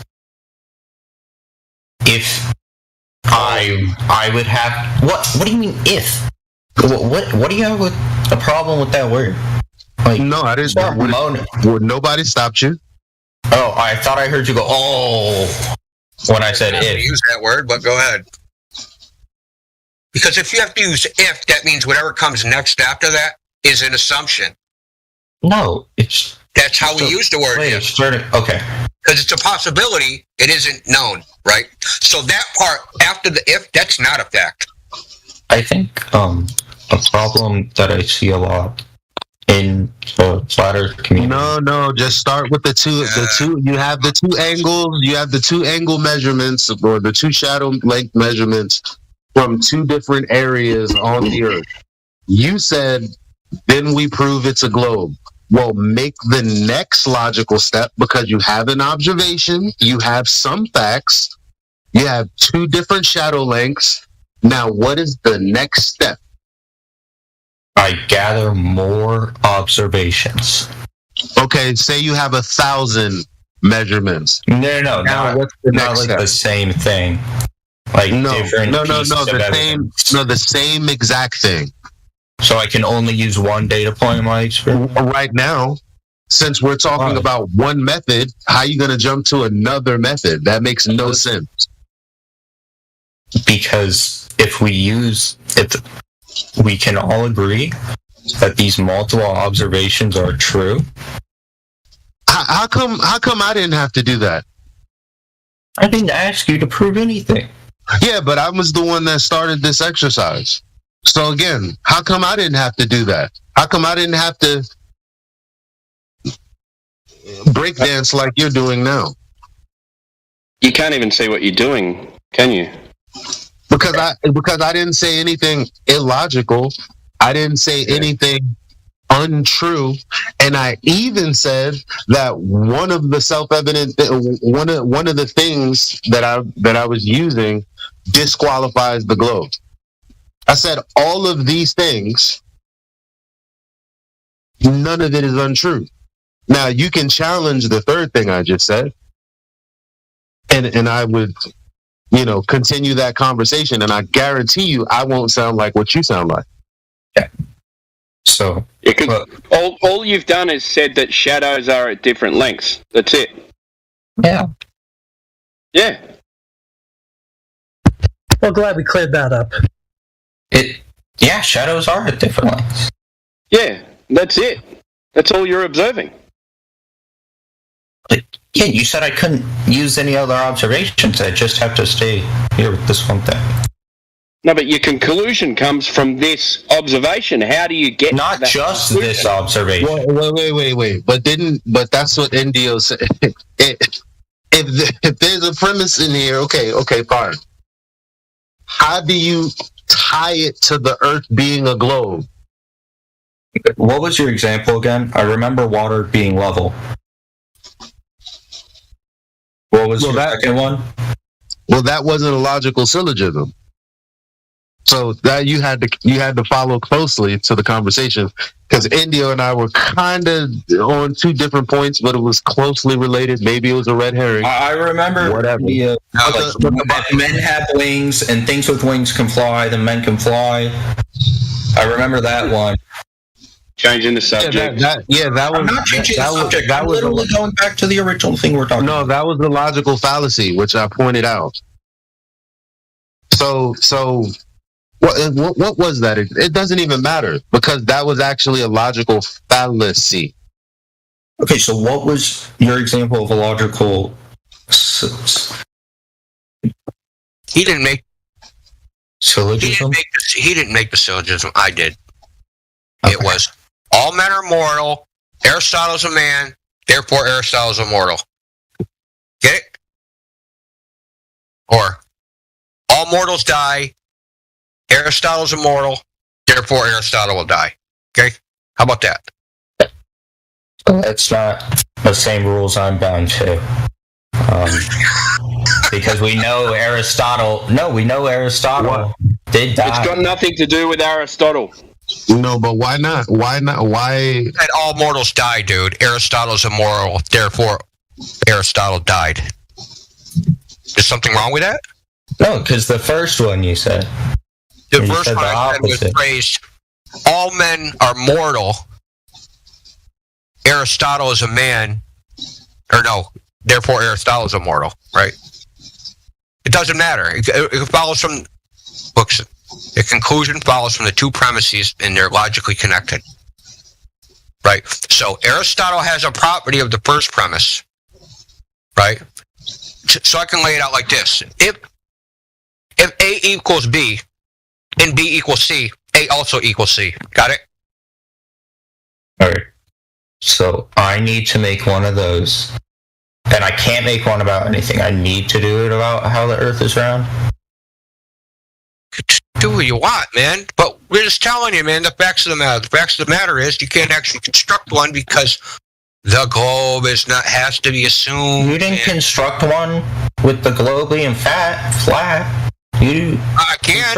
I can, no problem. Need a good example. Well, we have a logical axiom, right? So can I get that syllogism that proves the Earth is flat? The Earth looks flat, right? I see things. I can trust my own eyes, therefore the Earth is flat. Real simple. So, how can now before that's actually I don't even have. Wait. I don't need a logical syllogism because, like I said, it's an axiom that the Earth looks flat. So why do I need a logical syllogism either? Because if you don't, you don't have an axiom. You don't have an axiom. That's the problem. When I did not go into an axiom. When I said, yes, I gave you. I gave you an axiom. What was that? I did. Water at rest is level. That's something that you can just observe. Like, holy shit, there's this lake. It's frozen. Like the ship's going over the horizon. Not over, because over. Okay, ships disappearing, bottom up, like the thing we agreed on. Yeah, there's nothing wrong with that. We agreed with that. But how do you logically connect it to it being a globe? That's the question. But let's not go in circular paths here. The point is, when we say, well, when we say the Earth looks flat, here's the thing about that is a problem for you. That's not really a problem. No one disagrees. No one. Yeah. If I may interject, it's something. Hold on, Helio. You know why no one disagrees? When I say no one, I mean even globe believers, because they think that effectively, as far as we can see, it's flat locally. Except everything if you go high enough. No, listen. Locally means. Listen. It doesn't matter how high you go. Mathematically, even at the height of the ISS, you can't see any curvature because you can only see 3% of the horizon. So, 3% of the Earth. So that horizon would look flat. That's paraphrased by Paul Larson, planetarium director. So, doesn't matter how high you go, the Earth appears flat, and everybody knows that. So that's not even in contention. So that statement right there is just true on its face. Hold on. Do you deny it? Do you deny it? I'm sorry. Do you deny it? Yes, because if we go to a certain elevation, we can see curvature. Not if we go to a certain elevation. If we are at sea level, yes, it appears to be flat. So then at great. Sea level. So we have an axiom. When At does it sea begin level. looking? So we have an axiom. When does it begin looking like a globe? I don't got the numbers on me right now. Okay, so Google it. Right. And then when you find the numbers, give us a real world example. Like the mountain you guys can go to? You think you can see curve from a mountain? Okay, the point. Listen, Sorry, I want to hold on. In fact, come on, let me do this really quick. There's the term "we," meaning like I think he means by the general consensus, and I meaning I've done this. He's like, we've been there, and if we did this, if we did that, we might find this certain type of thing. So there's a definite difference between we and I. Yeah. Okay, Helio, for real. Yeah, for real. Okay. Thanks. No, it sounds funny, but no, it's we're talking about logical syllogisms, Helio. Like we're like be a part of the conversation. I'm gonna get some water. I'll be right back. Dude, I was listening. God damn it! All right, so it's like, who cares about the we and who cares? Well, obviously I do. So go ahead. I'm just saying, like, we're trying to get him to understand the difference between things that are self-evident and things that are assumed. It's like, I don't even know if this is like a fruitless endeavor. I guess me and Indio have time. I don't know. Well, I mean, that was my point. I think that was my point, and so that's why I wanted to just like say that, to kind of like get everything back in, And look, going up into a spaceship does not make it self-evident, or whatever he thinks he can do. That is not self-evident. If you're trying to do it, right, like if I have to make it some special condition for it to happen, then it's not self-evident. Self-evident means just casual observation. I just go and do it, and it's obvious to everyone this is what it is. Right? We don't need to, like I'll use the cow example again. We don't need to, like, rip off his Scooby-Doo mask to prove he's not a cow. Right? Someone needs to just like take a look at him and hear his voice. So cows don't sound like that. They moo and they got some fur and they're about 1,200 pounds.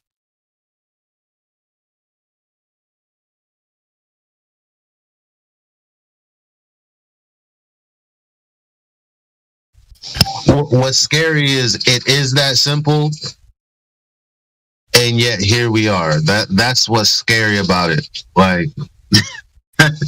That's why I think that's how I found this new talking about quantum computing. Well, building on this new philosophy of the world and just abandoning, trying to be some sort of this hero complex, because man, you can't save a bag of potatoes. Okay. Yeah, I mean, the reason I brought that up is just I mean, when he was talking, when he was saying we did this, we did that, he's just trusting in people other people that have done it, But when I say we, I mean all of us. Every human on Earth experiences the same Earth. So we're not talking. I get what you're saying now. I get what you're saying. Go ahead. Right. He's talking about the special club that he's not in. Yeah. We all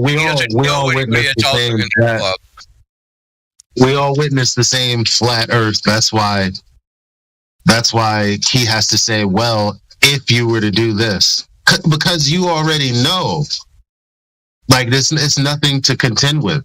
Like you can't even go, I'll grant you that truth, because it'll weaken your position and what you're going to say next.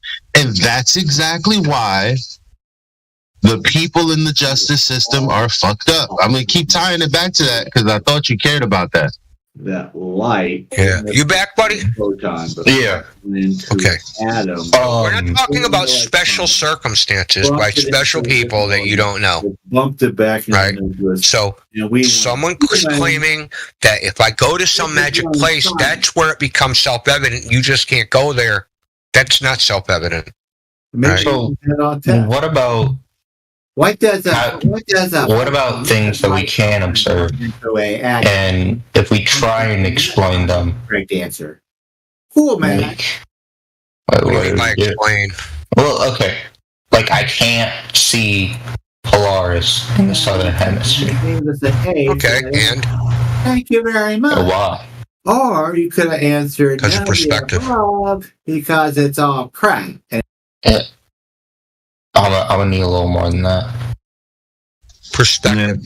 Things that are over your head, they approach the horizon as you go out from underneath them. Why? Do you want the very technical answer? God. Do things get smaller when they go farther away from you? Do they appear to get smaller? Okay. So the distance between something over your head and the ground, as you get out from underneath it, that angle, that space between the horizon and that object, that gets smaller as you get farther away from it. And eventually, that distance will be so small that you cannot resolve it. And you won't be able to distinguish the horizon from Polaris or any other star.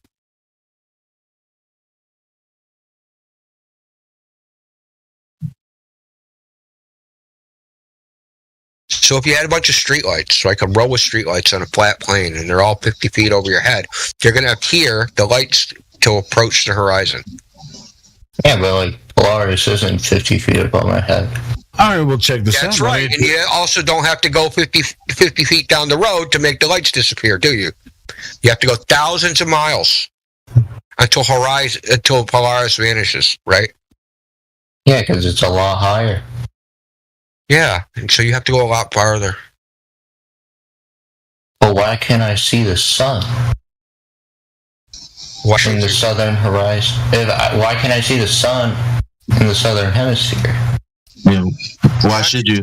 But hold on. What are you? Isn't it closer than Polaris?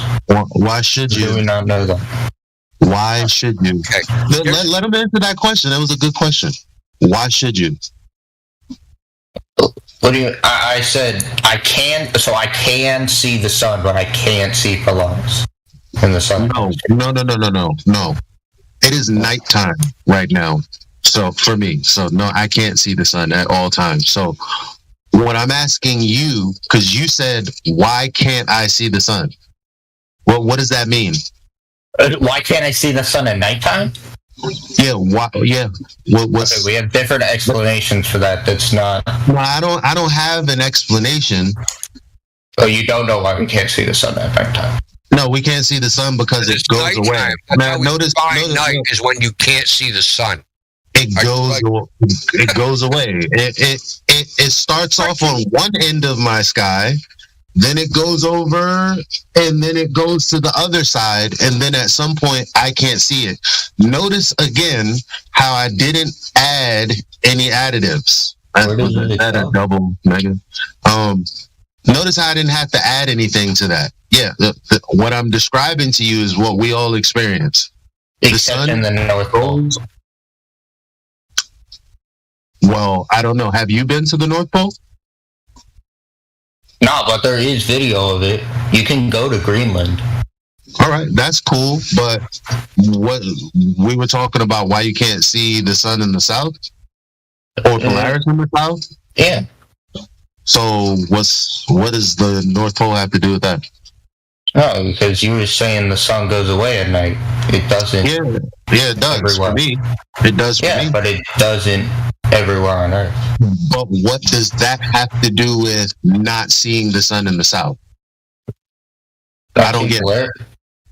Okay, what I was trying to do by bringing up the sun is I can see the sun while I am in the southern hemisphere. So?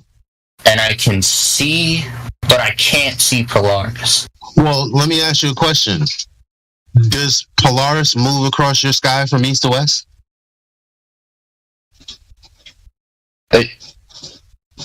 No, but if I move, it does move in the sky. Yeah, but if you move, everything moves in relation to you. It doesn't even matter if there's something in the sky. It could be a fly on your wall. So there's obviously a difference between Polaris that doesn't appear to move much and the sun that goes literally from one side of the sky to the other. As you stand and watch. No. For where I live, that's exactly what happens. It never not does that. Okay.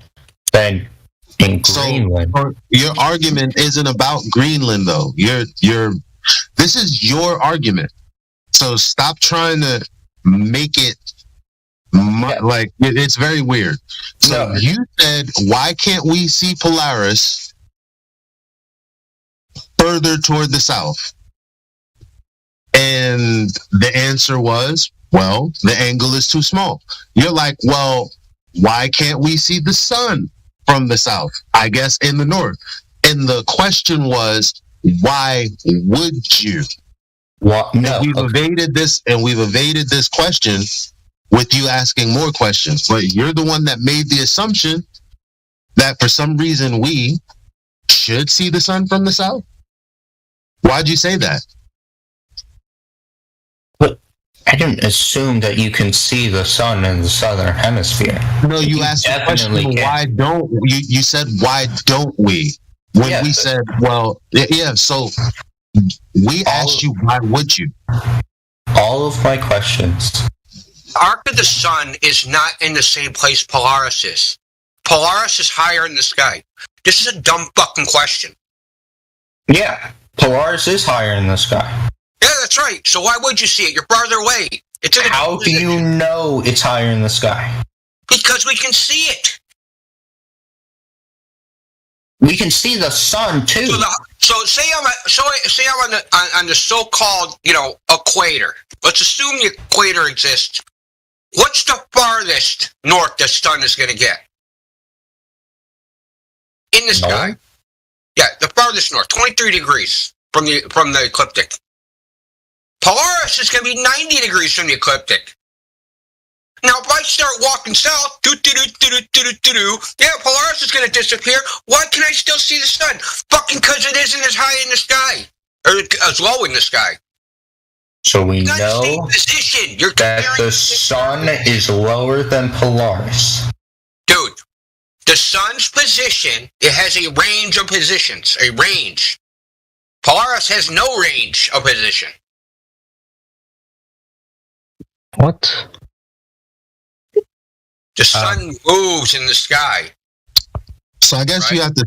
I guess he has to start over because he doesn't even understand why. No, I was asking you guys questions. I don't know what any of this has to do with shape of the Earth, though. Let me ask you this: because the explanation that globe earthers give is different from yours. So I want to know what your explanation. We don't have an explanation. We don't have an explanation because we're not concerned with what happens in the sky because the Earth measures flat and nothing in the sky can actually falsify that. Why do you not want to? Why do you not want to ask questions? Nothing can falsify it. Okay. Imagine I have a table. All right. I take out my tape measure. I measure the table, and it's 2 feet by 2 feet. The lights are doing all this fucking funny shit over my table. And I go, God damn it, my table must not be 2 feet by 2 feet because these funny lights above it. They just don't work on my table. You see what I'm saying? Yeah. Well, that's the dumb argument you're making.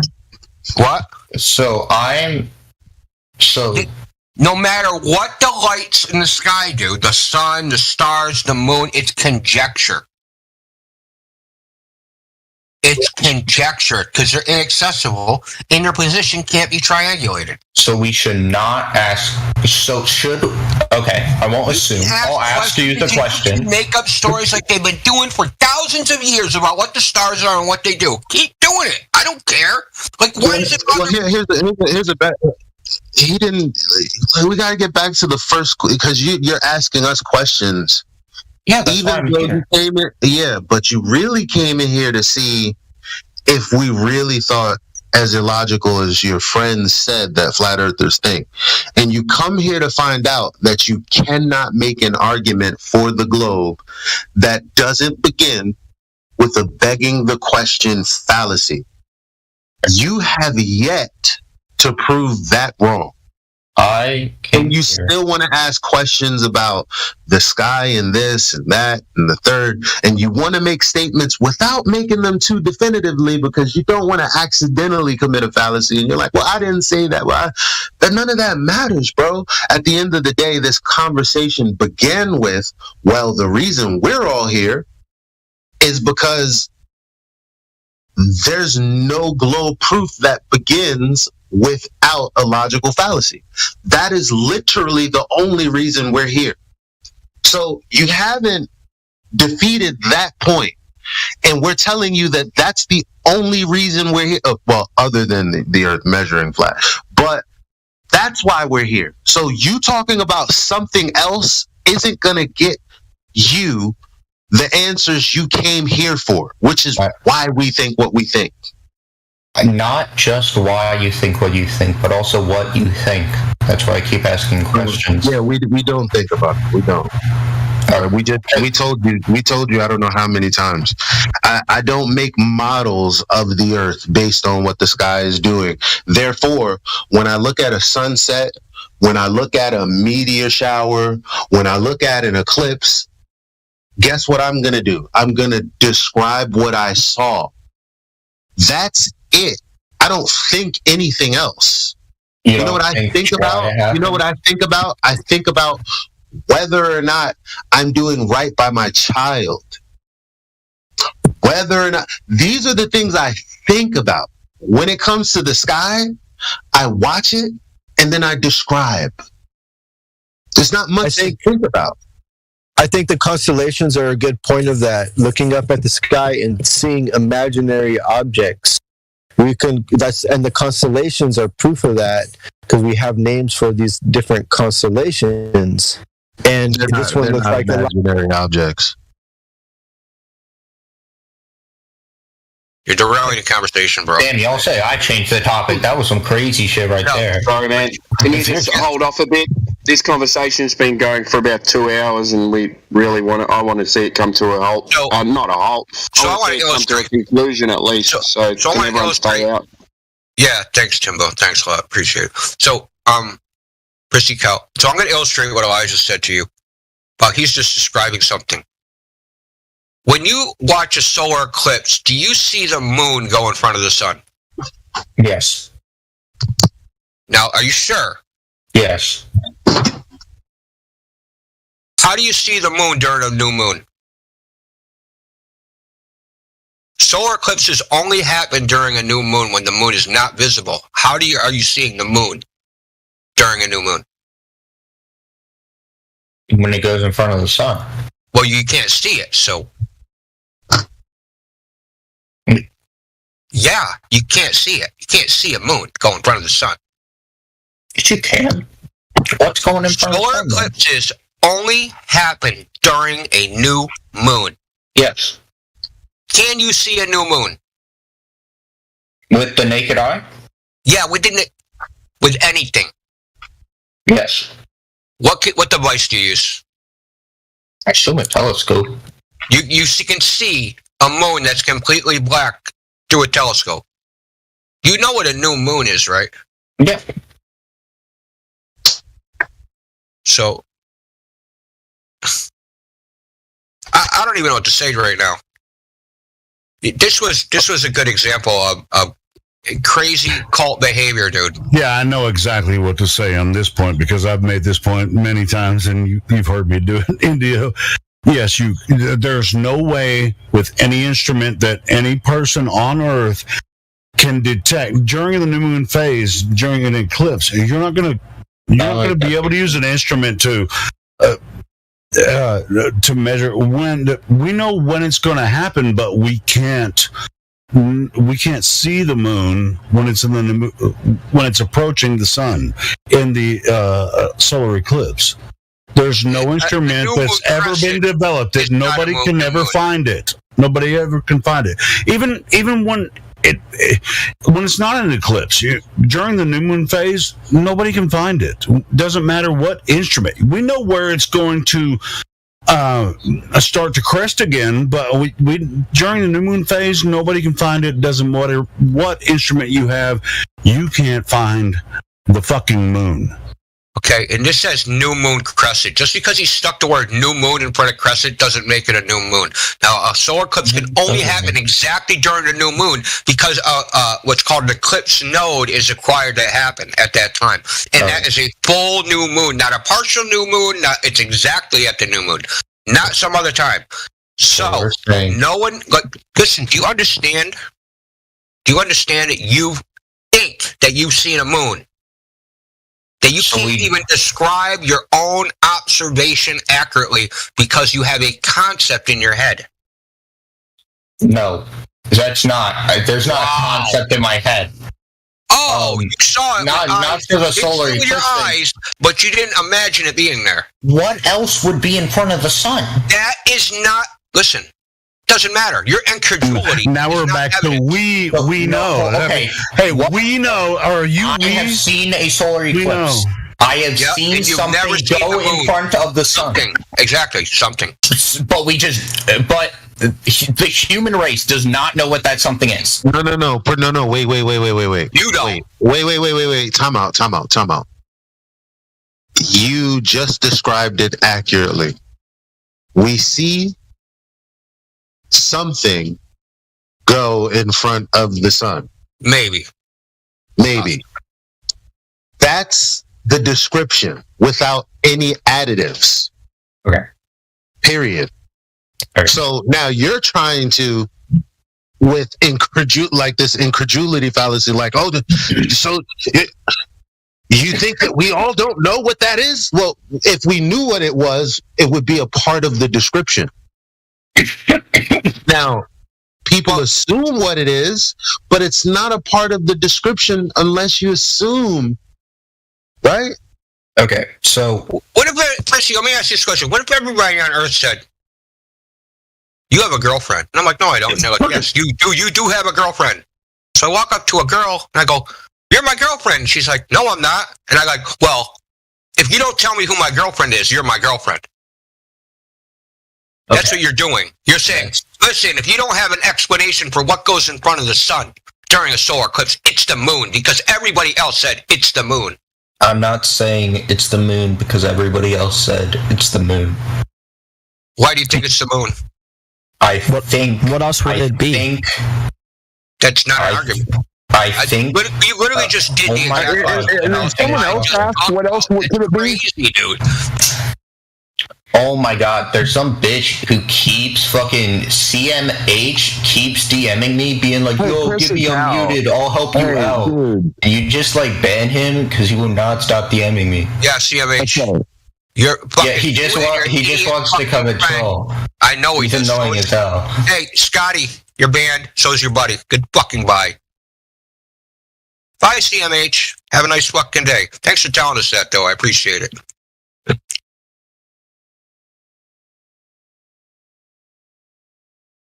Anyway, can we carry on? Yeah. I just checked in Sky. Yo, es más. Are you there? Yeah. Okay.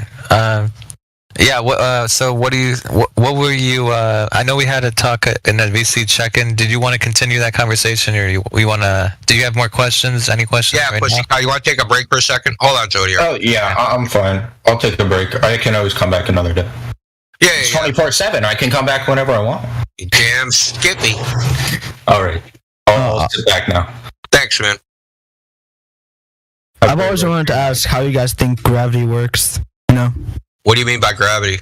Well, an object And going so down it begins at again. the force. I'm gonna go to sleep now. Yeah. All right. See you guys later. I've always wanted to know what you guys think about that. So, a falling object is gravity. Well, there's a specific speed to gravity. So, little g. The observation that something falls at 9.8 meters per second squared, approximately. That's gravity? That's the gravity you're talking about? Or are you talking about mass? Speed of gravity. Yeah, things fall. Yeah, whoopee. Yeah. And? So how do you guys explain that in most of your diagrams? Explain why things fall? Well, yeah. Why? What do you mean, why? Why do I gotta explain why things fall? Okay, let's do this.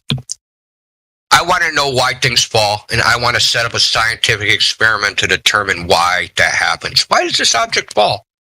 What experiment can I do to figure that out? Come on, tell me. I'm waiting. No, I'm asking you because you think that you probably think there's an explanation for this, a scientific explanation. So why do things fall? There is? What is it? Like gravity is a force? Yeah, that's a story. I want the experiment. Alright, give me a minute. I'll get out. Yeah, go Google it. I'll go get something. Calm down. I'm perfectly calm, dude. I've dealt with this question thousands of times. This isn't new. But I just want you to explain on most of the diagrams that you have for flat Earth how it would work. We don't have diagrams. How would what work? We don't. Gravity work. Wait. What do you? We don't have. You're not even using the correct definition of gravity. Okay. The theory of gravity isn't things fall. It's also not things get pulled to the center of mass. The universal theory of gravitation is every particle in the universe checks every other particle inversely proportional to the square of that distance. The formula is F equals G M1 M2 divided by R squared. Okay? It has nothing to do with things falling. Hey, you know more than me about globe. I don't know how you don't believe it. Because I know more than you about the globe. That's why I don't believe it. I don't know, man. It doesn't seem right. That was weird, right? It was weird.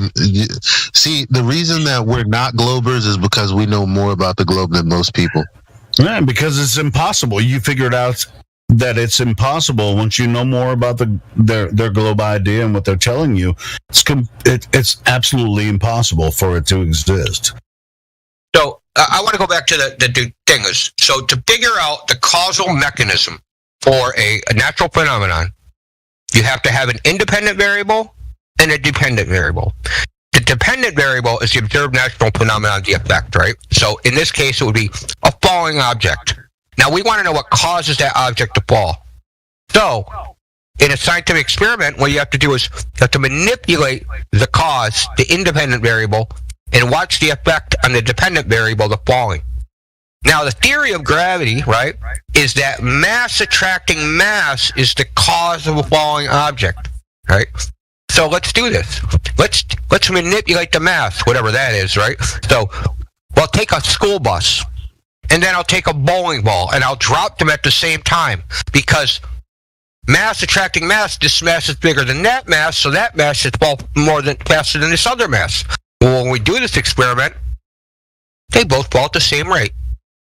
So the mass can't be the cause. That can't be it, because we watched. It had no effect on the dependent variable.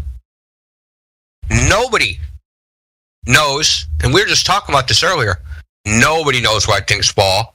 There's no experiment that can prove it or even demonstrate it. And no one can even think of an experiment that can actually demonstrate it. So Elijah, you still here? Yeah, I'm here. Yeah, tell them, go do that thing with the what was it? Manipulating gravity. You want me to skip the microwave part? Yeah, I thought that was super clever. Yeah. Yeah, I don't know how. Sometimes, because I'm arguing with the shit that Globers say, sometimes I stumble on this stuff. So you want me to skip the microwave part? Oh yeah, I guess. If it's not necessary. So go to Google and type in "Can you manipulate gravity?" and tell us what and read out the first thing you find.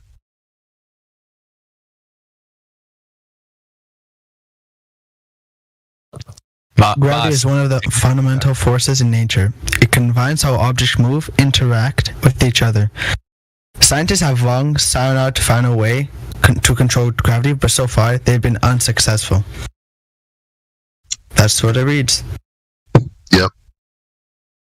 Yeah, you can't control gravity. How would you control gravity? You don't have that big of a mass object to control it. So gravity is just something. So what did Indio just tell you about experiments? They said to manipulate gravity. There's a difference between manipulating it and seeing how it works. Excuse me? Yeah. Excuse me? Here, I'll get the definition of manipulate for you. What? Handle or control a mechanism. Right. Or a tool. So as they said, they can't control gravity, right? They cannot control gravity, so no. So the point is, if the entire point of an experiment is to test whether or not the independent variable affects the dependent variable, if you can't control the independent variable, then you don't have an experiment. You have been listening to excerpts from the 24/7 Flat Earth Discord Live YouTube channel. If you would like to join the discussion, simply type in your address bar discord.gg/flatearth. Thanks so much for listening.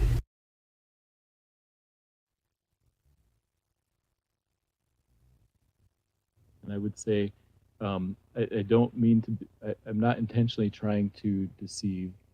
If I'm repeating things that you disagree with, that's I told you you're just a victim of the lie. Okay, got it. So yeah, that's what I said. The system indoctrinated you to think this way. I don't blame you. I blame the deceivers, which I tell them, if you're listening to me right now, you need to come in here and stand up to the 3 points and stop getting people to come in here parroting religious pseudoscience. If you have evidence of the globe earth, you better get in here and demonstrate it to me and to this forum, and stop getting people to come in here religiously parroting things that they have no idea what they're doing. Get in here now. Speaking of, if people came in here, what if Buzz Aldrin himself came into the server and said, "Bring him in here. Smash the fuck Bring out him of in here. I want to speak to him. If you're listening, Buzz Aldrin, get your ass in here right now. I want to speak to you directly, and you better answer the questions I have for you, specifically and directly. No obfuscation."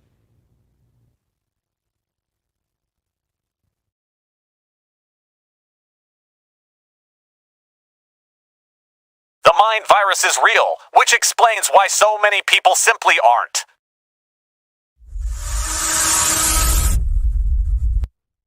Join discord.gg/flatearth and enter a check-in room. Someone will come along and verify you to get involved in the conversation about our Earth.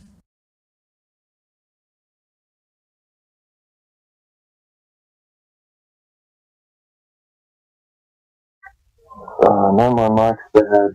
I hope you can hear me. I've paused the bot because we have Rocket Man in the chat who I think might be interested in a conversation.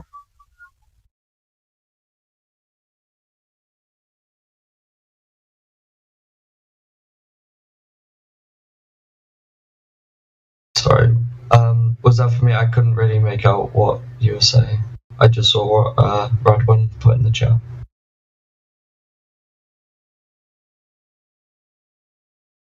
Hold on, I got my mic on. I thought somebody said mine.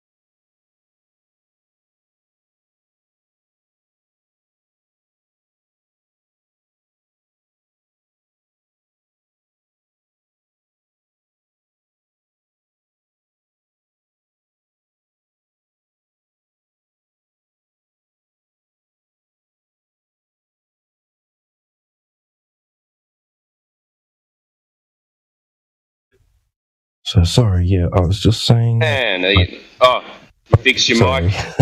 Yeah. I was just saying that I paused the bot because we have Rocket Man in the chat. And I think he might be interested in having a conversation. Yeah, I said in the chat, I can only stay for like half an hour. So when I do say I'm going, I don't want anyone to say I'm running because, you can if you want to, but who wants to? It depends on what point you pick to leave at. Preemptive run. Well, I wanted you to finish explaining how rockets work in a vacuum, how they push off themselves, and that makes them fly through space. Cool. Well, I actually got my university lecture slides that explain exactly that. So hopefully I've got some material that people would like to see that kind of aids my explanation. Cool. Have you ever seen this done in real life? Yeah. That sounded like a real, that sounded like a computer generated. I saw it on a computer screen, yeah. Oh, I saw a pressurized container in a near perfect vacuum environment being released and propelling itself forward on nothing but the internal pressure of that object, of the vessel. So it was inside a container, so the gas filled the container, then it pushed out that gas. Yeah, those don't work. Yeah. Well, there's no gas in the container. It's only in the... Well, you're creating the gas in the container by releasing the gas container. Well, let's say this container is very, very large. How big? Happens. I don't know. You could do like 20 I can tell you where the largest. Yeah, I can tell you where the largest vacuum chamber in the world is at, and you didn't do it there. Oh no, I didn't, because I'm in England, not America. I'm 20 miles from my house. Oh, is it? Oh wow, that's cool. I'm very jealous. So you said you did the experiment. You said you did this. What you're claiming? I've seen it. I didn't perform it myself. Sorry. Go on. Didn't mean to interrupt you. Sorry. How big was the vacuum chamber? It was like, I think it was like 5 by 10 meters. Talking feet or meters? Meters, metric. So 50. How many liters was the container? Well, volume. So that would be 50. About 5 by 10 by. Not the vacuum. I can add up. I can add that. The gas container. As in, what was the volume of the container? The gas container that you said you put in there. Oh, sorry, yeah. The gas container, and then it propelled itself. Sorry. It was. I think it was something like 2 liters. It was basically like a bottle of soda that was pressurized and released. I don't know the exact details because I didn't perform it. I was only there to observe it. Not sounding very convincing. Cool.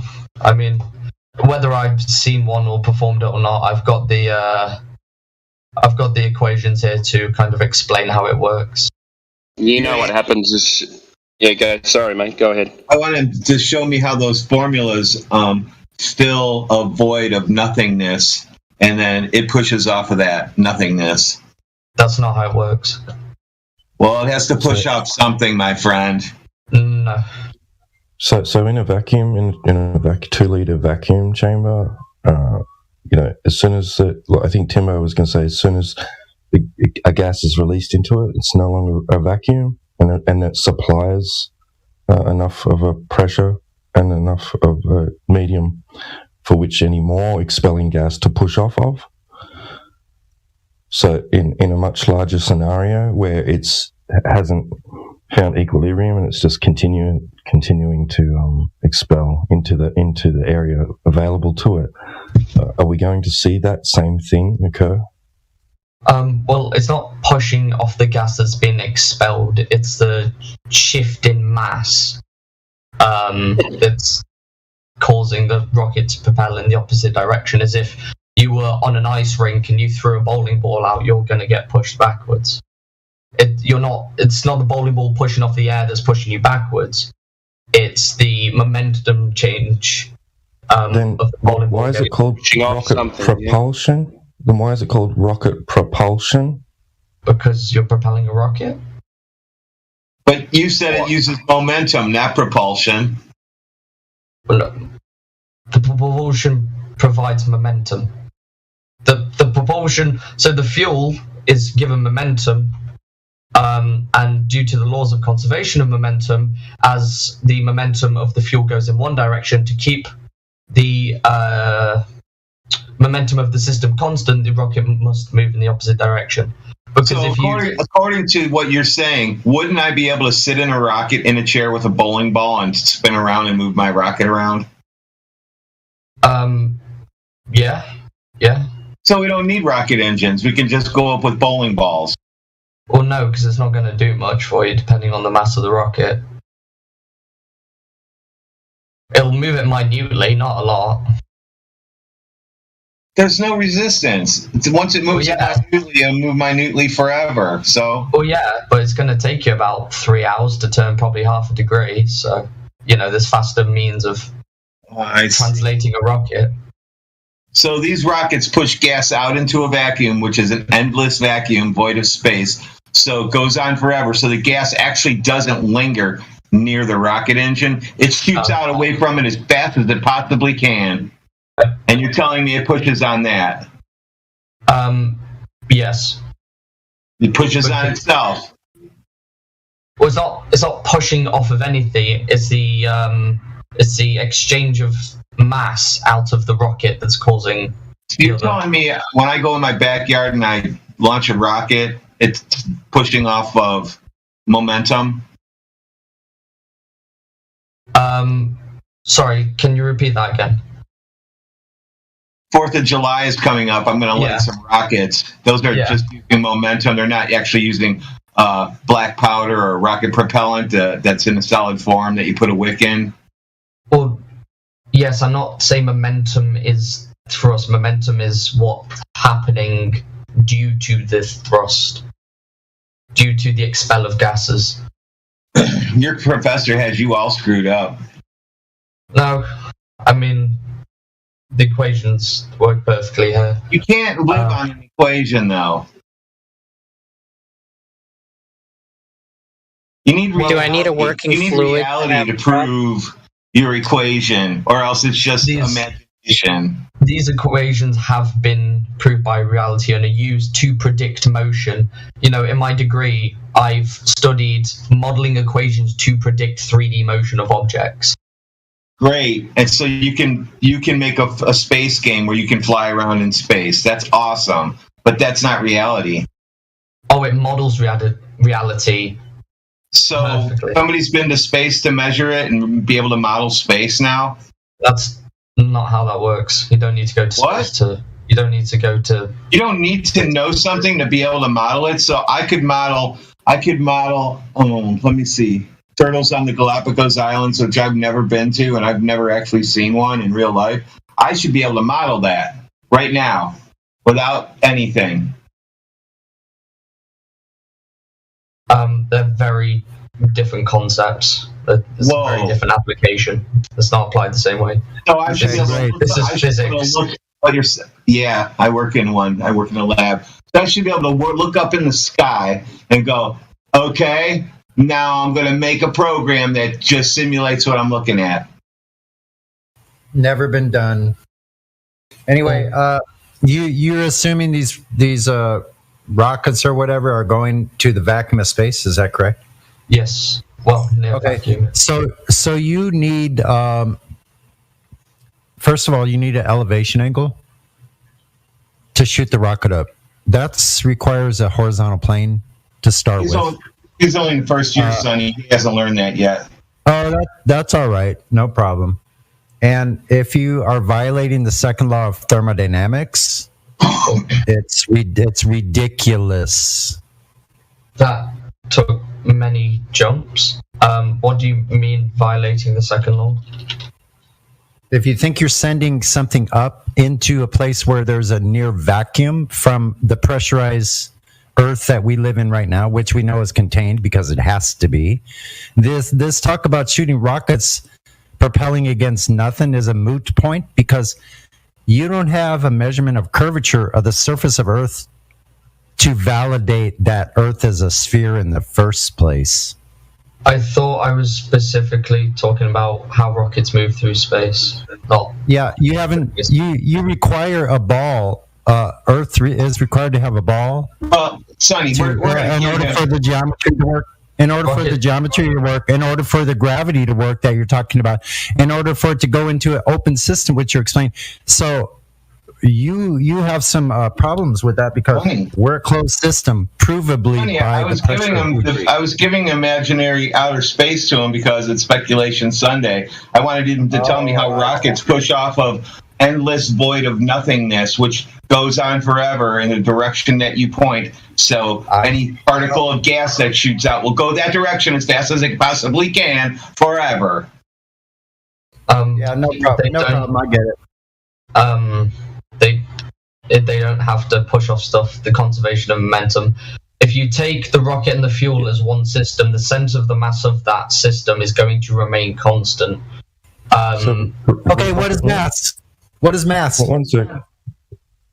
Rocket Man, you see what I posted in the live stream? Define mass. Oh yeah, I forgot about that. I forgot about that one, Boomer. That's a good one. That's the example I just gave where the particle shoots out as fast as it can into the void that's sucking it away from that rocket. Hey, Rocket Man, can you send us a link to that, observation that you said you saw? It doesn't move. Maybe it's because the exhaust of the balloon, the air rushing out the balloon, couldn't overcome the kinetic friction of the wheels on the board. I don't know how much that car weighs. It might weigh quite a lot. There might be multiple reasons the car didn't move. If the vacuum wasn't there, what would happen? And I'm not sure. I'd need to weigh the car. I'd need to see the resistance in the wheels and the bearings in the toy car. There could be, loads of reasons why. It's not moving. That's a good point. We should probably show that it could actually move without the vacuum cleaner there. But I mean, essentially, that's you've seen that's something that schools actually teach kids, right? They help them make these little balloon propelled vehicles, right? It does work in principle, right?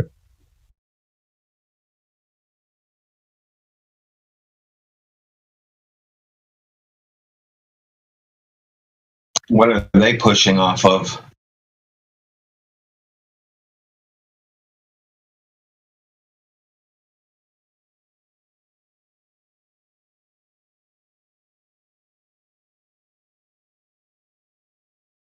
Yeah, so if that's the case, then you should be able to jump up, right? And you hey, Rocket Man, can you send us a link to your observation, please?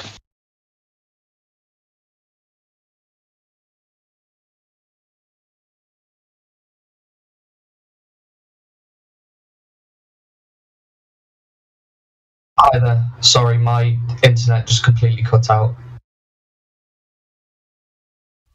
Well, I was saying that despite the fact that we haven't showed in that GIF that the car moved without the vacuum cleaner present, right, you do know that schools teach that to kids, right? It's a little demonstration that they get kids to do. They get them to make these little balloon-propelled rockets, little cars, right? Little vehicles.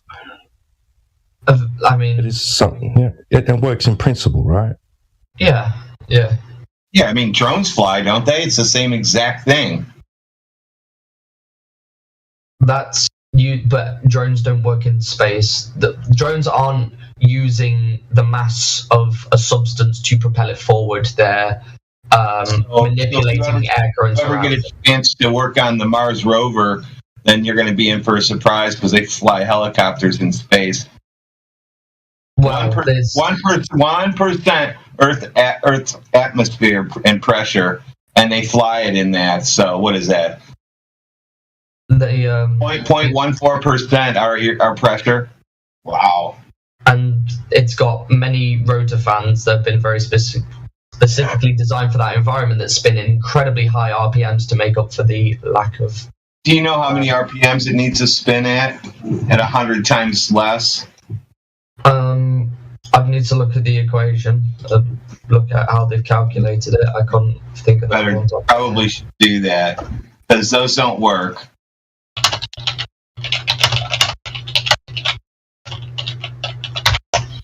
Uh, 250 radians per second. What's that?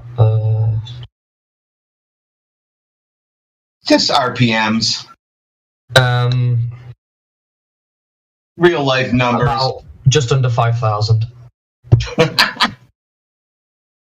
not that fast. Dremels spin faster than 5,000. Yeah, and you think that's going to lift a helicopter in space?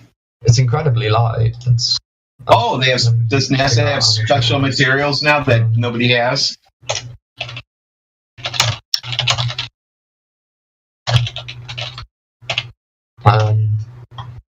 It weighs about 4 pounds, 1.8 kilos. That's how much mine weighs about. They probably bought it at the same store I got mine. What? There's nothing special? Is there something special on that thing? Well, it's... Oh, sorry. Look at it. The drone weighs about 1.6 pounds, 0.73 kilos.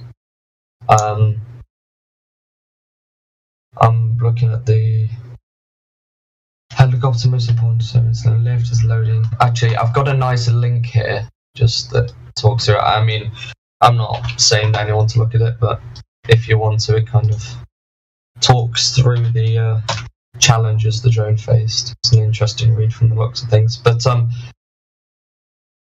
I mean, I'm going to read this into another time, but carry on if you want to. You should probably read how things don't work in a vacuum if they require air pressure. So it's not a perfect vacuum. Is there a perfect vacuum somewhere? No, there's no such thing as a perfect vacuum. So, according to you, I should be able to take their drone and take it to my vacuum chamber at work, put it in there, and that thing's going to fly. If you made it equivalent to the atmospheric pressure on Mars, then yeah. Suck 99% of the air out of it. Yeah, if it's equivalent to what? Well, 99% is basically a near vacuum, isn't it?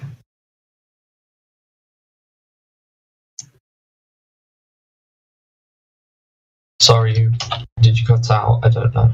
I said 99% is near vacuum, isn't it? Oh, you can get a lot closer to a near vacuum, but yeah, it's pretty close.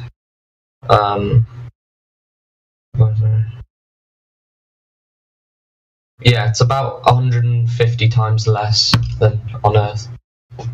So that's even more than what I said. Yeah. So now they have to spin even faster. So now let's increase that by 100 times. So now 50,000 RPMs. Let's try that. That's about a Dremel, isn't it? Yeah. So you think a Dremel will lift a helicopter in a vacuum? Or do you think the motor's too heavy? No, I mean, it seems they've kept it really lightweight. 750 grams is... So there's no air in a vacuum. It should fly. So you're going to do terrible when you get into the real world of working and you've got to ask these questions in a lab where I work. Well, I mean, if I ever come to that position, I will let you guys know on what I find. Just let you know that reality, what you see on TV, is not the job you think you're going to get. Oh, yeah. I agree. I agree with that, and on a very vague term, I completely agree with you on that one. Life is not seen as on TV. I'll agree with you on that one. On a very broad spectrum, though. Neither are rocket jobs. Well, that's the only place I've ever seen them. Fingers crossed, touch wood, if this server's still around in 5 or 10 years, I will personally send you all my findings from all my labs and all my research and everything. I already told them you can't fly stuff in a vacuum. They know better. Did you say with a motor? Sorry, the last part cut out. What's that? And just the last part of what you said cut out. I didn't know. I said I've already told everyone you can't fly things in a vacuum that require air pressure. That defeats the purpose. You don't need pressure for rockets to work. It works on like conservation momentum, where the center of mass is of the system, because the center of mass has to stay constant. So, like, for example, a rocket on the launch pad, interesting fact, the center of the mass of the rocket on the launch pad will stay at the exact same position no matter where the rocket is in the universe. It will stay on that launch pad because of how the exhaust disperses in the location of the rocket. The center of mass will stay on the launch pad.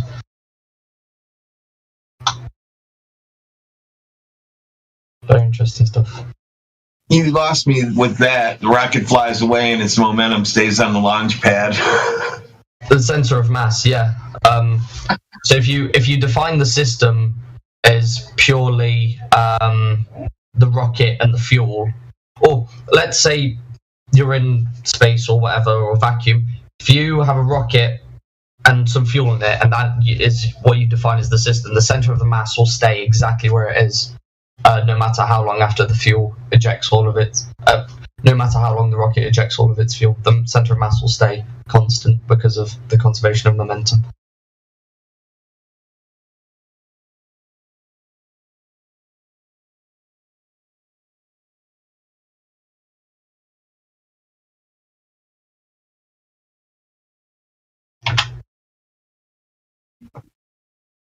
Make sure when you go back to school, you ask for a live demonstration of how rockets work in an endless void.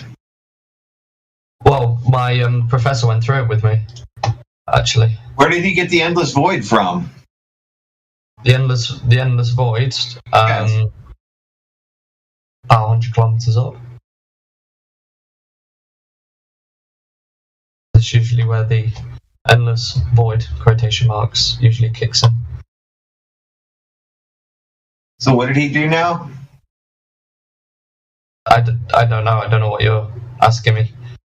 Where did he give you the endless void at? Where did he demonstrate this endless void that you guys did demonstrations in? We didn't do demonstrations in the endless void. Do you know why? Because we don't have like a few $100,000 or $1 million to send ourselves there. Well, you can't go there in the first place, so all you can do is draw it up in a computer. For most people, you can't. It's quite expensive and also For very. all people. Name somebody who's been there that you talked to. Tim Peake, actually, I met him the other week. I actually spoke to him in person. I was at the aerospace expo at Farnborough. What studio do you buy? What? We have the green screen and the both scenes of when he does stuff with the blue screen with the grid behind him, so when they try to line up the ball in virtual space, he knows where to grab, or when he goes to grab for it, he can see it on the monitor. So that's how you do that. Yeah, why are they using blue screens, man? That's red flags right there. And with the grid is the one where you can see yourself, you can actually put your hand in space and you should be able to grab imaginary things that are on the screen, and that's what they're trying to do. That's why objects go through their hands in space only. On the ground here, if somebody threw an orange to me, it would not go through my hand and then in my hand.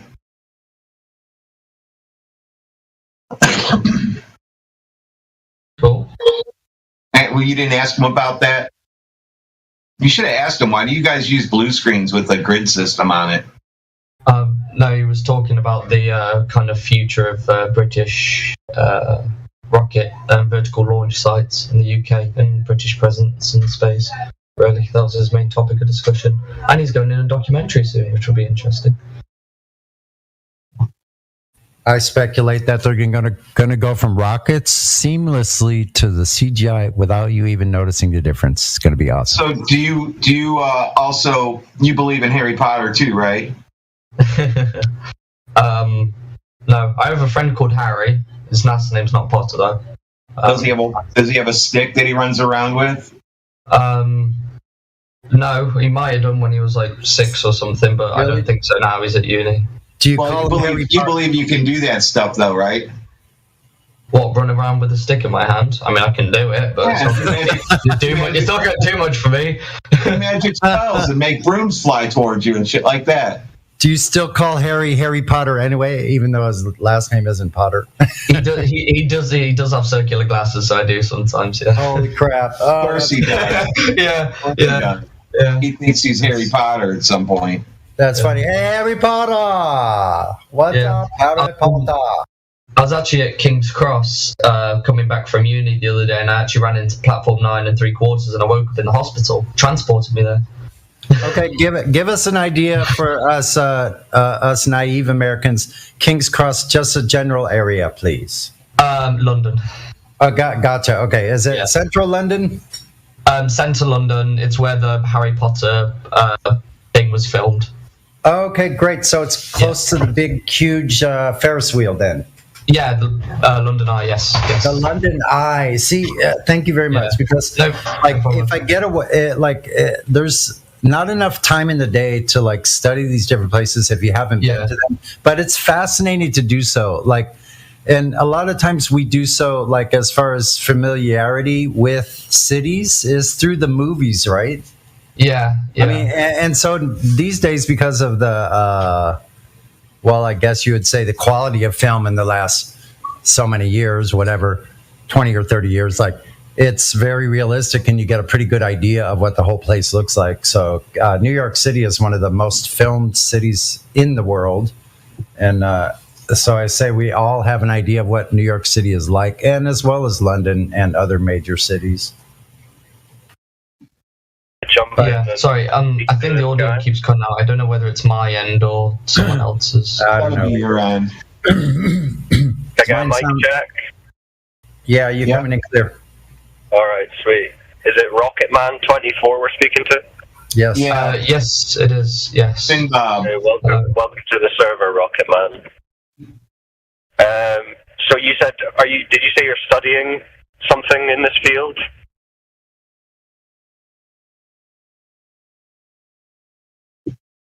Rocketman. I think his internet might have cut out. Is it just me that's not picking that? Yeah, you know what it might be? We are having a storm here currently. Rocket Man, it's probably Starlink. They got a satellite malfunctioning. They might have a missing link. Yeah. Rocketman, can you hear me? Yes, it is a bit choppy. We are experiencing some thunderstorms over here at the moment, so please do excuse me if I'm not responsive or I do ask to repeat. Cheers, thank you. You say how old are you? You say you're at university, yeah? Yeah, it's really breaking up with me at the moment. I am really sorry. No worries. Is there see, I would say again, but I don't want people to sound like broken records and stuff, and neither do I, to be fair. Is it everyone's mic breaking up, or is it just mine? Yeah. Are you guys picking me up clearly enough? Or is it just mine? Yeah, we're picking you up. Fine. I'm picking you up clearly. Disconnect and come back in. It was breaking up a little bit, but I think if we just talk a little slower, I think then it will work better.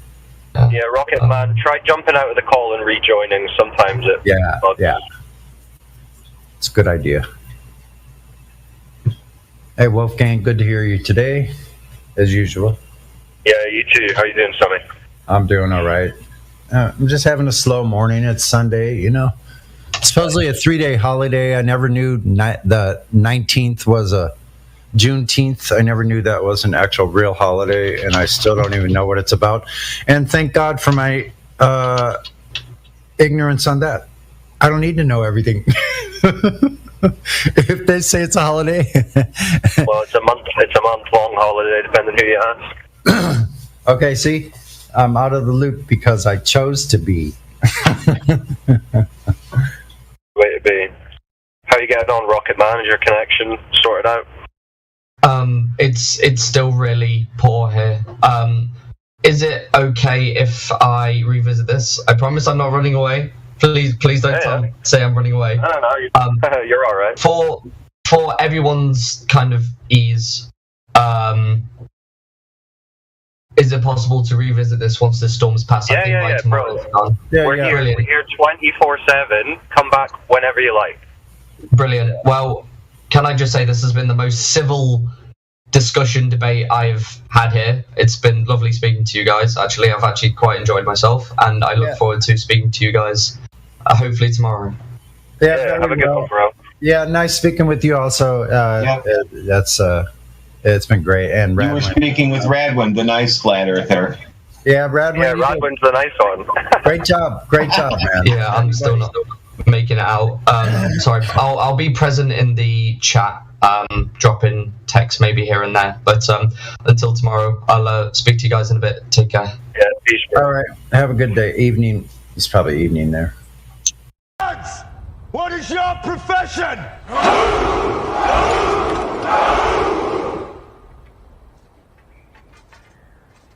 See, old friend, I brought more soldiers than you did.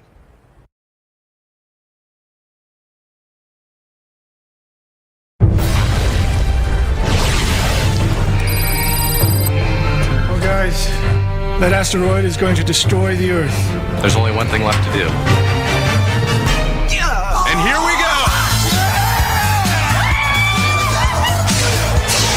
It's the sure sign of a good time. It's just right taste of Bud Light. Here we go. We're saved. Okay, Mike, it's all you now. Take control of the satellite and divert the asteroid off its path. Mike? Where's Mike? He's getting a haircut. He's getting a haircut now? Technically, it's not just any haircut. It's Supercuts. Supercuts. Supercuts? Supercuts. I'm in and out super quick, and they even throw in a hot towel refresher.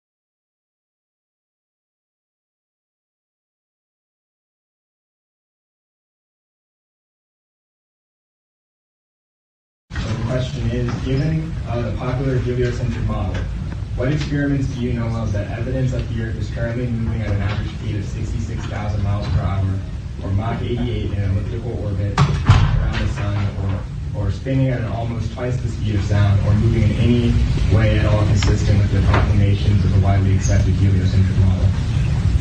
I'm not an astronomer.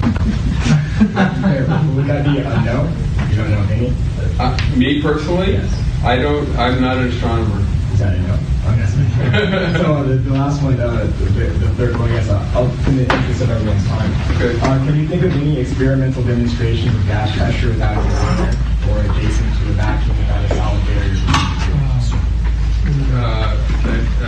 So I'm not a statistical. Are you a physicist?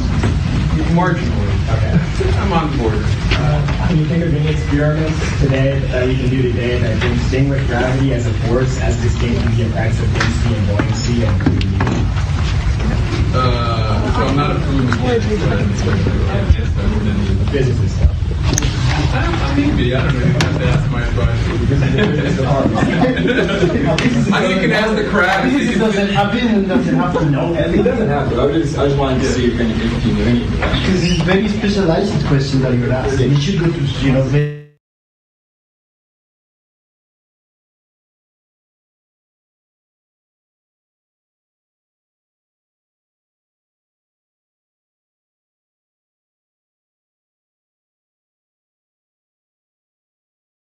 So it's true to say you can't have gas pressure in the midst of a vacuum without a solid container? Yes. So yes, you're right. So if you have gas, it would expand into the vacuum, absolutely. So do you know of any demonstrations of gas pressure in the middle of a vacuum without a solid barrier between the two? No. The fact that planets move around, lots of evidence. So I meant experimental evidence. So that's experimental. What's the independent variable in that experiment? Okay, I mean you can drop things in the vacuum. Talking about an ideal gas expanding against a vacuum. The vacuum is there's a zero medium, so everything's equally more dense. Drop objects. Talking about an ideal gas expanding against a vacuum. You just take a room, evacuate the air, and drop things, and then they all fall the same. Gas expanding against a vacuum. Is that demonstrable in any way? I'm not sure. Let's say if I pressurized shoebox inside of a vacuum, I poke a hole inside that shoebox. Is there any way to demonstrate air not going into the vacuum and staying inside the box? I don't think so. I think you're absolutely right. If you poke a hole, it will go out. I know. I can't. The second law of thermodynamics stipulates that you can't have a gas pressure system in the midst of a vacuum. Like a high pressure always goes to low pressure. Yes, that's true. So it has pressure and it just goes out into the vacuum. Yeah, I think people that first encounter flat Earth, they all say, "Well, I once believed that it was a stupid idea, but I tried to refute it and I couldn't." Well, that's because you didn't go to the right sources. You went on the internet and you heard these arguments from flat Earthers that you couldn't answer. Yeah. That's because you didn't know the answers. I know the answers. I haven't encountered an argument yet I couldn't refute. So how do you have gas pressure without a container?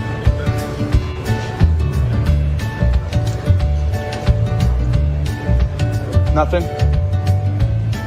Danny Faulkner, PhD astrophysicist.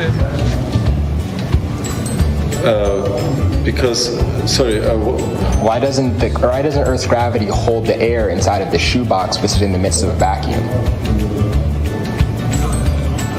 Because the gas has pressure. So it has pressure and it just goes out into the vacuum. Sorry, I need to go. God, all right.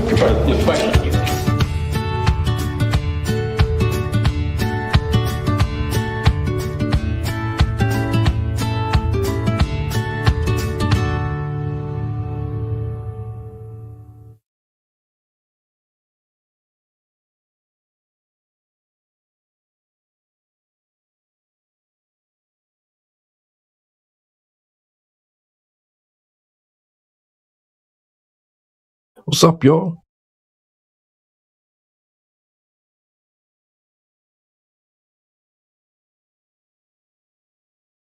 What up?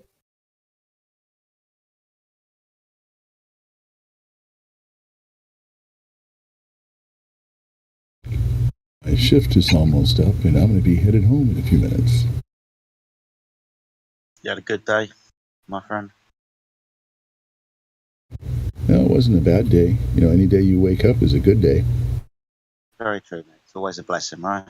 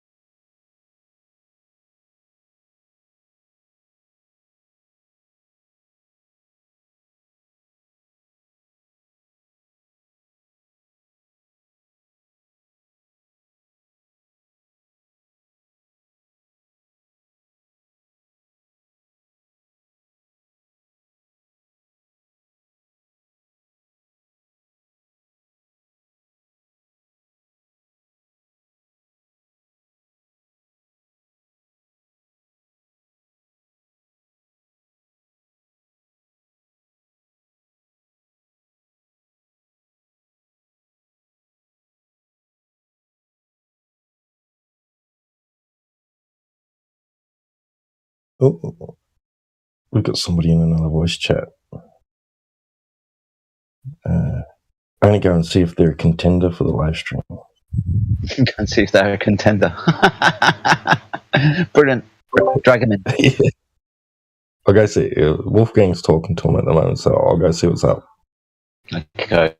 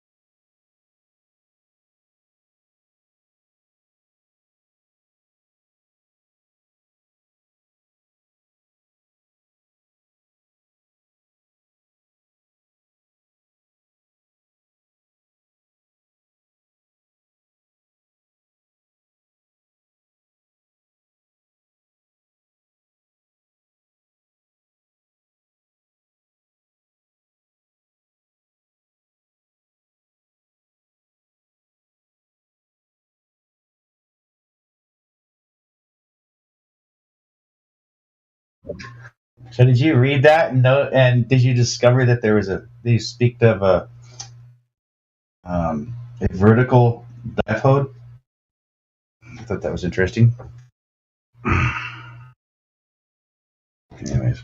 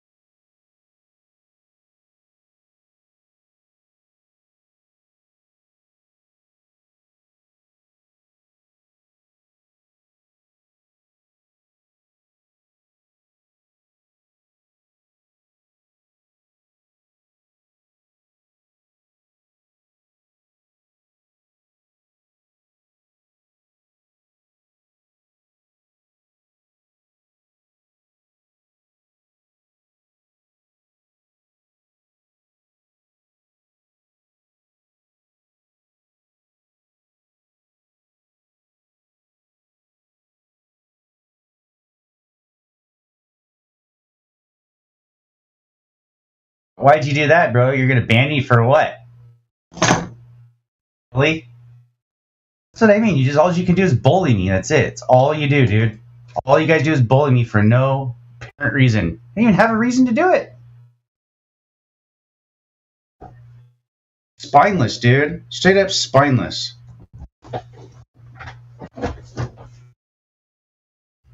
Oh.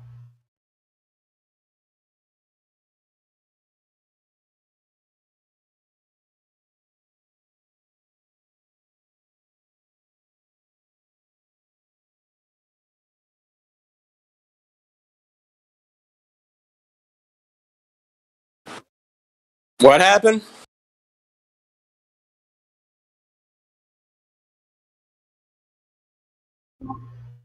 What do you mean? What happened? What I meant, what were you talking about? I just came in right at the end of it.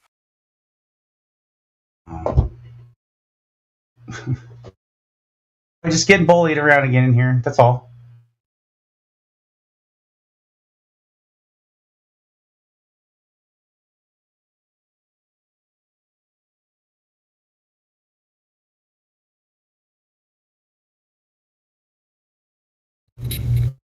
Who's the bully?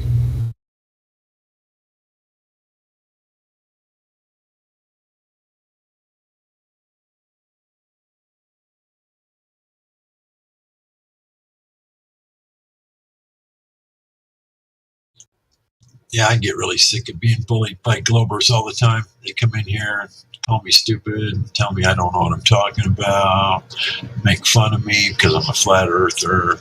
Yeah, I'm in tears over it. Well, it sounds like you were the one getting bullied. No, not quite. I was a joke. Globers are a joke. Let's put it that way. Clearly, we all used to be Globers at one time. Obviously, my position, not everyone's.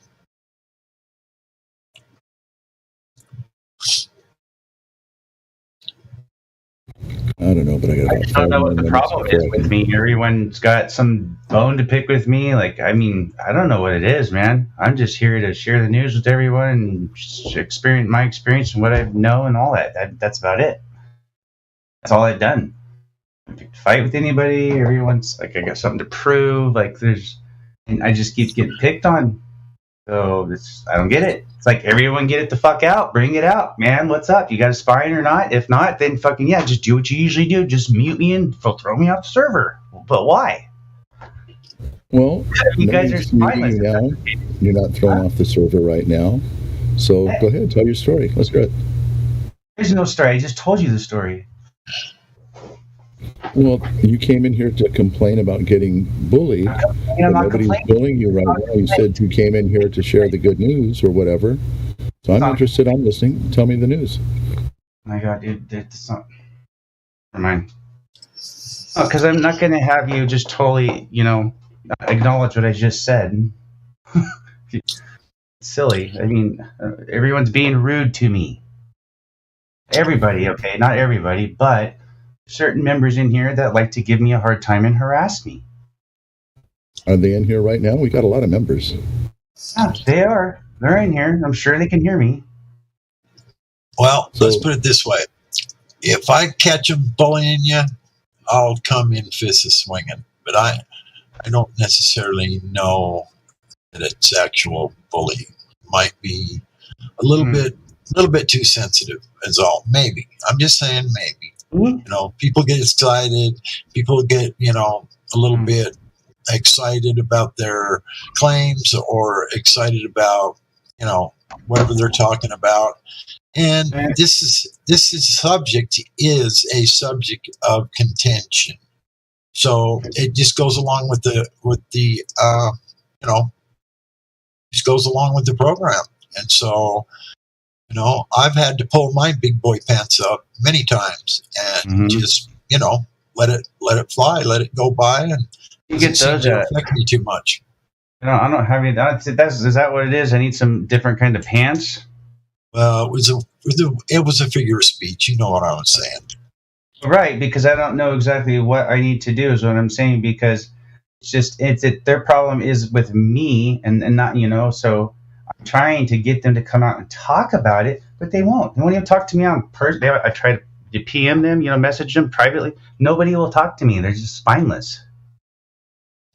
Well, I'd say go back to ground zero, start over, and forget about the past, and see if you can change things. Yeah, sounds great. I would say that's probably the best approach. I tried that, there's no one and in just get. There's no one in here now picking on you. Now I need to sign off, get out of my work computer, and I'm going to sign back in when I get in my car. I'll leave my mic on in case you need somebody to talk to. But that's going to be about 5-10 minutes or so till I'm ready to do that.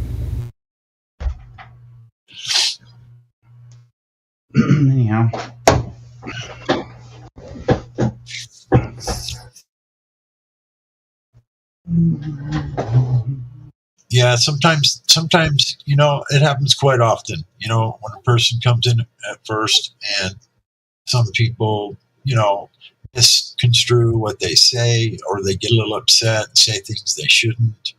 That's just the world you live in today. And, all I can say is that shit just bounces off me like water does a duck.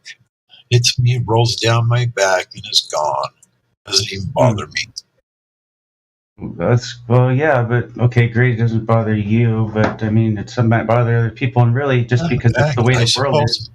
I suppose you're right, but because like that's the way the world is, that doesn't mean it's okay to treat someone like that. So, I mean, I don't understand.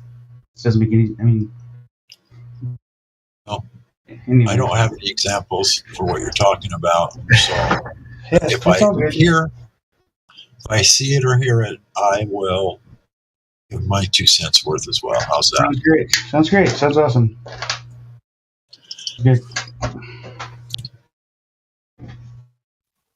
If you got, just hypothetically here, if there's somebody you think did something that you don't agree with, the only way to fix that, okay, is to advocate for yourself and your ideas and the person that you want something from, either to change their behavior. Talking to a third person won't help that. Sometimes it makes a situation work. Exactly correct. You won't. Yes, dude. I've messaged them and everything and tried to get them to openly talk to me. They won't. Oh, well, and let it go. Why worry about it? Just, write it off. Huh? Cool. Yeah, just forget about it. Let it go. Sounds good. Right on.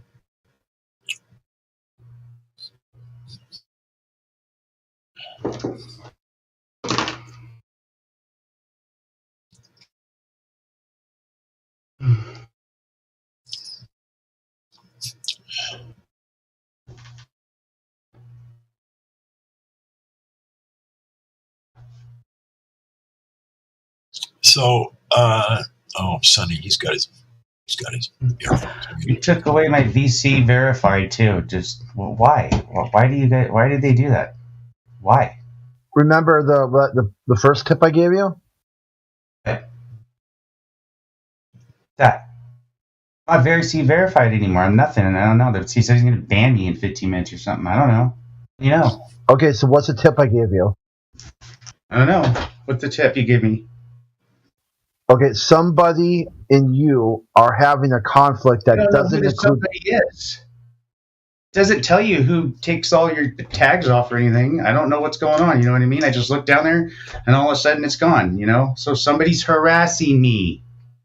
No one's harassing you. You're here on your own free will. I can help you with that. Like, do you not want to be here? Did I say that? Well, you said someone's harassing you. Yeah, because they're taking off my tags. That's not harassment, dude. It's not? No. It happens 2 or 3 times a day. That's not harassment? It's not harassment. No. That's not. Okay. You gotta be kidding me. There's a rule up and top about concerned trolling. What's the rule? I'm not breaking any rules. Guys, can you hear me? I'm not breaking any rules. Yeah, right, hold tight. Let's put it like this. Any problems with the server, let's keep it off the live stream. You can address a moderator, a gold, and a private text channel. We can get back to Flat Earth. Wolfgang? Yeah. Can you guys hear me all right? Yeah. Yes, buddy, we hear you. All right, sweet. So I was just speaking to Climate Collapse up there. He's new to the server, relatively new to the topic, but sounds like kind of a globe skeptic, I would say. Climate Collapse, are you still here? You can you need to unmute your mic, Climate, if you can. You should have the permissions. Climate Collapse. Kind of an interesting name, I suppose. Yeah, I didn't actually ask him about that. I was going to, but decided. Oh, did you? We'll say that.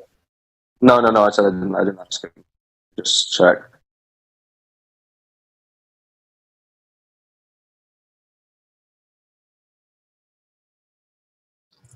You might have pushed to talk on Climate Collapse. Just let us know if you're struggling.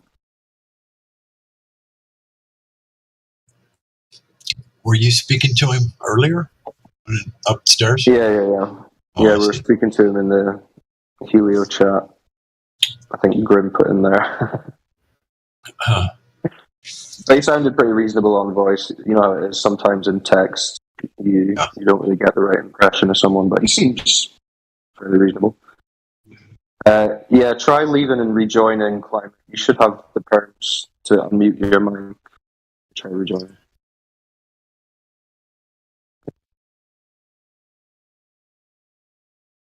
There he is, unmuted. All right, there you go, Climate. You there?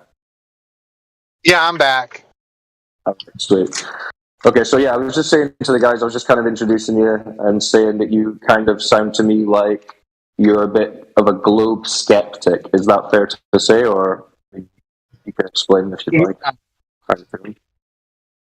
Yeah, I don't buy the whole globe pseudoscience. But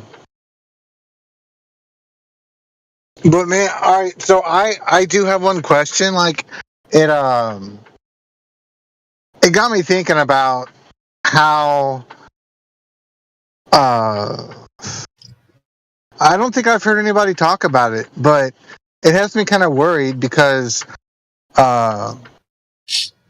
with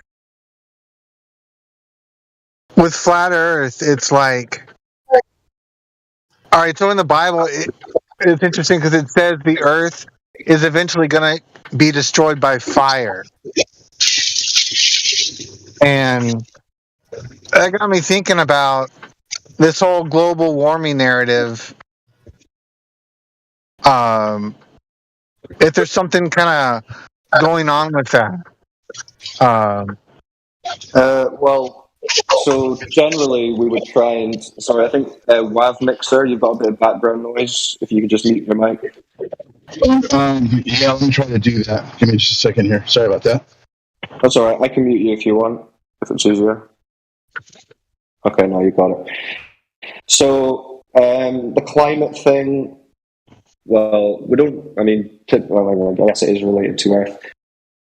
We've got a separate section for biblical. You're right. I mean, I guess it talks about cataclysms by water or by fire. The whole climate change narrative as we're being fed. Obviously, people here are pretty skeptical for that. But I mean, even then, to me, it would make sense that a climate would be changing potentially within a contained system, like we just discussed above, in terms of gas pressure and all that.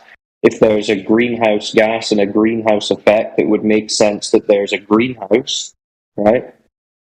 Some kind of contained structure. But in terms of the whole link between a biblical cataclysm of fire and the current climate change narrative, I mean, I guess I've never really considered that way. There may be some kind of overlap in some kind of narrative being pushed by the controllers or the elite, whatever you want to call them. But I mean, as far as that goes, I mean, that would be pretty speculative discussion. Yeah, well, because I know those in power, they tell us what they're doing, but they also lie about it. And it's with the sun, I don't think they can control the sun, but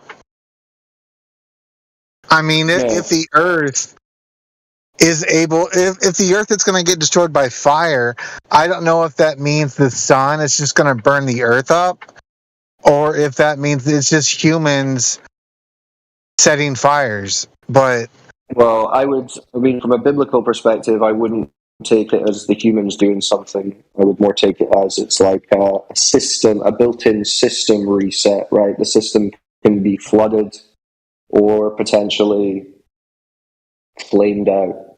But I mean, again, that's kind of outside of the scope of what we would normally discuss in here. That's kind of more a biblical speculation discussion. We try in this kind of chat in the lobby and in the live stream, we try and keep it to the Earth the physical Earth, observations, measurements, what we can know, what we can't know. Oh, But, okay, yeah, that's fair. I just it's hadn't heard any. I hadn't heard any flat earthers discuss that. Because it just seems like there's a complete dismissal of the Earth warming, let alone the Earth warming to an extent where, everybody dies. So, like, the Bible doesn't talk about that in particular, but it does mention some pretty dark stuff. But yeah, I don't want to go too off topic. Yeah, the dismissal is probably more around the current narrative that's being pushed in the mainstream media about, the general climate apocalypse that's coming, whether it's global warming, global freezing, whatever the flavor of the day is. There's definitely, obviously, a lot of skepticism around that. In terms of cataclysmic events, that is quite considered, I would say, in the flat Earth community, but again, quite speculative. We're talking about predicting the future and reasons why things are happening now, and it's really hard, right? You're not really going to get anywhere. You're literally going to have to wait and see what happens. And you can have your belief about it because of some story in the Bible, for example, and you can have your interpretations on that. And you can look out into the physical and natural world and the social world and draw correlations left, right, and centre because they're interesting times, right? I get it.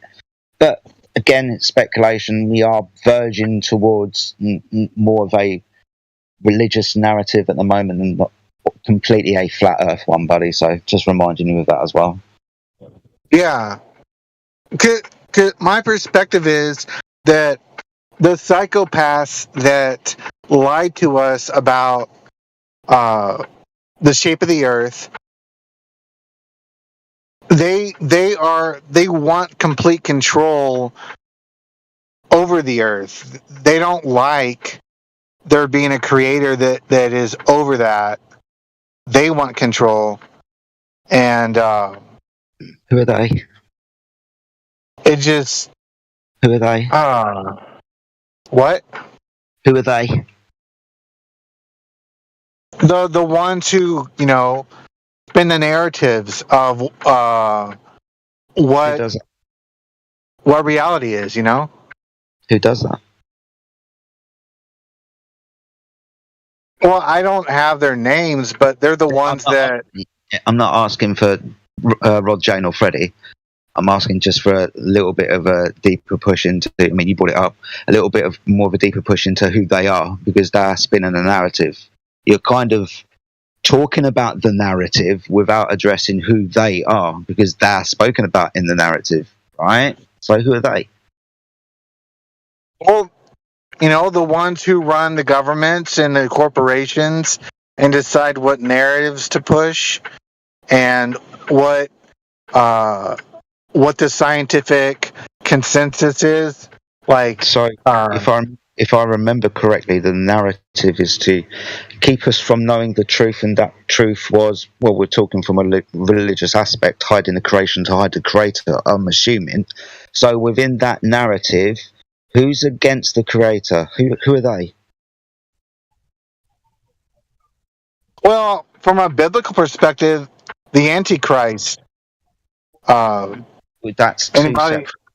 That's two separate things. I don't know. I mean, I get what he's saying, and I don't want to take it down to further kind of religious. But yeah, obviously, I think he understands that that's probably quite speculative as well. But I mean, I wouldn't totally disagree with your thesis about there being an attempt to confuse people as to the situation that they find themselves in being on Earth. But again, that's kind of taken us into a part that we can't really get any hard information on or make claims to specifically. But I mean, to me, climate, it doesn't really sound like you're that on the fence. It sounds like you're very skeptical of the globe story. So I'm just curious what it is that you've come across that's made you so skeptical of the globe story, because presumably you did used to believe in the globe like we did.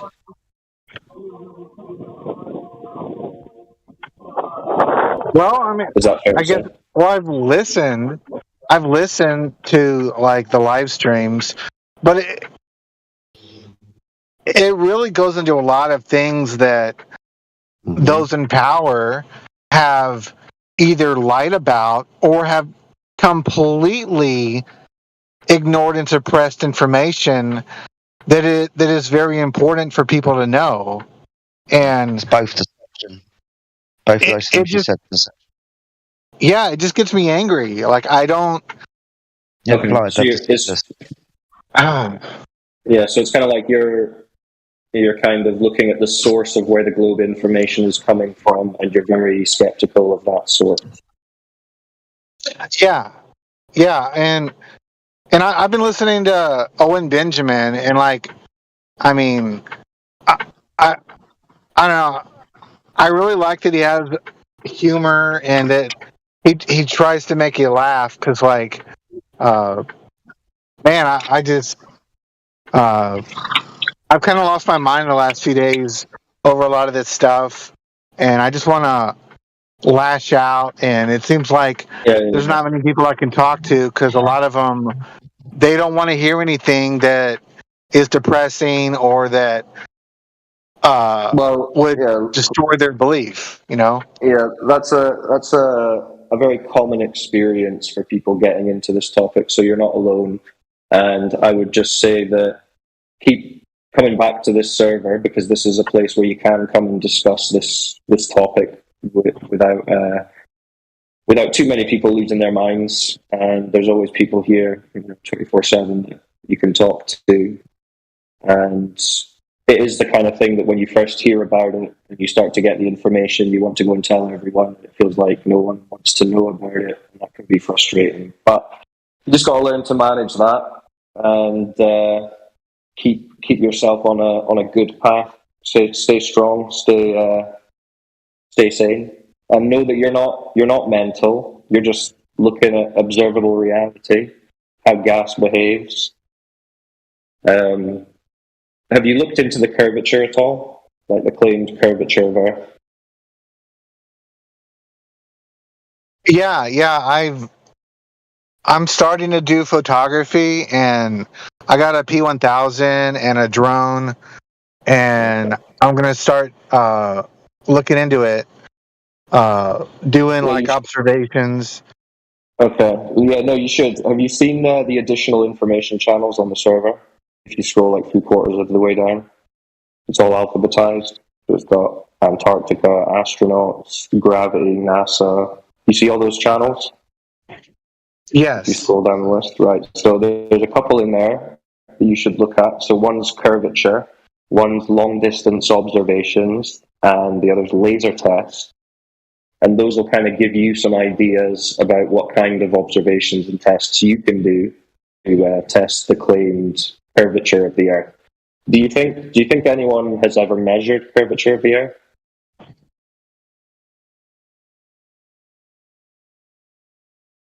I can't find anything I can verify myself. All of it's like, Sticks and shadows. Yeah, or they use instruments that aren't designed to measure Earth radius or Earth curve. Yeah, like theodolites and all this kind of stuff. Yeah. Which require horizontal lines. Yeah, okay, so it sounds like you've checked out enough to know that you are not living on a cartoon spinning ball of water. Is that fair to say? You don't know what it is, but you know it's not the globe. Well, yeah, I mean,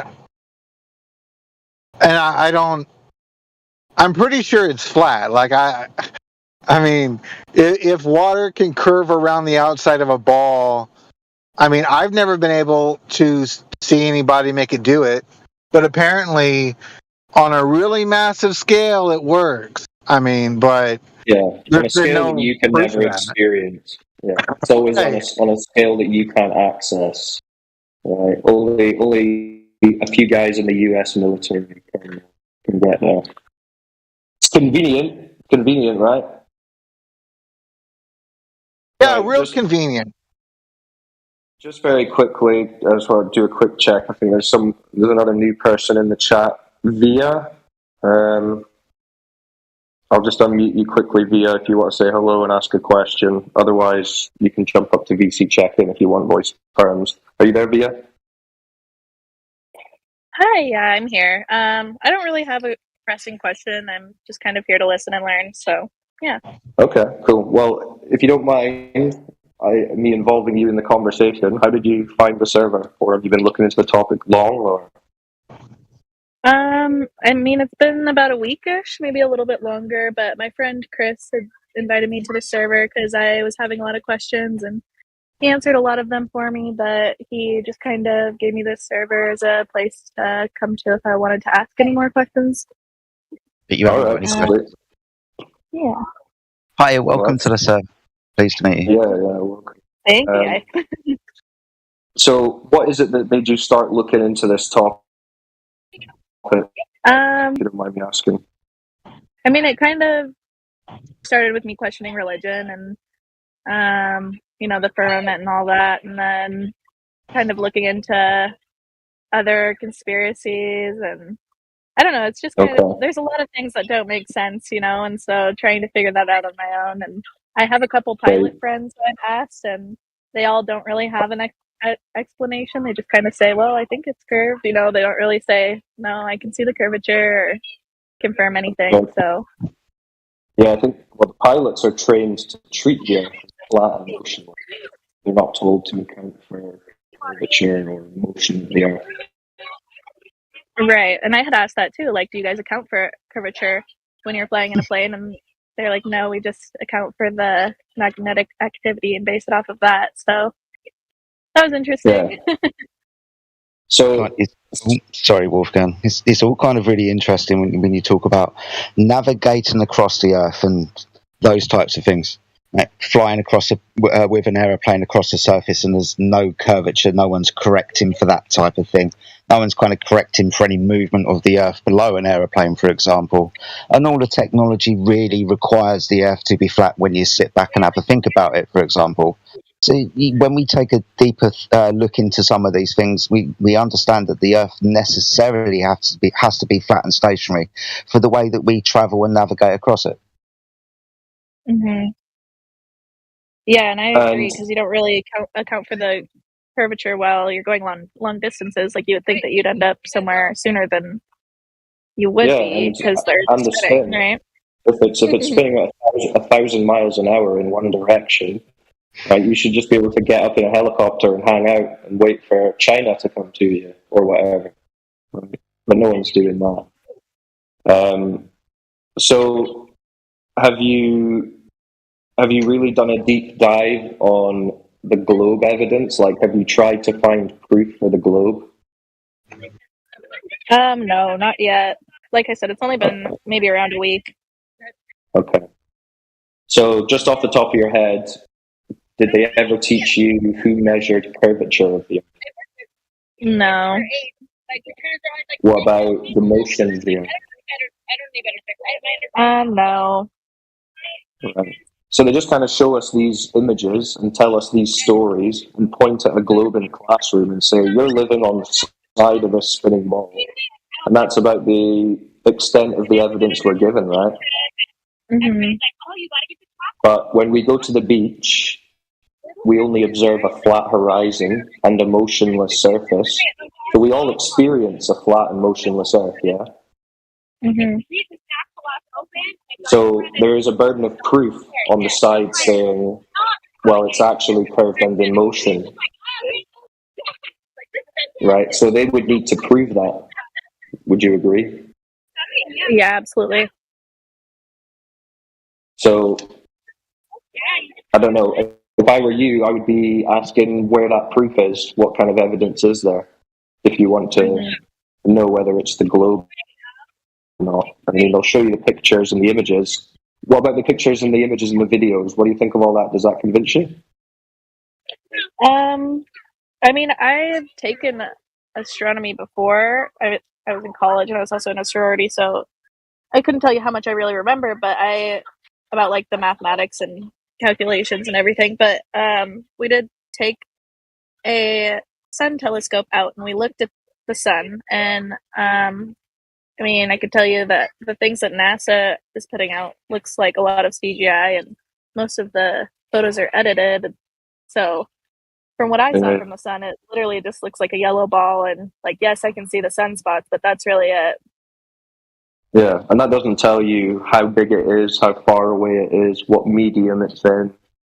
Right. Because they tell us it's in the vacuum of space, right? But we've never seen a ball of gas or plasma in a vacuum, right? You know, you can get these vacuum chambers on Earth where they suck out all the air, so there's like nothing in it, nearly.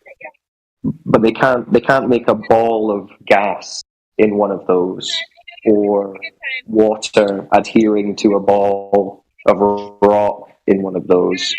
And water boils in a vacuum, so it's kind of hard to believe that we're in a vacuum and we're a ball of gas and water, right? Sorry, just very quickly on top of that. Yeah, water does boil in a vacuum. Ice also in a vacuum, that sublimates, that goes beyond the stage of turning it into a liquid and turns straight to gas. So with water and ice in vacuums, they all turn to gas, and gas disperses evenly throughout the vacuum, disperses and reaches limitation of its environment. Sorry, Wolfgang, but everything's got an issue in a vacuum.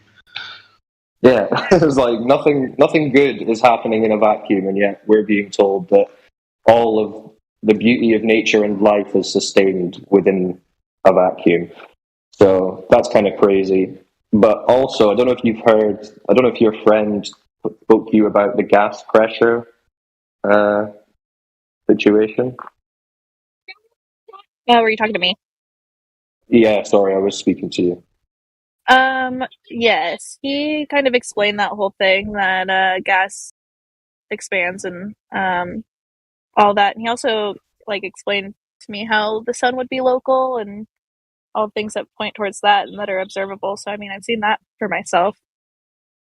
Yeah, well, the gas pressure arguments may be slightly different than the expansion, although that is part of it. So, do you know that the definition of gas pressure would be the force that the gas exerts on the walls of its container, because the gas has to press against something, hence the word pressure, right? And the air that we breathe is gas pressure. It's a pressurized gas.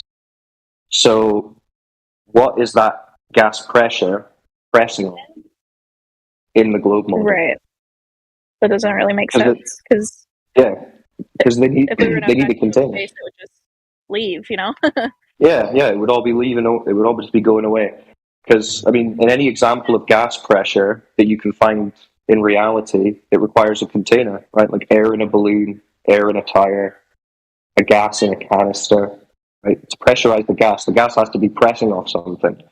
But they tell us that this gas pressure isn't pressing off anything and is adjacent to a vacuum, which doesn't make any sense because gas expands in a vacuum.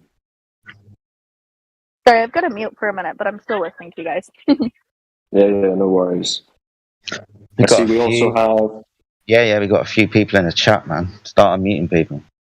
Yeah. So, okay, I'll just start at the top. 4ZMB.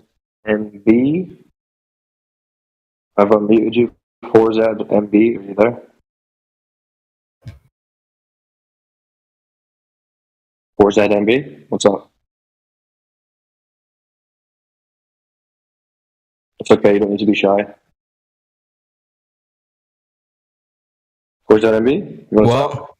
Oh, shit. Oh, my fault. I thought you were... Oh, shit. I didn't know that you were talking about me. It's a Zom.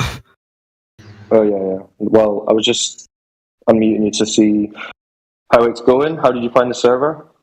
I was just, like, looking for, like, Flat Earth Discords, because, like, I just recently got into it, you feel? Okay. And I was just trying to learn, like, a little bit more about it. All right, sweet. You got any questions? Sorry, what was the name? Was it Zom? Z-O-M-B? Yeah. Hello, Zom, mate. How you doing? Good to meet you. Good to meet you, too. Yeah, what's up, bro? Well, if you've got questions, feel free to shout them out. Just so I check, you are aware that this is live streamed on YouTube, yeah? Yeah. All right, so don't go crazy. Yeah. Okay. So what made you start looking into this? Like, what's it called? I can't really remember because like it was so long ago. But I mean, I'm pretty sure it was just like something my friend showed me. I was like interested. So what's your thoughts on Earth? Do you think Earth is a ball that spins, or no? Honestly, I'm not really sure. I remember exactly the day and time when I was introduced to it and it clicked. Yeah. It's all right. No pressure. Well, I have a quick question for the gentleman that is replying to you. What's the name? Sod? Zom. What game are you playing right now? Can I ask you that? Wait, what game am I playing? What does Are you I'm playing playing a game right now? Yeah. No, Shit. like the game, like a video game. No, I'm not playing any games right now. Okay. Just making sure because I heard some clicks, but there you go. No, just checking on that because Oh no, that was just me typing. I like checking on video games. Go ahead. Yeah, straight show it. So, like I said, man, welcome to the servers on. And it's interesting, right? In 2023, people are turning around on YouTube and Instagram and on TikTok and on the internet and saying that the Earth's flat. It's interesting, that, right? Yo, Zom, dude, come on. Was it what? It's interesting, right? In 2023, modern day times, today, that people are still turning around and saying the Earth is flat. Crazy, right? Yeah. Yeah. So why? I would have thought one of the first questions I would ask be, why? Why are you saying the Earth's flat? Everyone's saying that the Earth's a ball spinning in the vacuum of space, right? So why do you believe something that's contrary to popular opinion and belief? Why? Why would be my first question. I agree with that. Yeah. So would you like to know why there are people in 2023 that say the Earth is not what we've all been told it was? It's flat and stationary. Yeah. I'll tell you why. Awesome stuff. So myself and other people in this server will tell you that the Earth is observed. We look at it, measured, as in from point to point, and practically used, like travelled and navigated across, as a flat stationary plane. So it looks like one, it's measured like one, and we practically use it like one. So if the Earth is observed, measured, and practically used as a flat stationary plane, how can it be a spinning ball? For example, if a line is not curved, what is it? Straight. Yeah, it's kind of straight, flat, right? If it's not curved, it's going to be a straight line, and if it's equal in height from one end to the other, we can call that flat. Hold on. Then I have a question. Does that mean the sun's also flat? Don't know about the sun, mate. Don't know about the sun. You're primarily talking about the Earth, and because we're limited with our knowledge, as in, I can't go to the sun, I can't exactly tell you what it is. I can tell you what it looks like, but I can't verify that observation, right? Then what about the moon? The same thing. In the sky, can't verify it, can't go there. Looks circular, could be three-dimensional, but I can't verify it. But then what about the moon landing? We can... Oof. But that obviously has to be yeah. But with regards to, I can't verify those things because I can't get there. I can verify the Earth because I'm already here. The Earth is beneath my feet. The surface of the Earth is land and water. So, according to the model, I should be able to measure over distances of the Earth, primarily water, for example, curvature. So we understand that water, when you contain it, is level upon the surface, right? You have a cup of coffee in the morning, you pour it out, it's level within your cup, yes? Yeah. Awesome. Same thing when you have a bath or you go for a swim in a swimming pool. The water is level from end to end. Apart from the waves and shit, it's level, yeah? Yeah. Same thing with a large pond or a lake. We're going to start talking about miles now. That appears to the observer to be level, right? Reflecting light from above like a mirrored flat surface. It looks level, yeah? Yeah. Same with the seas and the oceans. That's water, and it looks as in the horizon, it makes the water appear level upon the surface. And as we stand out looking out towards distance towards the horizon, between me and it appears to be level on the surface, right? But I have a question.